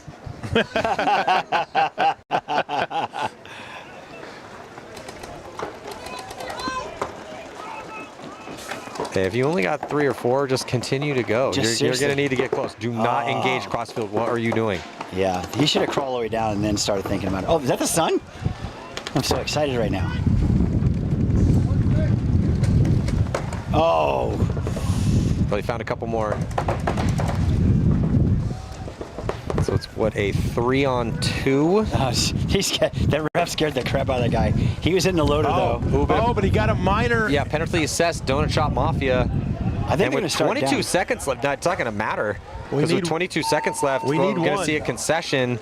Yeah, it's not. But Smoke's going to put their third point up. Yeah, but they still. TDSM owes them a body. They'll start with 4 for sure. Yeah, but that just means this game's over even more. Yeah. It's just adding to the argument of them getting the win here. But props to Jones, because Jones knew I've got like 3 paintballs left. Let me go over here and trade with a guy. I like how he just wasn't, well, actually I don't like it, but he's just not even vetting the paintballs. He just looks at the ground, sees anything that's somewhat round and just throw it in his hopper. Like, this is going to have to work.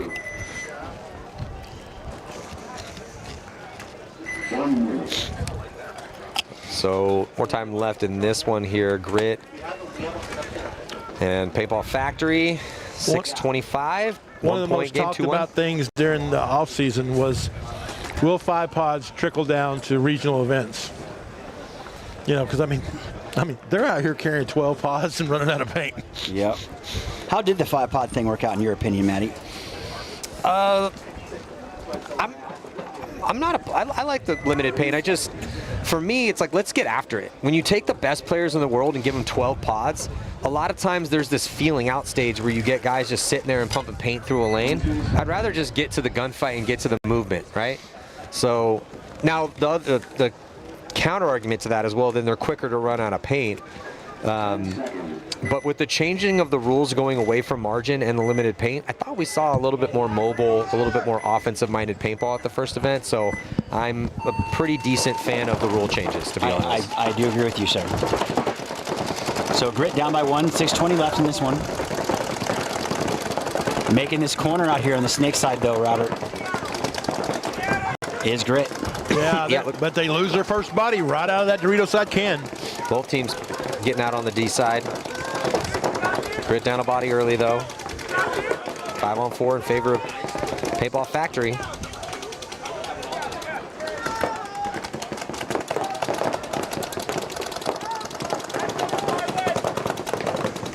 Lots of time grinding down, 6 minutes left. Paintball Factory looking pretty good overall. Yeah, this one also some longer points out here, so if they could grind out another one, put that third point up, be looking pretty good. Oh, now they're calling. Paintball Factory loses a player. Nice fill out here for Grit. Back corner bunker, snake side. Makes it clean. Luke Staley gets all the way out here to the... And they lose their corner guy, Grit does. Yeah, but Paintball Factory puts Luke over in the corner, and now that's just spread the field wide as heck. Well, and also Grit losing the snake corner is not going to help the situation. No, because I'm really surprised that Luke hadn't read the field enough and just get down their side already. Pushing the issue in the middle, even up a point. Paintball. Yeah, there you go, concede, because they only got one left. That was a solid point here from Paintball Factory. They're already up. They don't really need to go into those guns. Apparently really wanted the spread, though, and also using the high body situation. So things looking good for them. 18 seconds left to go in this one. This game's over. It's just going to be, does the Mafia want to run into the breach, try to score a quick point, make this one a little bit more respectable on the scoreboard? Maybe they need this margin. Maybe they're desperate for this one. Maybe this is the difference maker here.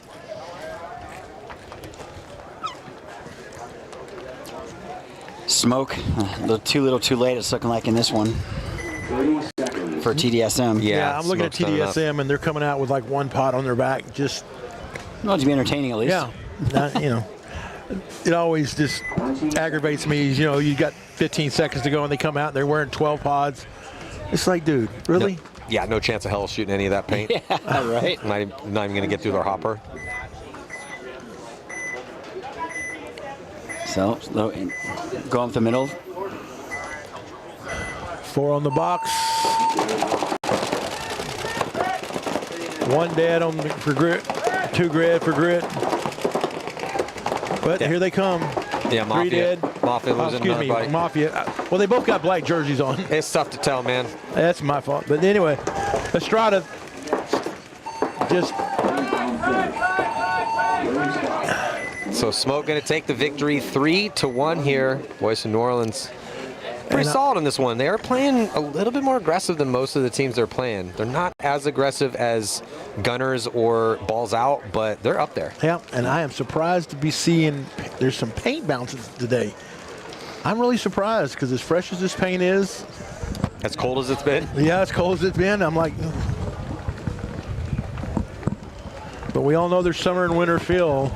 If you got summer fill in the winter, 30 seconds. And it's cold today. Yeah, well, if you're sending paint to Southern California this winter, it's need to be summer fill because it's been 90 degrees out there for the past month. I would kill for 90 degrees right now.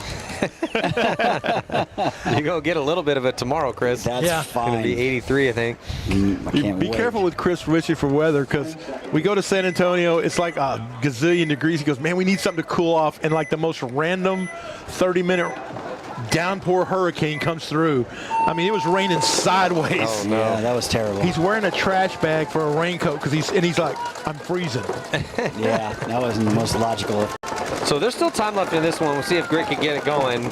Grit here on the left-hand side. They're going to be pushing the issue into the wedge with 5 bodies. They shoot one early, so it's a 5-on-4 situation in favor of Grit. That's going to help things out.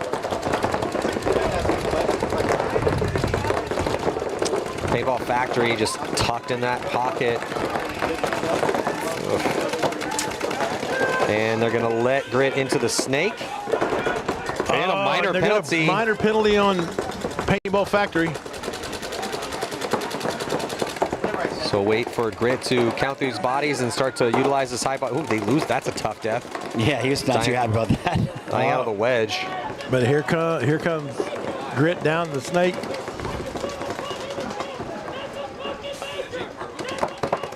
And somebody's losing their mind down here about a penalty. Begging for a major. We haven't really seen too many majors out here at all today. Commitment from Grit to try to finish this one off, to bunker out or to take out that brick. Does it. Back corner bunker also getting shot at the same time. So we got ourselves a 1-point game right now with probably around 3:25 by the time they get to the buzzer here. Maybe even more. They don't seem to be in a hurry. Referee checking out 24 though. Pulled him out? Yeah, what's... I'm not sure what happened. Well, they had bodies, so no big deal. 1-point game, 3:16 to go. Hey, Rob, was the minor over there for talking? Yes. Yeah, it's apparently a minor penalty for talking. Yeah. A slew of minor penalties today. Well, you know, you could hear him. That's a major. That's a major. He was hit, so, yeah. That's the one guy we said the voice carries. They'll learn. Hey, or they won't. Exactly. For my beer, it's looking good. Smooth. Good. As long as the picture is good. I'm just saying, like, everything happening is, seems like 4 bodies, 2 cans, 2 in the brick, very static. You know, which is a lot easier. Guy gets. It's slow until someone dies. Agreed. Yeah, we're. So 3:16. Question here is, slow is good. Both these teams are getting a little.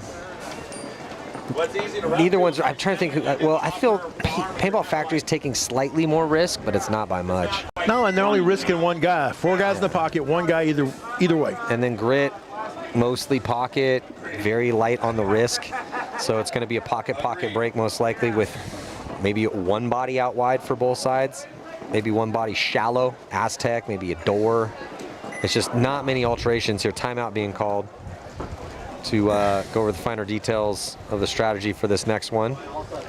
But the deciding point here, because if PB Factory can burn another 2:16-ish off, put that 4th point on the board, go up by 2 with not much time, it'll be their win. Maybe they'll still be in the hunt here to move on to the deeper rounds.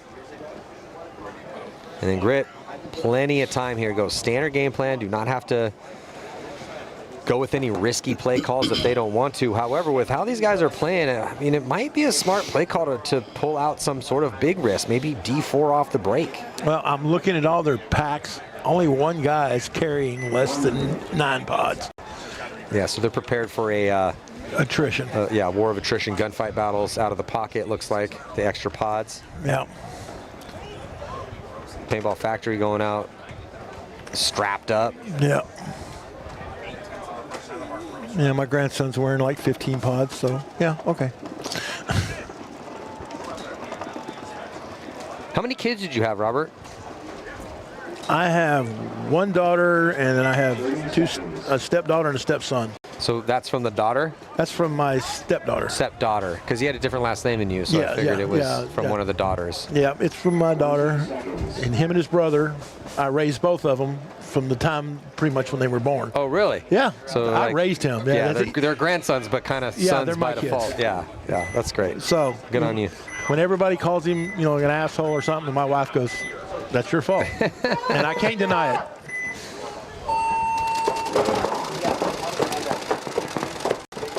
Yeah, so pocket for both teams. Little appetite for risk. Oh, and there you go. Grit loses her first guy right out of the middle, going up to that little race bunker. Yeah, it's that pocket shot. But he does get into the Aztec for the snake side. No, he didn't. Now Grit's they're in trouble. 5 on 3. Where's the 5th body for Paintball Factory? I only see 4 out there. Did they lose one? I didn't see one walk off. Unless they started with 4. They might have. I only see 4 out there. Because I didn't see it, because they have to walk by us, and I didn't see anybody come by us. Possibly 4 on 4 situation here. 3 on 4 actually. And this is probably the point right here. Oh, and Grit loses another one trying to bump out of that little door. It's down to the last guy going to the Cobra. Yeah, back corner bunker on the snake side for Grit, and Grit's going to get eaten up trying to get to the into the door. So they tried though. At least they have given it a shot. Yeah. Tough thing right now for Grit though is that they should concede this point. If you want to win the game, concede the point. Okay, there we go. So a 2-point lead. But how much time left? 2:07. Now we're getting into that area. It's doable, but highly improbable. Yeah. And it's, again, if it was the gunners or balls out or even smoke, you'd be like, it's doable. As slow as this layout's playing, though, if it was gunners or balls out, I could see, yeah. But as slow as this layout's playing, when teams have been willing to throw caution to the wind with a reckless attack, short on time, needing a bunch of points, if it's not working out, it's almost working out, and it's worked out a couple times. It's worked out a couple times. Yeah, so a high enough percentage, I'd try it. You got to, and at this point, I'm guessing Grit backs to the wall here, trying to move on, desperately needing a win. Got to send it. I look for Grit to come out this next point, send 1 wide to the snake, 2 up the middle. I really do. They got kind of desperate in one of their earlier games today, and that seems like to be their go-to emergency play is launch up the middle, and try to have somebody in the back live off the chaos. Yeah.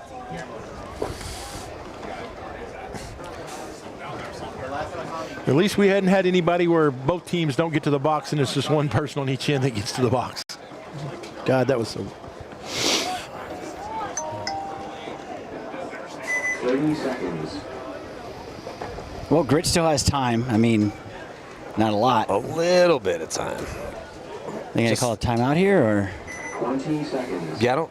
They have 3 bodies out there? They need a couple more bodies here. Yeah, I mean, that might help. Yeah, they're going to It would help. Yeah. 10 seconds.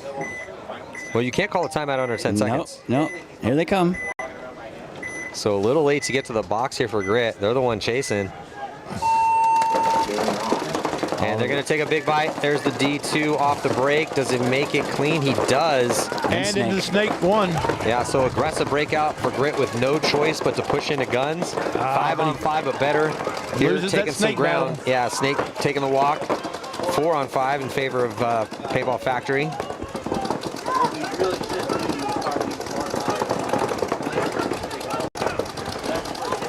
Paintball Factory with 5 alive, just trying to hold on to this lead. Guns out wide. Can they protect the Snake? And looks like Grit is able to glide into Snake 1, makes it clean. They have D1, D2 as well. But they're off the pace, needing 2 to tie with 1:25. They have to start putting a guy in and making a move up the field. No choice. They don't have time to gunfight. Hope to get to dink somebody out from the middle right now. Yeah, they got to get going, though. They don't have time, the luxury of time right now. There you go. Here comes the attempt on the D side. Goes past D3 into D4. Looking inside, though, there's no one out wide. I'd rather see him wrapping around, putting that inside body in and making the move out and up. Body coming off for PB Factory. Did he get that fill going to the corner? Yes, he did. Yeah, but even if they get this point, they're just off the pace. Oh, man, he gets shot diving into the Snake. And now it's just up to Taylor Connor. He's just sitting there holding that Dorito back out of that can. Jesus. Weak knees. Yeah, this is too little too late. Good job by Paintball Factory by holding them off as long as they have. Even if they get this point, I don't think they'll have enough time to get another one. What do you think the going rate on this on a point is, Maddie? Like fastest? 20? 15? It's kind of tough to call it. 30, maybe. Got it. I agree. I agree with that. I'd say no penalties, no extraneous stuff. Probably 25, 30. I mean, there's not much stopping you from the run. It's just there's just so many bodies you're gonna have to shoot out of the pocket. I mean, you're essentially gonna have to run. Oh, they didn't make it. Yeah, not able to get in time. So game going to end here. Final score will be 4-2 in favor of Paintball Factory. All right, that's going to do it for this set, and we'll be back momentarily.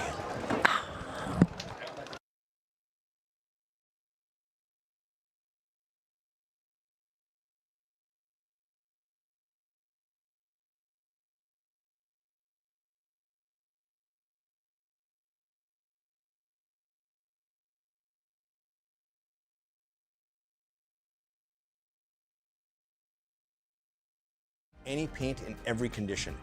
If you're shooting super brittle paint, turn it down. If you trust the paint, it's a little bit harder. You can turn it all the way up, shoot 25 balls a second, no problem.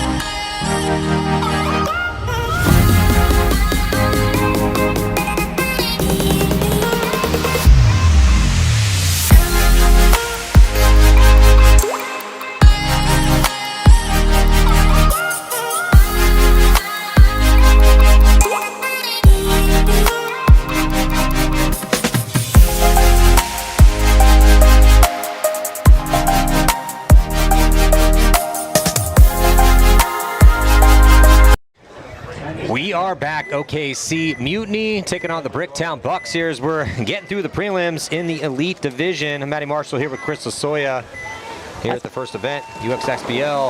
I think these two are pretty evenly matched. Oh, there's that move I talked about, Matty, all the way to Dorito 4, up past the wedge. He makes it clean. Way to go, Bricktown Bucks. Somebody's listening to the webcast. Only a few people to do that. Big breakout for the Bucks, and he makes it. He is alive in D4. Great position early on for the Bucks. Every time that someone's made that move, they've made it clean. We've only seen it a handful of times, though. Yep. But I like seeing that. Solid move. I mean, it's doable, just not all the time. Yeah, it's shootable, but no one's doing it. Yeah, exactly. Because he's not going to go there. If everyone's running deep and you're shooting deep and they go short, well, it's hard to shoot that guy. Shit. Yeah, wrong ankle. Whoops. Yep. So 2 evenly matched teams here. OKC, I think they have a situation they got to win. Well, it's interesting too because Mutiny went middle strong, which has not really been the move on this layout. You can close from the middle. We've had a couple guys go up the middle and it not be terrible, but it's been kind of a desert up there for the most part. It's an out and up field, and it's a pocket field. Yeah, Mutiny loves that spot. They're 0-2 right now. Bricktown Bucks are 1-1. So Bucks have a chance here, and hyper aggressive breakout. Oh, but the Bucks trying to close out. Must have had the count wrong. Runs to their death from the wedge. Snake side still got a body out wide here, and still a crucial body in that D4 position. It's wedge battle with the D4 player. Wedge is going to give off that lane though. Now he's going to go back to the outside lane.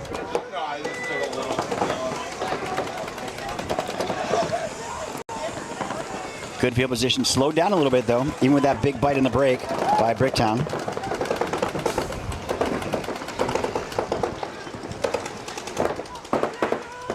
Bricktown getting in a snake. Down to snake 2 on the outside. As soon as the wedge dies, though, OKC Mutiny is going to concede the point. What a great first point here for the Bucks, trying to keep their hopes alive. First event of the season. I think that was Aaron Hitchcock making that far Dorito run. Can't tell. But man, that's a long run, man. It is. It is a long run, but makeable. I think we've seen it 4 times now, and I feel like he's made it every time. I agree. Or whoever's making the move. It's been different teams and different players, but. I see Jace back out there. So the Super Gremlins taking on Mirage. See if Jace Boyd makes a difference for those guys on the Dorito side. The guy's a machine fast. Like, super fast. For Gremlins on the D side? Yeah, with the dreadlocks. Yeah. He's a specimen. He's a guy with 9 million abs.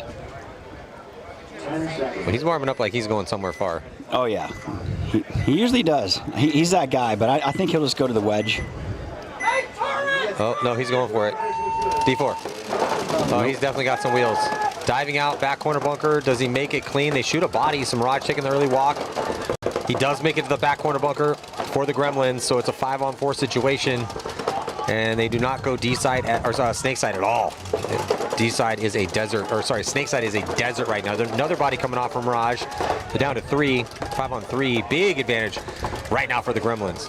Yeah, absolutely. You know, but like you said, it is a desert over here on the snake side of the field. You know, I like the cut across from that brick. But man, there's a lot of real estate between you and that snake. So just standing over the top.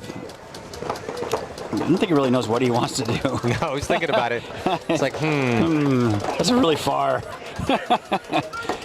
He'll go. Man, he's living on the edge. He is. I've literally seen so many people die doing exactly what this player for the Super Gremlins is doing right now. Look at this big bite in the snake side, man. Huge bite, Chris. Comes all the way into the 50. Makes it clean, though, and then just goes gun up immediately. Player in the center who was living on the edge over the top. He's going to go back to the can. But it's a good crossfield spread here for the Gremlins. Gremlins could use a little bit more ground on the D side. Actually, they're only looking at one body right now, so we just want them to burn a little clock and make sure you just kill this last body and actually just force the concession. Because if I'm the coach for Mirage, what are you doing? Okay, body runs to his death. So Needless death over there on the D side for the Super Gremlins. No concession for Mirage. Now they're going to concede, but maybe the last player in that 1-on-5, maybe he missed practice last weekend, consulted the coach's wife. I'm not exactly sure, but... Yeah. Well, could be insert any reason here. But, you know, I mean, out here you need some good fresh legs, good speed, so he's going to be the guy for the job. But OKC Mutiny down 1 point to Bricktown Bucks. 10 minutes left in this one. Bricktown Bucks hyper aggressive in that first one. Are they going to continue to go with a aggressive strategy? Are they going to dial it back and go pocket? And then for Mutiny, we're just jumping into point number 2. Also, no need to risk it, but that's, you know, this has been a slower layout, but the teams that are executing well on the aggression are the teams that look the best out here. I agree. A lot of these teams are making the big aggression moves, but getting in their bunker and getting shot real quick and not living, you know, after their big bites or... OKC Mutiny. Bricktown Bucks are going to go slightly aggressive again. This time they're going to take the back corner bunker snake side. Good zone control for Mutiny, though, as they get that kill and keep 5 bodies alive. And now Mutiny's going to attack up the middle. Yeah, the middle attack just, Chris, has not really worked out at all. No. I mean, I don't think it works in the break. I think it's something that can happen later. But there's no one out wide, and he still got shot. Yes. And it was just a wrap from the can. Another body comes off. So that can's clocking in right now. Where was it? This can for the Bricktown Bucks, I think, just got a 2-pack. Unless it was the brick wrapping around on the inside. Those are the only 2 players shooting this way. Yeah, he can shoot right back up to his mirror. Filter out wide for the Bucks. He goes out. Is he going all the way to the snake? He died. Oh, he's dead. I was like, where's he going? Well, here comes Mutiny. So Mutiny trying to have blown open the D side. Looking in a 3-on-2, an advantage here. Trying to finish this one off to tie it up. And they're going to do it.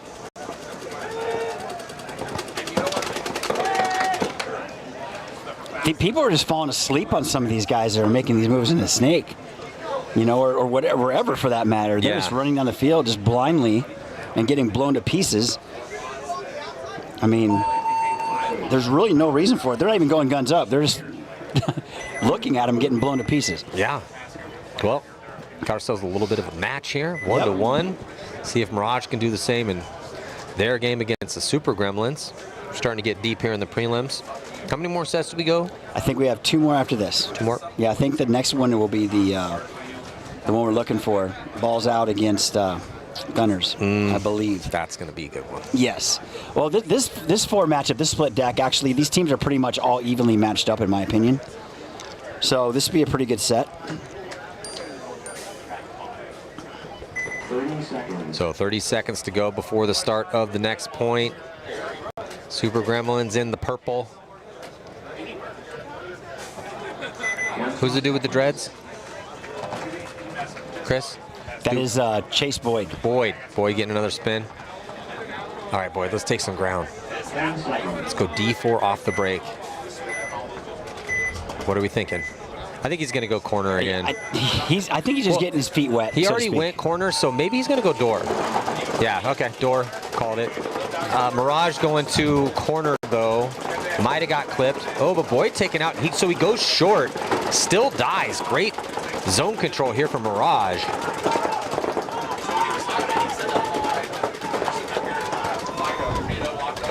So both teams kind of in the pocket as normal. 5-on-4 situation, though, for Mirage. Down a point, looking good to try to push this D side with a triple stack of bodies. They get into the wedge. Player from the bricks thinking about getting across. Super Gremlin's going to launch. Gets into the wing. Going to go across to the wedge.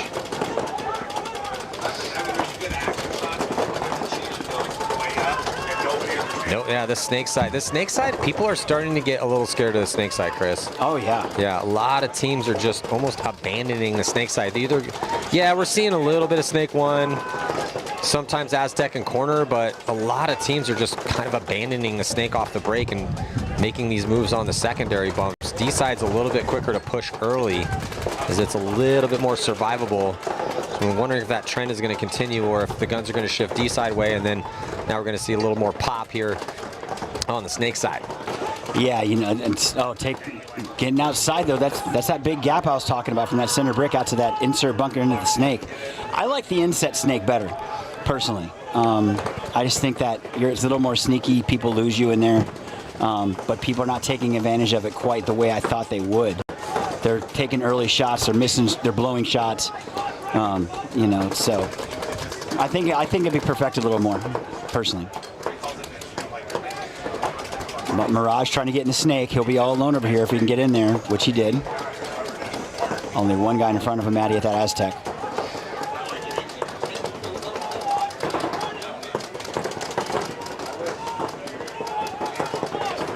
Awful quiet down there. Yeah, a couple moves here from Mirage. Snake side. It's just the snake side's a little more work. The bunkers are farther apart. They're more difficult to get to. But whoever plays better on this snake side is going to win this tournament. D side is absolutely a big component of this on the offensive push, but right now, currently Mirage here in snake 3 outside, looking down the sideline. And then here comes a filter out, back corner bunker for Mirage. He makes it clean. Both, and also the Gremlins taking that corner as well on the snake side. Mirage is, yeah, they're doing a good job on both sides, but Mirage was sitting on a 1-point lead. They have some good positions, but Mirage is pushing the issue. They're past the 50-yard line, but then a crucial kill here for the Gremlins and a tough death for Mirage. And that puts them in a difficult spot because they have a back corner bunker, but man, that guy did all that work to get up to the 50 and then loses that inside engagement with 7 minutes and 15 seconds left. So it's looking good for the Gremlins. Yeah, that's a bummer, man. I hate seeing that happen because he did a lot of work by getting up there. Well done, but all for nothing. So 4 alive across the field now for TKO Super Gremlins, up by 1 point. Nothing really pressing for them at this time. Yeah, and Mirage, Chris, also dropping a body from the D side, so options are dwindling for them. It's not looking good. I think the Gremlins are off on the count as they have bodies cross field. Wow, they're going to be losing. Okay, they're going to be losing their wedge. 2 bodies alive here currently from Mirage. They're at the wedge. Middle, top of your screen, and then back corner bunker snake side. They filter out to get outside wide, going into D3 to mirror up the Super Gremlins in the same spot, cross field. Yeah, he kind of had to do that. I personally would have went straight across to 4 or Dorito 3 right behind the 50. But like we talked about, it's inset a little bit. So Gremlins set up pretty well right now in the Dorito center, back center, and the snake side of the field. Mirage and Snake 2 on the outside, and Dorito 2. Gonna go inside. Under 6 minutes to go. Longer point here. But Mirage is looking for it. Down a body in a 2-on-3. Down a point. But trying to get creative on the attack. Do the Gremlins have the count accurate? Kind of tough to tell when your opponents are switching positions. Yeah. Well, the time's grinding down. You know, there's only 1 point deficit between the 2.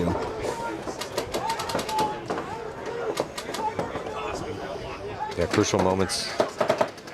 Tournament hopes on the line for these squads. Because the Gremlins were the #1 team heading in, right, on paper? Yep. They had a stellar end of the year tournament last year. Tough death on the D side here for the Super Gremlins with the 1 body advantage and a 1 point lead. It's now 2-on-2. Another reposition here is being very proactive in the snake.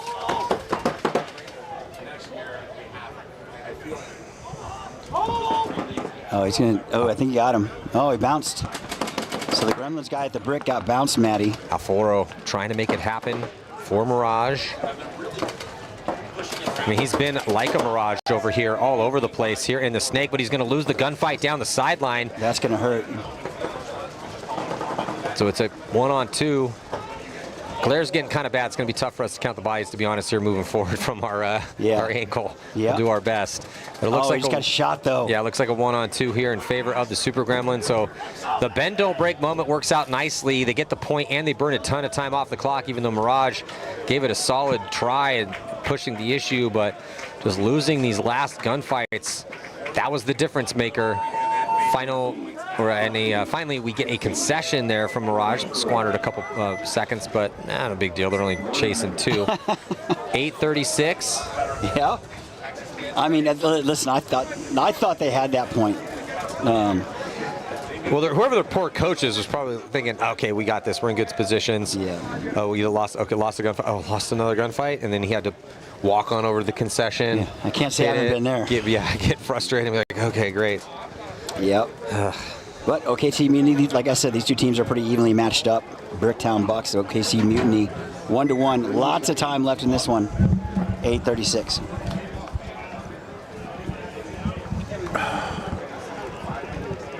I wish if there was a really large spot in the center of the field, like where those towers are, if there was a couple wedges or something a little bigger, I think this field would play a little more at the middle and be a little more creative. Yeah, the issue, you need 3 vectors of attack, and the middle isn't really a solid area to attack. There's not much there. You can risk that body, but we just haven't seen, at least to start things out. So you're seeing a lot of pocket and risks outside, D side, snake side, but those are tough runs. I mean, I get it. Honestly, I'm glad I'm not coaching at this event.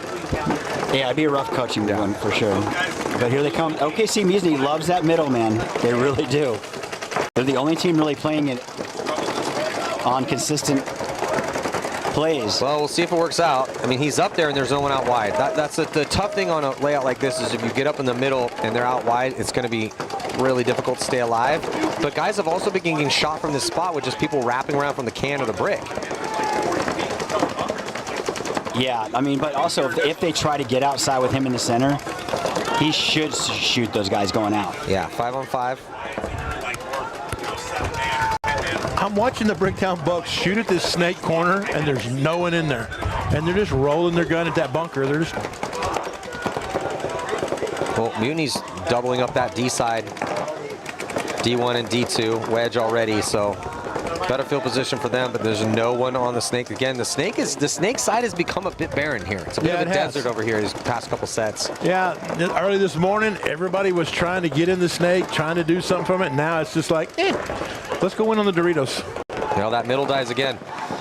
So that's probably, I don't know, 6 or 7 times we've seen the middle try to be utilized, and it's just really not working out well. The wedge is a legit bunker. Love the wedge over there. That's a good spot. But that 4 stack of bodies, the 2 stand-up towers in the middle and the Aztecs, we haven't seen much out of those positions. Not when there's 5-on-5. And well, also, and that's not even having bodies out wide. I mean, some of those guys, again, are getting shot by guys wrapping around the brick or wrapping inside on the can because there's no one outside wide that any of those guys have to worry about. I think that Aztec will get a lot better is if they're not out wide and you are. If you're out wide, then you can go there. I agree. Well, OKC Mutiny has the 50 Dorito on the far side, top side of your screen. You know, look for them to get outside here to the snake side a little bit. Yep, there he goes, trying to get out to that little Aztec, the insert snake bunker. Oh, losing another player out of the wedge, though, Matty. Both teams losing a player. Yeah, both teams trading bodies here in some gunfights. So we're under 6 minutes to go now.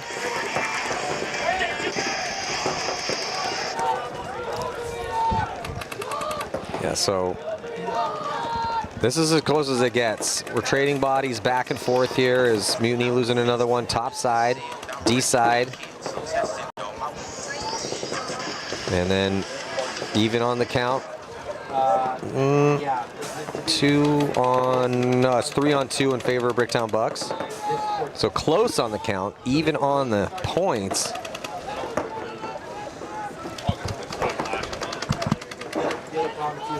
Time ticking off though. Bucks with that body. In D3. He's the guy with the ball. Because that has been kind of becoming the go-to side to attack, at least to start. If things are starting on the D side and then the snake side can develop. You can start it on the snake side as well too, but teams are really starting to be fearful of that snake side. Oh man, not only did he fall hard, but he took a shot to the... Well, he was already way down the Bricktown was already down the Doritos at that point. And they tried to make that corner. He was not making that. The Bricktown Bucks are getting excited. I mean, I think they think they figured something out about the layout. I mean, they come in and they knocked off perennial favorites TKO, and now they're taking it, you know, to OKC. The Bucks have gotten better throughout the day too. Yes. They've learned the field. They're also being slightly more aggressive than the teams they're playing against, and I think they're going to move on. Looking forward to see how they do here if they keep getting better and better. But then eventually you're going to run into those buzzsaw teams, the Gunners, you know, the ball's out. I saw Galvan down there. Yeah.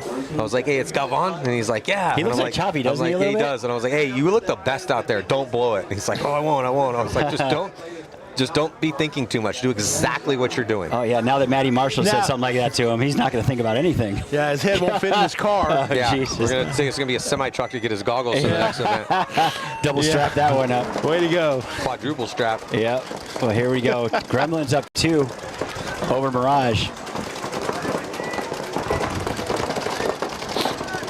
Mirage in the pocket, shooting one though. Shooting one now. Hey, Robert, Jace Boyd is out there, or he was. Was he? He was out there. I don't know if he's out there now. Yeah, he played the first 2 points. Made the corner off the break in point 1, and then got shot trying to get to the door of the brick on the next one. Well, I didn't gripe at the Gremlins, but I did go down their pit, and I'm like, I don't see Ocon, I don't see Simmons, I don't see Boyd. What the hell? And he's like, oh, we got a big roster, and we're rotating because the way we play this particular field. And I'm like, yeah, I'm not a big fan of big rosters. I mean, I had one in Tampa for Miami, and just too many players create too many problems. You know, I mean, there's always the guy that's moping because he's not played. There's always the guy that thinks he can do better than the guys that are out there. You know, preach. Yeah, you know the deal, preach. I mean, it's not legal to choke kids these days, so I got to put myself in the back burner. What? It's not? It's not? It's not. I don't know about Texas, but I was going to say, well, I don't want to put anything out there publicly, but, you know, I have 200 acres and a backhoe. That's all I'm saying. So Mirage, with 2 minutes and 41 seconds left at the pace they need to be playing here to tie this one up, they got to get it going here. They need to stay alive, move up this field, try to make something happen. They lose the snake insert. Yeah, Robert, that's not going to help things. No. Gremlins are in good defensible positions here, but Mirage now past the 50-yard line. Things developing on the D side after losing a body here, Snake side. Oh, but way to kill him, Matty. Way to go, man. That wasn't me. I just said he was developing. I didn't say anything about I wasn't like, he's crushing it over there. Number 3 is on fire. You shined a spotlight on him, and he got shot immediately. Hey, he did that to himself. Oof, well, Mirage making the snake corner, but also here comes Gremlins getting into snake 1. He's like, Matty thinks I'm great over here. No, that was Galvan. Galvan is looking great. Yep. Well, let's see. No, well, let's see how he plays now. Oh, they lost their Dorito side player as the other guy retreats. If he goes to poo, can we blame you? If you want to be famous, if you want to be paintball famous, then you can't be scared of the spotlight. No. Oh, losing another player is Mirage. Just getting shot out of their bunkers, Matty. Yeah, the Gremlins are really tightening this one up. They contained the attack of Mirage. They're forcing a concession. Excellent point by the Super Gremlins. They got Stewart into the snake here, and he was doing well. Looks like Brown was out there as well, too. They had body on the D side. Everything was just dialed up here, and they're looking pretty solid. And their opponents are running out of time. Bricktown Bucks, a little bit more time left in this one, but been getting better and better. Mutiny still hanging in there. Under 5 to play. Mutiny going to be on the right side, Bucks on the left side. And lots of time left. And like Matty said, if you want to be paintball famous, you got to come play the USXBL, you know, get noticed. Yeah, and again, don't be scared of the shine. No. Don't be just, hey, if you ask for it, you might get it. World Universe might be like, hey, here you go. Yeah, and what are you going to do with it? I mean, Luke Staley's a perfect example. Luke Staley was over here playing for Paintball Gateway, gets picked up by an elite team, Evil, goes from there, and now he's with the semi-pro Hurricanes, and, you know, he's practicing in a $2 million facility. You know, he's practicing against pros every weekend, getting all the best coaching advice. Look what Thomas Hara just did for Legion at the last event. Ryan Gray just reached out and picks him out of the obscurity. You're like, hey, Oklahoma boy, come here. What a great story. Hey, that's what's possible out here. So right now, okay, Mutiny losing a body. Yeah, the snake side's getting dicey out here on the snake side for everybody. So everyone's kind of defaulting to pushing the D side, occasionally risking the snake side, and when you make it out there, it's a huge force multiplier.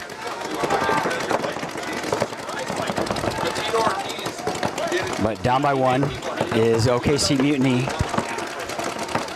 abandoning that center push. Getting down to it on time here. But Bricktown is in D3. And again, as Maddie said so many times today, D3 is a good bunker because you can shoot inside or you can guard the tape. Yeah, and you can launch from there. You can tactically retreat from there. That's where you want to be. Ideally, you want to be in D3. You can gunfight down the sideline. There's some decent inside shots. They're not amazing, but pretty solid. Oh, and right there, perfect example. They tried to move up to Dorito 3, and he shoots the guy clean right in the head in the dive. I like that spot or their Dorito on their side of the field after the 50. Those two spots are pretty. The 50's pretty good too. Yeah. 50's pretty good too. You're going to draw some guns in that spot. But Bricktown Bucks here, babysitting this lead. Time of grinding. 3:20 left in this one. Winning a gunfight here. OKC going to go past it, uses Buddy as a blocker. Works out great for him, makes it into Snake 1. Comes close to tackling him, taking his legs out. Yeah, he's trying to force the issue over here too. And they're going to be shooting a body off that as well. So doing some sort of hand signal like, hey, we need to get this going, or hey, I'm trying to push the issue here. But 3-on-2 in favor of the Bucks. OKC just isn't good in this kind of a situation normally. I like this move outside though. Well, he knows he needs to push. He has a little bit of time to work with here. He's not chasing 3 for 2 points. He's chasing 1 point. It's a 1-point match. Thomas. Yeah, Thomas, number 17. Yeah, but he's locked into it right now. He's the only one left alive though. Almost. Oh yeah, they blew that whole D side open. So they're not conceding yet. They're gonna let Thomas give it a go. He shoots one cross field. Let's see if Thomas can connect on another. He's got to be careful here as they make it out wide. Almost gets a shot in the back corner bunker, and then now they are going to concede it. Noble attempt from Thomas, but it's not enough. Yeah, he had the heart. It was just a little too late. Yeah, and his guy's got to stay alive. When he sees him going over here, all you got to do is stay alive. Because you dying is going to just throw a wrench in that whole system. And that's what happened. Not for a lack of effort, but the rest of his boys died. So. And he came from a far away. He came from the middle to get over here to the Snake 50. Yeah, Super Gremlins now 1 point away from a mercy rule win here.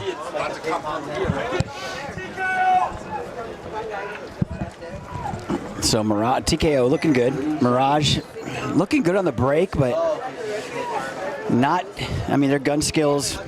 Decision making, playing individually. The points have, the only 3 points have been scored, and there's only 1 minute and 36 seconds left. Yep. So the points have been relatively close. It's just TKO is better than Mirage right now. Yes, sir. So they're getting the points on the board, but Mirage is hanging in there. They're not getting whomped on right now. Yep. But like I said, 136 left in this. Oh, losing a player on the break, but no, he got shot in the goggles and it bounced. And bouncing in this weather, like you said, Robert, is pretty weird. I'm looking at TKO. They get all the way over to the Snake corner on the break, get there alive, but they're also in Dorito corner. They're 4 across the back, you know. Both teams losing one. TKO lost one out of that center brick. So again, they're still 4 across the back and then losing a forward attacker. But they doubled the brick.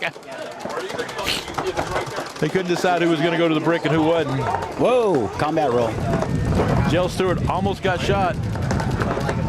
You know, he stopped, dropped, and rolled back into the bunker. That was a combat roll. Hey, he dodged the ball, though. Well, he is a former Air Force, you know, so. Pulled the ejection seat. Oh, he just got Didn't dodge that one. Missed that one. Well, he already had a hit in his head. Well, the Gremlins have the field extended out wide, though. They have back corner bunker on both sides of the field, and there's only 32 seconds left. They could eat this point, no big deal. And still win this game. Yeah, so it's 2 on 2. So at some point, it gets to be all about just your pride, you know. I got to go get a score, no matter what. And see, he had called back right only. He didn't know that guy was still in the center brick. He didn't know, and he got. Well, they're going to try to go get that mercy rule win. I think he's going to have enough time to get in there. Yep. Yeah, with 2 seconds. And again. The score does not represent how good of a battle back and forth it was. I mean, obviously TKO took the battle of attrition. But, you look at the scores, and you're going to see 4-0.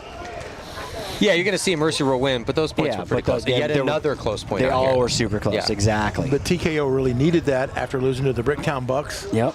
They needed to come back and get some of that margin, No, yeah, I'm with you on that. It's going to be a tough one. Yep. Well, similar situation. Yeah, Bricktown Bucks here. And when tomorrow gets here, there's no more ducks. Yeah. I mean, it's all killers in this house, and that's when it's going to get real nice and chippy. Plus, it'll be hot. It'll be a phenomenon. It's going to be a little hotter. It's going to be nice in the morning, but it's going to warm up in the afternoon. I welcome it with open arms right now. You're not falling off. It's nicer now. It is not bad. Cold? No, I'm way better. Yeah. But Chris is wanting, I brought shorts. I want to wear them. Yes. I want to wear a tank top. I don't. Yes. So down by 2 right now. 2 minutes, 13 seconds left. OKC has got to answer back. Losing one in the break, though, Matty. Both teams. And another one.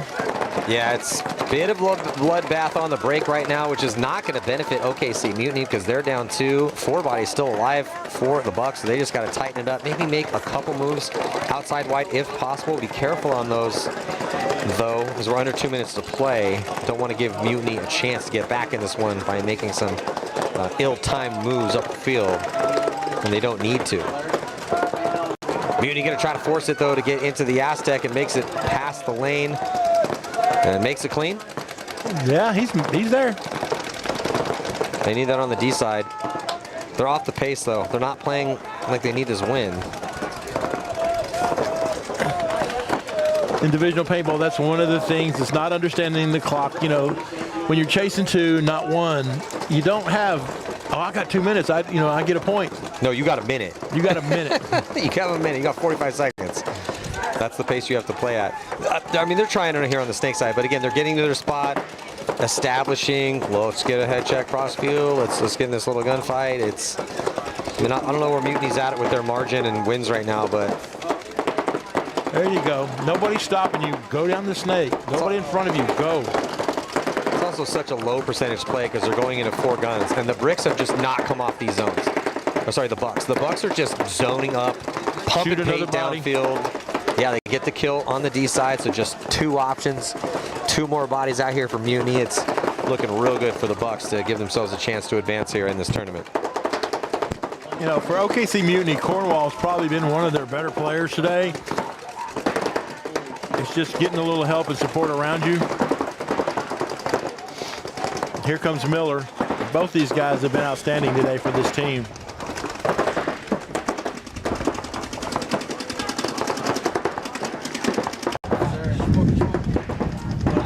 So time grinding down here, 5 seconds left. OKC is not going to be able to pull it together.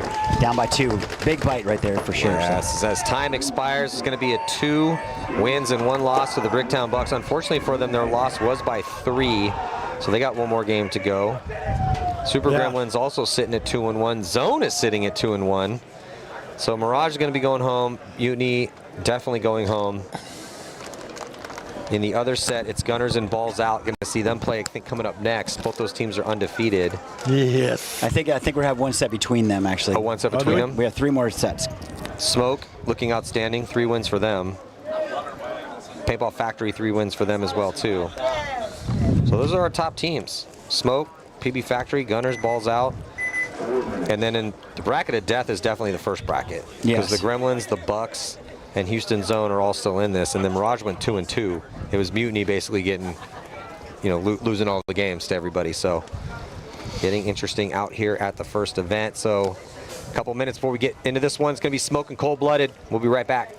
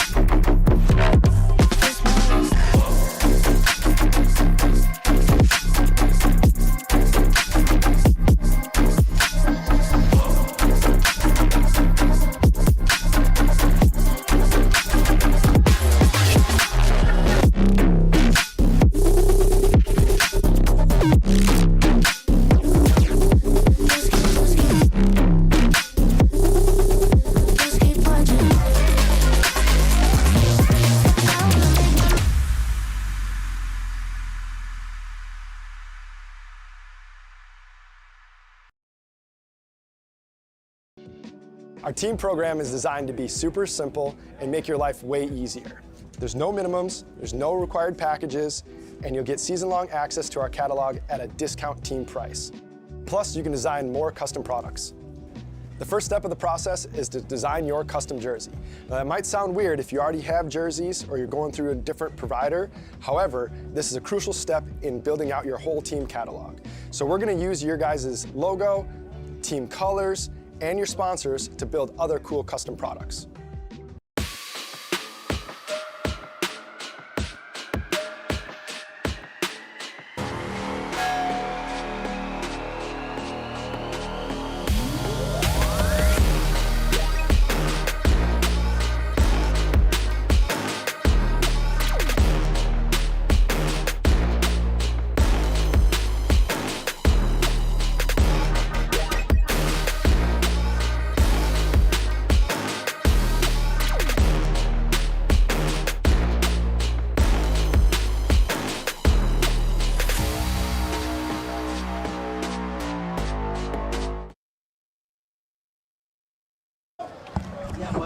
And we are back here. It's going to be Smoke. It's been looking outstanding here, taking on Cold Blooded. Love to get a win here. Smoke trying to go, I believe, undefeated here through the prelims. Can you pull that bracket back up, Chris? Yes, sir. Yeah, but Smoke is just, again, another team that's looking really good, and they're looking good. Why? Because they're just a little bit more aggressive than everybody. First person gets shot going to that move out there, Matty. Going to Dorito 4. Oh, so Cold-Blooded trying to risk it. And then another body coming off right now for Cold-Blooded. 3, yeah, it's looking bad.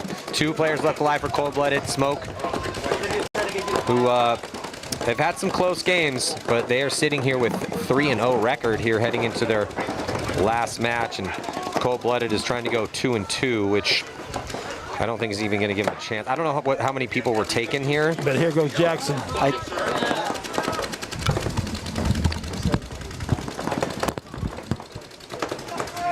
Smoke just trying to close this one out here in point 1.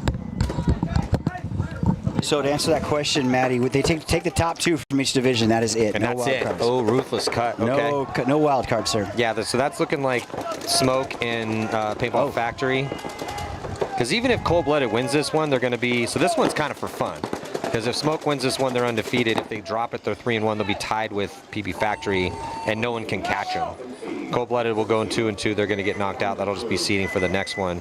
In the other bracket, it's Gunners and Balls Out. They're both 3-1. Doesn't matter what happens in that match. And then in the what it looks like the bracket of more closer bracket of death with some parity, because it's Gremlins sitting at 2-1, Bricktown Bucks at 2-1, Houston Zone at 2-1, Mirage at 2-0, and then Mutiny is low end of the totem pole here. So that's still to be decided. Yeah, everything seems pretty much set in stone. The Gunners Balls Out game is going to be really entertaining because I don't think they're going to be doing off-the-script stuff, you know, testing some new spins out. That's what I would do. It's going to be even more fun to watch the Gunners play Balls Out when it doesn't matter. Doesn't matter. Yeah, that's a good point. That way they're not just going to go pocket. Yep. I don't think these teams would go pocket regardless and just play it that way because that's not their style right now. But still, that's going to be a fun game to watch. It's not in this set. It's going to be Beefy Boys taking on Outlaw Prime. But placement also comes into it when it comes to placement as far as getting the buys and stuff. Well, so. Yeah, and unfortunately for the Beefy Boys, because even if they win this one, they're going to go 2-2, and they can't catch Gunners or Balls Out. So this is going to be curtains in? Yeah, it's curtains because they're in that tough bracket with both those teams. Yeah, nothing to lose though for both of these squads. And then Outlaw and Prime, they don't want to go 0-4. Yeah. So Beefy Boys are able to make the snake corner in the break in the pocket, but taking the Aztec. The snake insert bunker is Outlaw. Beefy Boys getting shot out of the Dorito on the far side of the field, down 1 player. Yeah, body coming, referee running in here to Outlaw Prime. Going to be a minor penalty assessed on them. That pulls out one of the bodies from the brick. Still got 3 bodies alive. Beefy Boys throw away a body, so it's going to be 3-on-3 here. Some mistakes in point 1. Yeah, I don't care too much for the quintessential hands in the air. Like, where'd I get shot at? You're not playing, so just get off the field. We'll talk about when you get in there. If you got shot, cool, whatever.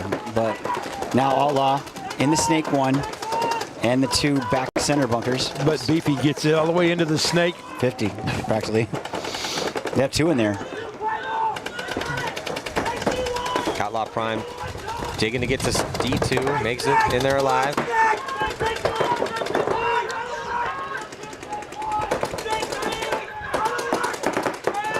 Good comms from both squads here.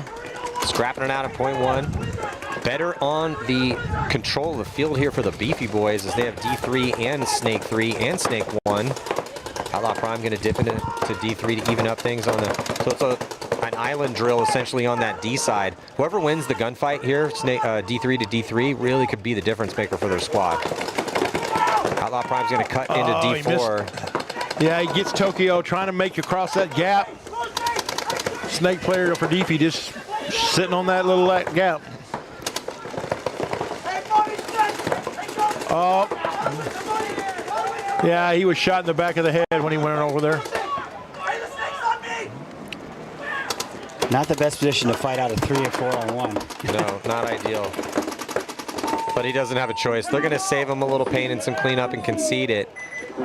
So, first point going to go to the Beefy boys. Yeah. It's kind of been the story here for AP. You know, they're hanging into the points, but not able to put enough of them on the board to be relevant here in event 1. And again, Outlaw is one of those programs. It's a very big program. A lot of the guys ranked up. Where are they out of? South Texas. South Texas. Outlaw Anodizing is who runs the team. So okay. I don't know if it's Austin necessarily. They play out of Outlaw Paintball Park sometimes. X Factor down there. I mean, they travel the circuit down there, but they're all a South Texas-based team. Philip Middleton runs that team and does a really good job, but he also runs a really good anode division, you know. So Smoke looking pretty good. Yeah. Again, LAX Paintball. That was a 1-minute point, the last one. Yeah, Smoke's they've been crispy. Yes. They just are willing to risk it. They're making it more often than they're not. They do, again, you know, they're going to throw this pocket play in every now and then, but they're just a little bit more aggressive than their opponents. They're making less mistakes, and they're winning some gunfights here early. Again. Yeah, they're able to make that Aztec out here on the Snake side, that Mr. Bunker, but also here comes Cold Blooded making it into the corner, which is a far gap, but also losing one New Orleans Smoke. And the ref's running in to check the brick. Nope, he's alive. Another player going down. Yeah, so 3 alive and pocketed up. They're going to get the kill on Cold Blooded.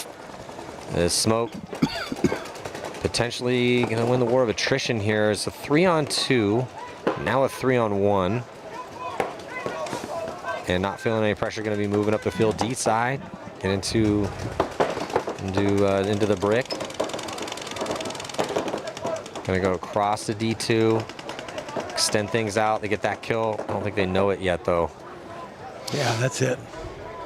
We'll look for a concession from Cold Blooded. Looks like they're just going to let it ride a little bit.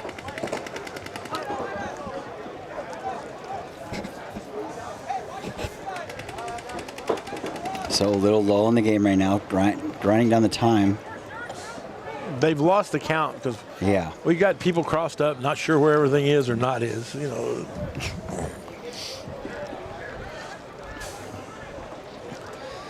Yeah, a lot of those bodies came off quick. A couple of these guys had to reposition, so I get it. Yeah, there's the concession from Cold Blooded. And if Smoke goes undefeated, which it looks like they will.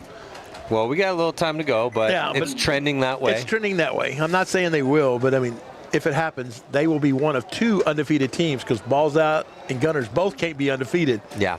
So that's the game I'm looking forward to, though, because they're in no matter what, so they can just go right at each other. Yeah. And again, this is going to be one of those. This is one of those. I hate to say it, but back in the day, Texas teams would be like, "Hey, we both know we're both in. You know, let's not go shoot 10 cases of paint. You know, it doesn't matter." But nowadays, with rankings mattering, and whoever goes in number 1 plays number 6. Yeah. And that's big. That's potentially big. And also, like you said, rankings, because with all these teams that are looking really good here in the prelims and event 1, all these teams will be in the running for the series title. That's a big deal too. So every point matters, and just like the NXL championships, we're double points.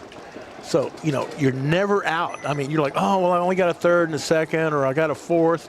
Beefy Boys won 2 fourths, then came and won 2 events and took the series championship. Because Jackpot won 2 events, but then Crap the Bed came in dead last, and nobody was in. Nobody else was in the running. And I mean, that's $18,000 in cash money stacked in $100 bills. Yeah, there you go. $18,000. It's a nice weekend. Makes paintball. I always tell people, hey, you want paintball to get cheaper? Get better. Well, and that was the thing is, the one semifinal game for the Beefy Boys that year was a $15,000 game. Oh, there you go. They win that game. They're series champions no matter what happens. And then to win the one after, it's like, oh, there's another $6,000, on top of it. Great. That's what you want. That's what we're striving for out here. Get that season paid for a little bit. Yeah, and they won I think that year in the league, they won like $30,000 overall, and it was like, God bless Mike Hinman. Right. I mean, honestly, you look around and you look at this webcast, and then just look at bringing in both of you guys. This webcast makes no money. Excited to be here, man. We're seeing some of the best up-and-coming players in divisional ranks. But we get one of the best fields in the world. Yeah, but we got people watching this all the time. You would not believe after the championship last year the number of people that messaged me like, "Oh, this was great, and that was great, Maddie and Chris, and da-da-da." And I was like, you know how you get that to keep on happening? Make sure you let Mike know that it was worth it. That you're a fan. Yep, that's so true. Because if you can think it's cool all day long, but if you don't tell nobody, if you don't tell him, he doesn't know. There's nothing to gauge on. Squeaky wheel gets the grease. Damn Skippy hippie. Let's go. So Smoke up by 2. See if they can keep it going against Cold Blooded. It'd be really nice for the momentum to try to win this event for Smoke if they could, pun intended, smoke Cold Blooded and win via the mercy rule, shut them out. Make a statement to this elite division like, hey, you guys keep talking about gunners and balls out. Well, we're a big favorite here too. Yeah, but that's the thing. Everybody's like, well, why do you talk so much about Galvan, or what do you? Because last year we got this with Jet. Why are you always talking about Jet? He's the most proactive player. He's doing the most.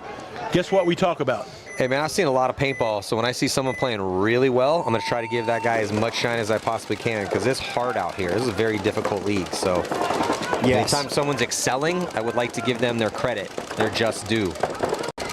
Yeah. Body dropping for Cold Blooded. They do make it into the snake early though. And it's really hard to talk about somebody who just plays their primary bunker and tries to gun pack corner to corner. It's not exciting. Hey, we got a webcast. We're trying to entertain people here, so let's put on a show, Exactly. And Galvan's putting on a show. Gunners are putting on a show. Smoke starting to put on a show. Smoke's been doing it more full team though. Smoke's been. They're playing a lot of team ball. They're playing aggressive and they're getting guys but once they make those big moves, for instance, so they're at the wedge, they're at D2, they just get to these spots and play really, really smart. Robert?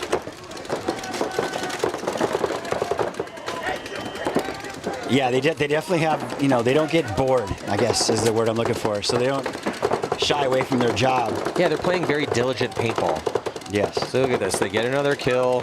They know there's that body in Snake 2, but they're just moving up on the D side. They know again, we attack weakness out here at high-level paintball. There's no one in front of them. They're not feeling any pressure, so they get past the 50. They do lose a body. Lose another one? Oh, that's tough. Oh, they didn't know that body was in the Snake. They did not. So the body in the Snake's making them pay right now. I think their Dorito players picked it up finally, but that is the last body left alive here for Cold-Blooded. No, yeah, for last body for the Cold-Blooded, yeah. Yeah, Smoke's got 2. Yeah, 2 alive, and now the field's spread, and they're going to finally connect and get that kill. So Smoke 1 point away here from a mercy roll win.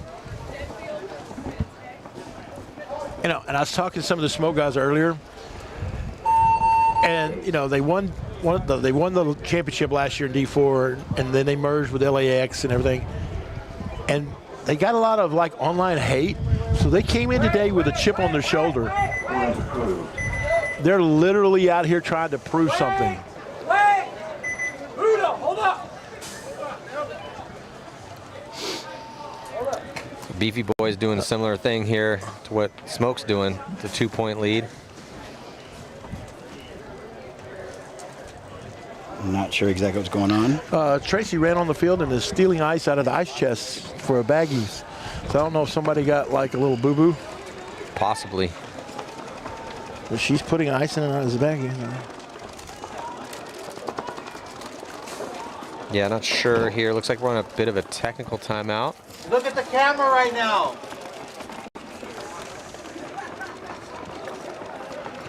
And by the way, shout out to Verbs over there on that high rise with his nice little camera, helping us shoot some of this footage out here. He likes to be up in the air because he doesn't get shot near as much. Hey man, he's in the trenches all the time. Yes. So if I can get up a little elevated, he's probably still getting shot a little bit up there. But we're out of the line of fire a little bit. Get some elevation, get some nice angles. And you will see some of this stuff that we missed. Some of these guys that get a little sketchy with the hits and stuff. We'll be going what's now Verbal does Paintball Monday, and it's always slow motion, and it's like boom, and the guy's like, whoa. You don't ever want to be on Paintball Monday because it's always the guys that are doing something stupid as hell. It's like the short bus from back in the day. Oh yeah, I mean he got me with Matt the Gym Rat. Shot me in a hard point out here because I decided at one time everybody's like, go hit the buzzer. I'm running. Matt just made a time move and shoots me, but like the third one was like right in the pecker. And it was like 1.5 million views last time I looked. And I was like, that one paid well for you, didn't it? And he's like, thanks, bud. And he's like, everybody likes to see you get shot.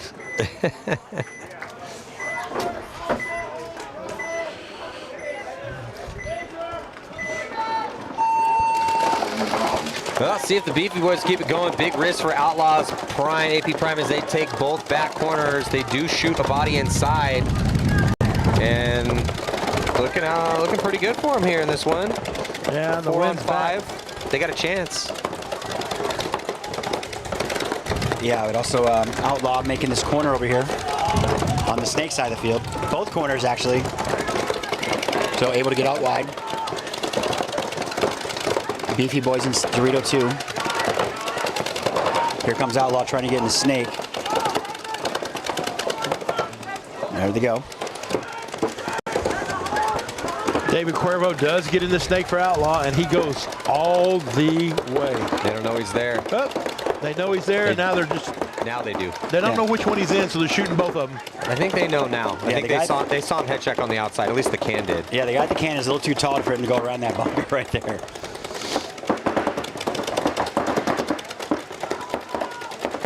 Cuervo's got time to work with, and they're only down 2. He's in a very crucial position. But now look, here's where the pressure is going to come off of him, because while they're messing with him, they load another snake on the inside. He's going to pop the starfish. Yeah, but they missed their shot. Cuervo missed a shot on the fill out, and then 00 just missed a shot on the brick. I can't believe he missed that shot. They should know where they are now, though. Oh, 00 catches one. Frustrating death. Down by 2. All that work. Taking the walk. He had the ball, too. He was in a great spot to win that point. Well, if he connected on that shot on the brick and Cuervo connected on the runner out wide, this is a totally different story, and we got a 1-point game. Well, Cuervo's got to look across the field and just shoot that guy in the back. I was going to say, if the Dorito for the Beefy Boys looks inside, when Cuervo sits up, he's going to get roasted. Well, I mean, the communication should be across the field. Oh. And again, missed another one. Gun skills. That's unusual for David. David's usually right on the money with that stuff. He came out of the Cold Blooded camp to join Outlaw AP Prime because at the time Cold Blooded was playing D4 and they wasn't going to move up. So he wanted to go play higher divisions, so he transferred over. And then Cold Blooded winds up winning a couple and had to move up anyway. Oops.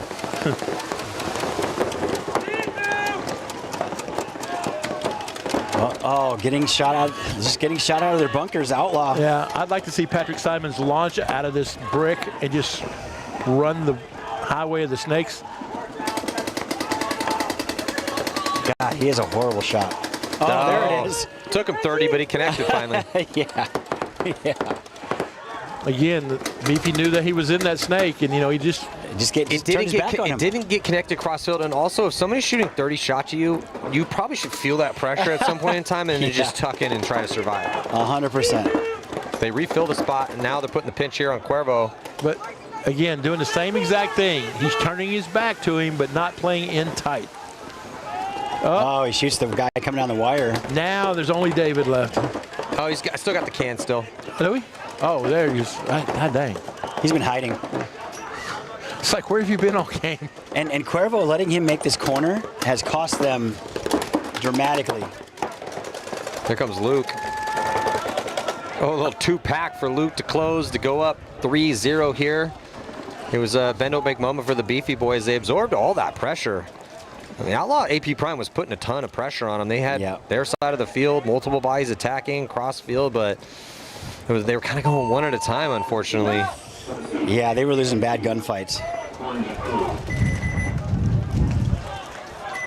Cuervo had that too. If he wouldn't have let him make that corner, it would have been a lot different.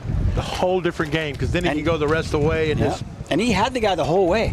I'm surprised he missed that shot. Well, Luke is one of those people, when they're running someplace, they tell you shoot the spot and let them run into your paint.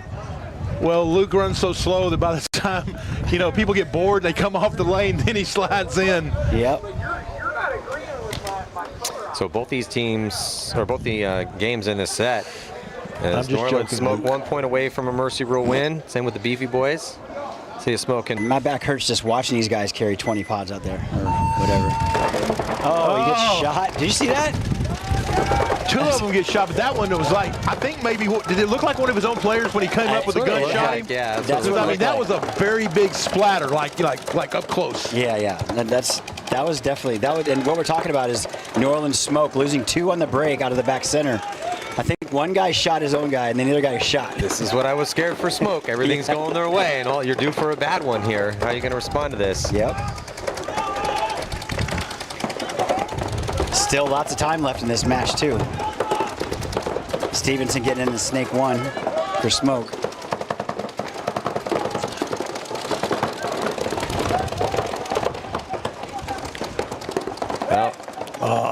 Did he get clipped? Cold-blooded gets kicked out of the brick. They're making moves on the D side and up into the wedge. Also into the snake with Lacey. Ooh, big bite over here for Smoke. Oh, he gets all the way in. They know he's there. I don't think he knows he's at that. He's going to get the can and then not trade out with Lacey, though. So Lacey eats up that aggression. And so we get a trade, but we get a trade in a low body situation. It's now 2-on-3 and still in favor of Cold-Blooded. I don't think Lacey saw. He saw Lacey go to that starfish. Yeah, but Lacey wraps around and blasts D3, so it's a 1-on-3 here in favor of Cold-Blooded. They're going to get on the board.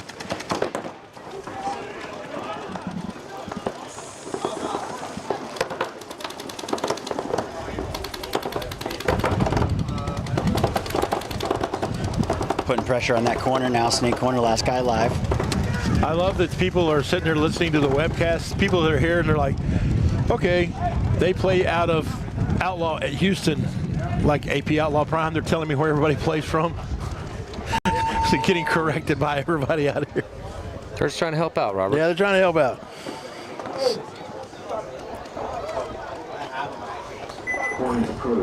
So getting on the board, Cold-Blooded, Matty, as you talked about, after New Orleans Smoke blew each other to pieces in the box. Yeah, now, terrible start. This is what'll kill you. Some people are watching the webcast at home in their heated pool. That must be nice. Yeah, it must be nice. I mean, they're literally in the pool watching the webcast. That's perfect. God bless them. Sending me pictures of it to remind me, hey, you're up there freezing yourself to death. We will suffer for your happiness. Yeah, we will. Oh, that's great, man. Way to go. Way to go. That looks like a Justin. nice setup, too. It is. Oh, Justin Dolman, owner of Evil. So you got some guys out here playing for other teams. Yeah. If you want your house to be like a smart house with audio, visual, lighting, he's a man. That's the guy. Yeah, I looked up. He does some stuff. Gangster. He is absolutely elite audio, video, lighting. Check them out. I swear to God. And here we go. Beefy Boys up 3-0 over Outlaw. Must-win situation. Yeah, Beefy Boys trying to take some ground with the lead. But they lose their first one. Yeah, both teams losing a body on the D side. 4-on-4. Quicker to go, though, and get in the snake is the Beefy Boys. And they get into the crucial snake 2 spot. He's trying to shoot down the pipe here, down the highway. They're pretty content where they're at. Yeah, 4:18 left, it's a 3-point lead. Just getting a couple spots and roll guns. Nice zone control here for the Beefy Boys to get that kill in D2. Here comes... Outlaw loses another one, but so does the Beefy Boys. 3-on-3. Yeah, they don't know he's in the inside 50 snake, though. Here for the Beefy Boys. Oh, but here comes Tokyo down inside the snake. Tokyo's, he wants to get after it. There's a little overwatch, though, because the brick's looking this way. Can was looking this way. There's no one crossfield to look this way, though, so I'm probably potentially going to get a trade. But he's going to get a back massage here real soon. David Cuervo comes down. Oh, he lived, too.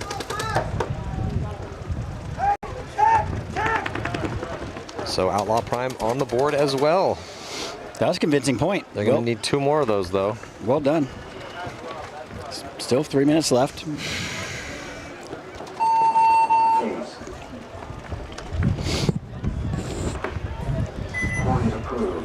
I always like to test a character when people are down and getting pretty much beat up a little bit. See if they can kind of rise and come back and get one just for pride. I like that part of it. Yeah, neither one of these teams is rolling over. No. They're not going to make it. No, they're not going to make it, and they know that. But it's just like, when you go home, you want to go home with at least something to build on. Mm-hmm. You know, like, what was the last memory you had of the day? Not getting mercy ruled. Yeah, no. You don't want that to be the memory heading into the next event. Absolutely. Well, Cold-Blooded, they're down 2, 5:30 left. Like, this game is not over. Oh, it is definitely not over. It's not over. It's not over yet. They got an option here. It's possible. It's a big bite against a team like New Orleans Smoke, though. Yeah, Smoke's looked outstanding all prelims, but they can make they can make the conversation a little more. They're not going to make it, but can make it a little more interesting here. It actually might be good for Smoke to drop a game. Yeah, I agree. To be honest. Big bite all the way to Dorito 2 on the break. 4-on-4 now, 4-on-3 in favor of Smoke. From the left-hand side of your screen, Cold-Blooded getting in Snake 1, though. Going on the D side for Cold-Blooded, so Smoke's going to go up into D3. Uncontested. Cold-Blooded repositions to the mini wall. Still no one's putting any pressure on Smoke on the D side. He's going to go to the 50. Still not feeling any pressure now.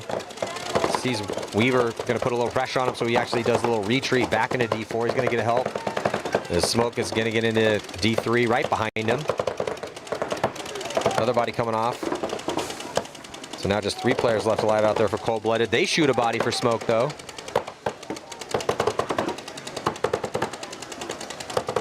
Three-on-3 situation. Both teams have a pretty decent advantage right now. Coming down the Dorito side.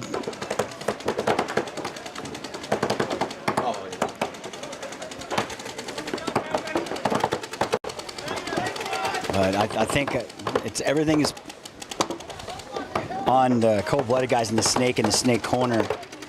I mean, I'm not sure why he's not getting down the snake right now, because he needs to. He must have heard you. He's got some headphones on. Yeah. Yeah, and they let him fill the corner, though, Matty. And now he's going to get shot. Oh, but Durkowski didn't know there was somebody in the snake corner. He just went out there. You got to look for that. If they see you in the snake, you got to automatically know they're going to go to the corner. Or they should. Try at least. And that's a big run. That's an easy guy to shoot if you come out blazing. 3-on-2 in favor of Smoke. Gonna finish this one off nicely here. It's one body advantage. Could burn some time off as well. Huge bite from the back corner bunker all the way into Snake 3. They didn't see him move either.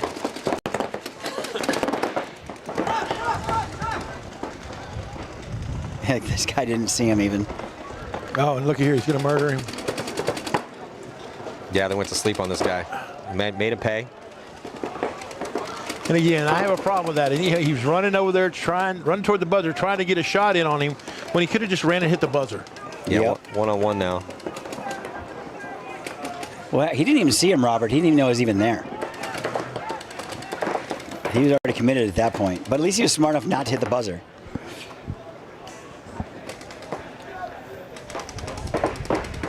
Is it one-on-one? Yeah, one-on-one. Yeah, one-on-one. Wow. Good for this guy. What a very interesting last name. Barfkect? Yeah, I was going to try and give it a shot, but I aborted. Barfknecht? The F is silent. Some sort of German? I'm not exactly sure. That's one I've never seen in all my years. I have to agree with you. Very rare last name.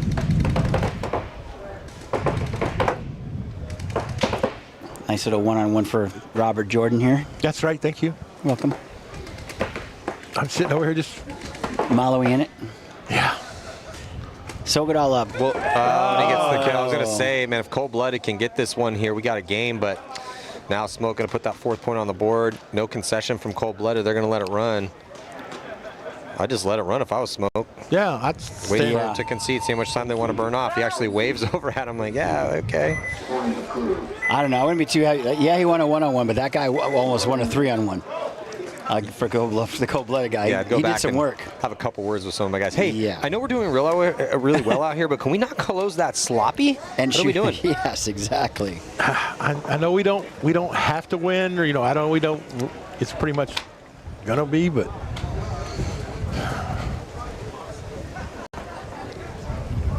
so Beefy Boys up 3-1. Outlaw Prime on their heels, but now they can't really get in anyway. So yeah, it's over for Outlaw Prime.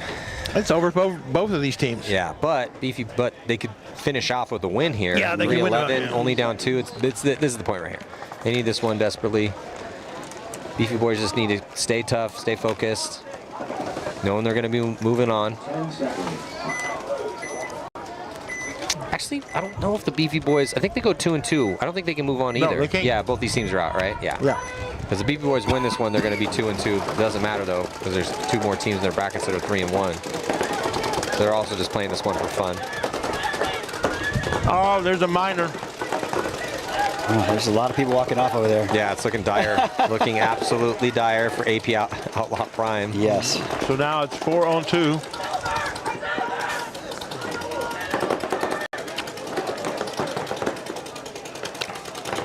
Yeah, Beefy Boys just sharking down the field, trying to find these last few bodies. No concession from Outlaw Prime.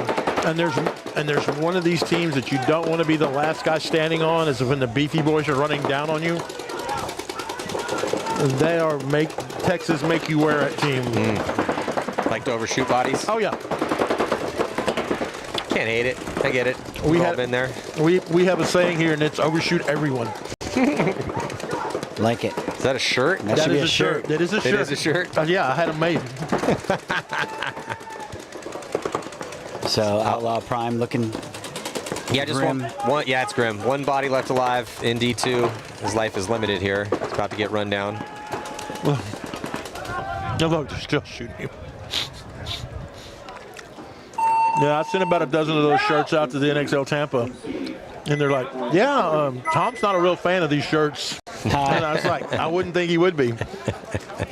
Pulaski playing pretty good out here for Beefy. Well, he ought to. He's playing semi-pro with them, so you know. Right on. I mean, they made the move up this year. They did so well in the elite, and then they played D2 last year in XL, and we're in the top 10%, not the top 3, but top 10%, and they all ranked out, or the majority of them did, and they didn't want to like cut some of the guys so they could still play D2 again. They're like, we'll play up. And that's a tough bracket, dude. Oh, semi-pro? Yes. Oh, yeah. Semi-pro in Major League Paintball is nasty. It's so hard. The gap there is so vast. And I mean, not just the physical aspect of it. It's hard for a number of reasons. One, there's a ton of teams in it. Two, it's this area where you have a bunch of OG pros that still can get it done. Yeah. A bunch of young Lions coming up. And then you got a bunch of teams that have been together for a little bit now, past few seasons, that want to win the pro spot. It's really hard. And so many people with paintball IQ coaching and, you know, scouting and just doing all that stuff. I mean, yeah, it's a grind for sure. Yeah, Chris is there right now with Miami Effect. Yep. So let's see if Smoke can finally put the finishing touches here on this Mercy Roll win. It's been all of them pretty much the entire game until Cold Blooded finally answered the last one. And we're only down to 1 minute and 20 seconds left, so this is probably going to be the last point. well, it helps if you don't shoot one of your own players on the break. Yeah, much better start here for Smoke. And then he gets shot. Yeah, they lost a body, but... It's like, we're so good, we'll shoot one of our own. Here you go. Just trying to make it dramatic and interesting here. That was interesting. That's for sure. But Cold Blooded may make it out to the corner and then get shot right away. Shot right away. Time grinding down, 50 seconds left. New Orleans Smoke. And Cold Blooded not looking like they're not going much of anywhere. Yeah, they're just content to take this loss. And if you saw them their first game, they played so well their first game, we're like, oh, okay, Cold Blooded's going to be one of the teams. They have a chance. And then, until you're not. Yeah, and Smoke is not really in a hurry to go try to get a Mercy Roll win either. But again, it's like, how good are you? I mean, did you play some good teams and still do well, or did you play a bunch of, ducks? That's why I'm so hyped about the balls out Gunners game, right? Yeah, is that next set, right? That's the next set. Yeah, it's going to be a good one. Because that's going to tell the tale of, is this going to be a punch, just punch each other in the face till somebody, the clock's going to determine who scored the last point. That's who wins. Well, that's going to do it. Congratulations to Smoke. Undefeated run through the prelims and one of the top teams here in the Elite Division. Favorite potentially to win this thing. Yeah, they're going to go into Sunday Club either ranked 1 or 2, and I think it's going to basically depend on the balls out game, Yeah, that's why I said that the balls out game doesn't really, they don't really need to win, but where's it going to place them as far as the bye goes and rankings going into tomorrow? If it finished out right now, the Gunners would be ranked 2, Smoke would be ranked number 1. 30 seconds. Balls out would probably still be ranked number 3. So Smoke would play Bricktown. Gunners would play TKO Super Gremlins. And then Paintball Factory team would wind up playing the balls out guys, So that would be a good game right there, too. Just 2 minutes left in this one. Outlaw down by 3. Up and over. Look at there. There he goes. There's the D4 move off the break here for Outlaw AP Prime. And lo and behold, it makes it clean. It's 5 or 6 times we've seen somebody make that move. And for the most part, no one's been shot doing it. So that's in the bag of tricks here for tomorrow if you need it. You're going to filter another body out that way. He's going to get into D2. Beefy Boys just hold on to this one. Drop the body early, it looks like. They're 4 and sitting in the pocket with 1 minute and 26 to go. Looking at 5 bodies here for Outlaw AP Prime. Oh, Beefy Boys losing their back can towards the Dorito side. Yeah, if Prime ramps it up, they definitely could put another one up here and make this score a little more respectable, but... Sun! Yes. Sun. Chris finally got his wish. There is the sun. I'm trying to find the lizard spot. Crawling into the 50-yard line for Prime. Down under a minute. They drop their body on the D side.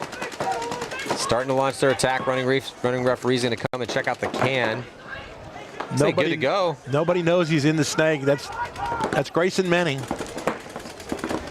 Yeah, he shoots one across the field. Yeah, Manning gets a free kill cross field. Another body coming off.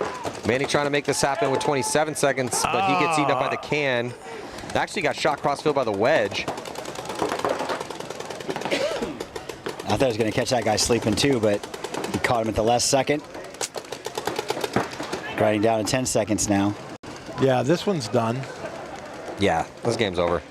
I don't think Beefy Boys are going to get the Mercy Roll. It's not going to matter, though. Both these teams going home. But Beefy Boys will be ranked pretty solid middle of the pack, it looks like. Yeah. Game stop. No points. Game finished. Somewhere around number 9. That is going to do it here for this set. Going to take a quick break and jump into it. Don't miss this one. Balls out, taking on the Gunners, 2 top seeds in their division and top seeds in the Elite Division overall. We'll be right back.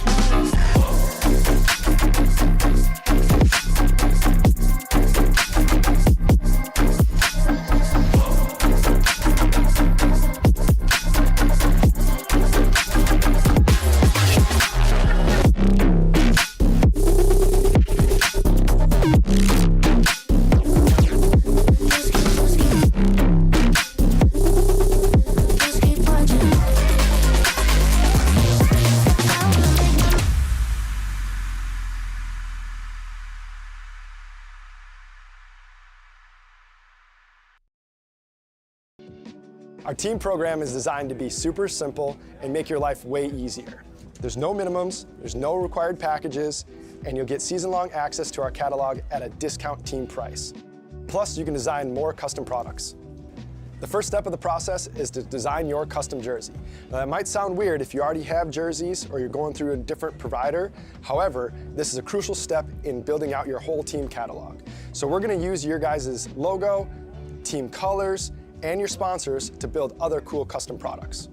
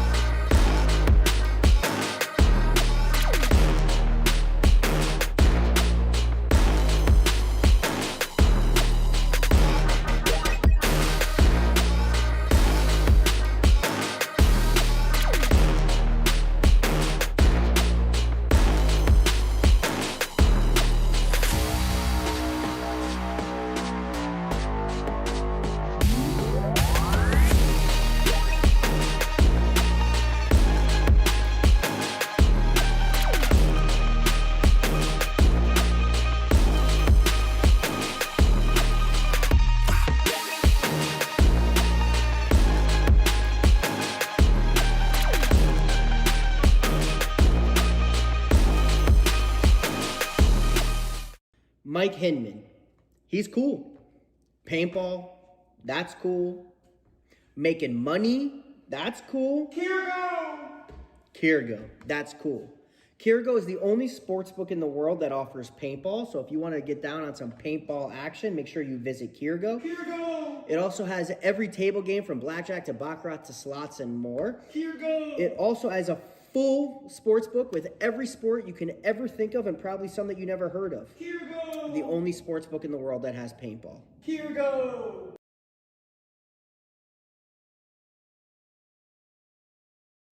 Hey, it's BRNT at CRBN, here at the DRV, an absolute hot rod force feed loader. What separates the DRV from the competition is our LCD display on the back. This has a built-in timer, ideal for classic paintball, but if you're playing anytime paintball at all, the ability to know what's going on without a scoreboard is an advantage. Along with our adjustable torque settings, 1 through 5, allows you to shoot any paint in every condition. If you're shooting super brittle paint, turn it down. If you trust the paint, it's a little bit harder, you can turn it all the way up, shoot 25 balls a second, no problem.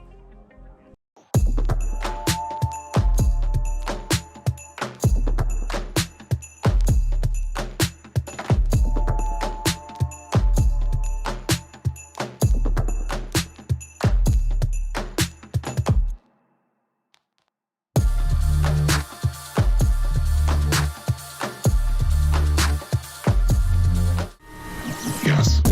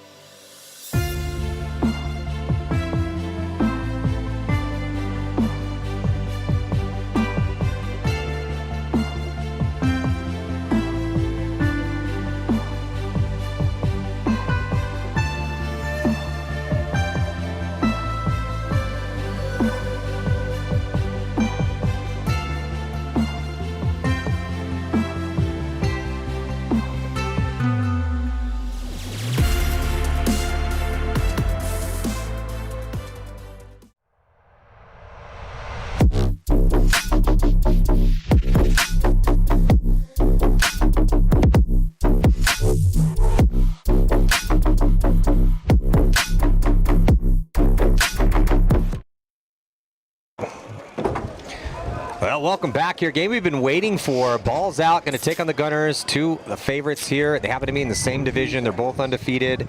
Favorites at this tournament. Who's going to be the favorite? We're about to find out. Both these teams are going to be moving on regardless, but one team will be moving on undefeated, taking down another favorite. We're here at the MAXT Texas Open, and 2 more sets to go in the prelims. Ball's out, going to be on the left. Gunners on the right. Do y'all have a favorite? Gunners. I don't know. That's tough to call. It depends on Galvan, because if they can shoot, if Gunners can contain Galvan, then they're probably going to win. If they can't, they're probably going to lose. This is probably the way to do it, though. Yeah, but you got Fernandez over here for the Gunners, and Jeremy Zimmerman also. So they do have an equalizer. I don't think they know. They do not know he's there for sure. Oh, Rivera had a chance. These guys are blowing shots left and right. Well, he came around and he saw that there was 2 bodies looking his way, so now he's tying up 3 guns. The Gunners need to start developing this play. Rivera has both bodies. He has 4 guys looking at him right now. He's going to try to work the crossfield shot. He's safe for now, but just absorbing a ton of pressure, and that should allow Zimmerman to just walk into the back corner bunker, and he does. Zimmerman could get into the snake too. Ball's out, still doubled up in that can. Now that's going to wind up being real bad for them in a minute. There goes the first one. Adios.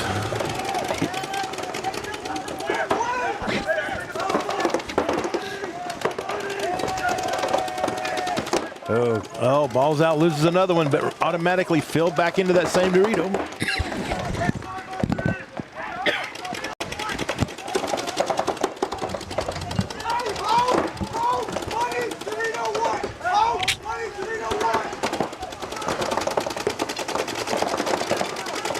Did he miss that shot? I thought he connected on his loader. Yes. Or on his head crossfield, and he did. Just one left for ball's out.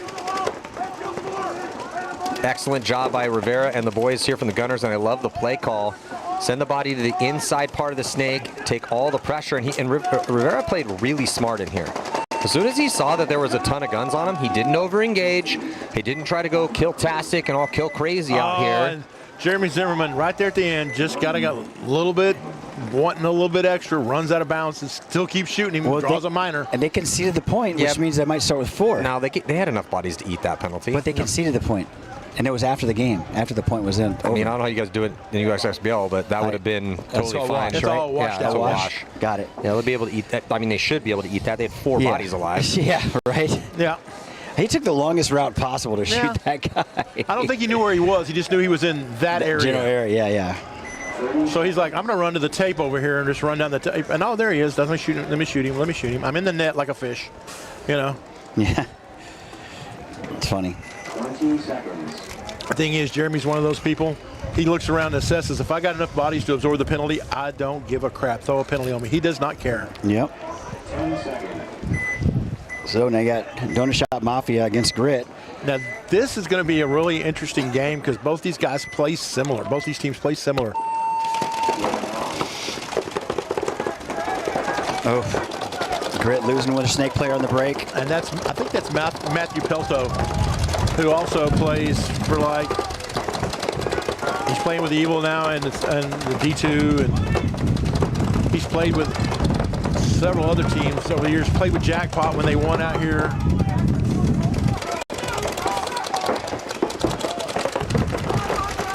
Yeah, into the snake here for Donut Shop Mafia. Point number 1 against Grit. Response from Grit, getting outside wide. Both teams with the body out wide, snake side.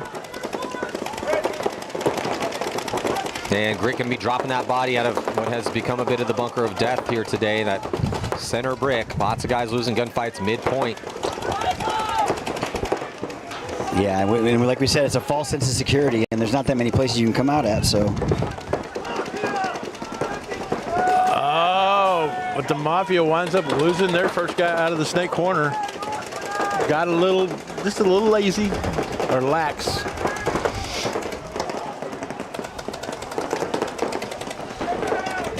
Everybody's kind of frozen up here right now. Literally. So, yeah, it's a couple moves of Mafia, though, as they're going to get into the snake, go into snake 3. Back corner bunker, makes it clean, also into D2, so it's developing nicely for Donut Shop Mafia. So while we got a little bit of lull here, let's kind of cover some of the things for Division 4 prelim X balls. Hive Mind 4-0, Splat Houston 2-2. Looks like they're going to go 3-1. Excuse me. So they'll move on probably. North Texas Shockwaves undefeated, and Houston Homicide looks like they're going to be 3-1. Going to move on. LA Extreme looks like they're going to wind up 4-0. Corrupt Crew is going to be 2-2, but still in a weaker category. It's going to depend on Elite. Then PB Gateway 3-0 right now. Cold-Blooded Warriors 3-1. Team Blank is 2-1. Hydra Kids 2-1, who only lost to the Team Blank, which is weird. Austin only 2-1. Greed 3-0. Texas Executioners by PB Gateway 3-0.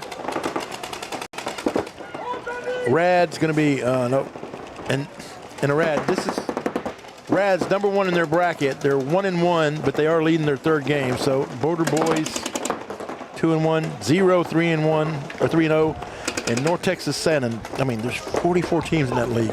They're taking. Let's see, what are they taking? 16 teams, 18 teams. The top 2, and then 2 wild cards. That's a lot. That's a lot of. I mean, getting to the playoffs that's just the first step. And then you're going to have to go and win again like 3 or 4 more games. That's like the CPPL out on the West Coast, man. If you want to win in D4, good luck. It's like 52 teams down there. It's really hard. Yeah, it's just, and it's such a long couple of days, and it's just. It helps to have a deep roster if you're going to play that much paintball in just a couple days. Well, so this one's developed here. Donut Shop Mafia still, after a little bit of a war of losing that body here in the snake. That's a tough death, and it's going to be a minor penalty. So it was looking good for him, but it might be throwing it away. I think it is. And they don't have any more bodies. So one body gets pulled, so they can start with 5. But Grit gets a bit of a gift, and they're going to go up 1-0. And they're going to start with 4, I believe, because that guy was shot in the Doritos. Was he? Yeah, he was. So, he was already standing up, walking out.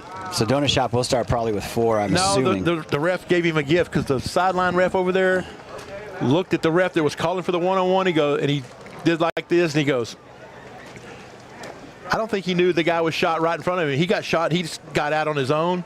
Got it. And the ref assumed, hey, yeah, you're calling yourself out for the minor?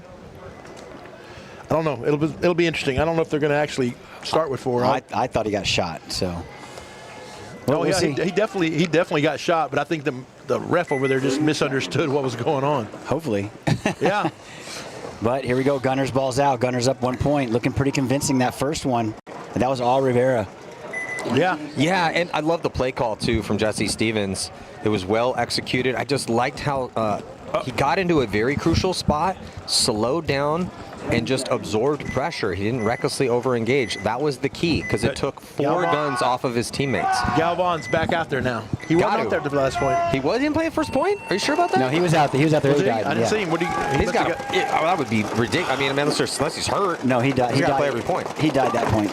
So the ball's out, losing a body here. So looks like it's going to be a 5-on-4 situation. Gunners go right back to that inside D2 run off the break, and it works out for them. Fernandez down there inside the snake. So they got ground and a 1-body advantage and a 1-point advantage here.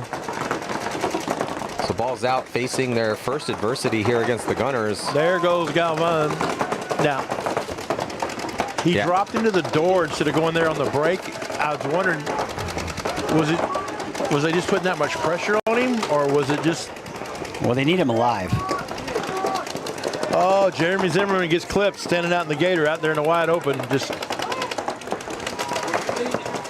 Oh. Galvan shot crossfield.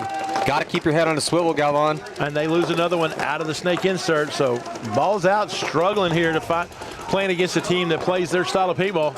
Yeah, this is the styles make fight situation, and the Gunners are bringing it just as aggressive, if not more aggressive, than balls out, and they are putting balls out on their heels.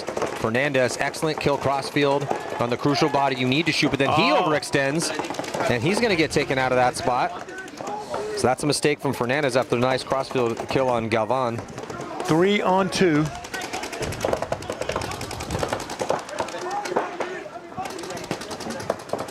Advantage still to the Gunners.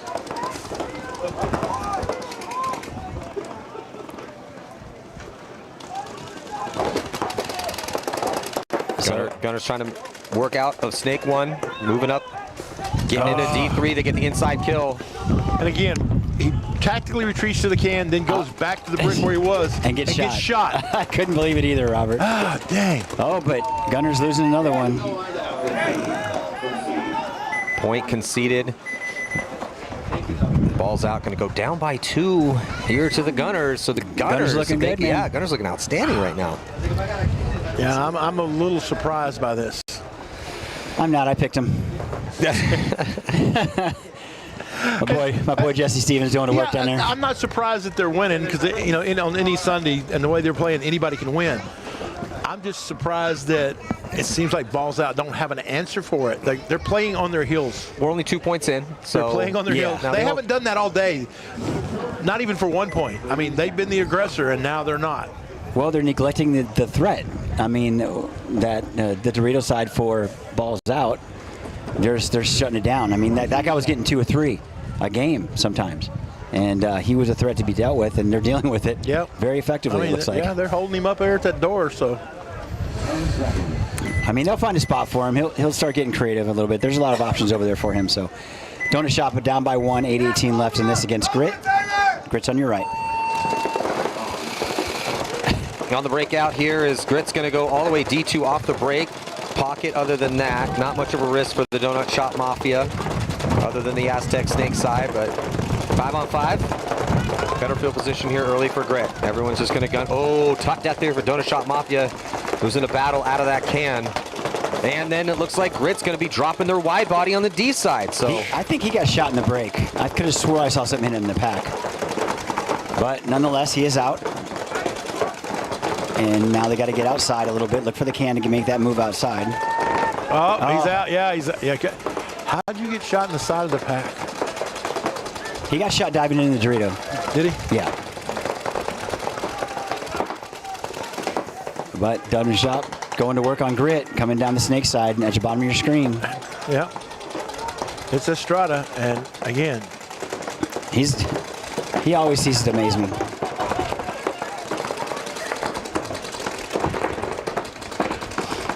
That big guy in the can there is behind 57. He's got to learn how to shoot left-handed.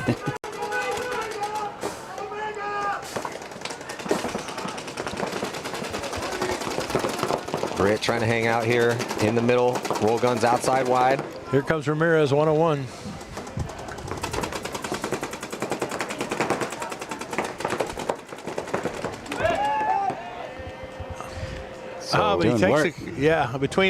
Between him and Estrada, they got both the guys out, and so it's a 2-for-1 body trade. That's a good deal. Yeah, tie ball game right now. All day, every day. A couple longer points, so 6:45 left to go. Quicker ones for the Gunners, pushing the pace here against Balls Out. So what's the answer for Balls Out? They definitely, now, do you put guns here? It's 2 points in a row that the Gunners have run into Snake 2 here. Do we try to shoot for that? I don't know if Jesse's going to go back to that 3 times in a row. But then you also could thinking, okay, they don't think we're going to do it 3 times in a row, so let's run it 3 times in a row. I don't think he'll do it again. I mean, you're but damned if you do, damned if you don't. But it's that old thing, do it till they stop you. Yeah, true story. I mean, this is not Sunday where everything is, a little more technical. This is still the prelims, and they're already in. And they're all in, so it doesn't matter. Everyone's making it regardless. It doesn't matter what happens in this game. Also, how scoutable do you want? If you're Jesse Stevens and you're running these plays, you're up by 2. Are you really trying to show your actual hand for tomorrow right now? Probably not. So he might even go pocket here to say, hey, let's just do something very timid. Go pocket or go corner, something that's kind of standard.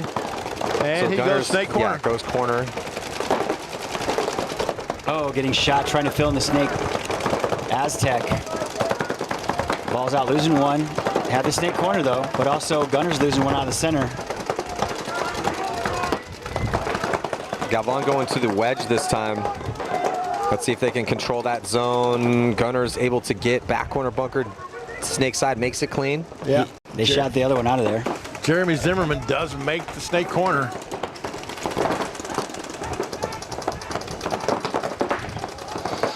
Oh. Tactical retreat. I like him getting out of that brick and going to that can. A lot better. Oh, there's the minor. That's frustration on the face of balls out. Yeah, because, I mean, you get shot right in the front of your hopper and stuff. You know it. I mean, sprays all over your goggles. And he just didn't even flinch. He's like, with the ref standing directly behind him. Yep. 2 on 3 here in favor of the Gunners yet again. Getting the best here of balls out. Time grinding down. Nobody over here at all for balls out. Try to get a body here to can, makes it clean. Try to spread the field a little bit, and they're still too close to each other. And he's going to go, back corner bunker, like that move. Well, that was his only saving grace, really. Still on their heels, though.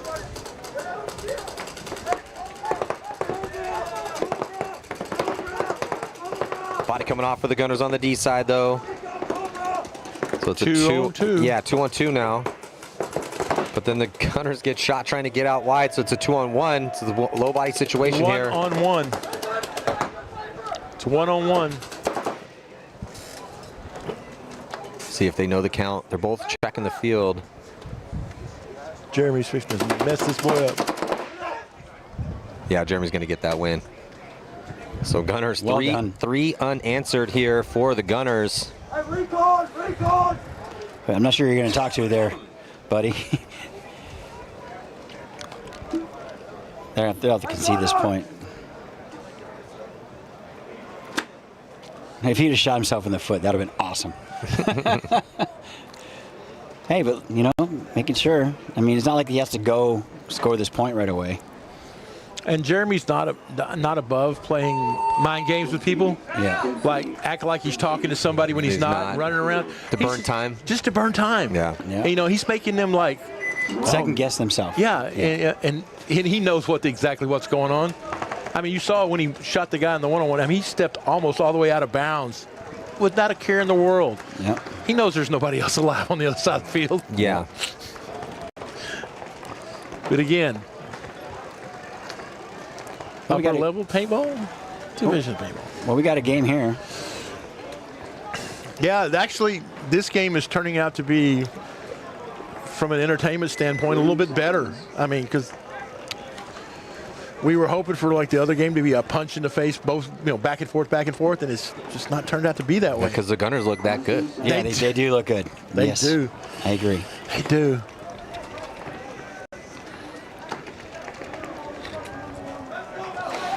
But Donut Shop Mafia against Grit, tied up 1-1, 6:45 left in this one. Yeah, but you still got to get through today, and everybody's playing tomorrow, and you know what happens on Sunday is we start all over.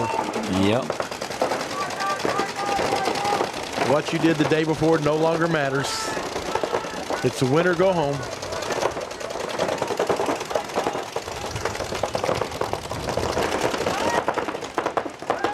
Oh, Donut Shop loses one out of the middle. They had to come from the corner because he got center punched right between the eyes.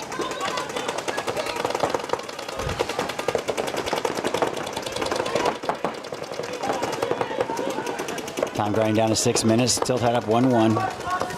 Yep, and it's definitely becoming blatantly apparent that the snake is the scary side of the field, and everyone mostly wants to push D side. Yes. But the teams that are effectively playing the snake, those are the teams that are most likely going to win this tournament. I agree. Like right here, clawing down the snake into their snake one. It's like why are the Gunners up by 3 on balls out? Because they're playing the snake better. Grit probably going to win this one here because they've got penetration on the snake side. Smoke 3. Smoke 4. Yeah, he killed the last 4 guys. Yeah. Just because he played the snake better. Again, it's a scary proposition. People are getting smoked. Trying to get outside wide on the snake side, it is tough to make it in there.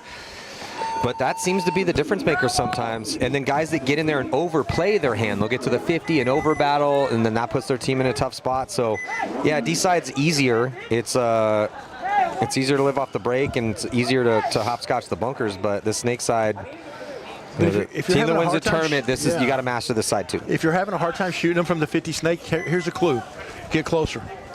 Yeah, there you go. And I mean, that's just exactly what he did. He got so close. I mean, it's a 99.9% percentile shot, you know. And then don't just try to like one ball them. Put 5-10 on them. Yeah. Overshoot everyone. Overshoot everybody. Where's my shirt? It's not even really so much overshooting as you're just making sure, you know, I can get 5 or 6 shots out before that first one hits and breaks. Mm-hmm. And here's the Gunners. Gunners trying to put the just clean up this little mercy rule win here and just let balls out. No, we're the favorite. Yeah. Everyone's been like, oh, you guys look so good today. No, sorry. And it's really not overshooting because we're not playing with cockers where, you know, if you got 10, you know, it was intentional. You had to really work at that. Yeah, it was intentional. I got an overshooting penalty with a pump one time. Of course you did, Chris. And you my trigger got stuck. My forearm didn't. Auto trigger. Oh yeah, man, that gun was fast too. I don't know, Chris with a fast gun, maybe on the borderline of, is it legal? A pump? Oh yeah, that thing was legal. A little field maintenance here. Yeah, it's starting to get a little cooler. Everyone blowing up the bunkers right now. Break time stopped at 47 seconds. One more set to go after this. So we conclude these lead division matches. Well, we did have our afternoon high. We had about 30 minutes of sunshine. Yeah, and got to 45. Yeah, and then the wind came back, and now the clouds are covering the sun up again. So I'll take anything I can get right now. I'm gonna go stick my feet on the grill when I get to the restaurant. Smells like prime rib. Yeah. So Gunners 3-0, and honestly, since the term's going, it's normal for them to lose this point now. To extend our day a little longer. Balls out's due. Yeah. Yes. They are definitely due for one here. They just have their number. I mean, they're shooting good lanes. They're getting G's in the break. They're making quick bumps. Just good overall game plans across the board from Jesse Stevens and the Gunners. Yeah, and like Matty said, they're playing their positions better. Mm-hmm. They just. I feel like Balls Out changed their game plan. They're not playing as aggressive as they were. And again, are they not showing their hand for tomorrow? Possibly. You know, resting their guys a little bit, you know. I don't know if I necessarily agree with people that do that, you know, but. Oh, he got blown to pieces getting outside. Super heavy guns up here for Balls Out this time. Yep, they shot the Gunners running up.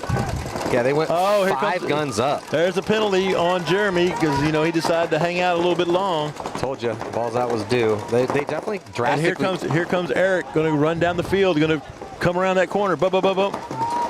Yeah, they drastically altered their game plan here, and with 5 guns up, completely just dedicated to the pocket, produce early kills. They got a gift of a penalty, and that was an ass down by 2 with 5 minutes left to go. And that was the fastest point I've seen in a while. And there's Balls Out again. Yeah. I think they're listening to the webcast. Hey, did we change our game plan? No, that was well executed. They shot the snake runner before he even got to the snake insert bunker. Yeah, and then they 4 times. They shoot Jeremy, and Jeremy gets a minor. That is. There's no reason for that right now, though. I mean, I think that definitely altered the game.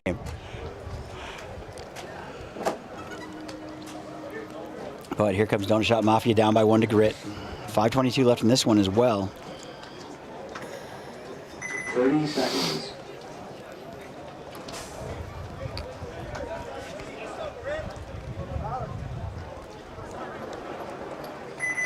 Seconds.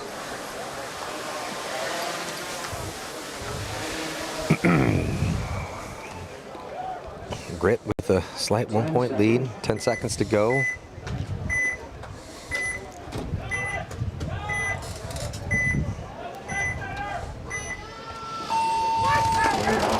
Both teams going to risk. Actually, no, looks like the risk for the Snake Donut Shot Mafia. He ends up getting taken out. Both of them. Grit also going to be losing a body. Another body comes off for the Mafia. So it's a 4-on-3 here in favor of Grit.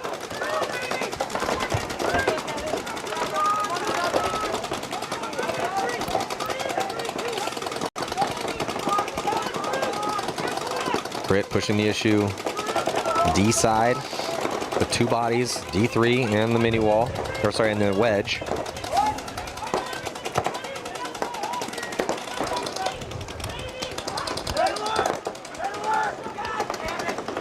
Oh, shoot, another snake filler. TDSM losing their snake player again. Yeah, just 2 bodies left alive right now for the Donut Shop Mafia. Might concede. Yeah, time to concede that point for sure.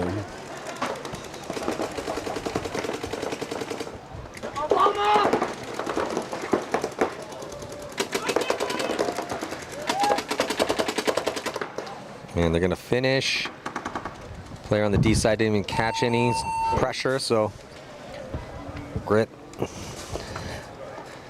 going to run the score up to 3-1. If he's clean. I don't know, the referee's giving him a decent check over here. Yep, there's the thumbs up. Got to check under that main. Good convincing point there by Grit.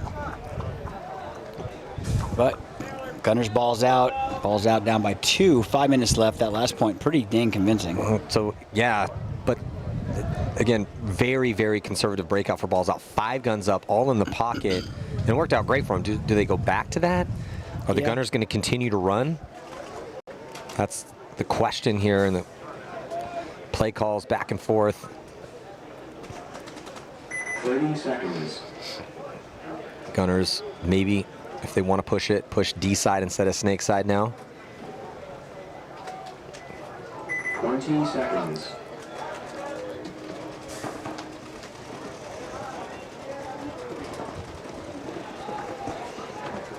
Ten seconds.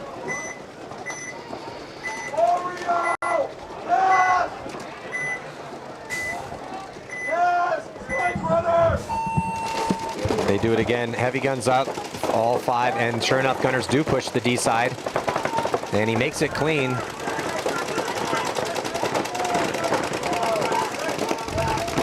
Oh, balls out, loses their first one. Out of that can on the snake side. 5-on-4 in favor of the Gunners. Everybody's stuck in the pocket, doubled up at that can too, and now getting out of there.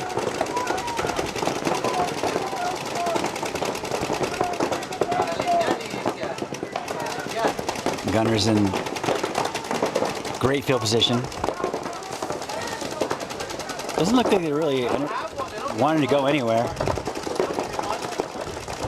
Is that Galvan playing that back can back there? No, he's in the Dorito, I believe. No, that is Galvan, I think. In the can? Unless they sat him, yeah.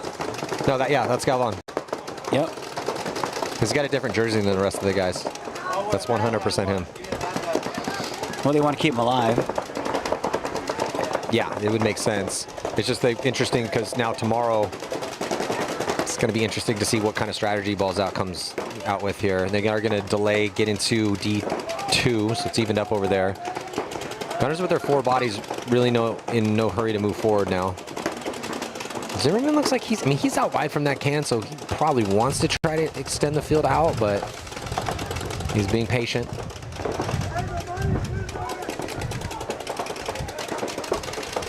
Checking out the Dorito player, far side of the field. Oh, there has to be a penalty. It's going to be a minor penalty on the Dorito side for Balls Out, and that's going to pull out Galvin. Not looking good right now for Balls Out. Oh, catches one go up the middle, though. There's a lot of people dead over here for Gunners. I think it might be a 2-on-1. Oh, but he gets one, so I think it might be a 1-on-1 now, Matty. No, 2-on-1 because there is still 2 Gunners left. And gets him shot on the transition over, so that's it. Gunners are going to... 4-1 now in favor of Gunners, so 1 point away from Mercy. Be a nice little exclamation point for the day for the gentleman. I mean, that penalty did not help the situation. No, it did not. And now 3-1, similar situation here with Grit and TDSM. 4 minutes left in this one.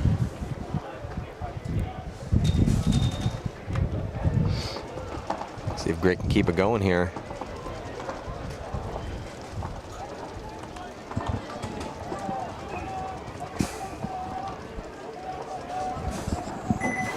We got 30 seconds to go before the start of this next point. Here is we're in the second to last set, prelims, the Elite Division here at PB Fit for the first event of the year. The USXBL, the MAXT Texas Open. Yeah, if you're looking for soft goods, new uniforms, pants, jerseys, tech tees, get MAXT.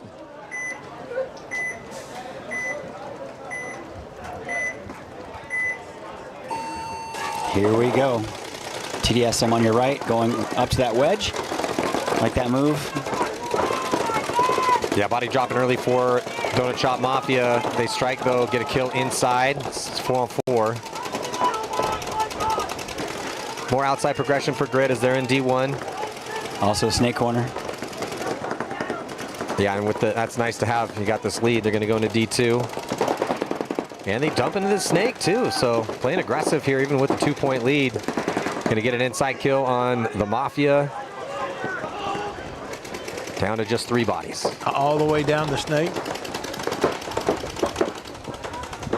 Yeah, he has no idea where he is in there. Nope. Should be a pretty free kill.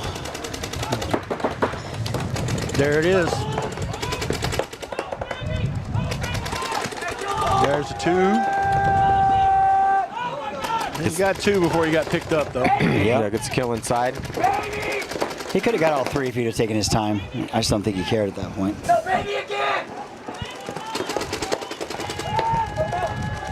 That's a pretty good shot by Myers or no.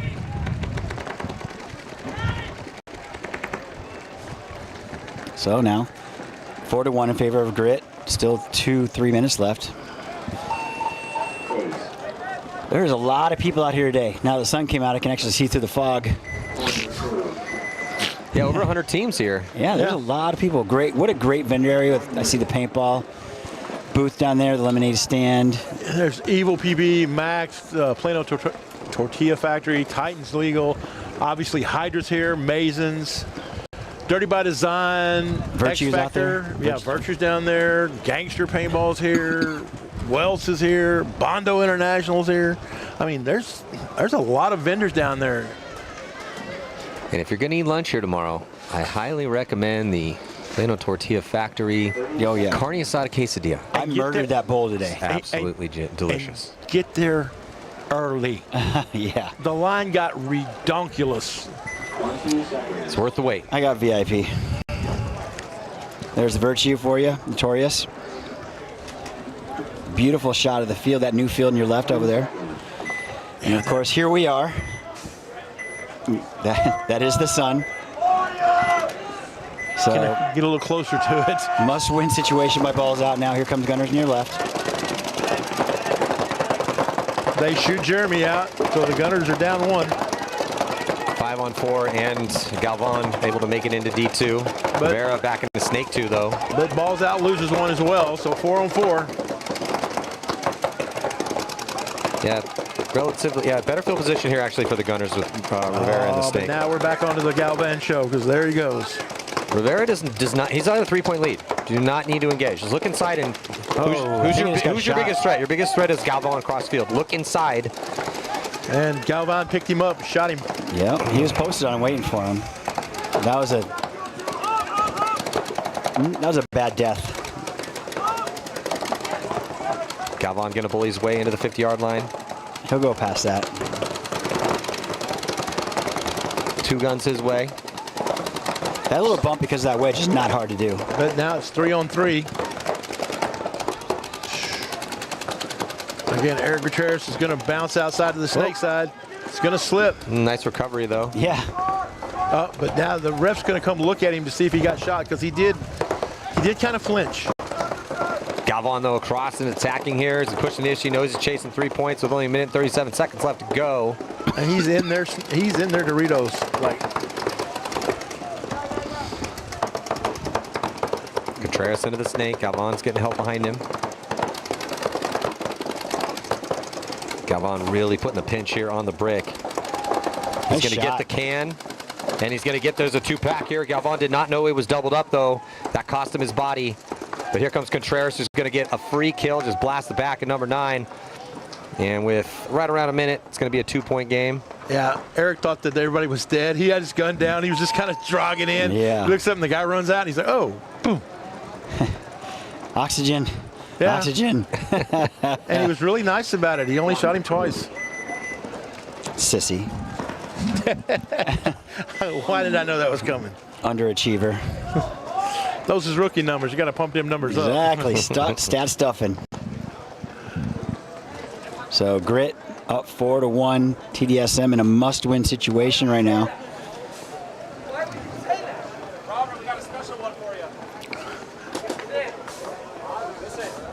All right, I'm waiting. They're going to do something dumb. He's going to get shot in the break for sure. They're going to do something real dumb. I bet you they go. What would I do? I would go to their Dorito. Yeah, that's what I would do. You either go to their Dorito or run around that wedge and go to their wedge on the break. That'd be cool. You can make that. I almost guarantee you can make it. All right, well, Grit's got one coming up special just for the announcers up here. So look for it to be something really special. Notice I didn't say smart or good. It's going to be special, like education in the Olympics. Special Olympics. Exactly.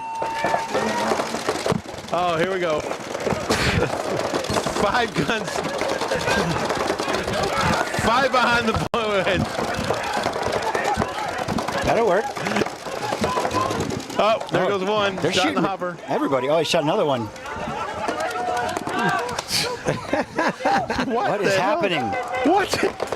It's mass hysteria out here. Grit's going to dive into the snake and push up on the D side. There's only one left. I think there's 2. Is it 2? There's one in the brick, I think. Maybe not. Well, player just ran to his death. Maybe traded out? Oh, yeah, he traded out.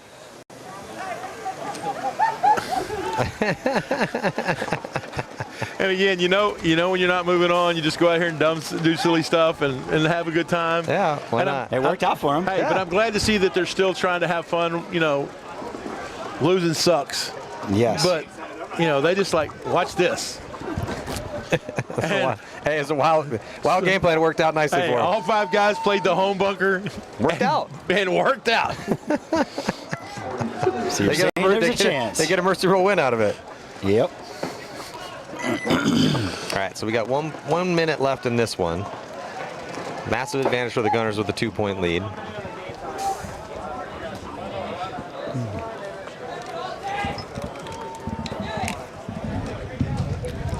That's and I love it when they call their shot. It's like, watch this, and it works out. I love that. God almighty. 30 seconds.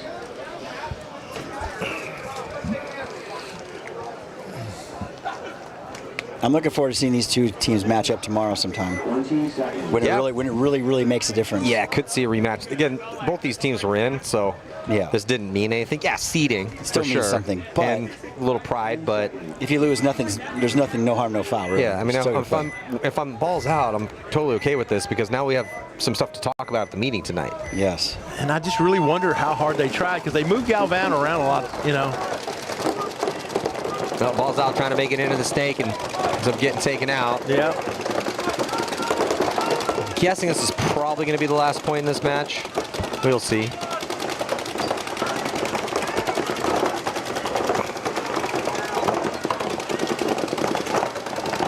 Yeah, you're probably right, Matty. Grinding down, 40 seconds left. Yeah, they're not really risking it, and they lost the body. Well, here comes Contreras. And he's going to get traded. Looks like a trade with Jeremy. Yeah, no, Jeremy's still alive. Oh, Jeremy's still alive? Are you just standing there? Jeremy just stops in the wide open. Now he gets shot. But so does Galvan. So that's, it's 2-on-1, 3-on-1.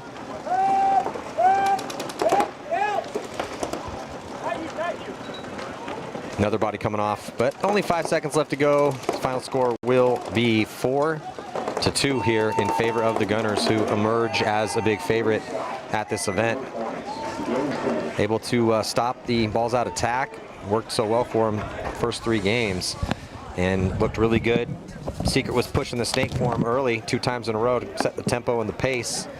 Went up the score a little bit, but outstanding job by Jesse Stevens and the boys from the Gunners. Yeah, and they got out, like I said, they pushed the snake early, got out to a lead, and then changed their game plan up enough, and balls out's like, what's going on? And make them play catch up. So one more set to go here, Robert. One more set to go, so stick with us here on center court. It's going to be Bricktown Bucks taking on Houston Zone to start it out. We'll be right back.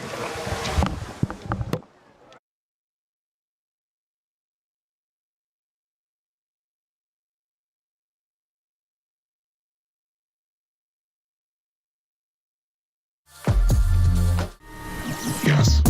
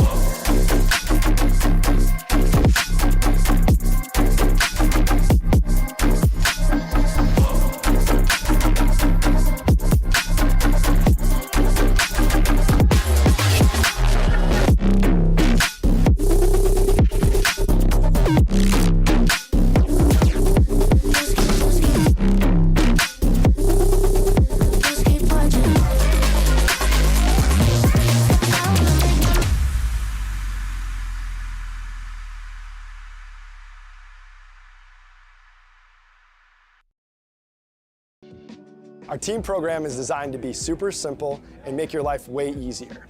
There's no minimums, there's no required packages, and you'll get season-long access to our catalog at a discount team price. Plus, you can design more custom products. The first step of the process is to design your custom jersey. Now, that might sound weird if you already have jerseys or you're going through a different provider. However, this is a crucial step in building out your whole team catalog. So we're going to use your guys' logo, team colors, and your sponsors to build other cool custom products.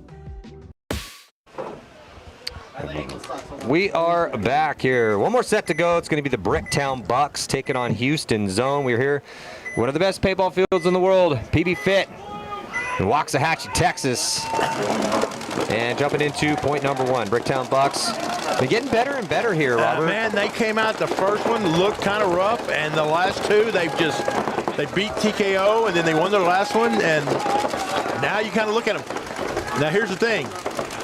Whichever one of these teams wins is going to move into second.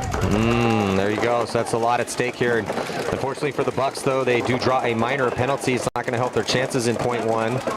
Houston Zone, 5 bodies alive still for them, pushing the D side.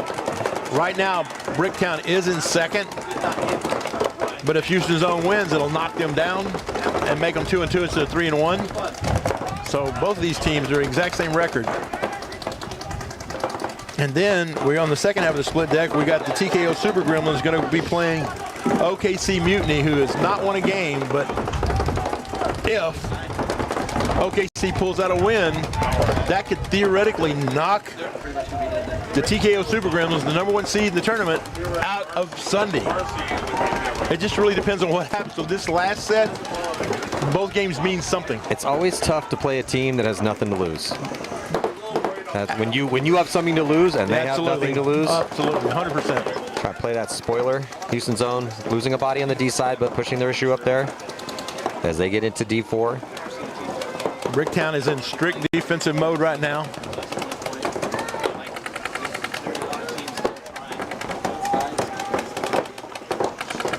So where's the fourth body? I see 1, 2, and I know one's in the Doritos. Is it 3-on-3 or 4-on-3? The mini wall. Oh, the mini wall, okay. It's wrapping around the other side. Yeah. Little retreat here for Zone. Oh, and the Dorito player blind shoots out the dang snake tower.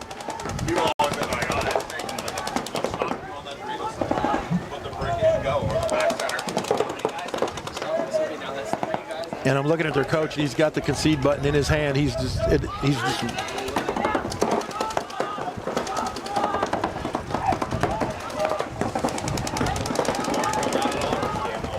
now pushing past the 50-yard line here. Houston Zone with a triple stack of bodies on the D side. Looking good here to try to close this one out. They get another kill out of the Aztec, and that's going to force a concession. So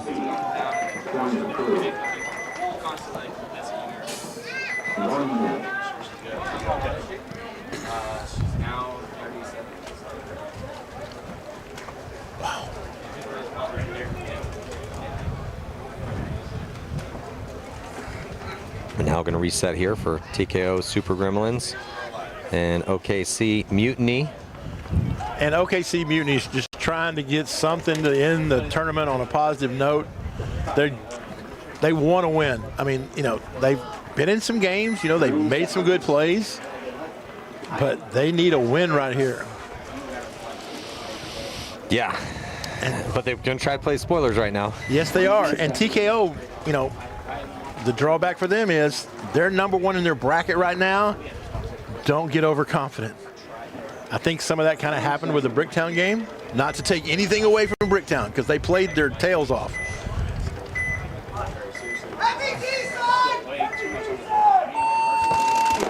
Good break here for the Gremlins. Getting a good hop on that buzzer.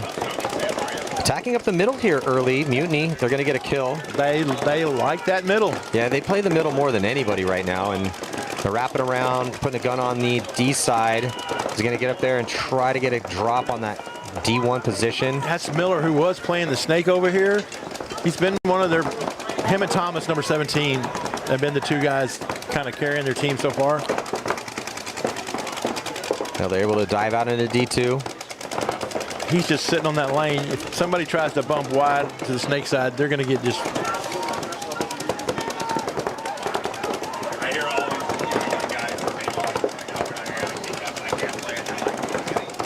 Developing nicely after sending Miller past the 50. There's another one. Gotta get another kill out of the brick. Here comes the push as Cornwall catching some pressure, getting onto the Super Gremlin side of the field. Miller still alive at the 50. Haven't really seen that middle move work out that much, but it's allowing Mutiny to develop this play. Oh yeah, Cornwall pulls another body up there. I think he's probably the #1 killer for the team.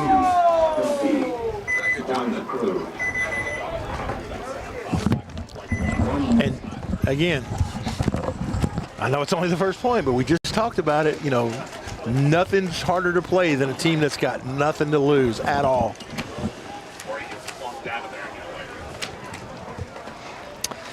Yeah, solid first point there for Mutiny.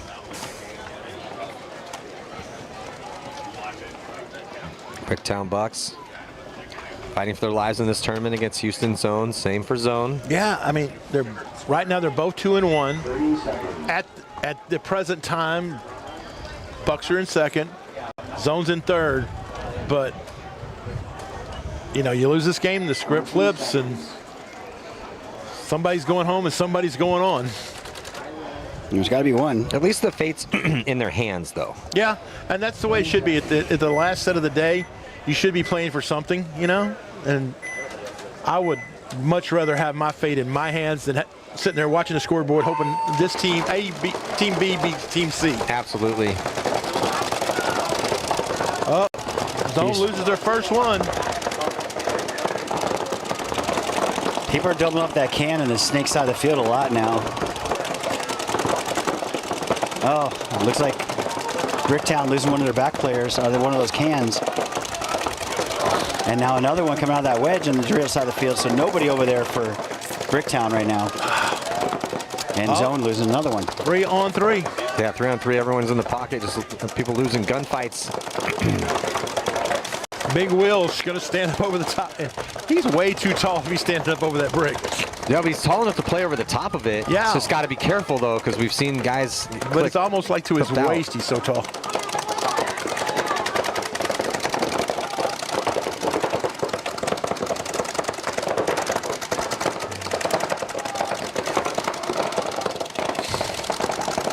Yeah, so just battling it out here in this 3-on-3. Point number 2. So he's going to make it out of the pocket first. Oh, he's just going to have a good old classic gunfight battle out of the center bunkers. Bricktown Bucks are the first to try to get out, but good zone control here for Houston Zone, so it's going to be 3-on-2 in favor of Zone. Zone is 2 in the brick and 1 in that can snake side. Stevenson tried to bump out for the Bucks just like that, but he didn't make it. That's Adam Hitchcock.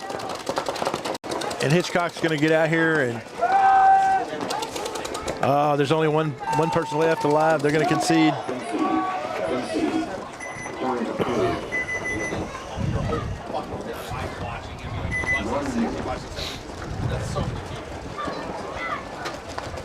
Good point by both teams. I mean, unfortunately, Will getting shot out of the center, not being able to get outside was Stevenson.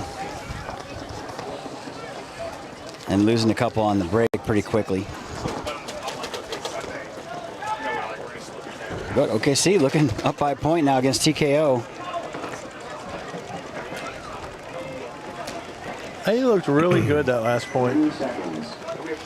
Yeah, is Mutiny going to go back to that middle play? It worked out nicely for them. Do they go right back to that? They're the only team really trying it. They really are. Everyone's just staying away from the middle. It has not worked out a lot for them, but they haven't done it right either. If you do it right, I think it can work. That last one worked out pretty well. Yeah, I mean, he went to their Aztec and just kind of waited for the guy to come running through there and just cook him real good. That's why I think you can make their wedge in the break. I really think you can if you go, but you got a lot of things have to fall into place. Now, Mutiny go in pocket, they drop a body. Yeah. Gremlins with a much better spread, but they drop a body as well, too, 4-on-4. That shot happened really quick against OKC. Dropped right back over the middle, over the top.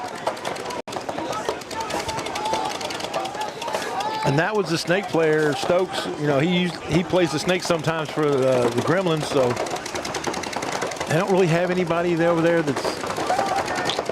they're really missing Elliot Ocon over here for the Super Gremlins that play the snake.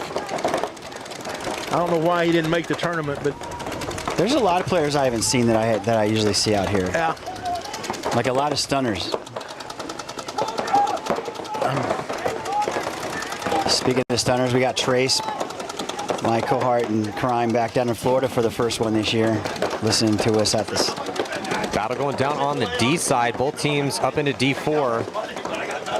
And an extra one up there for the Gremlins. They have a body at the wedge, but he's looking inside. He's not even looking towards the D side now. He's going to look that way. Mutiny kills another one inside, so Mutiny looking good here. Yeah, because Jill Stewart's taking the walk. There's no one on the snake side at all for the Super Gremlins. All their firepower is middle to D side in a 4-on-3 favor of Mutiny.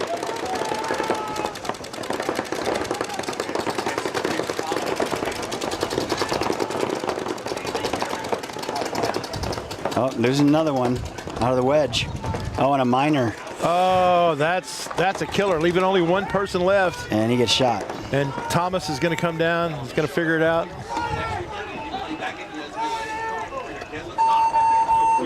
OKC going up 2 points. Good Where were these guys for earlier? them. Yeah, right? Hey, all of a sudden the pressure comes off, and yeah, now they're performing. Yep. You're not nervous about going on and what do I do and what happens if I get shot and who's going to yell at me. It's just go out here and play paintball, have fun. Yep. And play spoiler. We was talking about that earlier, all three of us. Hey, when you leave the day and you know you're not moving on, what's the one thing you want? You want something to build on. Mm-hmm. Because you got to tell yourself, something. Something positive to talk about. Yeah. You don't want to go away here just talking about just the negative. You got, hey, if we'd have had 5 more games, we'd have. Well, Butcher Bricktown down 2 to Houston zone right now. Is this winner goes on in this one?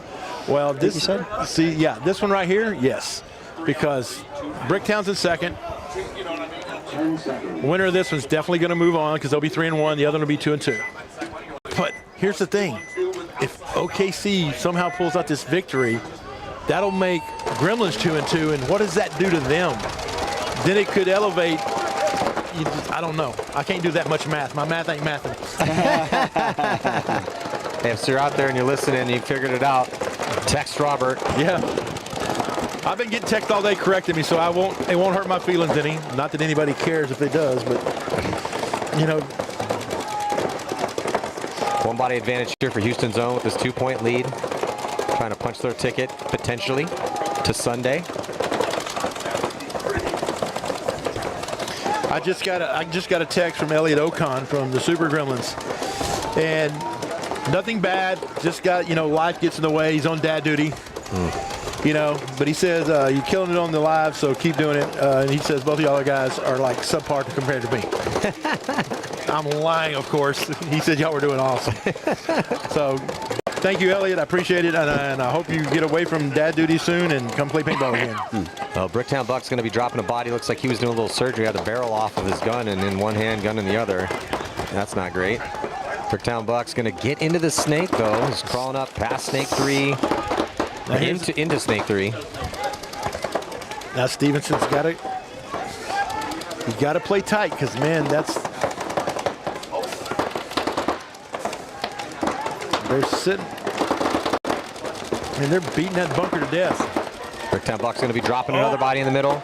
But they shoot McCune out. And they shoot another body too. So 2 players coming off for zone. They had a 5-on-2 it looked like, but now a 3-on-1. Yeah, still not looking great for Bricktown right now with 3-on-1. Yeah, I thought they had that one. Man, Bricktown Bucks were looking better and better, and I just thought this was going to be a really close match, but Houston Zone should be able to close out this high body situation and take a 3-point lead. We have seen a 1-on-3 pulled off today, though, so need to not close sloppy.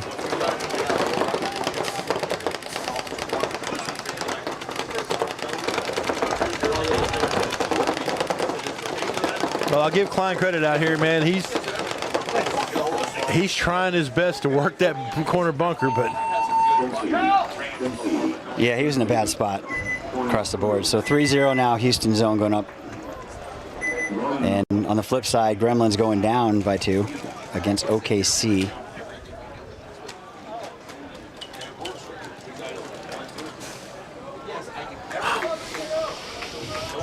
Nine minutes exactly left here in this game. In this our last set. The Gremlins, they gotta get some work to do here, man. What's going on here with the Gremlins? And this is why I love paintball, because you come in with the preconceived notion of, you know, who you think's going to kind of be in the top 5 and who's not. You know, because you just history and you know the players, and paintball every time goes, nah. Yep. Surprise! I got something new for you. I don't care how smart you think you are. There's always that one team that just blows your mind. Yep.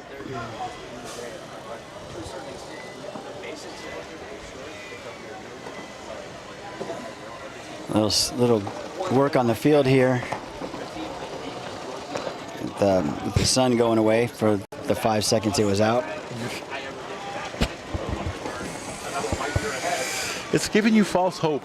Yes, it has. You're going to be sitting in the car. Dude. I'm going to sit in the car for about a half hour, warm up, so I can walk to the hotel room. Oh, man. But I'm looking forward to tomorrow where it's going to be warm. I'm forecasting that in my brain.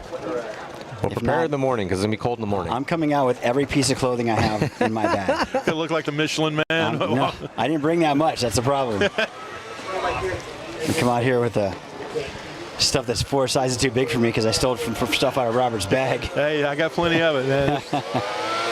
I'm wearing 3 layers now because, you know, and if I hadn't had this in the truck, I'd have been over there at the Hydra booth buying me a Hydra hoodie. 100%. I've been like, yeah. I asked them a while ago, I said, selling any hoodies? And they're like, yeah. And then I went down to the MAXT booth, selling hoodies? Yep.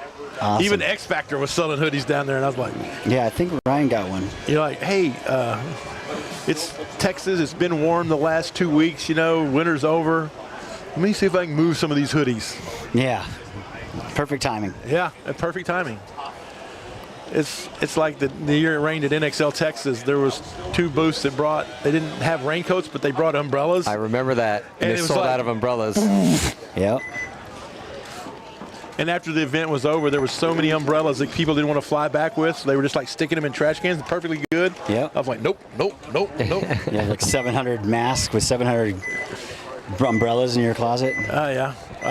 I gave all the umbrellas to my wife because she's a nurse, and they're always needing umbrellas for their patients that come and it starts raining.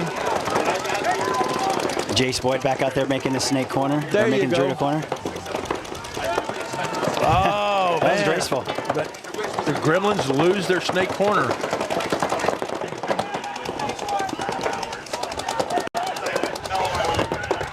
Yeah, a couple moves here on the D side. Mutiny and the Gremlins going to mirror up in D2, but much better field position for Mutiny.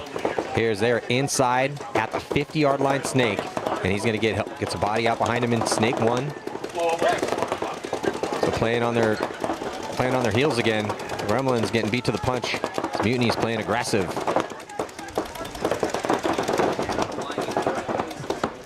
Yeah, it's just letting it all hang out. Hey, we don't have nothing to lose. We're gonna go play paintball. It's hard to get around this knuckle, but if he goes really low, he can make it no problem.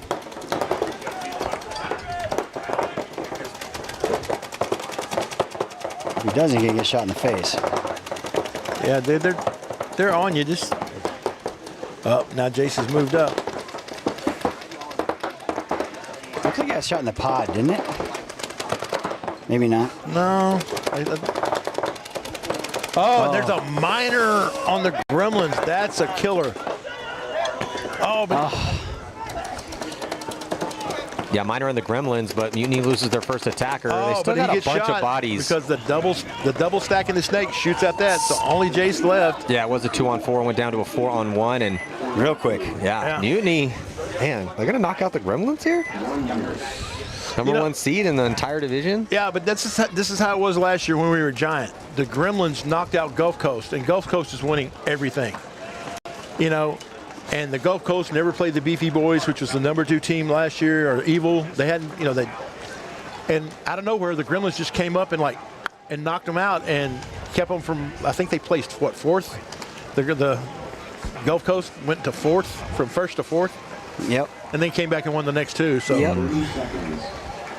And that was, again, last year, Evil was a team that was like second, third, second. You know, couldn't get over that one hump.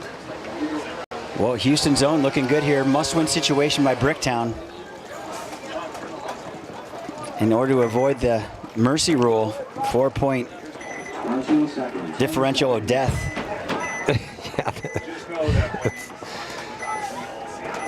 Yeah, you're gonna wind up going 2-2 probably, and you don't want your last game to be a mercy point rule. There goes the D4 run here for the Bricktown Bucks. Does not make it. But they shoot a body, so it's 4-on-4. But here comes the move up the middle for Bricktown Bucks. I like it. Oh, there's another one. Oh, but it bounced him in the head. Hit him hard enough to make him check. But does Houston zone know the Bricktown Bucks are at the 50-yard line in the middle? I don't think so. I don't think so either. Body language is telling me that they're unconcerned with that angle. So no one's wrapping around trying to peek.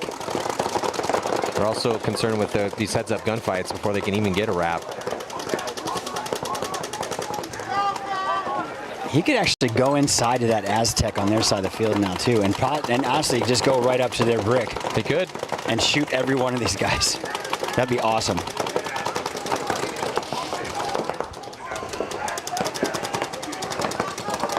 Yeah, because nobody's even shooting at him yet.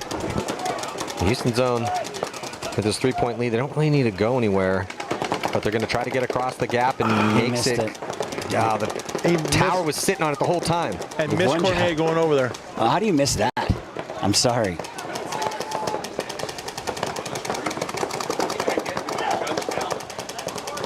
I don't think Cormier actually seen him yet. No, he didn't see him because he didn't get even close to hit him. Pull the trigger yet. So time winding down here now. We're at 4 minutes. Houston zone must up 3. Bricktown in a must-win situation.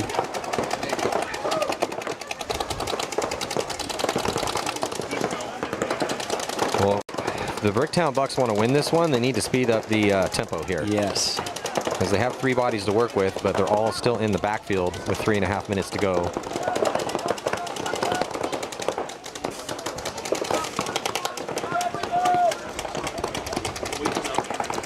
Here comes Bricktown up the middle a little bit. Gunfighting forward over here, going to get up the middle with a body as D2 thinking about maybe making a move up to D3. Move across to the wedge. You're going to try to get it up across to D4. Looks like Houston's pretty set just sitting there. Yeah, of course they're in the lead. They don't need it. Powers is in for the Bricktown Bucks is up. Well, shoots one. They don't need a mercy rule win. Maybe they do, but they could have potentially absorbed this one, still get the win. Yeah. Over this point loss. Well, if they win, they're in. And time is grinding down. Oh, and losing another player though out of the back center Houston zone. Bricktown Bucks drop a body out wide D side, but it's a 3-on-2. Coming down the snake side, Matty, though. Here comes Bricktown. Yeah, the Dorito or the Brick knows he's there. Oh, he got hit in the. Yeah, Stevenson goes right into that gun. So it's a 2-on-2. Now it's a 1-on-2 here in favor of zone. That was from the Aztec, the coast-to-coast shot. Good zone control. And Cormier should get this guy coming through the middle. Yep. And there he goes. Yep, that's going to be curtains. Yeah, and I just feel like the Bricktown Bucks kind of gave that away in the last 30 seconds. Yeah, they went individually, you know, it looked like to me. But yep. Houston zone's going to, I mean, barring them sitting there for 2 minutes, which is fine. I'm not cold or anything. Yeah, and but again. Well, they're obviously a little off on the count, or they would be sauntering down the field to slam that buzzer and get this beautiful mercy rule victory and move on. Well, Cormier is locked in. Got that lane shut down. But now, if they get this mercy rule win, that could theoretically project them into #1 if the Gremlins lose. And if the Gremlins lose badly, that could knock them to #3 and actually put the Bricktown Bucks back in the game. Oh, wow. That'd be cool, actually. You know. Well, I mean, they got 1:20 to figure this out, and Cormier is just going to figure it out. He'll figure it out in a second. It's awful quiet out there. Yeah, well, typically if a team is is down this many points and you haven't been shot at in a minute and a half, you probably killed everybody. Yeah, exactly. And I like their tenacity, though. You know, detail. Watch him get a major. Dang it. And it looks like that's going to do it.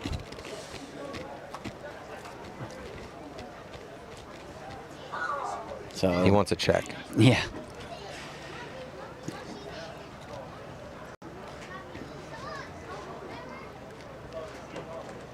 Making super duper sure that they're clean.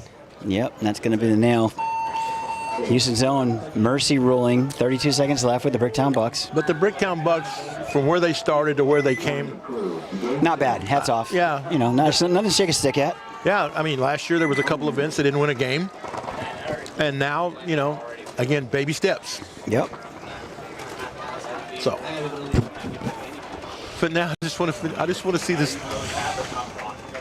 I'm really interested to see how this is all going to play out. I am too. How much time's left? 7:28. Oh, God, there's still so much time. Okay, so Jace is going back out there.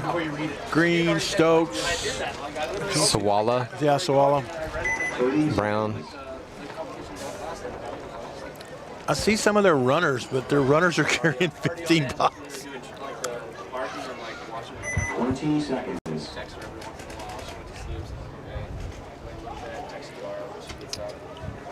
Do or die moment right now for the Gremlins.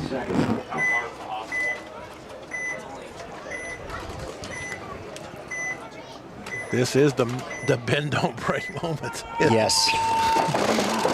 Here we go. Both teams risk a body D side. Jace getting shot in the break, trying to make that corner. And that's it. OKC makes it to the Doritos. Jace doesn't. Yeah, 5-on-4 in favor of Mutiny. D2 and the brick over there. So up, but let's kill that one for the Mutiny. Yeah, they lose their Dorito player. Tough death out of that spot. Looked like he made it clean. Loses essentially his first gunfight, even up the count 4-on-4. Yeah, that's frustrating as a coach. Did you make your spot? Yes. Did you get a shot if you were in there? Yes. Why? Why are you engaging? We have a 3-point lead. Yep. Did you hear the kill?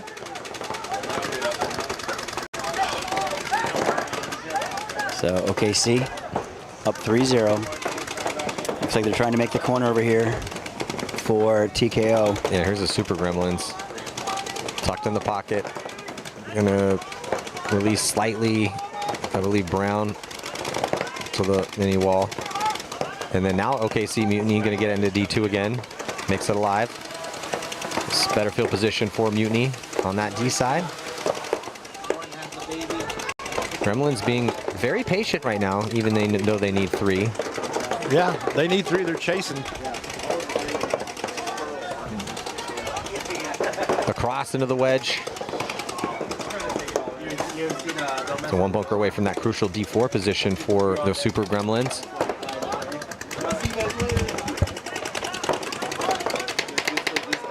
Oh, but OKC loses another gunfight out of that Dorito. 2 terrible deaths here for Mutiny. Does have the Gremlins on the ropes. Can't seem to put them away.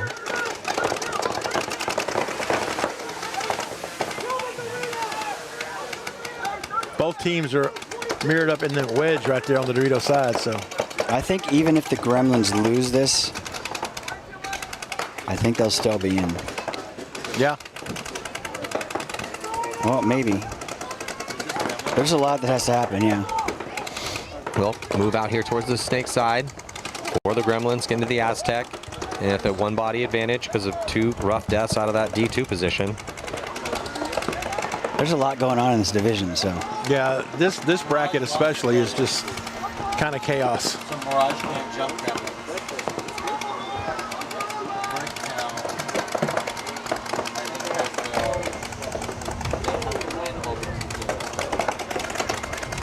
Stokes into the snake. Yeah.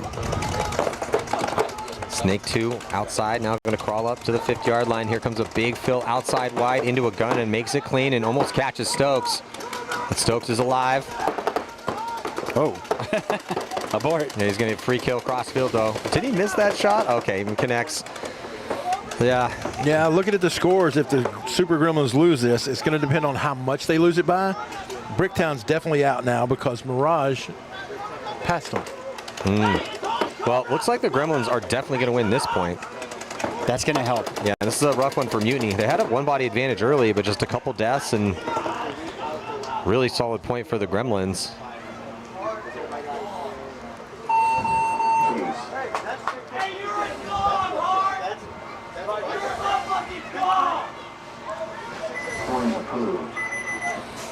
Yeah, on margin right now, the Super Gremlins are plus in the 0.25, and Mirage is negative 0.25. Second, because Gremlins are now in second. Yeah, this is the roughest bracket. Yep. Because other teams are going, 4-0. Yeah, in the other brackets, yeah, we have some obviously more disparity between the levels in those other brackets based on what we saw in Event 1. Could change in Event 2, but this is a messy bracket.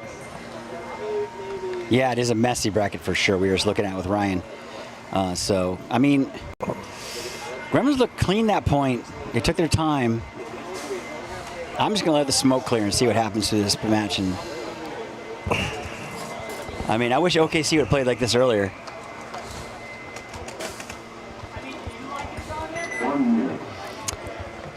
So it's going to be 2 minutes in between points here. Probably going to see, guessing maybe 2 more points, possibly 3.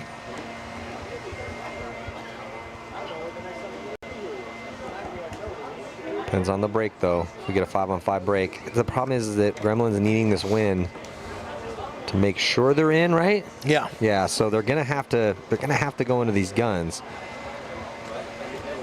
30 seconds. So with needing 2, maybe they could burn a minute feeling it out, trying to see if they can win a gunfight or if Muni gets a penalty. But timeout being called.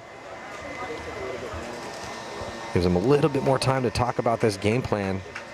And what do we want to do here? Yeah, for the Gremlins. I'd almost send Jace up to Dorito 4. Well, ideally you want to get in the snake, but do you do it off the break? I think you have to. I mean, 2, they don't have to. For 4 minutes, just needing 2, they could slow play it a little bit. They could go heavy guns. I got an idea, guys. 5 to the brick. Off the break. Hey, we've only seen it once today, but it worked out 100% of the time. Yeah, it's 100% play. 100% play.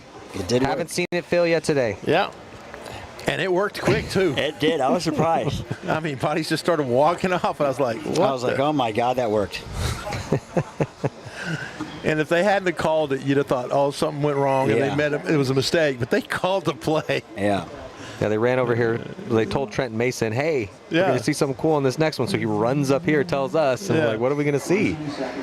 He's like, hey, we're gonna see something. We got something special for you. I was like, okay.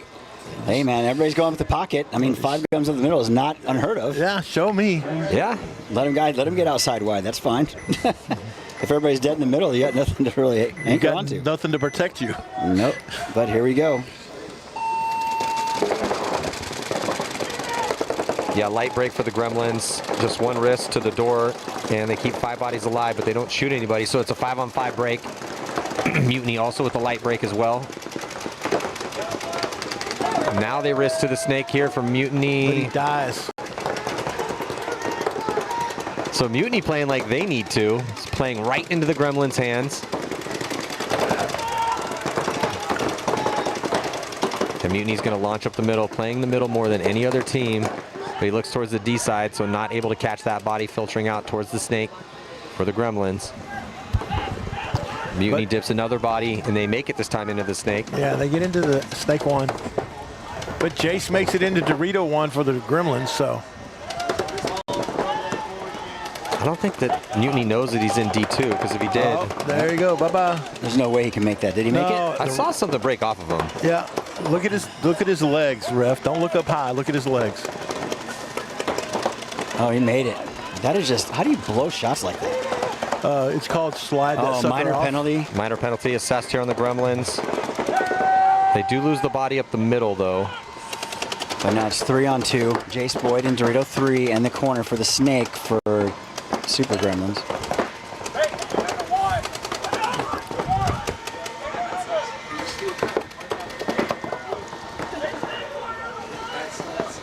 Yeah, Mutiny gets into D4. So Snake 1 and D4 crossfield, and the brick. Going to get out of the brick, go back to the cans. Going to give a Snake player some help, choosing to go that way. But again, Mutiny just needs to burn the rest of this 2 minutes off, take the win. Yeah, that's the thing. But I don't think that's their thought process right now. No, they got one not. gear. Look at their body language. He can get up in the Snake now.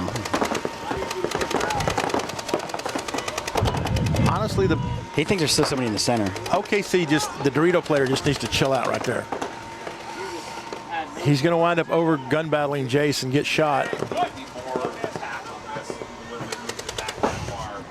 I would just cross it up and hide. Yep.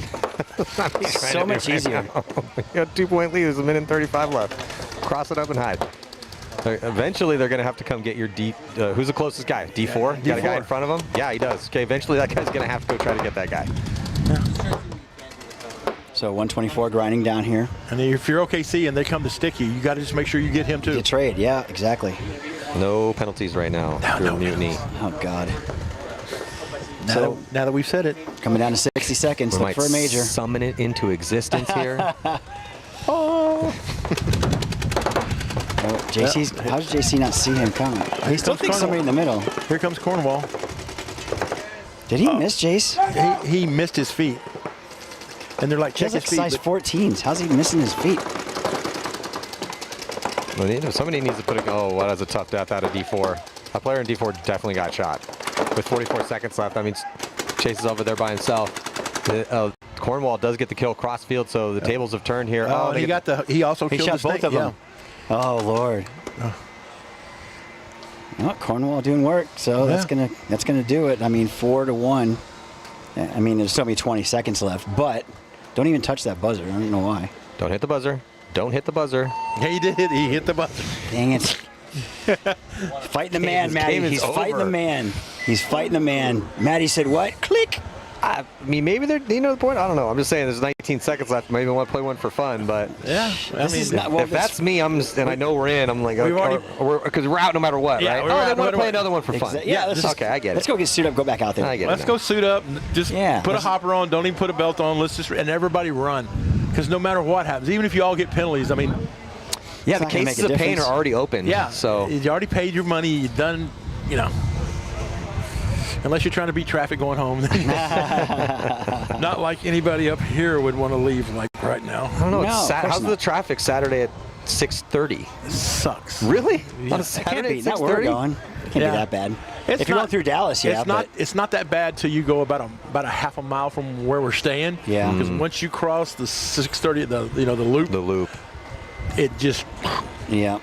Bummer. Now Sunday tomorrow. When you leave here, it's going to suck from about a mile away. You're going to drive about a mile, and then it's just going to start. I mean, it's not going to be bumper to bumper stop, but it's going to be really, really thick. Where's everyone going on Sunday afternoon or early evening? Dude, just be at home with your family. Seriously. No. We drive in Texas because for why I live out in the sticks, and when I moved out there, I saw maybe at rush hour I'd see one car, and off the main road that we live on, and I can see 2 miles. And I'd see one, maybe 2 cars. Now, 10 o'clock at night, I see 30, 40 cars. Just. And it's like, gas is how much? Oh, that's still cheap enough. Yeah. I ain't getting no damn DoorDash. 31 miles, 50 minutes. To go where? To go to the airport from here. Oh, really? Right now, yeah. Oh, wow. It's an hour. Yeah. Oh, yeah. Oh, at least an hour, yeah. We need to get a read on that for tomorrow. I will. Oh, 100%. He bounces out of Giant. He's like, I'm watching the last match. As soon as they finish in a minute, I can go. And he's like, here comes OKC. And look, stamping, putting a stamp on it. Jay's getting shot in the break, losing the guy to the center, getting a minor. Oh, and it hangs up in the lights. Our last penalty flag ends up in the lights. Has 5 seconds left to go, and it doesn't look like we are going to see anything else happen, and that is going to do it here for the prelims. Yeah, now but again, what is going to happen with the margins and the scores, you know, when this all... I'll find out in the morning.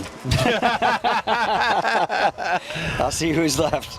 He's like, who's standing? I don't know. that is going to do it here. Thank you guys so much for joining us for day 1, the MAXT Texas Open first event, the USXBL season. We'll see you guys bright and early tomorrow morning. We will see you bright and early in the morning. And till then, adios and goodbye.